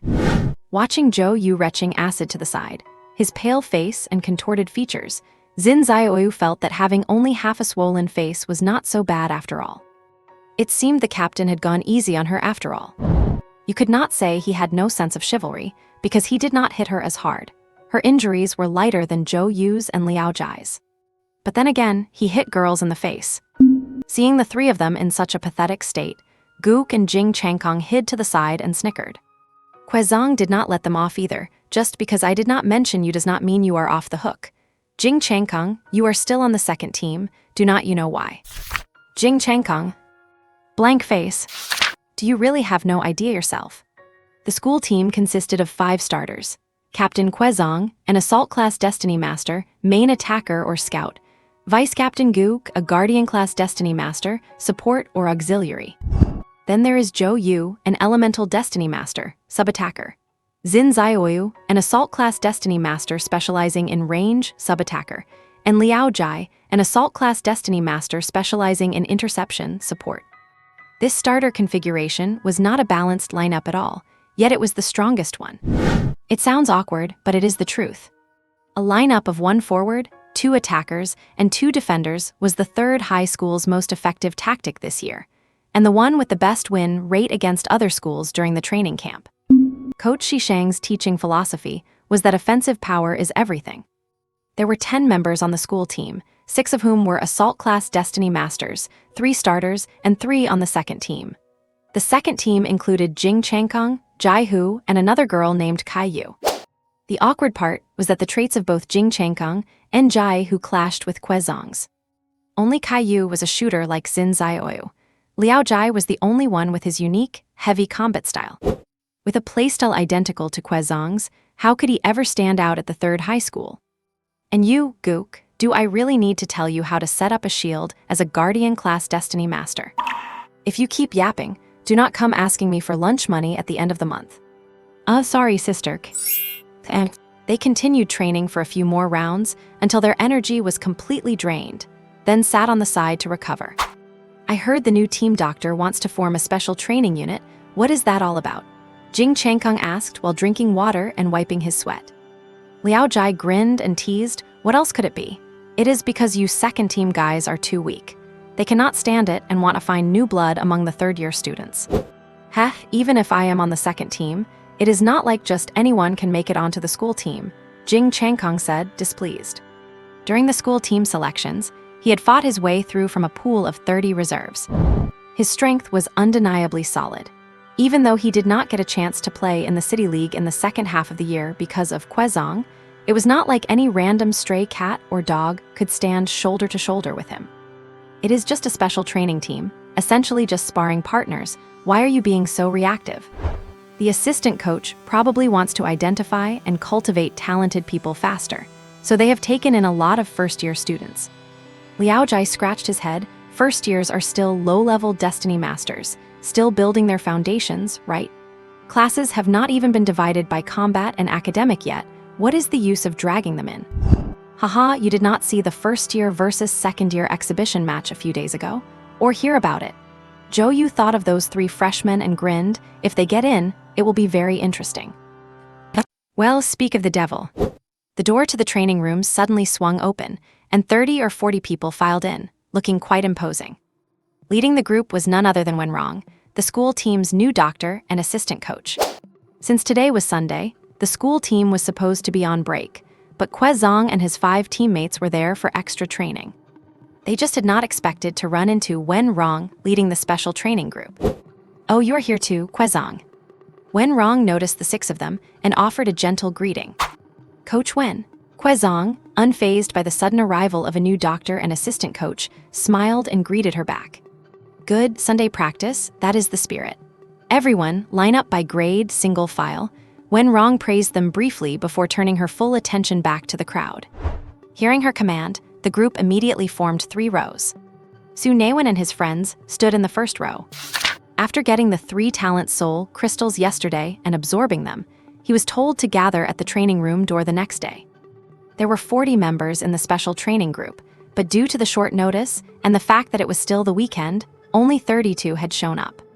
Wenrong might look easygoing, but her methods were incredibly strict. Anyone who tried to ask for leave or did not show up was kicked out of the special training group, with a warning that they would never be considered for the school team again. You have to remember, the special training group included students from both the second and first years.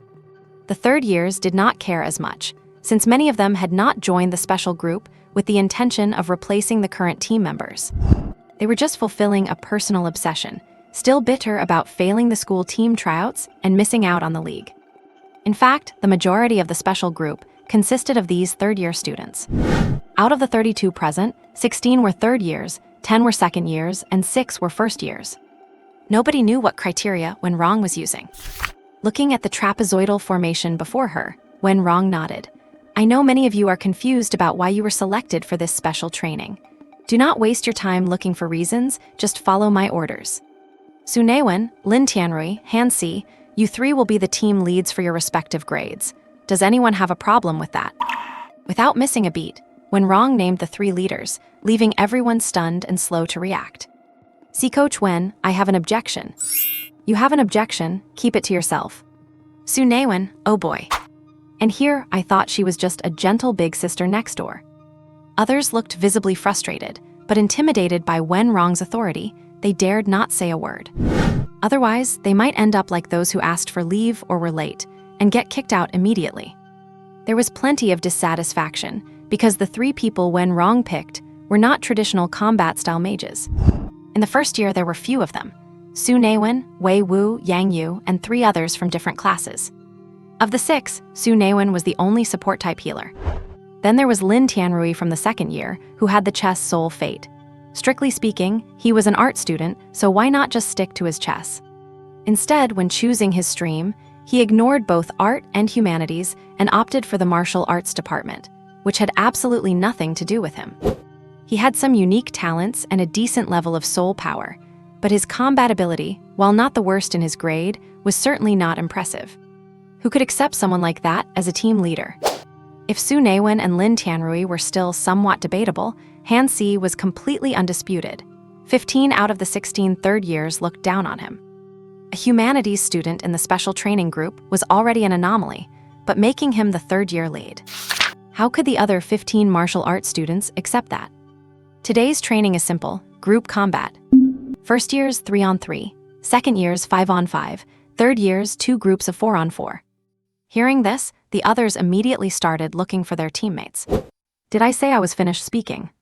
Her gentle voice carried a bone-chilling coldness, and everyone stopped dead in their tracks like frozen wooden stakes. I will be the one assigning all teams. Wei Wu, step out. Yang Yu and Chen He, you two are with him. The remaining 2 will join your team leader, Su Naiwen. Lin Tianrui. Han Si.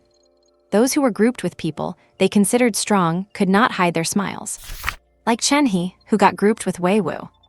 Meanwhile, those assigned to the publicly recognized weaklings felt their faces drop. That included the 2 with Su Naiwen, as well as the teammates of Lin Tianrui and Han Si. No need to ask, they were heading for a beating. Let us have the first years show us what they have got. Under Wen Rong's instruction, everyone shifted their focus to Wei Wu and Su Naiwen. Wei Wu was the second best in the first year, after Jiang Ling, who had already joined the reserves.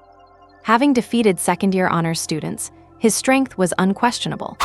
Su Naiwen, the healing god off the third high, had a high-level healing talent and an ability to control others. He had a bit of a reputation, but in everyone's eyes, the outcome was already settled. Before you fight, state your name, soul power level, and fate attribute. Wen Rong appeared with a notebook in her hand out of nowhere. Huizong's group did not leave, watching the upcoming battle with curiosity. Wei Wu, intermediate mage, assault type. Chen He, primary mage, elemental type. Yang Yu, intermediate mage, guardian type. At that, everyone turned their eyes to Yang Yu, another intermediate mage in the lower grades.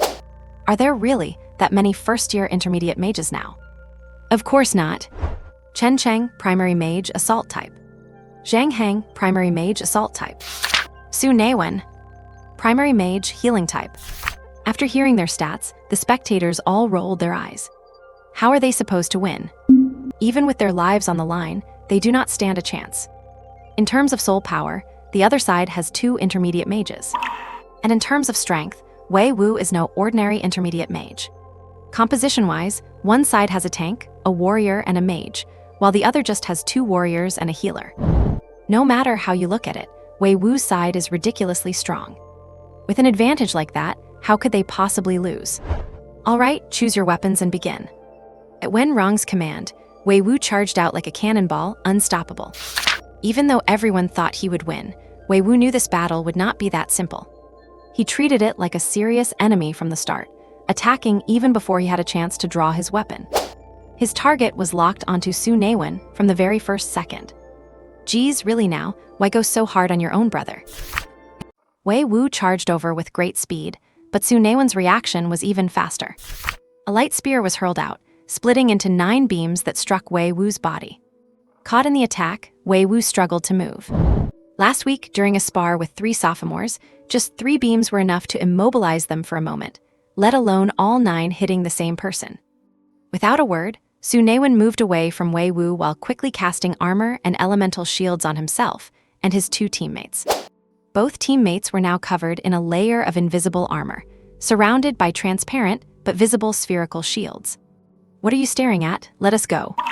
The other 2 dunderheads rushed to the racks and grabbed whatever weapons they felt comfortable with.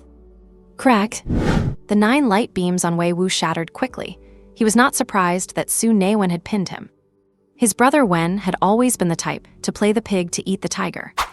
With steady and rapid footwork, he did not even pick up a weapon, instead forcing Su Naiwen toward a corner of the training ground. Su Naiwen gave a wry smile. This guy was serious. Seeing this, Chen Cheng and Zhang Heng ignored Su Naiwen and lunged directly at Yang Yu and Chen He.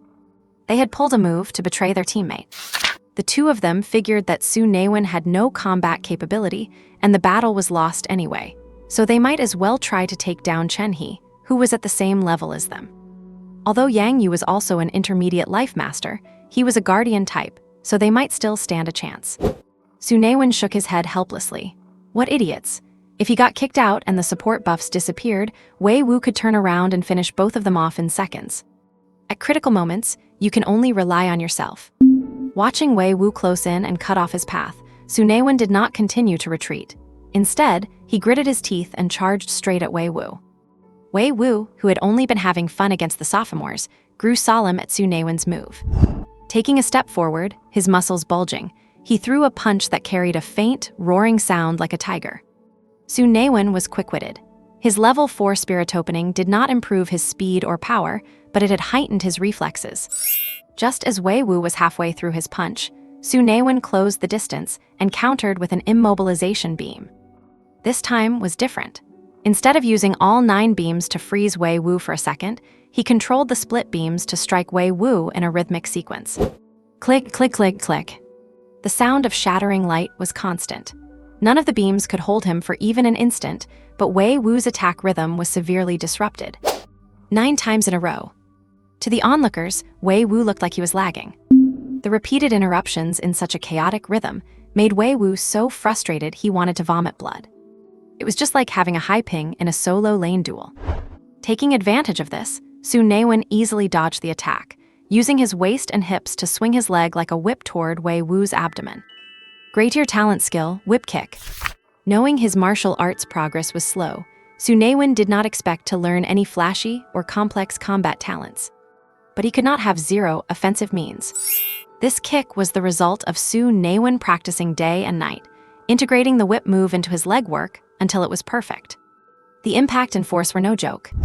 But Wei Wu took the hit, groaned slightly, stepped back twice, and then, as if nothing had happened, lunged at Su Naiwen's neck with a tiger pounce. Su Naiwen, acute. Damn it all. Curse this ridiculous life pattern trait. And mind you, Wei Wu was not even wearing the armor or elemental shield he had provided. The kick he had practiced for 2 months day and night only made Wei Wu take 2 steps back. Shoot. Tiger rolls on the ground. That move is not in the tiger fist techniques. It is Su Naiwen's self-invented donkey roll. It was surprisingly effective, not only dodging the tiger pounce, but also allowing him to escape from under Wei Wu's armpit after being cornered. All right, it was a bit embarrassing. Looking at his 2 idiot teammates, Su Naiwen thought of those 2 morons he used to meet while gaming in his past life. It is infuriating. Yang Yu was holding up a light shield, protecting Chen He behind him, and Chen He was throwing fireballs with such ease. Those elemental fireballs made his smart-elect teammates look pathetic. Yang Yu tapped his shield, making the pair dizzy. If Su Naiwen had not cast armor and elemental shields on them at the start, they would have been laid out by now. Damn it, why do they insist on banging their heads against Yang Yu's shield? Cannot one pin him down while the other flanks? Damn it, if you do not go for the backline, what the hell are you even playing for? Back then there was a screen in the way, but now if they were not in the middle of a fight, Su Naiwen would have slapped them silly. If you do not know how to play, stop stealing the role. Go respawn. Respawning was impossible, so Su Naiwen resigned himself to running toward his 2 pig-headed teammates. Keep him occupied. He grabbed one of them by the collar, pulled him back, and used him as a human shield, throwing him at the pursuing Wei Wu. Then, he cast armor and elemental shields on his 2 idiot teammates. Big meat shield technique. My god, that is savage. My god, he really is not afraid of getting hit.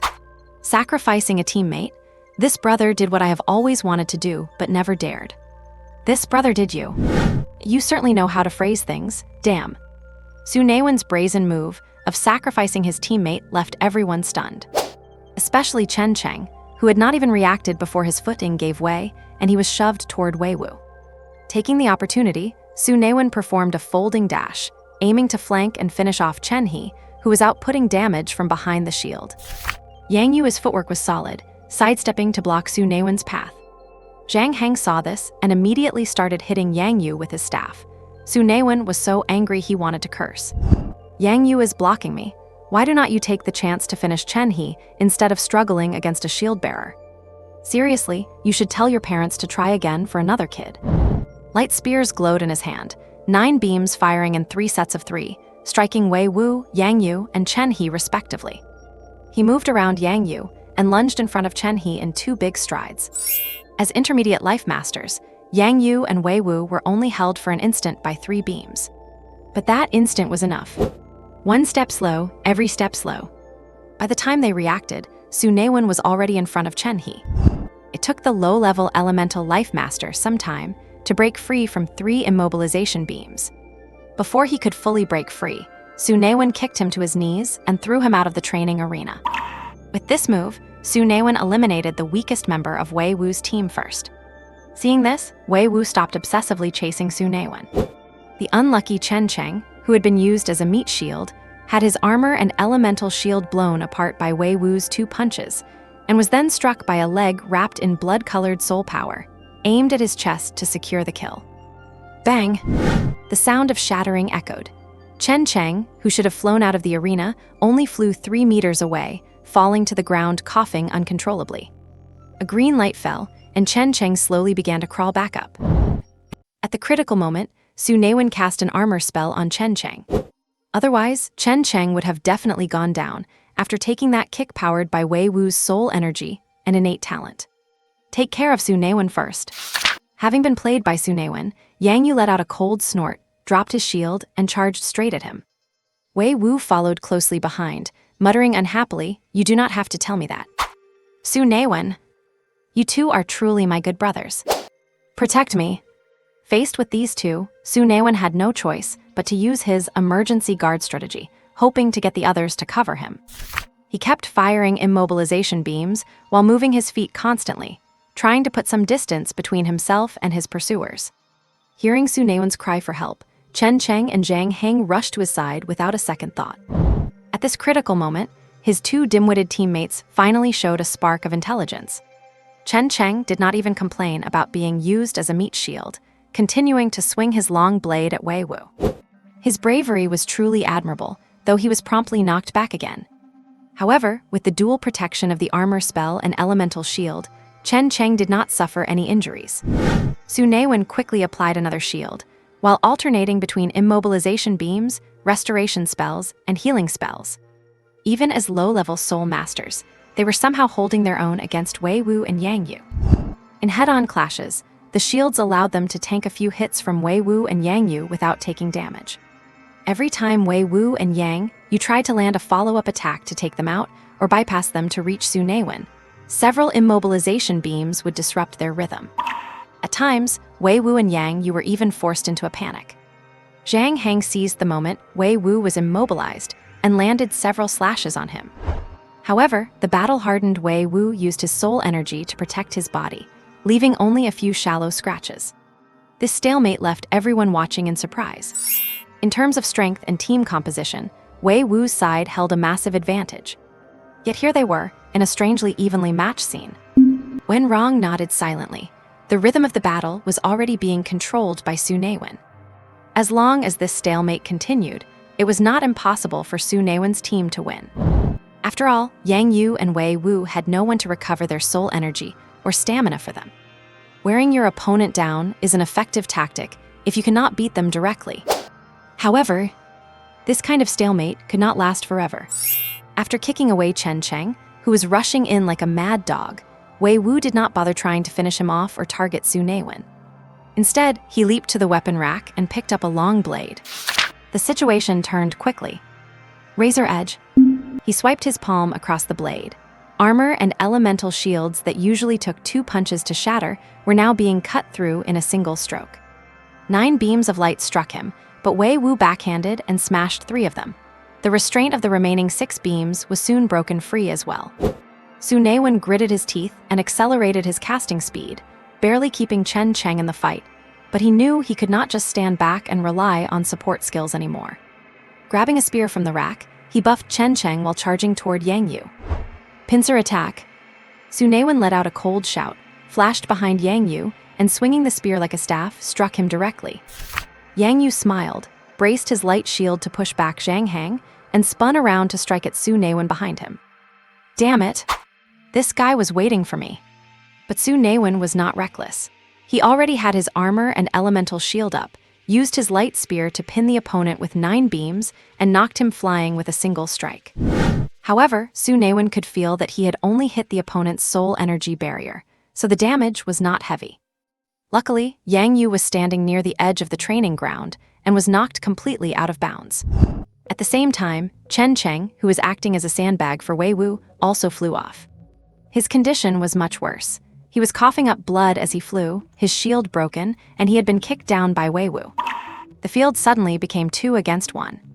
Wei Wu looked at Su Naiwen, black and blood-red soul energy surging in his eyes, his blade held at a slant, and Su Naiwen made a split-second decision. "Coach, we surrender." Everyone, "Duh. You fought this hard from a disadvantageous position, just to give up like that." Su Naiwen gave a bitter smile. He could not afford not to surrender. He knew that stance of Wei Wu's all too well. Slanting blade slash.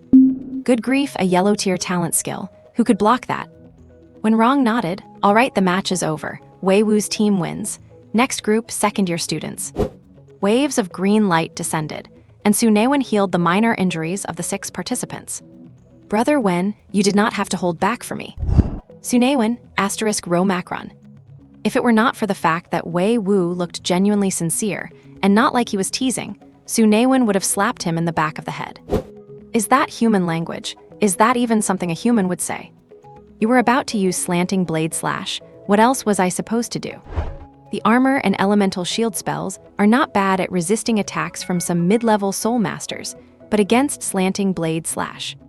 At least both skills would need to be level 7 or higher to even hope to withstand it. At level 5 for armor and level 2 for the shield, what is the difference between them and paper? Rather than taking a hit and losing, it is better to just quit. After all, nothing is difficult in this world if you just give up. Although Su Naiwen lost this match, no one looked down on him anymore. This first-year student has real skills. Being able to keep 2 low-level soul masters combat effective against mid-level ones, single-handedly, is no small feat. There is definitely a reason why Coach, when Rong appointed him as the first-year leader of the special training team. It is just that using his teammates as meat shields is still quite controversial. Su Naiwen did not care what others thought. He seemed to be starting to understand why Coach, when Rong had set up the teams this way. At this moment, more than half of the training ground was covered by a virtual chessboard. Outside the board, only Lin Tianrui stood, watching the 9 people within the game with a calm expression. He placed a piece in the void, and a black and white light projectile descended from the sky, slamming directly into an opponent of an elemental-type soul master. Su Naiwen's eyes widened. "Holy crap, Yixing, is that you?" That move is cool. Compared to this virtual chessboard, things like slanting blade slash and wind blade tornado are pathetic. Forget the power, just the special effects alone could blind anyone. Quezong was also surprised when he saw the chessboard. This talent skill is definitely high level.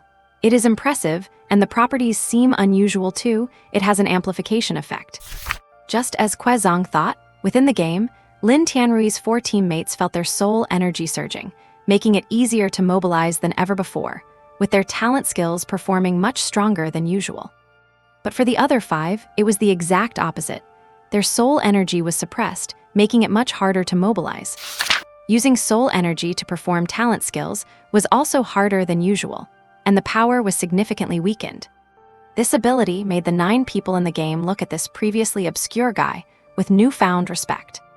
Lin Tianrui, the one who controls the board. I am not sure if Wen Rong did it on purpose, but the teammates assigned to Lin Tianrui, Su Naiwen, and Han Si did not exactly have impressive combat power. Initially, Lin Tianrui's group of 5 clearly lacked the combat strength compared to the other team, but within that cool chessboard, the 4 of them actually managed to suppress the 5. On top of that, with black and white soul power attacks raining down from the sky, the 5 who had originally looked down on Lin Tianrui were beaten to a pulp. The 4 teammates also developed a completely different view of Lin Tianrui. In a minute and a half, the battle was over. With the victory of Lin Tianrui's team, this sophomore leader of the special training squad had firmly established his footing with a single battle. Not bad, I have not seen the talent skill you used before. Did you derive it yourself? Wen Rong asked. Lin Tianrui nodded. I just derived it not long ago and have not fully mastered it yet, so the soul power consumption is quite heavy. The crowd was in an uproar. A self-derived talent skill. I did not expect Lin Tianrui to have the qualifications of a derivation master.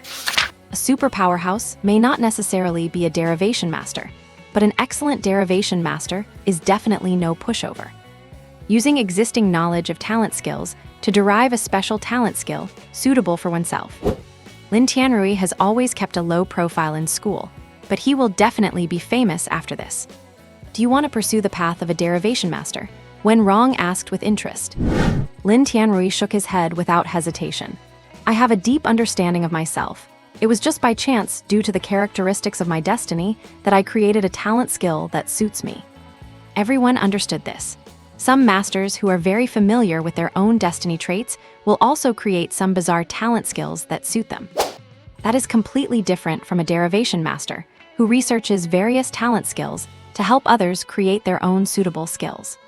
True derivation masters are absolutely superior existences. The War King Kang Bei, known as the #1 military derivation master of the 9 provinces, even though he is only a ground destiny master, is treated with respect even by some heaven destiny masters. Because many of the talent skills learned by weapon-type destiny masters were created by him, he is the chief consultant of the weapon hall. Some free low-level talent skills in colleges were also voluntarily provided by him to the 9 provinces federation for mass production to help students from less privileged backgrounds. He even helped derive and upgrade combat talent skills for the military. It can be said that as long as one is a destiny master related to the weapon category in the 9 provinces, they all owe him a favor. Then there is the food god Shenziu, who published countless culinary-type talent skills for free. As the president of the 9 provinces Culinary Association, everyone from top imperial chefs to street vendors acknowledges him as their leader.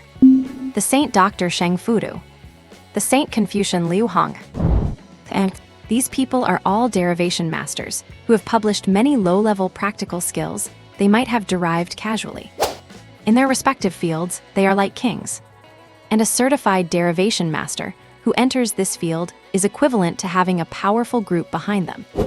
That is the power of a derivation master. If we compare derivation masters to groups from a past life, they would be scientists, medical experts, educators. Such people are definitely not on their level. And someone like Lin Tianrui can only be considered a genius with a sudden spark of inspiration. With Su Naiwen and Lin Tianrui leading the way, no one dared to underestimate Han Si anymore. Anyone valued by Wen Rong will never be simple. And many people vaguely guessed the reason for Wen Rong doing this. To express her stance. Originally, the other party was just a team doctor, but the school gave him a title of part-time assistant coach, which is quite intriguing. As everyone knows, the philosophy of Coach Shishang from the 3rd high school team is full-force offensive strategy. Striving for powerful attack capabilities, focusing on explosive battles, ending fights in a short time. It is basically touch and go, you either win or lose. Other schools in Lingyang City tease the 3rd high team, calling them the Firecracker Squad. They ignite at the slightest touch, focusing on explosive power. If the opponent cannot hold up, they are done for. If they can hold up, the 3rd high team has a sense of being spent after the first burst. However, with Kwezong in this batch, using such explosive tactics might really help 3rd high grab a qualifying spot in Lingyang City. And Wen Rong, as soon as she arrived at 3rd high, she did not say a word before pulling together a special training squad, choosing leaders from 3 grades, one with a support-type destiny, one with a lifestyle-type destiny, and another with a research-type destiny. With such destinies, the only path toward being a combat destiny master is through support. Such an approach has already shown a certain stance. Interestingly, this stance seems to be completely opposite to Shishang's philosophy.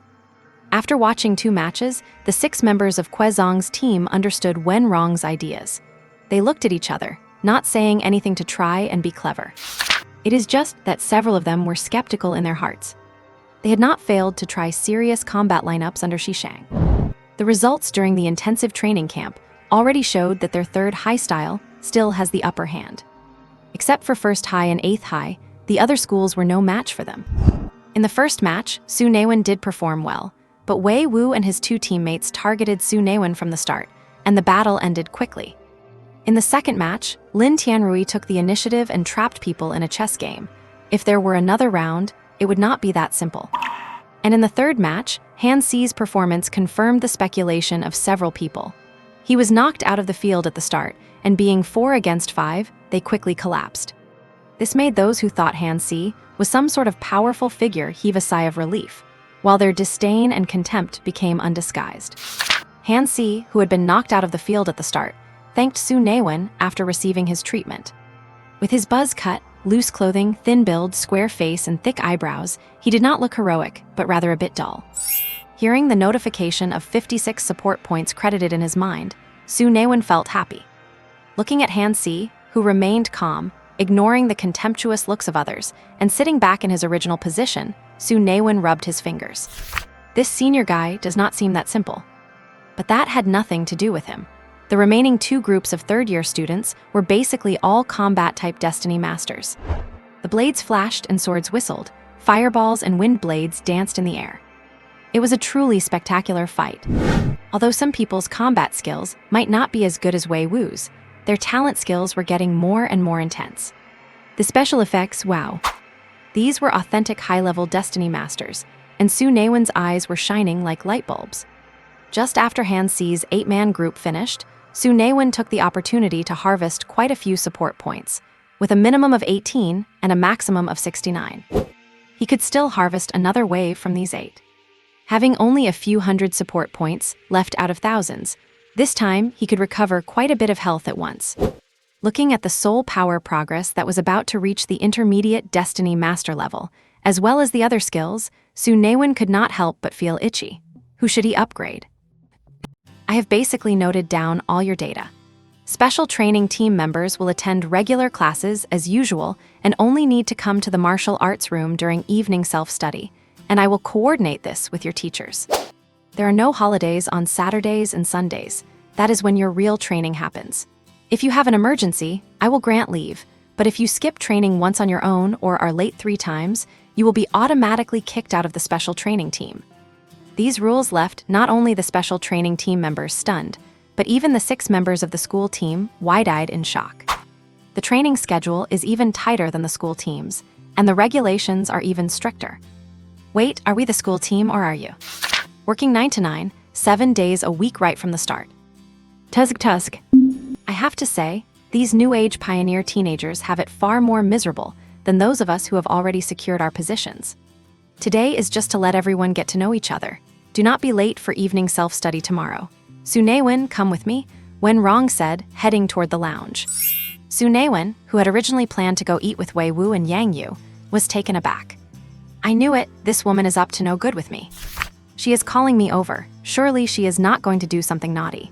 Should I resist a little and give in, or should I take the initiative and take control of the situation? Wen Rong had no idea what kind of nonsense Su Naiwen was thinking behind her. Upon reaching the empty lounge and seeing Su Naiwen enter, she turned around and closed the door. Coach, is there something you— Wait, please speak. Su Naiwen stood in the corner, hunching his neck like a helpless young bride, acting timidly. Are you willing to take me as your master? Huh? Su Naiwen was confused. Does she want to play something this intense? A student-teacher affair. But it seems they are already in a teacher-student relationship. What I mean by taking me as your master is a true apprenticeship, not the typical teacher-student relationship at school. Su Naiwen was puzzled. He did not think he was much of a genius. Compared to people like Jiang Ling, Lin Tianrui, and Wei Wu, he could only be considered an average person. Even Yang Yu's displayed potential and strength were higher than his.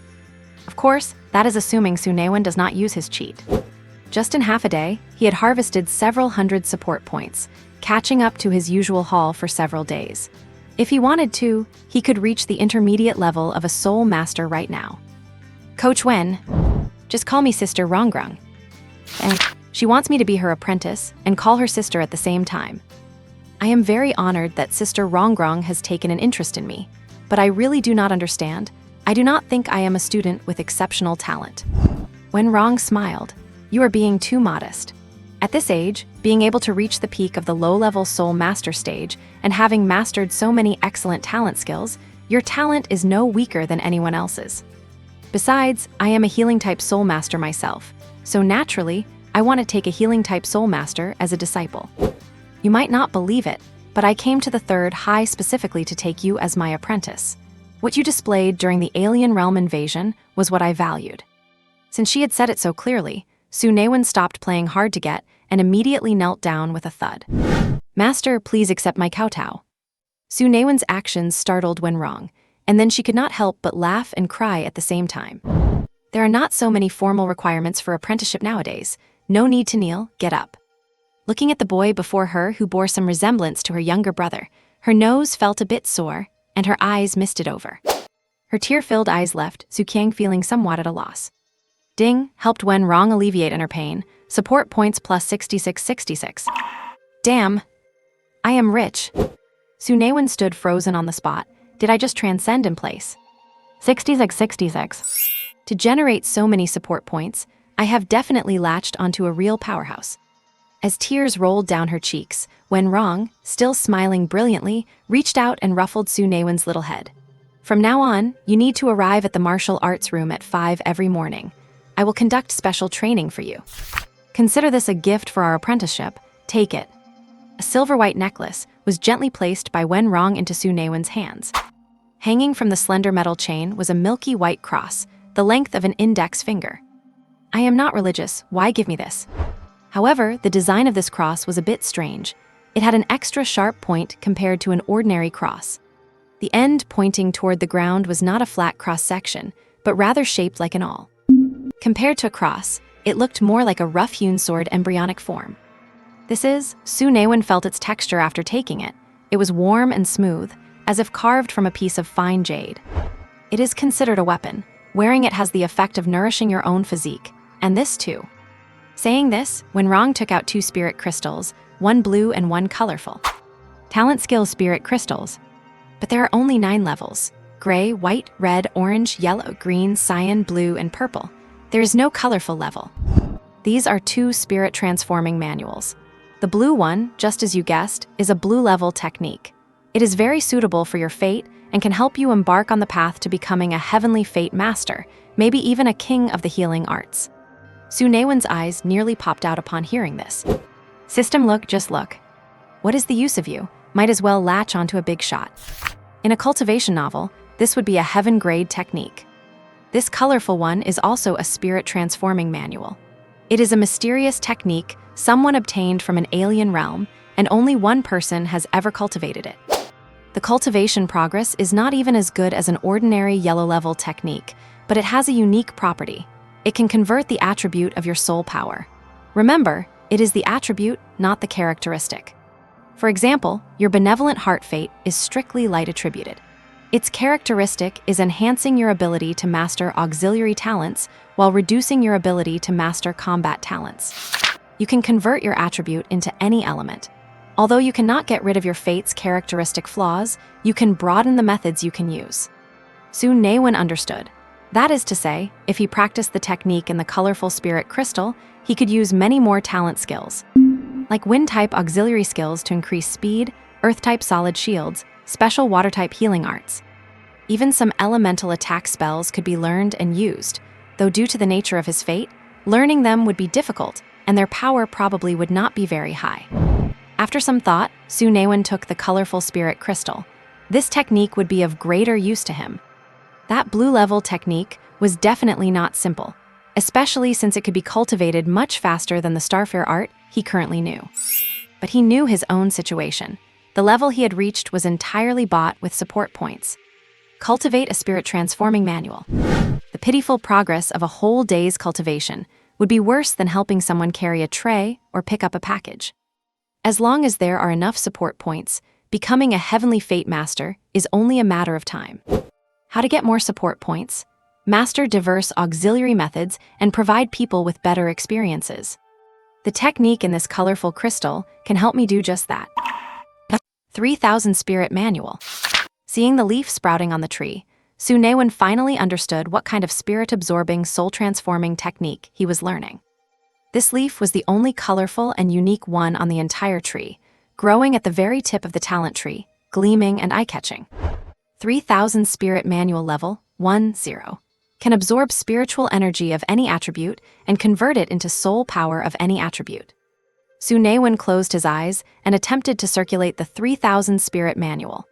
Suddenly, he felt a powerful suction coming from the life chart in his mind, drawing the ambient spiritual energy he perceived directly toward him and beginning a continuous conversion.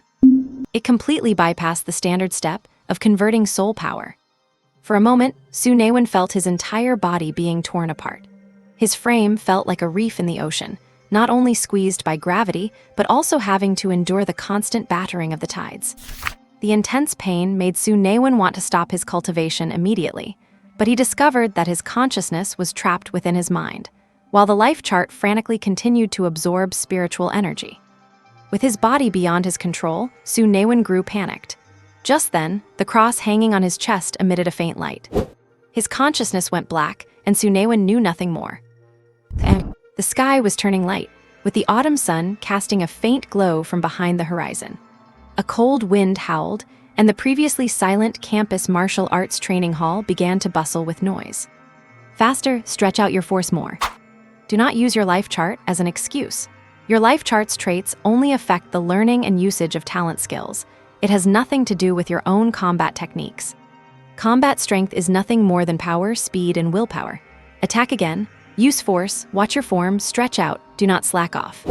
Su Naiwen's clothes were completely soaked in sweat, and he was panting like a dying dog, throwing punches at Wenrong without stopping.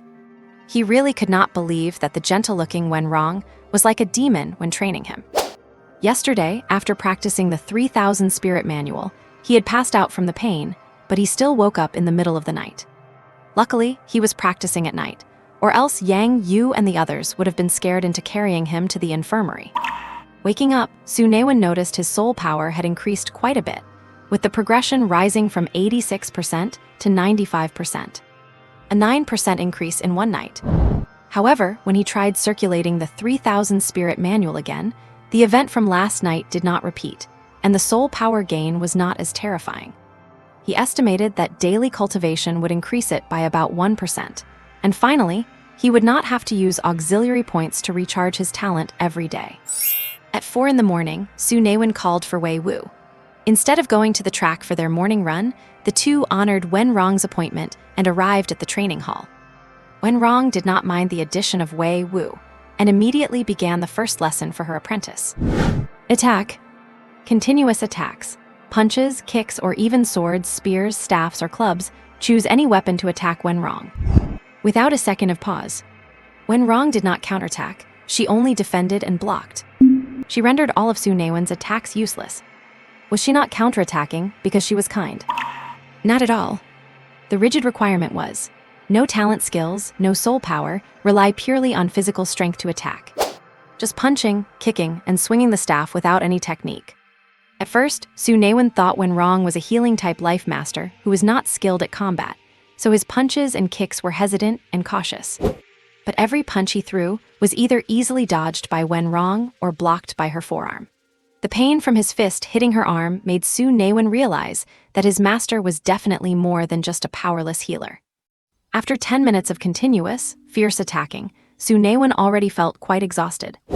Your strength is waning, do not slack off. Keep going, it ends when you hit me. 20 minutes. At this rate, you are not even tickling me. Are you not as good as a woman like me? Wenrong goaded him with words, while signaling for Su Naiwen to continue attacking. Wei Wu, who was practicing alone on the side, watched with his mouth agape. What kind of training was this? What was the point? Thud. He did not know how long it had been, but Su Naiwen swung a punch that hit empty air. Completely spent, he had no strength left to control his body. He lunged forward and collapsed onto the ground, sweat soaking the floorboards. Like a fish hauled out of the water, he twitched twice and went limp. Get up and keep going, do not stop. Wenrong barked, looking at Su Naiwen, who was like a puddle of mud on the floor, saying firmly, you are too weak. If you want to become stronger, get up. Do you want to have the power to handle opponents on your own in battle? Then stand up. Su Naiwen felt like he was so starved of oxygen he was about to faint, but Wenrong's voice was crystal clear in his ears. Damn it, maybe just being a doctor in the future would not be so bad. Gather auxiliary points by treating patients, learn many healing techniques and abilities. Who knows, with fame and fortune, he could become a legendary medical sage. A life like that would not be bad, right? Not having to face various exotic monsters, not having to worry about league competitions. Would not it be great to live out the rest of his life leisurely? No, not at all. The fear felt when facing an otherworldly invasion. The helplessness when compatriots lost their lives. And the frustration of being chased by a pack of exotic beasts. If this were his previous life, he might have chosen that path. But in this world, when disaster strikes, could he be leisurely if he had no combat ability? Studying medicine cannot save the 9 provinces. At a critical moment, it cannot even save those around him, nor can it save himself. With a dizzy head and a body devoid of strength, Su Naiwen stumbled back up, his eyelids too heavy to open, leaving only a blurry slit of vision. He raised his fist, effort-filled yet numb, and swung it weakly and shakily toward Wenrong. Seeing Su Naiwen, who looked like he could faint and collapse at any moment, the harsh expression on Wenrong's face finally blossomed into a gentle smile that suited her delicate features. That soft, powerless fist moved with agonizing slowness, and the impact was pathetically light. Thump! It landed on Wenrong's shoulder without any resistance. Dazed and numb, Su Naiwen paused, looking blankly up at his master's smiling face. Training over. Thump! Before he could even feel happy, Su Naiwen collapsed to the ground, feeling that even breathing was an immense effort. He had absolutely no strength left in his body. He could not even move his fingers. Su Naiwen let out a self-deprecating chuckle. He really was weak.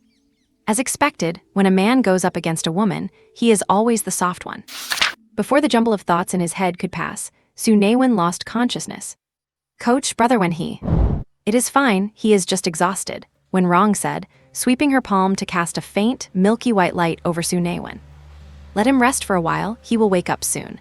Tell him the training is over for today, and tomorrow at the same time, we continue.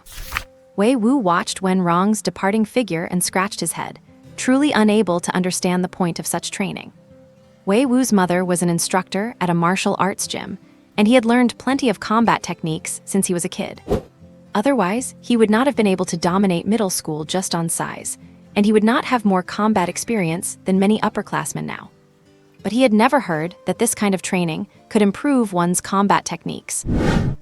Upon waking, Su Naiwen felt no exhaustion or pain at all. Instead, he was refreshed and full of vitality. He went back to shower and eat, then started his day of normal classes. In the evening, he went to the training room to participate in group combat practice under Wenrong's guidance. The next day, Su Naiwen got up and continued his sparring with Wenrong until he collapsed from exhaustion. Without realizing it, 5 or 6 days had passed, and as his soul power grew, Su Naiwen reached the level of an intermediate life master. This speed of advancement made him a little genius at school. This period of time was also a turning point. One by one, the geniuses among the first years began to stand out. Chen He, Chen Cheng, and Zhang Hang from the special training squad had also stepped into the realm of intermediate life masters, right after Su Naiwen. Generally speaking, gifted students usually take about half a year to advance from junior to intermediate level. Those who advance in just over 3 months are the ones the school prioritizes for cultivation. Monsters like Wei Wu and Jiang Ling are a separate story. The first thing he did after leveling up was to try using auxiliary points to boost his rank. His master had graciously gifted him 66 auxiliary points, which he had been saving and had not used yet. He clicked on the Soul Power Enhancement tab, and instantly 50 points were gone, yet his soul power cultivation had only increased by 0.1%. Damn, back when he was a junior, it only cost 10 points. Did the price just jump 5-fold? No wonder there were so few elite students in their second year who reached the mid-stage of intermediate life master. Fortunately, at least it did not increase 10-fold. Looking at his 7,000 plus auxiliary points, which could only raise his soul power by about 15 or 16%, Su Naiwen could not help but wickedly hope for another dimension invasion so he could make a killing again. Immediately, he caught himself and realized his mind was straying. Such thoughts were dangerous. In the following days, Su Naiwen spent his time under the morning and evening training of Wenrong. Now, Su Naiwen could feel that his body was much stronger than the average support-type life master of the same level. Although he still could not compete with combat-type life masters, he was no longer a weakling who would go down in a move or two during melee. At the very least, when facing Chen Cheng or Zhang Hang, Su Naiwen could go several rounds without having to use his innate skills. Your body has finally opened up after all this time, so you can move on to the next phase of training. Pick a weapon. Soaked in sweat and having pulled back his stance, Su Naiwen was overjoyed at these words. For over a month, he had acted like a madman every day, throwing chaotic, unrefined attacks at Wenrong. He had tried everything from flailing punches to random kicks, every move imaginable. But every time, Wenrong would either dodge or block him. It made him suspect that she was just messing with him for fun. Today, finally, he could learn some cool, professional combat techniques. Do not I need to practice hand-to-hand combat? Su Naiwen asked, confused when Wenrong told him to pick a weapon. Except for those with special life patterns and certain geniuses, there is a clear difference in offensive power for most people between having a weapon and not. Your life pattern does not provide any boost to fist techniques, so you are better off with a weapon. I suggest something lightweight. Right now, your strength and physical toughness do not measure up to combat-type life masters of your level, but through our training, I have found your reflexes are much better than most. Lightweight weapons suit you. Listening to Wenrong's advice, Su Naiwen cautiously asked, so a sword. It is your choice. Su Naiwen, oh. Then why did you say all that? In truth, Su Naiwen really envied Wei Wu and Jiangling. One has a great blade, the other a heavy spear. How cool is that? A sword is nice, but a lightweight sword just lacks that sense of dominance. Despite his refined and handsome appearance, Su Naiwen was not into that ethereal style. Taking a life every 10 steps without leaving a trace is definitely cool. But he preferred the heroic spirit of laughing at the heavens while drawing his blade. I will go with the sword then. Su Naiwen ultimately chose what suited him. When you are young, you are always debating whether to pick what you like or what is suitable. Only when you grow up do you realize you do not really have a choice. Specialized heavy blades were still a struggle for him to wield, and as for ordinary blades, forget it, they are too ugly. Why are not there any Tang-style blades? Slim and long but with decent weight, they look like swords but are incredibly stylish to swing. Well, in the end, he had become a sword practitioner. It does not matter who says you cannot practice the blade after practicing the sword. Once his physical strength improves, he will get himself a heavy blade, or maybe a massive Xuan iron sword. Just imagining knocking a crowd away with a door-sized slab is exhilarating.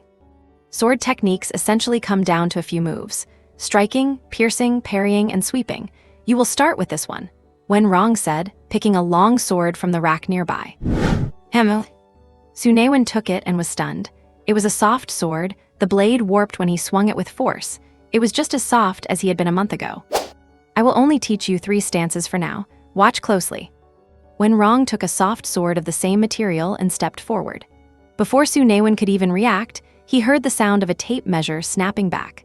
A silver streak flashed before his eyes, and the sharp tip was already resting at his brow. At the same time, the sound of a sword hum exploded in his ears. Swallowing hard, Su Naiwen, now cross-eyed with terror, realized the limp blade was perfectly straight in Wenrong's hand. There was no fluctuation of soul power being transmitted. Looking closely, he realized the blade was slightly trembling. As he peered closer, his heart filled with dread. That was not just a slight tremble. The blade was vibrating at high speed. A vibrating sword. That was a point. Now watch the next move, a thrust. As soon as Wenrong finished, she retracted the blade, and with a hum, the tip was back at Su Naiwen's throat. Ouch. My dear teacher, you do not need to use your precious student as a target just to show off your skills. If something goes wrong, your student does not have the power to reincarnate again. That was a sweep. Su Naiwen felt his forehead light as strands of his hair drifted to the ground. Oh no. Ah, my bangs. Not bad, you look much neater now. Why would a student need such long bangs anyway? Looking at her student, who seemed even more handsome than before, Wenrong was quite satisfied with her handiwork. Su Naiwen said resentfully, Master, you did not just use that as an excuse for slipping up, did you? Of course not. Did you see those 3 moves clearly? Wenrong remained calm. Su Naiwen looked left and right but could not discern anything. I will take your word for it. Su Naiwen put on a serious and solemn face, saying, although I did not see them clearly, I have had a profound realization. Oh, Wenrong's eyes brightened. Could her student actually have a talent for the sword and manage to grasp the essence of the techniques? Tell me, what profound realization did you have? That when someone else is waving a sword around, you should stay far away, or you might get hurt, and you will definitely lose your bangs. Wenrong. Looking at Su Naiwen's earnest and serious face, she managed to suppress the urge to hack him to pieces with her sword. The weather was overcast, with a biting, frigid wind blowing. The sky was shedding its dandruff. Pure white snowflakes drifted and swayed, looking like smoke yet not smoke, like mist yet not mist. Without realizing it, Su Naiwen had already been in this world for 4 or 5 months. He was now greeting his first winter break since starting school. Everyone, do not slack off on your cultivation once you return home. After the break, anyone whose strength has regressed or stagnated will be dismissed from the special training squad automatically. Do you hear me clearly? We hear you clearly. Under her instruction, the special training squad had finally shaped up.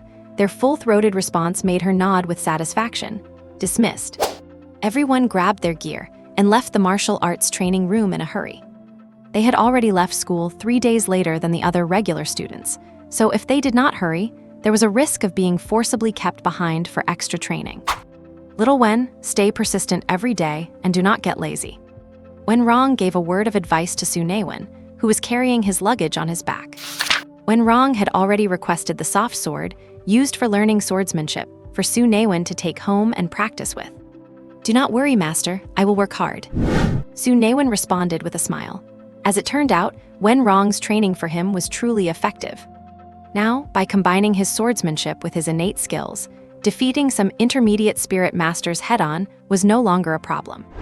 He was no longer a pure support class with no strength to bind a chicken. His physical fitness had improved significantly, approaching the level of some fragile combat-oriented warriors.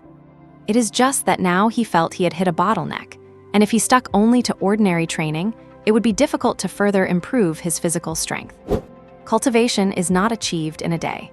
Wen Rong simply told him not to be impatient, to first lay a good foundation and master his swordsmanship. Su Naiwen did exactly as his master had said. On the second day of the break, he got up and started swinging his sword, pointing, thrusting, and sweeping. There were only those 3 moves, and let alone the person practicing, even the person watching would find it monotonous. After finishing his daily quota of sword swings, Su Naiwen washed up, got dressed properly, and headed out with his mother. He was going to work. That is right, going to work. Starting today, Su Naiwen became a volunteer in the emergency surgery department of the Lingyang Second People's Hospital. The reason he could get in as a volunteer was, of course, because of his mother's connections. As the head nurse of the surgery department, Wu Xiwen certainly had the pull for that. This world was different from his previous one. In the old world, volunteers could only help guide patients or carry things around. Here, becoming a volunteer meant being able to help patients with some simple treatments. Every year, many low-level healing-type spirit masters in high school pull strings to get into hospitals as volunteers. Do not look at it as bitter and tiring work with no pay. It has great benefits for mastering and understanding one's own healing-type innate skills. After all, practice makes perfect, and frequently using innate skills is highly beneficial. Moreover, the feeling of applying healing to a perfectly healthy person is different from applying it to someone who is actually wounded, so the improvement in proficiency is naturally different. Naturally, the hospital had become an important place for these people to cultivate their skills. Once inside the emergency surgery department, the chaotic hallway was interspersed with some teenagers wearing white arm sleeves, both boys and girls. There seemed to be more girls than boys, and from time to time, they would find patients, ask if they needed help, and then provide treatment. These people were the high school students here for training. Many patients were not very enthusiastic about these volunteers' help. Some even seemed impatient or simply ignored them, because they knew these people were just students. It was not that they looked down on students, but that their healing abilities were not exactly strong. They might be effective for scratches, abrasions, or minor cuts, but they were useless for more serious injuries like bone damage or special types of wounds. And today, Su Naiwen would be one of them. You can try to treat these patients. However, after the treatment, even if you think it is fine, it must be checked by the attending physicians before you can stop. If you encounter something you cannot solve, do not panic, just seek help from the doctors in white coats. Of course, if something really comes up, you can come to my office to find me. Do not feel like you are bothering me. Li Yongxin gave his instructions earnestly and carefully. As the son of the hospital's head nurse, he still needed to be taken seriously, especially since that head nurse was his own senior from school. Thank you, Uncle Li. Uncle Li. Li Yongxin, an awkward expression. Although your mother and I were schoolmates, I am only in my early 30s, I am not that old. When no one is around, call me Brother Li, and when we are working, call me Deputy Physician Li. Su Naiwen looked at the four-leaf clover, embroidered on the chest of the other man's white coat, and nodded. Healing-type spirit masters generally follow the path of a physician, so the Physician Association has classified them from 1 to 9 leaves, corresponding to the 9 levels of spirit masters. The four-leaf clover on the man's chest meant he was at least a top-tier healing spirit master. Do not be fooled by some high school seniors who have already become advanced spirit masters. That is just a minority, 1 in 100. Moreover, the gap between an advanced spirit master and a top-tier one is not just a year or two of cultivation, but years of accumulation. Many university graduates are still only advanced spirit masters. Becoming a top-tier one is rare. And those entry-level spirit masters in the university leagues are true geniuses. And that promotion speed is for combat-type spirit masters who focus their energy on cultivation. Those in lifestyle or research roles have an even slower progression in soul power. This deputy physician, Li, reaching the four-leaf stage at 30, makes him a minor genius. No wonder he became a deputy physician at Lingyang's Second People's Hospital. Because of his mother, Su Naiwen knew quite a bit about the ranking of doctors in this world. Medical apprentice, medical scholar, physician, deputy physician, chief physician, grand physician. You could say his status in the department was not low. Of course, a four-leaf physician can be a deputy in Lingyang, but in a second-tier city, reaching the position of deputy physician is unlikely.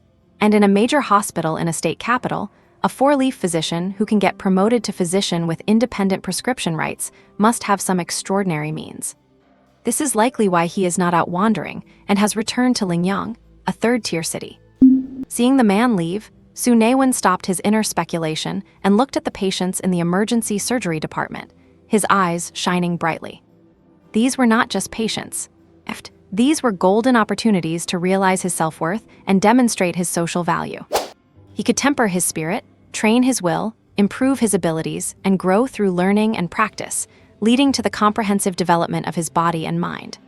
He was by no means limiting his goals to some support points.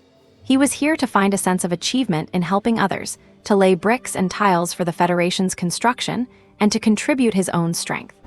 Finding his place, working with like-minded people, sharing the same goals, enduring hardships together, strengthening his self-cultivation, improving his quality, constantly pursuing transcendence, and building a beautiful home together.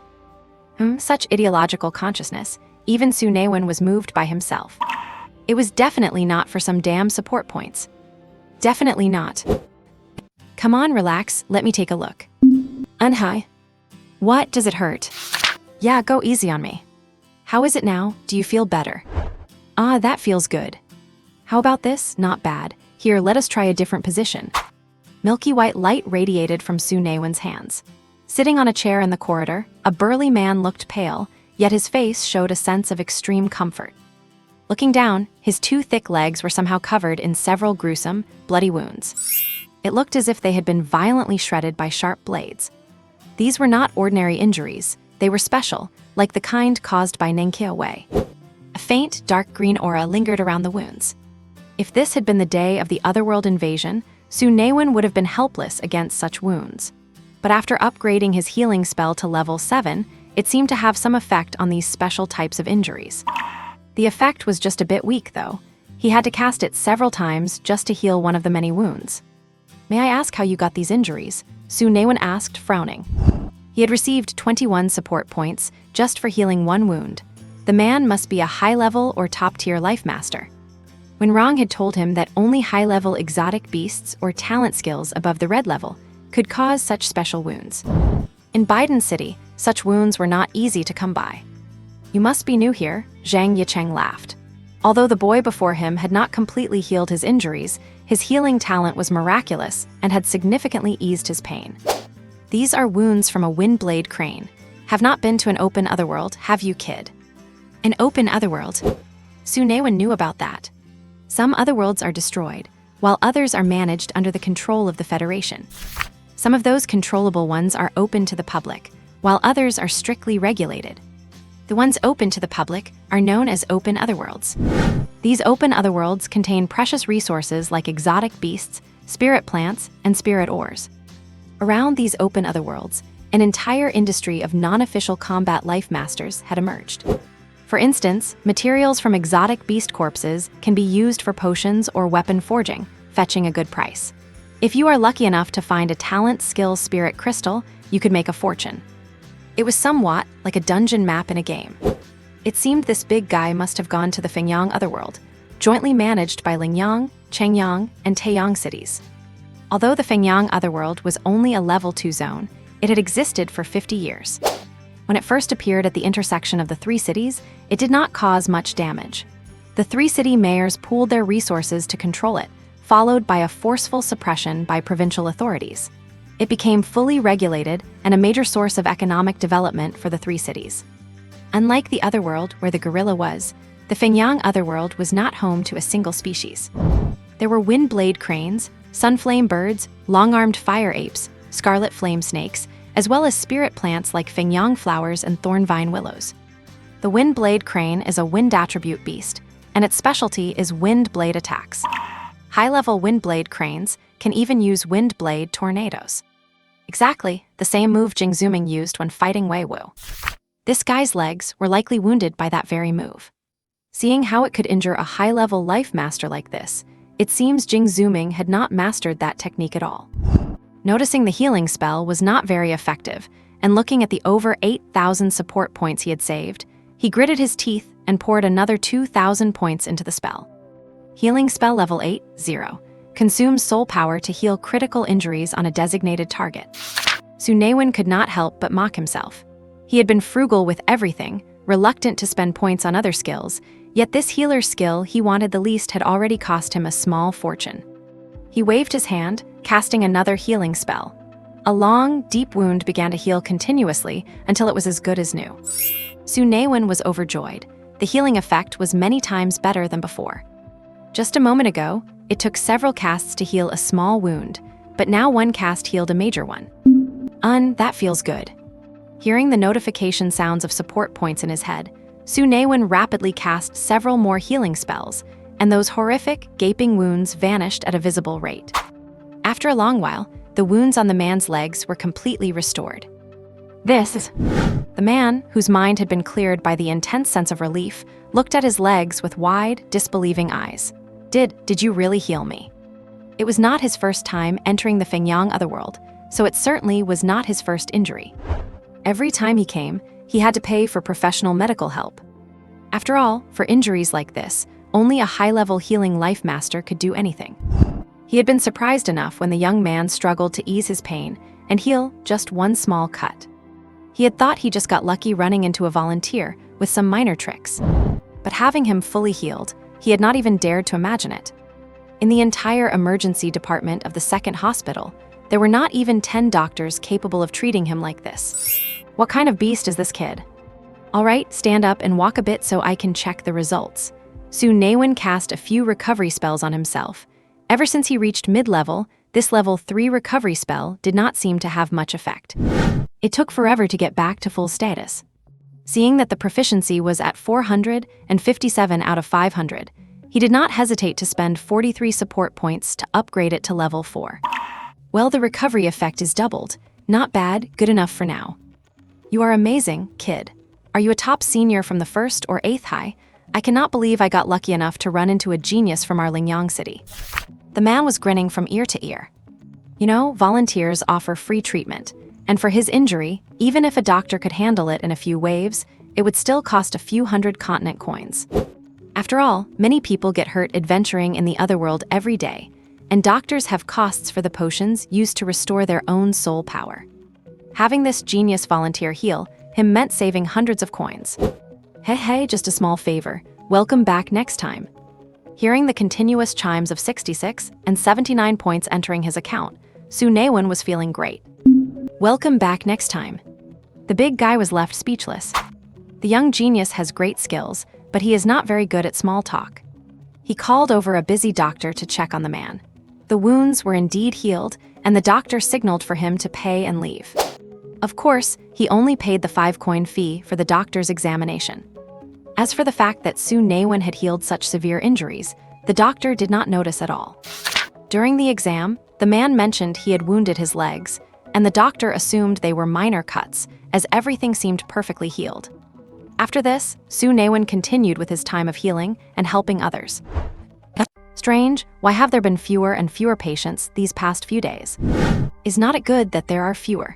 We are on a fixed salary anyway. It is not like our performance depends on the number of patients. Sure, it is great. I would love to get paid for doing nothing every day, but do not you find it strange? What is so strange about that? Winter break has started, and students with healing-type fates from all the major high schools have come to volunteer. They have diverted a batch of patients with minor injuries. No, that is not it.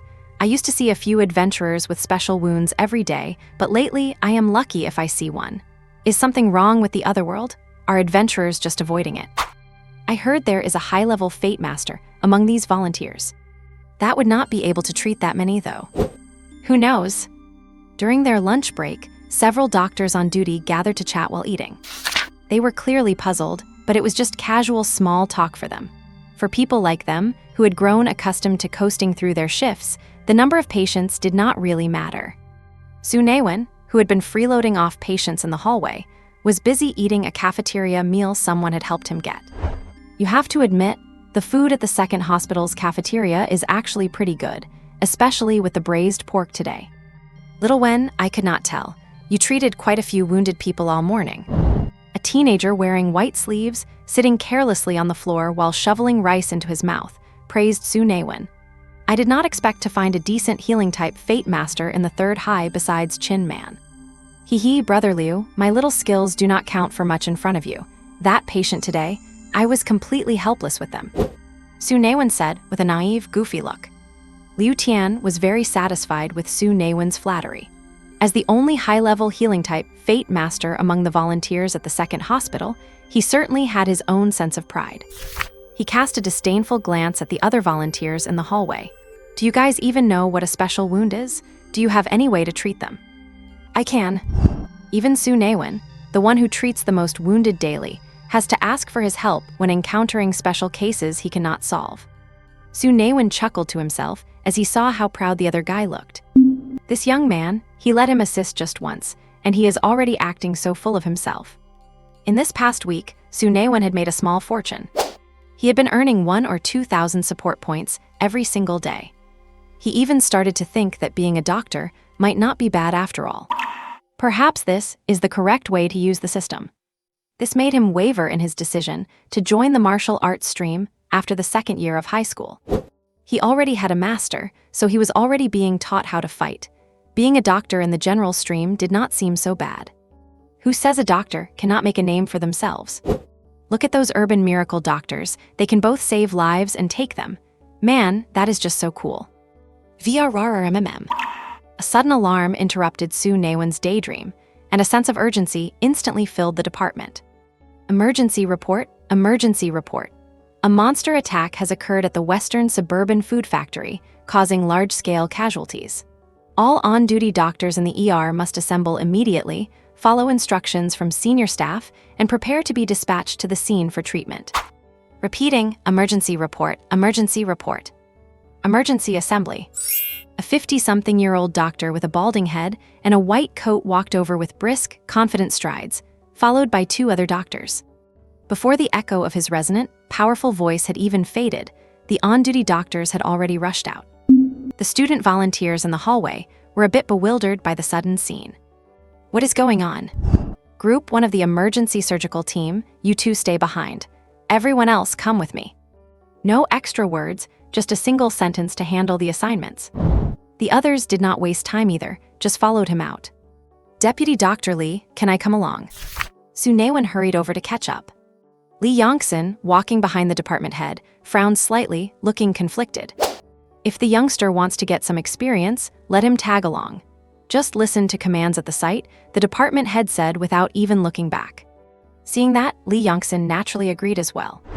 When they exited the department door, 2 hospital vehicles were already waiting. It was not just the ER. Doctors in white uniforms from other departments were also boarding. The ambulances had 2 rows of seats, and each one was packed with 8 or 9 doctors. Su Naiwen looked somewhat out of place among the crowd of white coats. But at this moment, people only glanced at him with confusion, too preoccupied to ask questions. There are over 600 employees in the factory, so the scale is quite large and the monster level is unknown. Old rules apply. Anyone above senior level follow the security and hunting teams inside. Everyone else, stay outside the factory to set up a triage area for the rescued wounded. Your own safety comes first. I will not say anything more. Close your eyes, rest, and make sure you are in the right state of mind. Understood? Do not let the department head's funny haircut fool you. He was decisive and efficient. With just a few words, he finished his briefing, and the other doctors did not object. His authority was clearly well established. Su Naiwen glanced at the man's chest. Wow, a five-leaf doctor. This is a ranked expert. In a third-tier city like Lingyang, anyone with a rank, regardless of their fate type, holds a fairly high status. Take third high, for example. As far as Su Naiwen could see, none of the teachers were ranked, though the old principal he saw during military training might have been. A Huang-level department head. A chief physician. That does not seem right. At the very least, he should hold the title of vice president. Young man, stop looking at me. Get some rest. It is great that you have the courage to follow, but once we are there, do not run around outside the designated treatment area. Find some patients with minor injuries to practice on and gain some experience. Treat it as a unique experience. Haha, this kid is a volunteer, right? I was just about to say, rushing to the scene, he certainly has guts. Do not run around. No one can be held responsible if something happens. Oh, as long as we are in the designated treatment area with security present, what could happen? It is not like he is going inside. This is the third monster attack in the last month, right? Things have not been very peaceful lately. Those are just the three major ones. I have a friend in the security force, and they have not had a moment of peace this month. A single comment from the department head sparked a discussion among everyone on the vehicle. They branched off from Su Naiwen to other topics, chatting away. The distance was not far, and since the doctors were in high spirits, the balding department head did not stop them. The western suburban food factory was quite remote, but fortunately, the road was good. The driver did not waste any time, and in less than 20 minutes they arrived. Everyone poured out, and as soon as Su Naiwen got off, he saw the police line. Personnel wearing brown tactical uniforms occupied various positions, keeping the entire perimeter of the food factory under observation. There were also some people in various outfits gathered, discussing something. For a place with 600 employees, the site was quite large. By now, dust and smoke were rising from within, with occasional explosions and fires starting in certain areas. Thanks to his talent, skill, spirit awakening, Su Naiwen could even hear the screams of some people inside. It looks like the situation is not very good. Old Su, you finally made it. We have already pulled out some survivors, and their injuries are quite severe. We need your expertise. No sooner had the doctor from the second hospital stepped out of his car than a burly, square-faced man in a black trench coat with a crew cut hurried over to him. Upon seeing the balding department head, he looked as if he had found a long-lost relative. His face, which had been as crumpled as a pile of dung, suddenly beamed with a radiant smile. It is that serious. Su Guoyang, the balding department head, was quite surprised by the man's demeanor, and he began to feel that the situation might truly be grave. In routine on-site rescues, it is rare for a patient to require his specific intervention. The patrol units and the beast hunting squads also employ spirit masters with advanced healing capabilities. They may not be as specialized as these physicians, but they can usually handle typical injuries. If they needed his help, the injuries must have been extremely severe. Quickly following the square-faced man in the trench coat, Su Guoyang arrived beside the rescued casualties. Most of them were not critically injured, but 4 or 5 were already on the brink of death. The wounds were not all cuts or lacerations, but rather a specific type of chemical burn. On the arms and limbs of those affected, the wounds were already festering, and what made one's scalp crawl was that these festering wounds were covered in dense, purple spots. Even more terrifyingly, these purple spots seemed like living creatures, burrowing deeper into the flesh and blood, dissolving the skin and muscle. The deeper they burrowed, the larger the wound grew, and the spots became even denser, as if they were multiplying. It looked as if an entire colony of ants was clinging to them, continuously and slowly gnawing away at the human flesh. They started as mere superficial wounds, but now, for many, the injuries had only damaged the skin, so the purple spots were not yet horrifying. But for others, the white bone was already exposed, with dense clusters of purple spots clinging to it, emitting a faint, grinding sound like teeth gnashing, a noise that made one's scalp crawl and hair stand on end. Even the physicians, accustomed to seeing all manner of injuries, frowned with grim expressions. Some who suffered from trypophobia could not bear to look, subconsciously averting their gazes. Su Naiwen's face grew somber. As he leaned in to inspect the injuries more closely, his expression darkened even further. Purple-skinned poison toads. This is serious. This is blood-evolving purple spot venom. For the toxicity to be this potent, it must be at least a yellow-rank exotic beast. Furthermore, judging by the varying levels of the toxins, I suspect there is more than one. Liu Kang was horrified. Multiple yellow-rank purple-skinned poison toads. At least one, while the others are at minimum red rank, judging by the surface toxins. Su Naiwen said solemnly, "We must report this to the Arbitration Council. Even if we manage to resolve it ourselves, we will suffer heavy losses. It would be safer to send a few more yellow-rank spirit masters." That is not right. Old Cow and his team reported that the beasts they encountered were phosphorus snakes, and they had already killed 2 of them. Su Naiwen's expression changed drastically at these words. "This is bad. Hurry, tell him to withdraw immediately." "Damn it, tell the 2 teams that just went in to pull out right now." Liu Kang did not hesitate to shout at the radio operator nearby. "This is Perimeter Command. Captain Liu orders you to evacuate immediately." "Understood, we're just, watch out, ah." Team 1, Old Cow, what is happening? Damn it, Captain Liu." "What?" Liu Fengxing's face paled upon receiving the news. He had lost contact with the 2 teams that just went in. Before Su Naiwen and his team arrived, those 2 squads had already rescued some people, and a few others had escaped on their own. The phosphorus snakes they encountered had been killed, and they initially thought it was just a standard beast attack. They never expected to run into a yellow-rank beast. Moreover, beast attacks are usually isolated incidents. 1 or 2 are normal, but running into several, especially of different species, means the nature of this situation has changed entirely.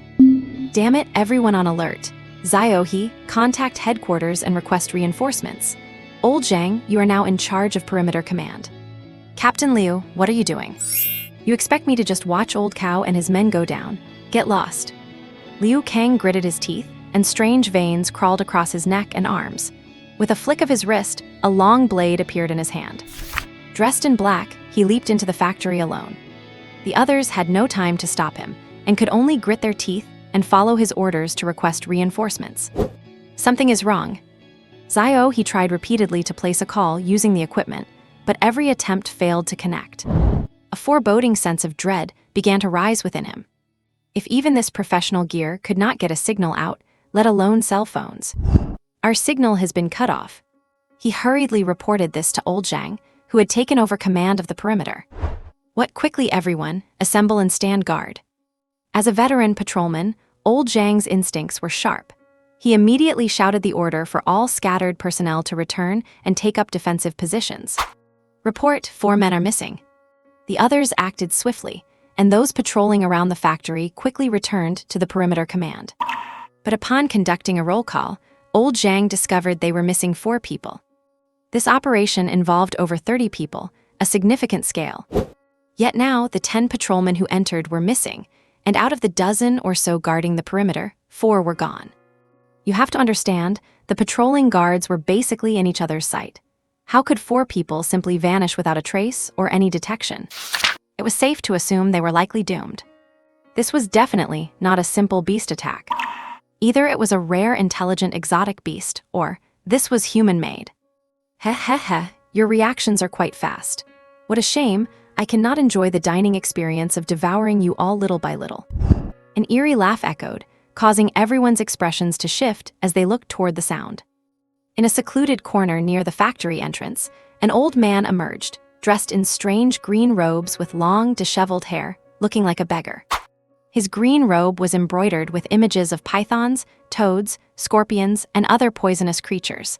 It was clear at a glance that he was no hero. "Good afternoon, my little darling's food sources.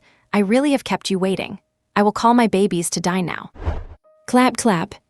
Just as he clapped twice, a muddy brown scorpion suddenly burrowed out of the dirt beneath the perimeter command tent. A variety of instruments and machines were severely damaged. If not for old Zhang pulling Xiao He back quickly, the latter would have likely been crushed to death by the scorpion's pincer. 5 Poison Sect, are you declaring war on the Federation? Old Zhang's face was incredibly grim. The 5 Poison Sect is a legal organization within the Federation. Although they dabble in those poisonous arts, the Federation accepts and accommodates various cultivation styles and organizations as long as they do not break the law. The 5 Poisons Sect may sound like a cult, but it is a legitimate organization, and its sect leader is even a standing committee member of the Pharmaceutical Association. The old man was clearly a member of the 5 Poisons Sect. What is he doing? Attempting a coup. Hey, the 5 Poisons Sect, a garbage cult. I have long since left that useless sect. Remember my name, 100 Clothes Alliance, Gongshin Huo. Old Zhang's slightly aged face was now etched with deep lines of worry. The 100 Garb Alliance. I thought that organization had stopped making waves a long time ago. Nothing in the world can truly be kept, so I shall weave 100 garbs for all. The 100 Garb Alliance existed even before the New Origin era. Back then, they believed in walking the world, judging the world, and saving the world. During several turbulent eras, the 100 Garb Alliance could even be said to have had a positive influence. But ever since the Federation was founded, after the first sovereign was assassinated by them, the alliance was subjected to a comprehensive purge. In no time, they were practically wiped out. I thought the world was finally rid of them, but 100 years after the Federation stabilized, the 100 Garb Alliance resurfaced. A purgatory on Earth must not remain, so I shall weave 100 garbs for all mankind. The slogan has changed. Walk the world, judge the world, save the world. Correct, their core beliefs have not changed. How do they walk? During wartime, when humanity was mired in the swamp of beast invasions, they defeated the beasts and restored order. By using themselves as the sun to light up the dark path ahead for humanity, that is what it means to walk. And in this era, where human hearts are venomous, it may look peaceful and glorious, but there is filth hidden in the shadows. Bearing the light of humanity while melting into the darkness in the name of a cleaner, that is also walking. How do they judge? With my thoughts and my vision, what I believe and my own moral code serve as the standard for judgment. How do they save? When crops are infested with pests, they must be cleared away. If a farmer is lazy, negligent, and irresponsible, they too should be cleared. Once everything the organization deems sinful is purged, the world will naturally be saved. Looking at their name and slogan, the 100 Garb Alliance still sounds like a proper organization. But their methods. Yongaling City, a city known for its indifference. A disabled old man lost his life due to apathy, and it made the news headlines. While those citizens were being condemned online. 3 days. 8,223 people died in the West Imperial Street of Yongaling City. All of them suffered from myocardial damage.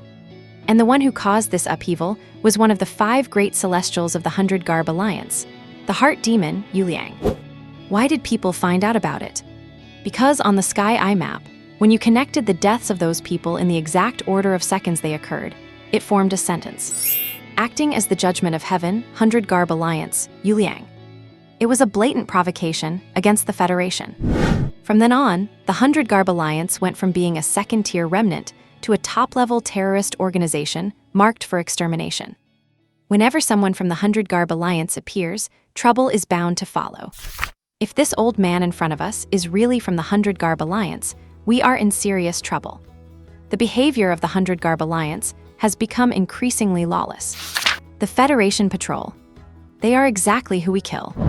Chief Su, take the medical staff and retreat immediately. Old Zhang felt very uneasy facing this Huangtier old man. The other side had been prepared. Appearing only after team leader Liu left clearly meant they wanted to keep them here. You ask why? The fact that they attacked this place means it hides some secret, whether big or small. And as for them, negligent farmers, pests aiding the wicked. Whether they fall to the left or right of the old man's moral code, his intent to kill is already clear. There is no escape. A barrier has already been set up here. Looking at the shimmering light barrier not far away, Su Guoliang looked grim. Although he was a Huangtier Fate Master, he was of the healing class, and combat was his weakness. This time, not only might he fall here, but the doctors under his command might also end up staying here permanently. The GI at NT, Chinese letter Scorpion, waved its two massive pincers, turning the erected sunshades upside down in a few quick movements. The field post for the wounded was not far from the command tent, and the staff who had just been rescued from the factory, or those who had managed to run out, immediately erupted in terrified screams. In the blink of an eye, 2 wounded patients were lashed to death by the scorpion's tail, hitting the ground like broken sacks of fabric, lifeless. Those doctors who had seen many casualties and had worked on site were not all calm now. Some were dazed in terror, some were scurrying in a panic, and others had knees of jelly, faces pale, retreating until they finally collapsed to the ground. They had been to rescue scenes, but they had never faced the true onset of death before. Only Su Guoyang and Li Yongxin's team remained unflustered, instructing the doctors to stay calm. All combat personnel prepare, set up shields and defend. You are authorized to use firearms. Take down that scorpion first. Old Zhang stood ready, barking orders, but he did not move an inch himself, staring fixedly at Gongshan Huo in front of the factory door, his eyes full of caution and dread. The patrol guards were not useless either. Facing a top-tier exotic beast, their coordinated efforts soon brought it under control. It is just that the giant scorpion had immense strength and a thick shell, suffering little damage from their attacks. The armor-piercing cannon. The patrol guard leading the fight shouted. 2 guards in the back row quickly pulled 3 gun segments from their waists, and in a flash, they were assembled together. A pitch-black heavy sniper cannon appeared before everyone's eyes. Report, we are missing the recoil pad, the scope, and the tripod. The armor-piercing cannon consists of 9 parts. It seems the other 3 are on one of the 4 who died. Damn it, we are having a hell of a day. A sturdy man in combat gear snatched the cannon and shouldered it. Brothers, do not forget to carry me if we run. Boom! He pulled the trigger, and the violent recoil sent him flying into a large tree nearby, leaving his body feeling like it had fallen apart. And while the recoil was terrifying, the destructive power was naturally impressive. Fire erupted from the barrel as a purplish-red trajectory shot out like lightning, carrying a thunderous momentum that tore through space. The prepared patrol guards scattered, leaving the giant scorpion alone in the open. Even without a scope, such a massive target was easy to hit. Whoosh! The purplish-red trajectory passed through the giant scorpion's head and out its back. It then pierced through countless trees, traveling several miles before dissipating. Boom! The airflow disturbed by the trajectory erupted after a brief pause. Within a meter of the trajectory, violent turbulence formed, and the giant scorpion's massive body was instantly hollowed out, creating a tunnel over a meter in diameter. The surrounding trees were shredded to pieces. With destructive power like that, if this were not in the suburbs, who knows how many people would have been killed by accident. Su Naiwen watched in total stupefaction. He thought this was a super-powered world where thermal weapons were useless, but that shot taught him that the super weapons of this world still possessed fearsome deterrent power.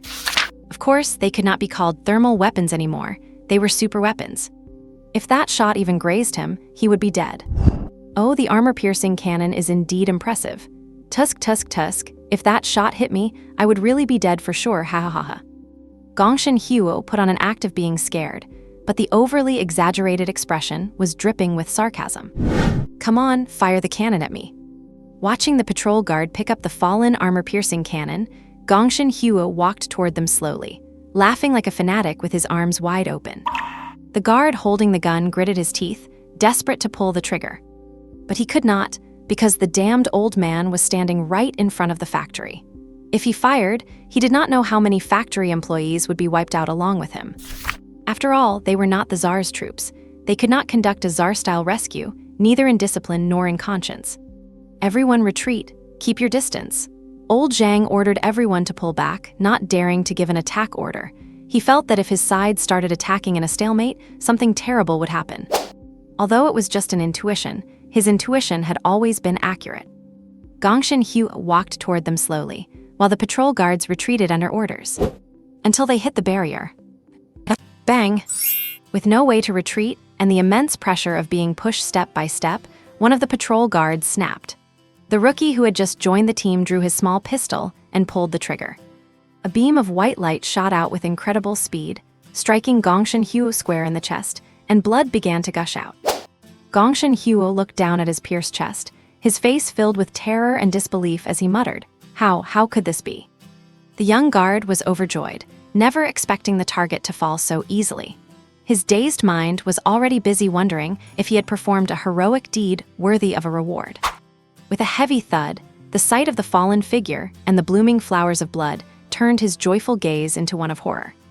Ha ha ha ha, how could you kill your own teammate? The young guard looked up. Gongshin Huo, who had just been shot in the chest, showed no signs of injury, his terrified expression now replaced by a rampant, sick, and maniacal laughter. And standing in front of him, the mentor who had guided him since he joined the squad now lay in a pool of blood, eyes wide with confusion, his chest bleeding profusely, life fading rapidly. 2 healing lights, one yellow and one white, landed one after another on the figure in the pool of blood. The bleeding stopped quickly, and the wound miraculously healed as if nothing had happened. Su Guoyang glanced at Su Naiwen beside him, surprised that in such a bizarre moment, this kid could still react instantly to help heal someone else. Or was it just the subconscious reaction of a healer? Seeing that the guard who had collapsed so strangely into the pool of blood was now fine, aside from being pale, everyone else let out a sigh of relief. The young guard who fired the shot looked at his mentor, who was climbing out of the bloody puddle, with lingering fear and guilt. Listen to the commands. The old guard, having walked through the gates of hell, did not curse or blame him, but gave a cold, stern warning. Nobody knew what had just happened. They had clearly shot Gongshin Huo, but it was their own man who took the injury. This supernatural outcome made everyone obey old Zhang's orders. No one dared to act rashly. Haha, there is also a yellow rank healer. Truly, heaven is helping me. This gift will surely satisfy him. Only then did Gongshin Huo notice the presence of Su Guoyang. He had not cared when those powerless mages arrived. The barrier was already up, and he would deal with them sooner or later. Little did he know, there was a yellow rank healer among them. Dinner is served. With a wild laugh, a giant python over 10 meters long burst out from the ground. Judging by its aura, it had reached the level of a top-tier exotic beast. At the same time, 5 or 6 centipedes, each 1 or 2 meters long, crawled down from the trees. And dense swarms of basin-sized spiders surged out from who knows where. In an instant, they had surrounded the patrol guards and the physicians. Quick, gather up, protect the physicians in the center. Old Zhang roared, pulling out a gun and firing repeatedly, killing several spiders lunging at them. Seeing hundreds of spiders made everyone's scalp crawl and panic set in, but they still followed orders, standing back to back in a tight circle to fend off the disgusting insects. Changji Laohu. Old Zhang knew the enemy was playing for real now, as it was clear these disgusting swarms were being controlled by him. To defeat the troops, first defeat the leader. Although the enemy was a yellow rank mage, they had no choice but to fight with everything they had. The 2 guards heard old Zhang's call and with great coordination, handed their guns to colleagues nearby, drew their swords and charged out. The 3 of them did not hesitate, rushing straight at Gongshin Huo. Su Naiwen was completely surrounded. Next to him were the physicians, and they were in turn protected by the circle of patrol guards. The spiders did not seem to spit silk, instead mindlessly lunging at them, tearing with their mouthparts or stabbing with their scythe-like legs. There were too many of them, and even with their training, some guards were quickly injured. Dark green blood began to seep from their wounds. The injured guard's face turned white from pain. Everyone watch out, it is poisonous. Li Yongxin and the other physicians scrambled to cast their healing talents on the wounded, and for a while, a stalemate ensued. Su Naiwen also continuously cast armor spells on the patrol guards. Watching the centipedes and the giant python crushing the spider swarm as they crawled toward them, Su Naiwen hesitated no longer. Looking at the over 13,000 support points he had accumulated, he poured them all into his various skills without a second thought. Recovery spell level 4 to level 7. Armor spell level 5 to level 7. Immobilize level 6 to level 7. Elemental shield level 2 to level 7. Exorcism level 1 to level 3. Su Naiwen would not say he had instantly transformed, but his combat effectiveness had definitely improved significantly. He cast several recovery spells on himself. Since reaching the intermediate mage level, each cast restored 1% of his soul energy, but now it restored about 10%, along with a slow, delayed recovery effect. With this mana buff, Su Naiwen had nothing to fear, casting armor spells and elemental shields left and right. The guards, who had been caught off guard by the spiders, suddenly found 2 extra layers of shields on themselves. The durability of these shields was such that even the intermediate spiders could not break them, and even high-level spiders could not shatter them in 1 or 2 hits. My god, Old Yang, you're amazing. Old Yang's shields are fashionably late but hit hard. They are even tougher than before. Haha, this shield is perfect. We have got shields, boys. Let us take them down. Hahaha, try biting me again, you bastard. And with the shields, the previously cautious patrol guards instantly cut loose, dealing with the lunging spiders with relative ease. The only support-type mage in the patrol team was confused, but in such an urgent moment, he did not have time to think and just kept casting shields on everyone. The patrol guards soon realized that these 2 layers of shields did not look like Old Yang's, but they were too deep in the fight to care who was helping them. Meanwhile, the sound of support points flowing into Su Naiwen's mind was incessant. Many of the 20-plus guards were high-level mages, so each time they contributed, it was in the double digits. Plus, every time they killed a low or intermediate spider, Su Naiwen got 5 support points, and occasionally 50 points for every high-level spider killed. If it were not for the crisis, Su Naiwen would have loved to maintain this state. In the blink of an eye, the points he had just emptied were already back into the 4 digits. But the situation soon broke down as 5 or 6 top-tier centipedes crawled over, followed by the giant python, whose tail lashes sent several patrol guards flying. If not for Su Guoyang's healing talent at the critical moment, they would have suffered rapid casualties. Interesting. I did not expect your men to hold out against the spiders for so long. I wonder if they can keep it up against my Red Jewel and Sixie. Gongshin Hu took a slash from Old Zhang and jumped away, his arms sprayed with blood. But in an instant, the wound transferred to Changji's arm. Keep going, I want to see if you can kill your own friends. The 3 men surrounded Gongshin Hu with their swords. The old man was clearly toying with them. He had not made a single move yet. But every time he was injured, it transferred to someone else. This ability was unheard of. Old Zhang and his 2 companions did not know what to do. At this moment, they were effectively in a perilous situation. This Gongshin Hu's ability is truly bizarre. It must be a characteristic of his life pattern. Every rank life master possesses their own life pattern, which in turn derives specific traits. These traits basically share the same origin as the life rank itself. I wonder what kind of life rank this old man has to derive such a life pattern trait. This ability to shift damage is really difficult to deal with. What he does not understand, however, is that given the strength the opponent has displayed, it should not have taken much effort to wipe them out. Why keep toying with them until now? Is he not afraid that the boundary will be discovered and the Federation will send reinforcements? Or could it be that he wants to use them as bait to lure more people in? What? Not continuing? Gongshin Hu sneered, looking very smug as he watched the 3 shift from their initial headlong rush to their current hesitation. Little He, what is the combat assessment? Old Zhang shouted, gripping his blade. Little He, who had been pushed aside, was busy clicking away at a virtual console under the protection of a few patrol guards. Soul power fluctuation, half-step ranked, characteristic induction. The boundary blocked the signal, but the instrument still worked. The detector in Little He's hand contained a database of tens of thousands of traits and an autonomous analysis system. It analyzes abilities based on combat footage. From the moment the enemy appeared, Old Zhang, who had saved Little He, had already arranged for the combat assessment. Induction, Old Zhang paused at the news, then grinned, so he is just a charlatan playing tricks. Gongshin Hu's expression remained unchanged, showing no signs of panic. Playing tricks, I am tired of playing anyway, time to finish you off. Suddenly, a mottled, patterned spider over 5 meters tall and 8 meters wide slammed down like a giant boulder. Boom! A violent gust of wind instantly knocked Old Zhang and his companions over. Old Zhang rolled away clumsily, his expression darkening as he looked at the massive creature. Another top-tier exotic beast, and like that red python, its power is nearing the half-step yellow rank. Old Yang, clear spirit art. 3 beams of blue light fell upon Old Zhang, Changjai, and Old Hu. For a moment, all 3 of their eyes glowed with an icy blue radiance. Their field of vision brightened, shifting from the clear, colorful view to a cold, desaturated tone. Old Zhang laughed heartily. Old Hu, pin down that spider. Changjai, follow me and hack that Beiyi Alliance sneak. The other 2 replied in unison. In their current vision, the surrounding environment had changed significantly, with their sense of space and positioning feeling misaligned. They had always thought the enemy was using a monstrous ability to shift injuries, but it was actually sensory induction. In their perception, the Gongshin Huo they had been fighting all along was merely an illusion.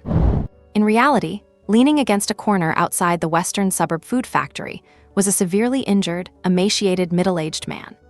He has been exposed. With glowing green eyes fixed on old Keek and the others, his face wore a cold expression. He did not expect his ability to be deciphered so quickly, all because of that guy.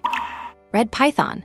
With a hoarse, ear-piercing cry, the massive snake that had been crushing the patrol guards turned and lunged toward them rapidly. Old Zhang and Chang Jai did not give the giant python a chance to intervene. With the crisp efficiency of sweeping autumn leaves, they brought their long blades down on the heavily wounded Gongshin Huo. Helihe, you are asking for death. A toad covered in purple warts jumped out from beside him.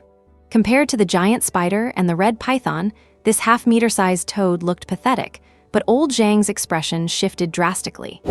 He knew exactly what this thing was from the wounds on the other victims. Purple-skinned toad.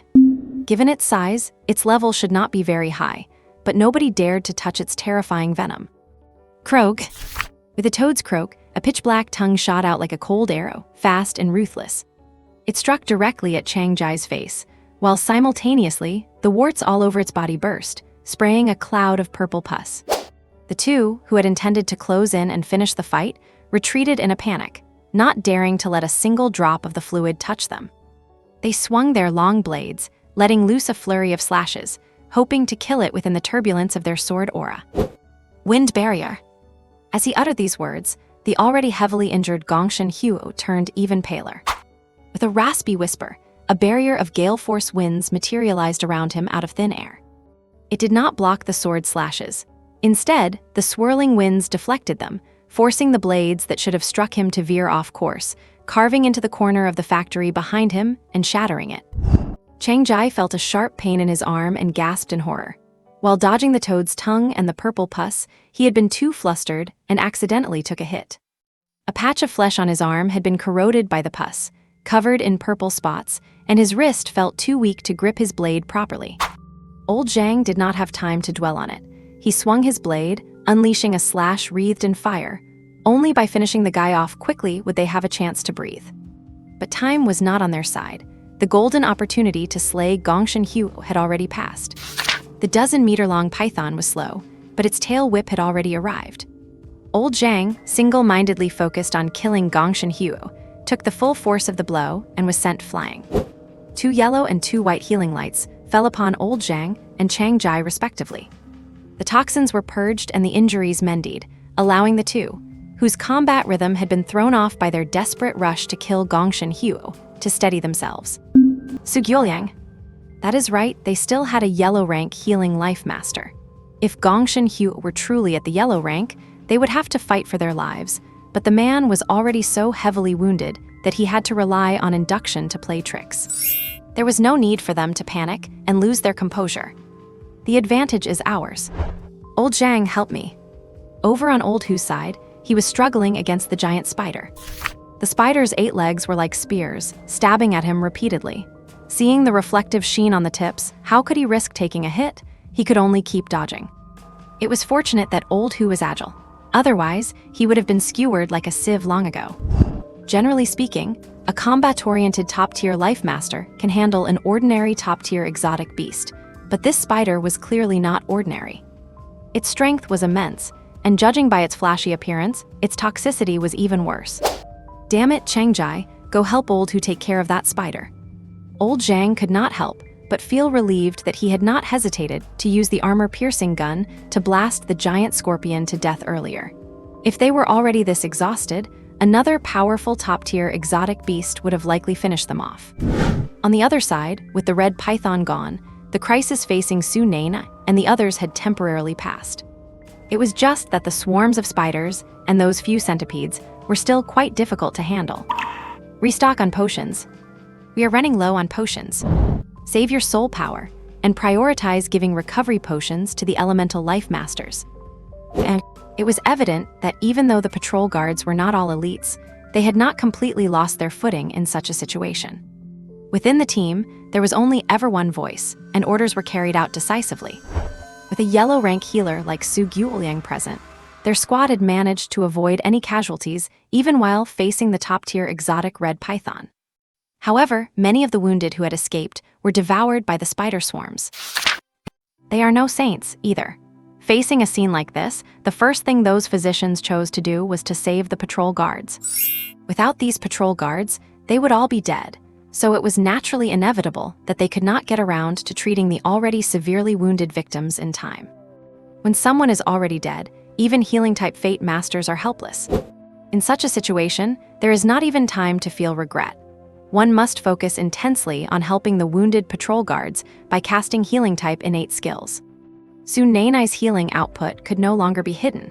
With a wave of his hand, even the special wounds caused by the bites of high-level spiders could heal rapidly. With such healing strength, apart from Su Naiwen, only a few physicians like Li Yongxin could achieve this level of effect. Moreover, those extra elemental shields and armor-type shield sets seem to be thanks to that young man as well. More importantly, restoration. That young man has mastered an innate skill with restoration effects. It is the most urgently needed type of innate skill for this kind of situation. For high-level Fate Masters like them, the amount restored by Su Naiwen's restoration skill is relatively small, but the frequency is incredibly high. At the very least, it provides immediate combat capability. It can be said that the reason they were so relaxed was largely due to Su Naiwen's great contribution. Among the physicians, his role is second only to Su Naiwen. After all, Su Naiwen does not have the ability to revive someone whose heart has just been pierced. But that old man with the receding hairline can. Su Naiwen felt inferior when faced with this level of healing effect. He just wondered if he could reach such a level if he kept adding points to his own healing skill. And boom! The fighting on the perimeter grew increasingly fierce, while the situation inside the factory was forgot. A figure was sent flying as if blasted by a cannon, slamming into the wall with such immense impact that it collapsed, burying the figure under a pile of bricks. Cough, cough. Bang! The bricks were blown away by a surge of soul power, and Liu Kang climbed out, looking extremely disheveled. His clothes were tattered, his arms were covered in purple spots, his dirty face was smeared with blood, and he had to tightly wrap his weapon-wielding arm with cloth strips to stop the bleeding. A fate mark resembling a long saber appeared on his shoulder, with lines spreading from it across his entire back and neck. Spitting out a mouthful of blood, Kang stared intensely at the enemy before him with bloodshot eyes. A 2-meter-tall purple toad stood before him, with a hunchbacked old man standing on its head, his face obscured by gray hair. Purple toxic mist drifted around him, and on the ruined stone wall nearby, several other purple-skinned toads lurked, making croaking sounds that were enough to give anyone a headache. I thought the Lingyang City patrol team had no one worth noting besides Zhou Yan. I did not expect someone like you to exist. The old man's voice was gloomy and sinister, sounding like a poisonous snake flicking its tongue in a dark, damp cave. Who exactly are you, daring to commit such a monstrous disaster in Lingyang City? Council Speaker Yang Tong will not just let you leave like this. You will be brought to justice sooner or later. Liu Kang felt he was reaching his limit, so he tried to use a heavyweight name to pressure the other party. Yang Tong, ha ha ha ha, how ridiculous. A despicable scoundrel, and he wants to sanction me. The laughter echoed continuously through the empty, abandoned factory warehouse, as if it were mocking something. According to the principles of my 100 Clothes Alliance, Yang Tong is a man who must die. If my strength were not lacking, I would have killed him myself. Do not worry, in time, someone will naturally send him to the grave. Liu Kang's expression shifted constantly. He could tell from the man's words that they seemed to have other plans for the city, and their target was none other than the council speaker. The Jiazhu Federation operates under a council system. Every city has a council, and policies are proposed by councillors and then voted upon. Usually, every city's council has 9 fixed seats, held by the 9 people with the most real power. The council speaker is naturally the head of these 9, holding veto power over every decision and casting 3 votes per ballot. They are the undisputed masters of the city. And yet, the 100 Clothes Alliance had actually set its sights on the ruler of Lingyang City. This news was even more terrifying than an otherworld invasion. I observed that the innate skills you use are all from the 5 Poisons sect. The 5 Poisons sect is a legitimate, major organization. Why have you turned to the shadows to join the 100 Clothes Alliance? And why slaughter the innocent workers in this factory? Are you stalling for time? The old man asked, lifting his head. Liu Kang could not see the face or expression behind the hair, so he spoke as if resigned to his fate. I just wanted to die knowing the truth. The old man remained noncommittal. After a few moments of silence, he said coldly, "Do you know what this factory produces?" Hearing his words, Liu Kang felt a glimmer of hope, though his face remained puzzled. Is not it just regular meat products? Red rock pork jerky, vacuum-packed cooked food, semi-finished meat products, and so on. The old man spoke eloquently. He clearly knew more than Liu Kang did. It could be said that the goods produced by this food factory reach half of the Quanzhou area. Could it be that the factory owner is using diseased red rock pork or adding some chemical agents? Liu Kang guessed casually.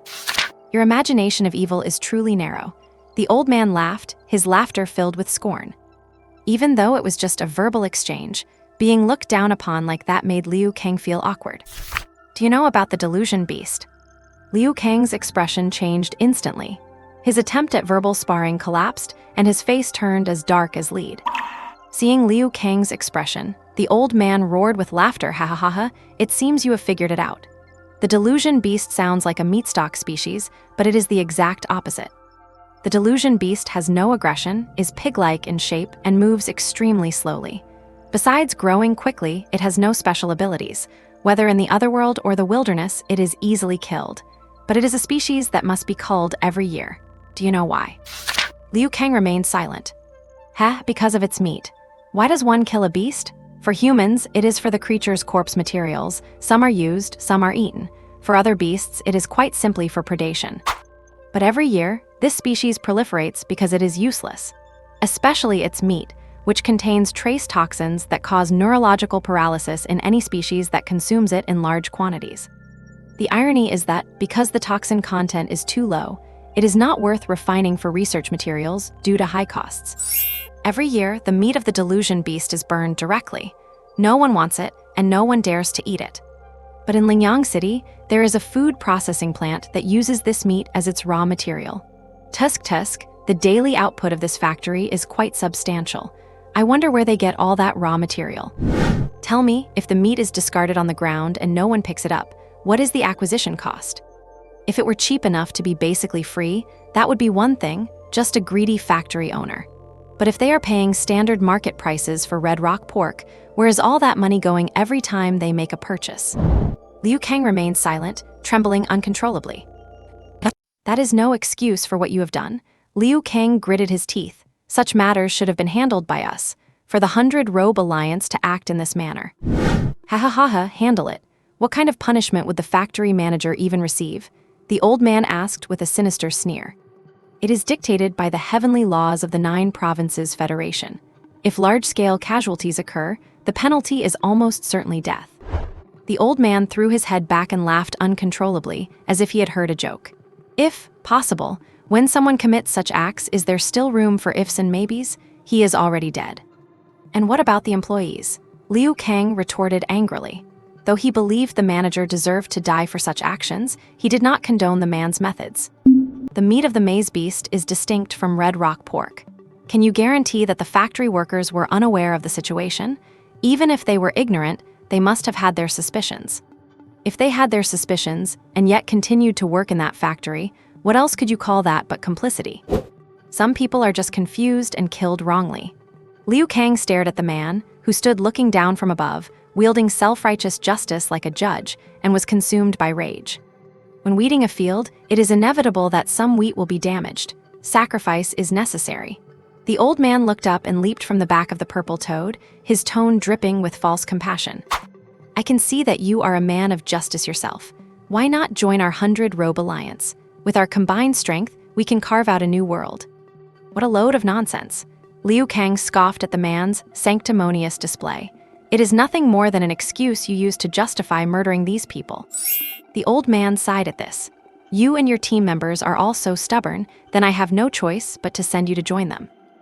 Boom!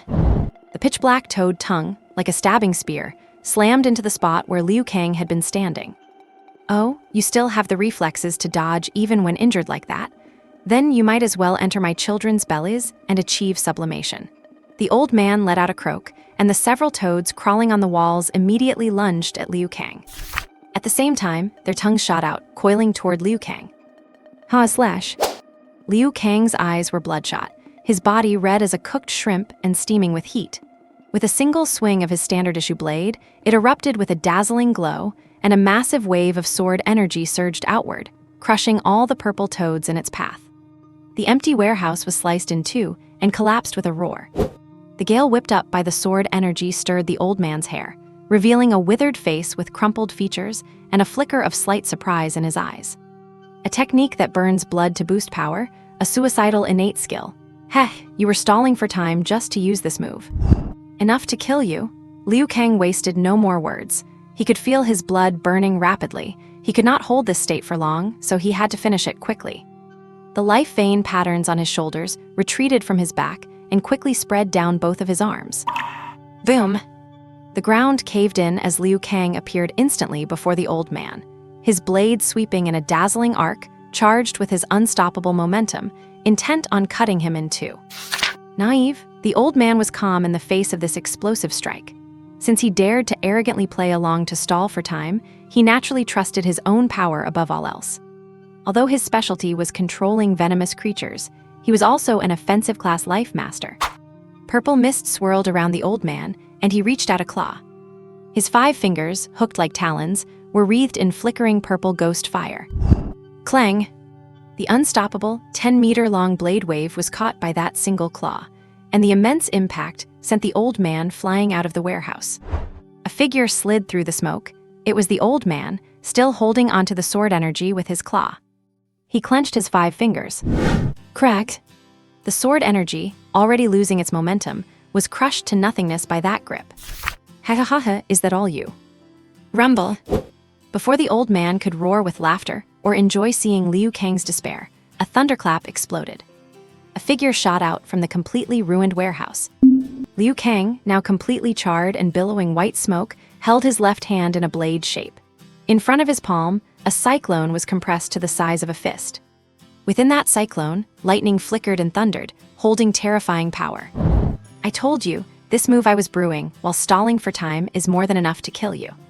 As he gently swung his practically ruined left hand, the arm was instantly shredded by the chaotic airflow, leaving little more than splintered white bone. Liu Kang ignored the pain of his shattering arm and focused all his remaining power into the strike, aiming straight for the old man. The light swing of his hand seemed like nothing more than a gentle breeze. It brushed across the old man's cheek, stirring the hair on his forehead to reveal a face frozen in a look of sheer terror and disbelief. A purple lightning bolt manifested in thin air, piercing through the old man's chest in a blink.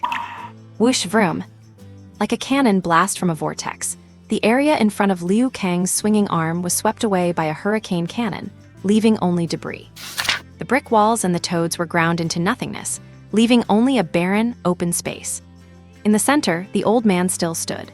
His long, face-covering hair had been completely shredded, his body was drenched in blood, and a fist-sized hole had been torn through his chest. Coughed. As he coughed up blood, the old man gazed at the pale, crippled Liu Kang. He smiled, then broke into a wild laugh. Your last move just killed the employees hiding in that factory, did not it? You self-proclaimed righteous Federation guards are no different.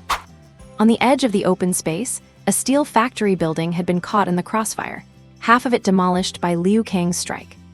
At the edge of the ruins, where it looked as though a giant beast had taken a bite, several faces with wide, terrified eyes stared back, completely frozen. Nearby, there were patches of blood and chunks of flesh. It was obvious. Liu Kang looked at the devastated area, his face ashen, but his voice remained steady. I never claimed to possess justice, and justice is not something that belongs to any one person. Maintaining stability is my duty. If you did not die, they would have died for sure. Liu Kang muttered, as if convincing himself, and began to stagger forward. His right hand, too weak to lift, dragged his cloth-wrapped blade along the ground. Screech, screech. The blade scraped against the ground, emitting a harsh, grating sound.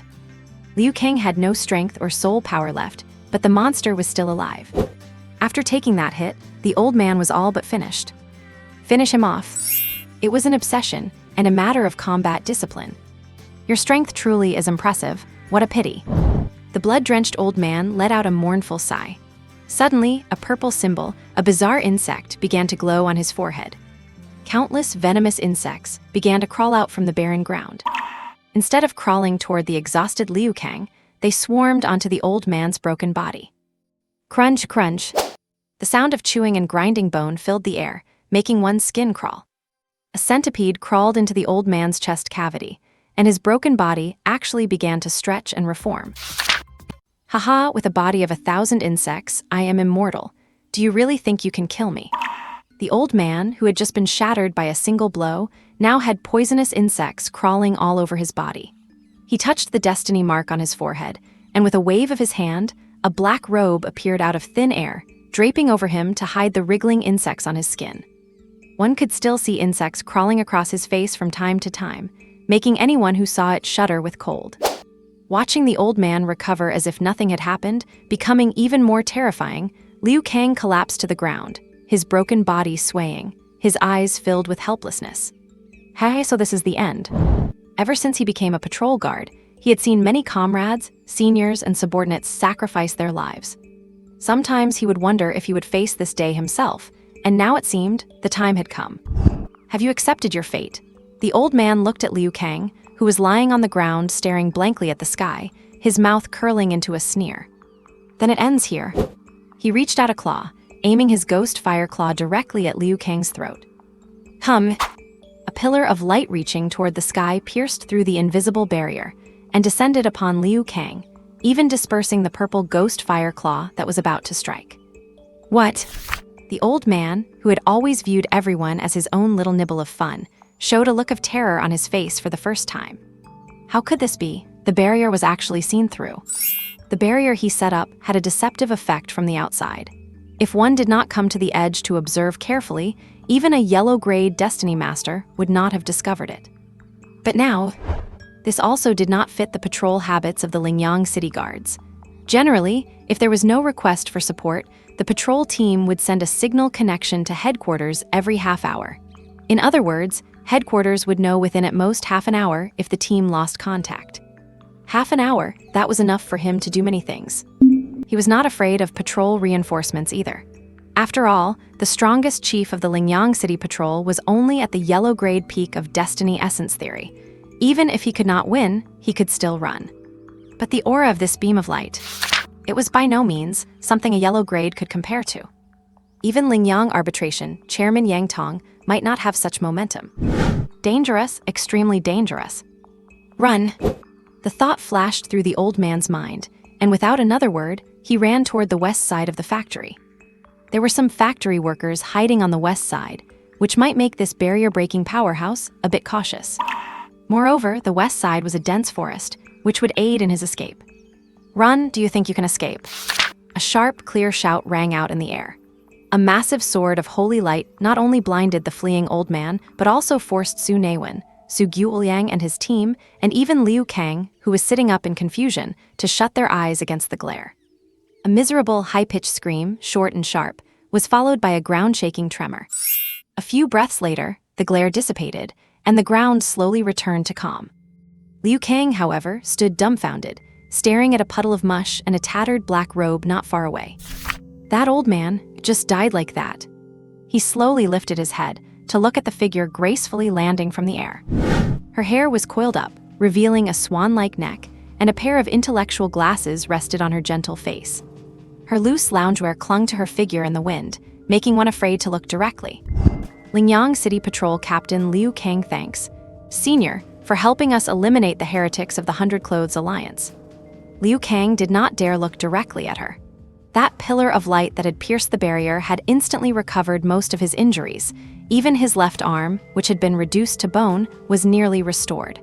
Only his blood energy, depleted by his taboo skill, could not be recovered in such a short time. This healing ability, even Su Guoliang could not achieve this. And that massive, holy sword that crushed the old man into meat paste, the sheer power was enough to make him lower his head. He had been fortunate enough to see Arbitration Chairman Yang Tong in action, and even that did not have the overwhelming force of this person's strike. It was just a small effort. What is the situation here? Wen Rong waved her hand, looking toward the perimeter, feeling that her disciple's life energy was still vibrant, so she was not in any rush for the moment. The situation is like this. Liu Kang told Wen Rong everything he had experienced today, and all the information the old man had mentioned. Heth, to have a food factory like this right under your noses, calling you derelict in your duties is putting it lightly. Senior, we were also. Wen Rong raised her hand to interrupt. I am not interested in your excuses, and I am not part of your federal staff, so do not give me any high-minded lectures. I just came to save my disciple. All these days, Wen Rong had been living at the school. She was not from Quanzhou and was not used to buying a house everywhere. And besides, the single dormitory provided by the school was very comfortable. Every day, apart from cultivating and designing the training plan for the special training squad, she had nothing else to do. She had intended to stay in her dorm all day today, when she suddenly discovered that her precious disciple's aura had disappeared. Do not get her wrong, she did not have the bad hobby of peeking at or monitoring her disciple's whereabouts. It was just that the cross necklace she gave Su Naiwen held special significance, and it came with a mental connection. This connection could only be severed under a few conditions: entering an unknown territory, the necklace being destroyed, or being isolated or sealed off by a barrier. She sensed the last time slice when her disciple's connection to her was cut. The location was roughly in the western suburbs. There were no controllable territories in that location at all, so she immediately knew her precious disciple was in trouble. The barrier setup was even deceptive. When she arrived, she had to fumble around for a while before detecting it. Then she used brute force to break the barrier. Feeling that her disciple's aura was relatively stable, her hanging heart finally settled down. Master, why are you here? Seeing Liu Kang in his tattered clothes appearing with his master in her loungewear, Su Naiwen asked in surprise. He immediately reacted. That big sword just now was probably his master's masterpiece. The familiar holy aura and that momentum, wow. As expected of someone whose support points could contribute 6666. You are on vacation, not practicing properly at home. What are you doing appearing here? What would you have done if something happened? Wen Rong felt a lingering fear, and her tone could not help but carry some blame. Su Naiwen said aggrievedly, I only came as a volunteer to help with the rescue. Who would have thought such a thing would happen? Besides, see, I am perfectly fine. Perfectly fine? The usually gentle Wen Rong could not help but raise her voice by 8 octaves. Do you know that if I had not come, I would only be coming back to collect your corpse, and I might not even have a corpse to collect. Come back with me. The group of people did not dare to speak in front of Wen Rong. The momentum of that big sword made everyone know that this woman looked as gentle as water, but her strength to slaughter them was like child's play. And Su Guoliang could sense that her healing type ability was definitely superior to his own. He never expected that this kid would have such a powerful master. Thinking back to the battle just now, Su Naiwen's super strong healing abilities, shield capabilities, recovery skills, and the light spears he projected, all his dazzling performances, did not seem like those of an ordinary high school genius. Now seeing the other's master, it all seemed to make sense. The situation was even more dire than Su Naiwen had imagined. During the outer perimeter battle, that heavily injured middle-aged man did not cause too much damage to the patrol team. With Su Guoliang in command, basically no one lost their life, but those factory employees who escaped.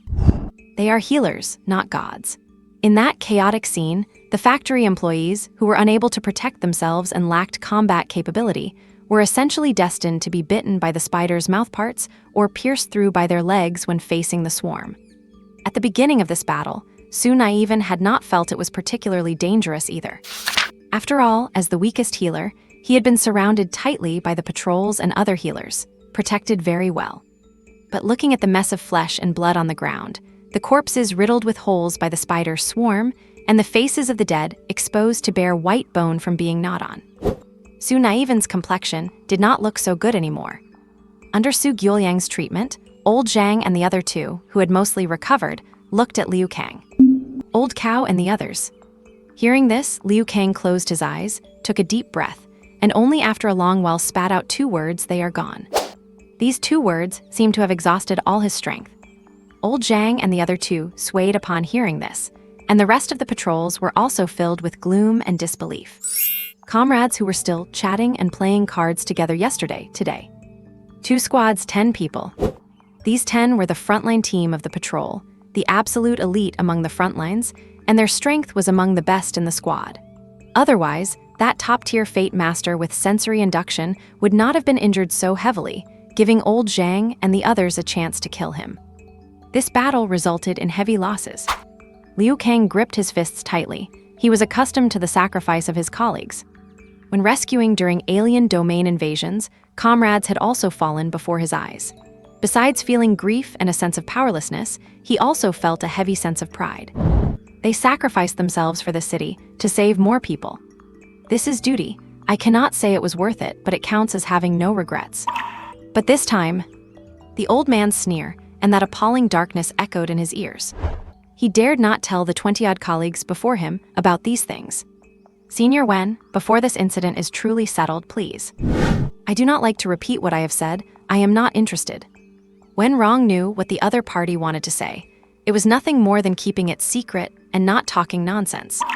Thank you, Liu Kang fell silent. The barrier had already been broken by Wen Rong, and the signal had been sent out. Support teams would soon arrive to handle the aftermath.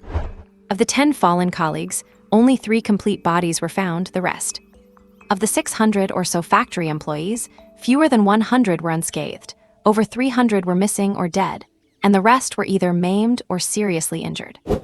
Facing those who were missing limbs, Su Guoliang was also powerless. Even Wen Rong could only regenerate flesh from bone. Missing bones would still require special materials and medicine to be restored.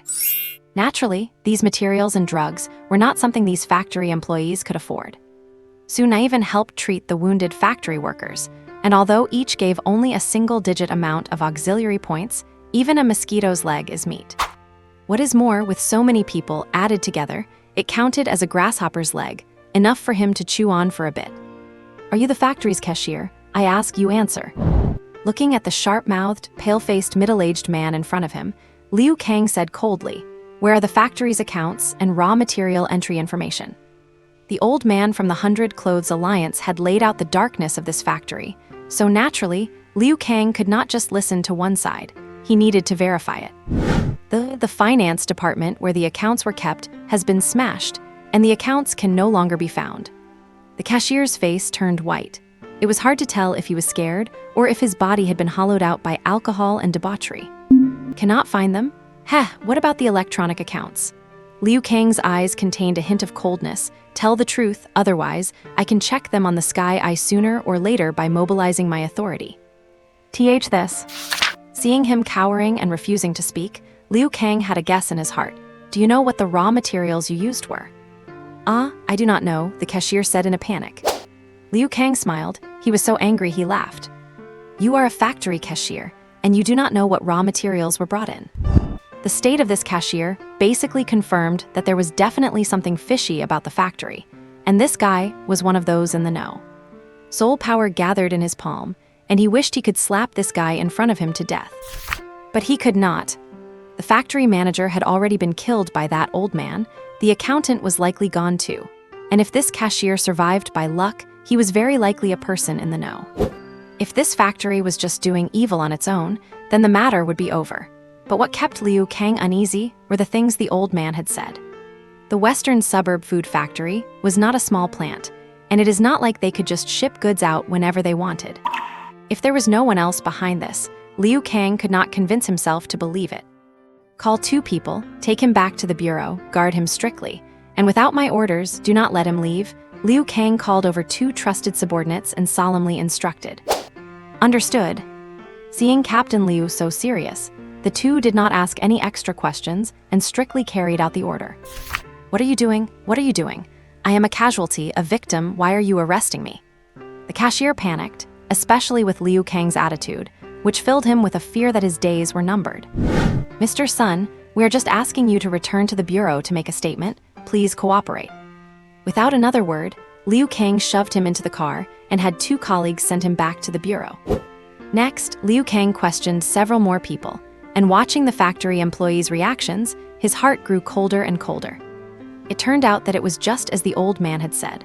Although many claimed they were just employees who knew nothing, their eyes and subtle reactions could not hide the truth. These assembly line workers might not have known exactly what kind of meat they were processing, but they vaguely guessed that it was not good meat. But none of these people took it to heart. They were not the ones eating it anyway.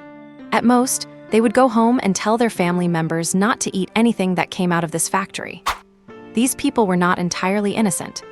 Of course, inaction is not a crime punishable by death, and it does not even count as something to be condemned. But in the Code of Conduct of the 100 Clothes Alliance, indifference is also a form of original sin. Liu Kang did not have the right to dispose of these people. He could only let them leave after their wounds were treated and their statements were taken. Some even demanded the patrol to protect them and see them off. Facing these people, Liu Kang did not have a good look, but he could not refuse. Looking at his 3 colleagues, lying to the side with their eyes closed, Liu Kang felt a heavy blockage in his chest. Dingling! The phone rang, and an anxious voice came from the other end. Captain Liu, we were attacked. Sun Changhu is dead. Hearing this, the hand holding the phone trembled. His heart was in turmoil, and he took a deep breath. The worst-case scenario had arrived. And from the other end of the phone, the hesitant voice of the patrol member came, boss. The other side it seems they used a standard-issue M elemental gun. This. Liu Kang immediately felt a thunderclap go off in his mind. How could a heart that had never wavered in its faith experience such upheaval at this moment? On the way, Su Naiwen remained silent. After healing the injured, he followed his mentor and left. The joy he had felt from harvesting countless support points was now completely gone. This was not the first time he had witnessed such a scene of maiming. In this age of peace, could he consider himself lucky? As Su Naiwen pondered this, he could not help but let out a self-deprecating smile. Are you shaken? Wen Rong, who was driving, sensed Su Naiwen's mood and asked in a gentle voice. No, Su Naiwen shook his head, looking at the scenery passing by outside the window. I just feel that life is truly fragile. Wen Rong paused, thinking of the boy with the bright, sunny smile, and murmured in response, yeah, life is truly fragile. Then Wen Rong quickly composed herself and asked, after this experience, do you still want to become a combat-type life master? Su Naiwen did not reply. Wen Rong nodded silently and said, being a physician is also quite good. You can heal the sick and save the dying. When there is no other choice, you will not have to face danger head-on, and you can still realize your self-worth. From now on, I will focus on teaching you healing-type innate skills. No, I still want to become a true combat-type life master. Today's experience made Su Naiwen more certain of his goal. Is Su Guoliang strong? Very strong. He could neutralize tricky purple-spotted poison, support the condition of old Zhang and his 2 companions single-handedly, and save people whose hearts had been pierced and were on the brink of death. But in a sense, he is also very weak. Without combat power, he can only be protected by the patrol corps. A yellow-rank life master has no way to kill a top-tier life master who is severely injured. Learning only medicine cannot save everyone. Hearing the situation described by his mentor and Liu Kang, if it were not for his mentor descending like a god today, everyone, including himself, would have been finished. But if Su Guoliang had been a yellow-rank combat life master, the 2 of them working together could very well have killed that old man. Of course, the patrol corps would have suffered even more casualties, perhaps only 1 or 2 out of 10 surviving, but at least there would have been a chance to live.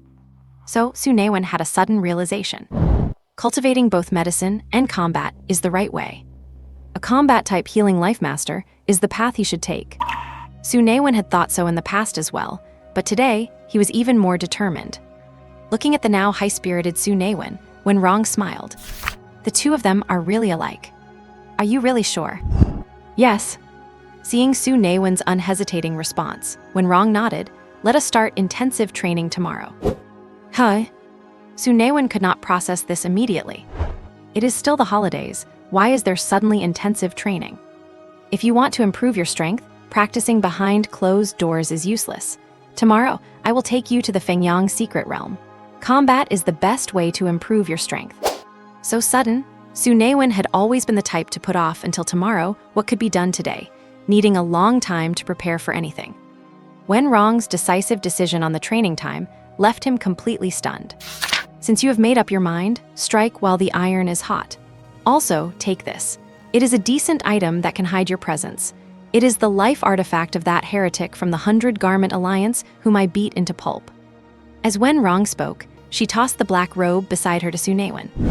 Though called a robe, it was actually a black cloak with a hood. It had no flashy patterns and was a pure, unblemished black. However, when touching the robe, it felt smooth, cool, and silky, unlike ordinary fabric. It is made of sky spider silk. It has some resistance to elemental attacks. It is good material, and since it was well-nurtured, it counts as a peak yellow rank life artifact. Su Naiwen's eyes lit up upon hearing this. A yellow rank life artifact. Good lord, you cannot even buy this in Lingyang City with money. Because he possessed the 4 basic techniques of pill gathering, rune painting, forging, and formation condensation, Su Naiwen had already learned about corresponding professions and items online. Not all weapons are called life artifacts. Only weapons that are constantly nurtured in the hands of a life master, eventually developing special characteristics, are referred to as life artifacts. When a life master enters a rank, they develop life patterns. These patterns not only have new characteristics, but also open up a life pattern space. Only items that have been tempered by one's own soul power can be stored in the nurturing space. As one's soul power level rises and life patterns strengthen, the life pattern space expands, and the nurturing power becomes stronger. Because of the nature of the life pattern space, it basically becomes a space for nurturing one's own weapons. Carrying weapons while nurturing them personally. Given enough time, even weapons made of ordinary materials can become life artifacts. This black robe must be the life artifact that the heretic from the 100 Garment Alliance frequently nurtured. Now it was Su Naiwen's lucky gain. He did not mind that the clothes had been wrapped around gore. They were exceptionally clean. Judging by the material, the robe likely had an inherent effect of repelling dust and blood stains. Su Naiwen thanked her and put the clothes away. Can I call a few people to go with me? Su Naiwen had not forgotten his buddies. With a powerhouse like Wen Rong around, it should not be a problem to bring Wei Wu along. Are you trying to form your own team? Wen Rong asked casually. Form a team.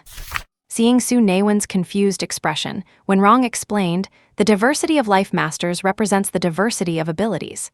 Some are skilled in solo combat, some in group innate skills, some in attacking, and some in defending. There are few all-around powerhouses, so when entering secret realms for exploration, forming a squad where everyone performs their specific duties is the best way to maximize combat capability.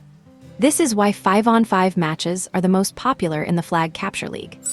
The military and local patrol units follow this rule too, with 5 people being the standard configuration.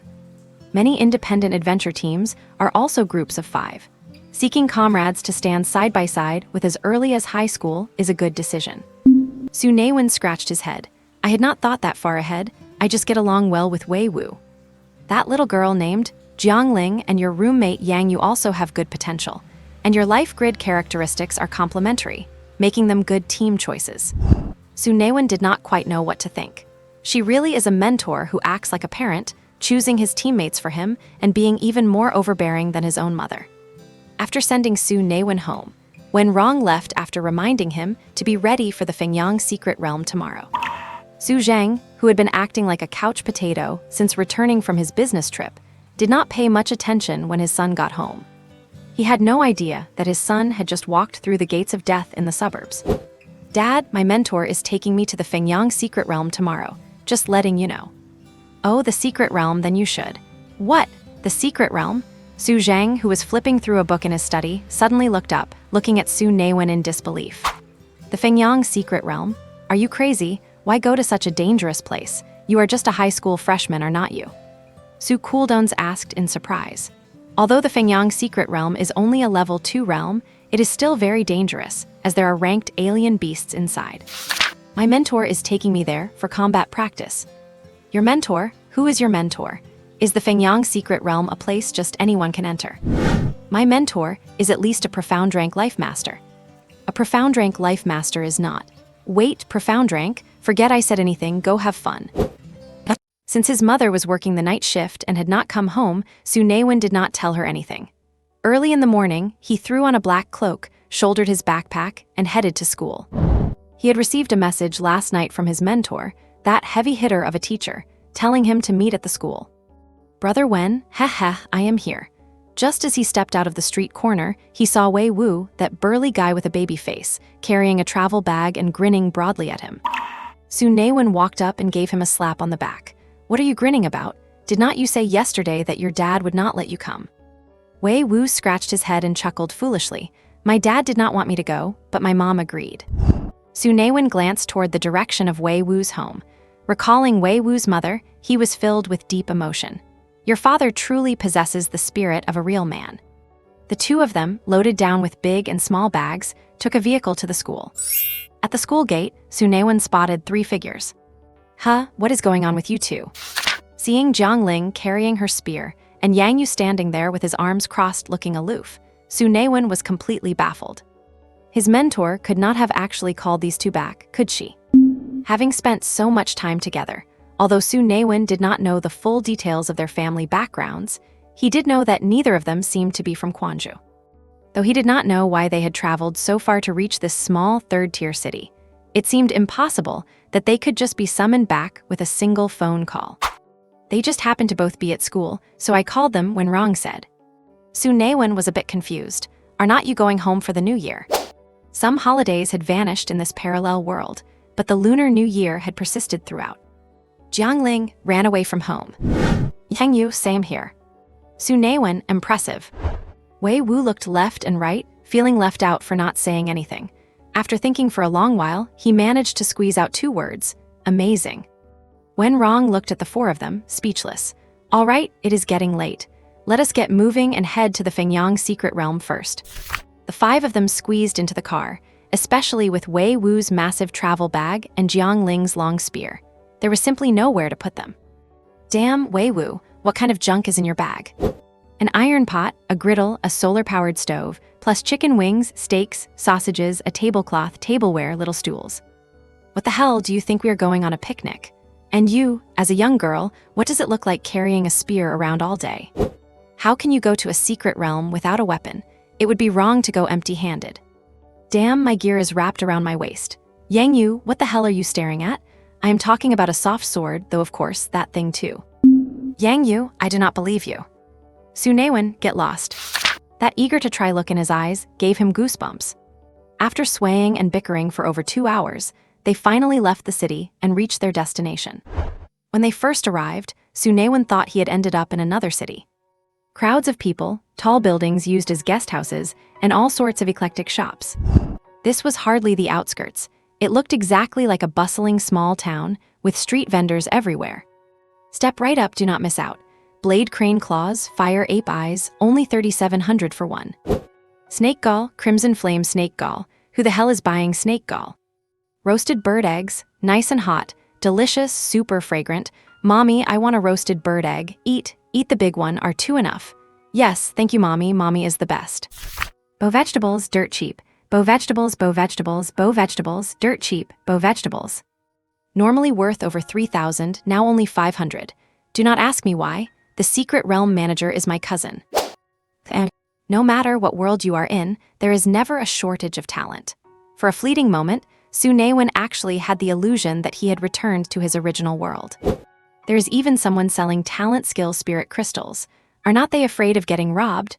Wei Wu pointed at a nearby stall, looking quite surprised. The stall owner had a pile of talent skill spirit crystals laid out on his stand. They were mainly white and red, with only a few orange ones. People like that generally have one or even several adventure groups backing them up, so no one dares to rob them. Do not worry about that. Our main mission is to gain experience in the Fengyang secret realm. Let us go. Every stable secret realm naturally forms such gathering points, consisting of various shops and vendors centered around the portal. Since these shops were not Wen Rong's goal, she led the 4 of them right past this hub of special local products. After walking for about 10 minutes, the vendors and shops basically disappeared from sight, replaced by people just like them, heading to the Fengyang secret realm. Su Naiwen, possessing the spirit opening skill, could feel as though he was being watched, though he could not accurately pinpoint the direction. No need to be overly nervous. This stretch is a guarded zone. As long as you do not do anything strange, there will not be any issues. As Wen Rong spoke, the group caught sight of the entrance to the Fengyang secret realm. A dozen people in standard issue black windbreakers were standing guard, with a simple pattern embroidered on their chests that looked like a leopard's head upon closer inspection. Their aura alone was far beyond what an average high-level spirit master could match. Not far away was a black hole over 10 meters high, the entrance to the secret realm, with 2 people in black uniforms stationed beside it to handle registrations. Quite a few people were heading into the Fengyang secret realm, all queuing up to register. ID card, 10,000 for entry, 10% of earnings collected upon exit, the attendant said mechanically as Su Naiwen and his group arrived. A crystal-clear card was extended before him, leaving the staff member stunned. This card looked very familiar. He scanned the crystal card with the reader in his hand. Ding, special consultant, please proceed.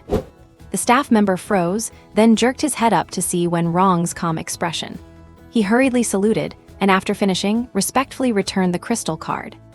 You do not need to register, nor do you need to wait in line. You can go straight in. Wen Rong gestured toward the wide-eyed, curious Su Naiwen and his 3 friends behind her, saying calmly, I am bringing a few high school brats for some training. Register their identities. With your clearance, you can just take them in directly. The required procedures should still be followed. Yes. The staff member quickly agreed, took the IDs of the 4, and entered the information into the machine. Except for student Jiangling, the other 3 need to have their information declared. Then make it quick. Wen Rong said dismissively. They asked for detailed information, such as the levels of the group members. Identity information has been recorded. It will not be this troublesome when you enter the secret realm in the future. Upon hearing this, the 3 thanked him and all shot an unexpected glance at Jiangling. They had not expected this was not her first time in a secret realm, and they were very curious about who she had gone with the first time. They followed in Wen Rong's footsteps. Special consultant sounded very impressive, but even though they were curious about her identity, they honestly did not ask further. Jiangling knew a thing or two about special consultants, while Yang Yu just was not interested. Wei Wu was the most curious, but seeing that Brother Wen had not said a word, he kept his mouth shut. As for Su Naiwen, he understood one principle. Do not ask about things others do not want to talk about. His teacher was definitely no simple person, and knowing too much might not necessarily be a good thing. Push up. I will handle the front. Your pace is off, watch the attack rhythm. Wei Wu, you have pushed way too far ahead. Jiangling, marksmanship is about momentum, not just moves. Pay attention to your timing. Su Naiwen, I told you, no using the immobilization spear. This is training, not a time to hunt exotic beasts. Your draw speed is too slow, your accuracy is terrible, and your force is too weak. Keep practicing. Yang Yu, you are rushing. Get back. In the sparse, low-lying woods, Su Naiwen and the other 3 were bombarding a large white bird under Wen Rong's command. The white bird had legs like withered branches, white and green feathers, and a sharp beak longer than its legs, with a dark green tip. Every time it let out a loud, high-pitched screech, it would flap its wings and unleash several wind blades, leaving the group in quite a sorry state. If not for Su Naiwen's armor and elemental shield combo, they would all likely be bleeding by now. Wind blade crane. A specialty of the Fengyang exotic realm. A wind attribute exotic beast. This one was huge, and the dark green tip of its long beak clearly marked it as a high-level wind blade crane. Move aside, my turn. Seeing how long the others were dragging it out, Wei Wu grew impatient. He shoved the out-of-position Yang Yu aside with his shoulder and swung his long blade diagonally. Slashing blade. A bloody arc of blade light bloomed, slicing across the wind blade crane. With a final screech, it was split in 2 and fell to the ground. A pale-faced Wei Wu gave a smug grin, but before he could take credit, a sunfire bird dived from the sky, charging straight at him. Su Naiwen reacted instantly. Ignoring his master's warning, he fired a light spear from his hand that struck the sunfire bird perfectly, freezing it midair. Immobilize level 7. Consumes soul power to fire a light spear or 9 light beams. Target's hit will enter an immobilized state. The immobilization effect, which previously had little impact on intermediate-level practitioners at lower levels, now proved quite effective even against high-level exotic beasts. Seeing this, Wei Wu pushed forward instead of retreating. With his weakened body, he hefted his blade and chopped down towards the sunfire bird's head. Jiangling seized the opportunity, her spear crackling with electricity. Sparks flying, the tip struck the bird's eye, followed by a violent shock that sent lightning surging through it, liquefying its brain. Wei Wu followed through, decapitating the bird before stepping back and nearly collapsing from exhaustion. Su Naiwen waved his hand, casting several recovery spells. Buffed with the recovery, Wei Wu quickly regained his strength, though his mental energy remained drained. He would not be able to use that slashing blade technique again for a while. Trump cards should only be used at critical moments. After you use that blade technique, what will you do if you face a more powerful enemy? Wenrong did not scold Su Naiwen for disobeying him by using the immobilization skill, but instead used the moment to teach them. Just now, under your collective siege, you could have easily killed that wind blade crane without needing that desperate strike. And your control skill is God tier before reaching the advanced tiers, but it is not unbreakable. I do not want you using it frequently because, first, I am afraid you will grow dependent on it, which will ruin your combat rhythm. Second, it makes you an easy target. A focused high-level practitioner can easily dodge your light spear. Use it sparingly so others never see your full hand. Understood, Master. 0. Su Naiwen put on a goody two-shoes face and nodded obediently. Wenrong nodded with satisfaction. Such a good kid. Let us continue. You four all have good raw strength. Polishing your combat techniques is what matters most. Su Naiwen had a soft sword at his waist, a longbow slung over his shoulder, and a quiver on his back. Since the team lacked long-range options, Wenrong had him practicing archery. Draw accurately, steady, decisive, watch your stance. Su Naiwen gave a bitter smile. He felt like his entire right arm had swelled up. He did not know how many arrows he had fired all day. By the end, his arm had almost gone numb. If not for the recovery and healing spells, he would have thought his arm was ruined. Lucky us, a talent skill crystal. A fiery red crystal was extracted from the fallen sunfire bird's skull. Wei Wu fiddled with it for a moment before tossing it to Su Naiwen. Brother Wen, what should we do with this? A talent skill crystal is not cheap. A red grade crystal goes for at least 6 figures on the market. Do not be fooled by how easily they found one. Many adventurers could hunt for days and never see the shadow of a crystal. Su Naiwen looked at his master. You can use it to improve yourselves, or sell it when you get out and split the money. Su Naiwen tried channeling energy into the crystal to sense the talent skill inside. Scorching flare from the sunfire bird, a decent attack skill, who wants it? Yang Yu shrugged. I am a support-type guardian practitioner. An elemental move like this is useless to me. Wei Wu scratched his head. Same here. Su Naiwen turned his gaze to Jiangling. Seeing her hesitation, he tossed the crystal to her. Your talent is Thunderfire dual type, right? Decide what to do with it. If it suits you, take it.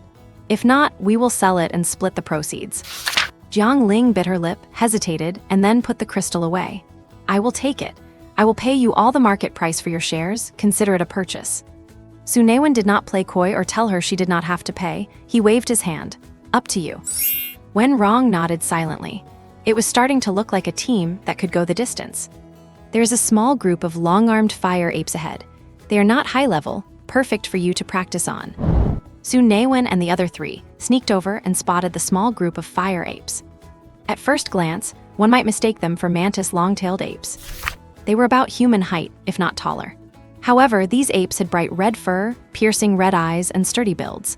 Their faces and ears were hairless, and they had wide foreheads with 2 thick, long appendages.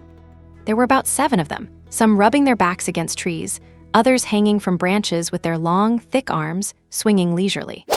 They were completely unaware that 4 people were spying on them nearby. Based on their build and features, 6 are intermediate level, 1 is high level. 4 against 7 plus 1 big boss. How are we doing this? Yang Yu did not think they could handle these 7 apes right now. The 4 of them struggled against 1 high-level crane or firebird. Fighting a high-level fire ape with 6 minions seemed like a losing battle. I have recovered enough for 1 strike. Wei Wu licked his parched lips, his eyes filled with fighting spirit. I will take the high-level 1 solo. Jiangling tightened her grip on her spear, her eyes locked on the larger ape hanging from the tree like a hunter spotting prey. Yang Yu. They are getting crazier by the minute. At least he and Su Naiwen were normal people. Screw it, let us kick their asses. Su Naiwen gritted his teeth and said. Yang Yu, oh. Take that back. I am the only normal person in this damn team. Hold on a second, let me level up a bit. Jiangling and the others, blank stares. Su Naiwen looked at the support points he had earned from killing so many exotic beasts in the western suburbs, plus the bit of pocket change from working as a support all day, and felt quite satisfied. Happy face. A total of over 8,000 support points. The lion's share came from Su Guoliang and Liu Kang. Those two rank 1 powerhouses could provide triple-digit support points every time. Of course, this was also thanks to his master, the big shot he was riding the coattails of. Those patrol guards were at least high-level life masters, killing high-level or even top-tier exotic beasts, each netting him double-digit points. For every high-level beast killed, the system granted him 50 points under the banner of helping humanity, which was quite a good income. Unlike Jiangling and the others, who only got a pathetic 5 or 6 points each time. Sure enough, if you want to level up fast, you have to get carried by high-level players. Though yesterday's situation was a 1 in a million chance. If his master had not arrived in time, they probably would all have been done for. With over 8,000 support points in hand, Su Naiwen weighed his options. Armor spell, elemental shield, and immobilize were his top priorities. He did not have any means to boost their attack power, so he would focus on defense. As long as they were tanky enough, they could grind those long-armed fire apes to death. And with immobilize as a backup, it would be a piece of cake. He originally thought about splitting the 8,000 points equally, but each of the 3 skills needed about 3,000 points to go from level 7 to 8. After thinking it over, pouring everything into one skill was better than spreading it thin. Without a second thought, he selected Armor Spell and tapped the upgrade icon repeatedly in his mind. Armor Spell went from level 7 to 8, then to 9. It leaped ahead to become a higher level skill than his healing spell. Armor Spell level 9, 0 out of 10,000. Consumes soul power to grant a target an invisible suit of armor. Damn, I thought level 9 was the cap. I did not expect it could be upgraded further. Looking at the 5-digit requirement for the next upgrade, Su Naiwen felt weary. He had finally figured out the leveling conditions. Except for the 4 sub-profession skills, his 8 main skills, like healing and armor, only needed 50 points to start. After that, level 1 to 2 took 100, level 2 to 3 took 200, and level 3 to 4 jumped to 500. Going from gray to white, the first color change, fair enough. Level 4 to 5 was 600, and 5 to 6 was 800. Level 6 to 7 jumped to 2,000. White to red, also understandable. But asking for 3,000 to go from 7 to 8 is just excessive. 8 to 9 needed 5,000, and now there is a 10,000 requirement. What does 10,000 support points even mean? Supporting someone to kill a high-level beast only gives 50. He would have to support them to kill 200 of them. Of course, it would be much less for yellow-tier beasts. Given how the talent tree works, killing a yellow-tier beast should grant 1,000 points, and assisting someone else should grant 500. Yeah, I would have to solo 10 yellow-tier beasts or kill 20 in a team. I am just a mid-level life master. Are you sure you are not making this hard for me? Damn it. A quick glance at his skill tree. Huh. Did the color change? The leaf representing armor spell was red before, but now it had turned completely orange. The talent skill had leveled up again. Each color change signifies a powerful enhancement of the talent skill. He thought it would take 3 more upgrades, but it only took 2. Never mind, that is fine then.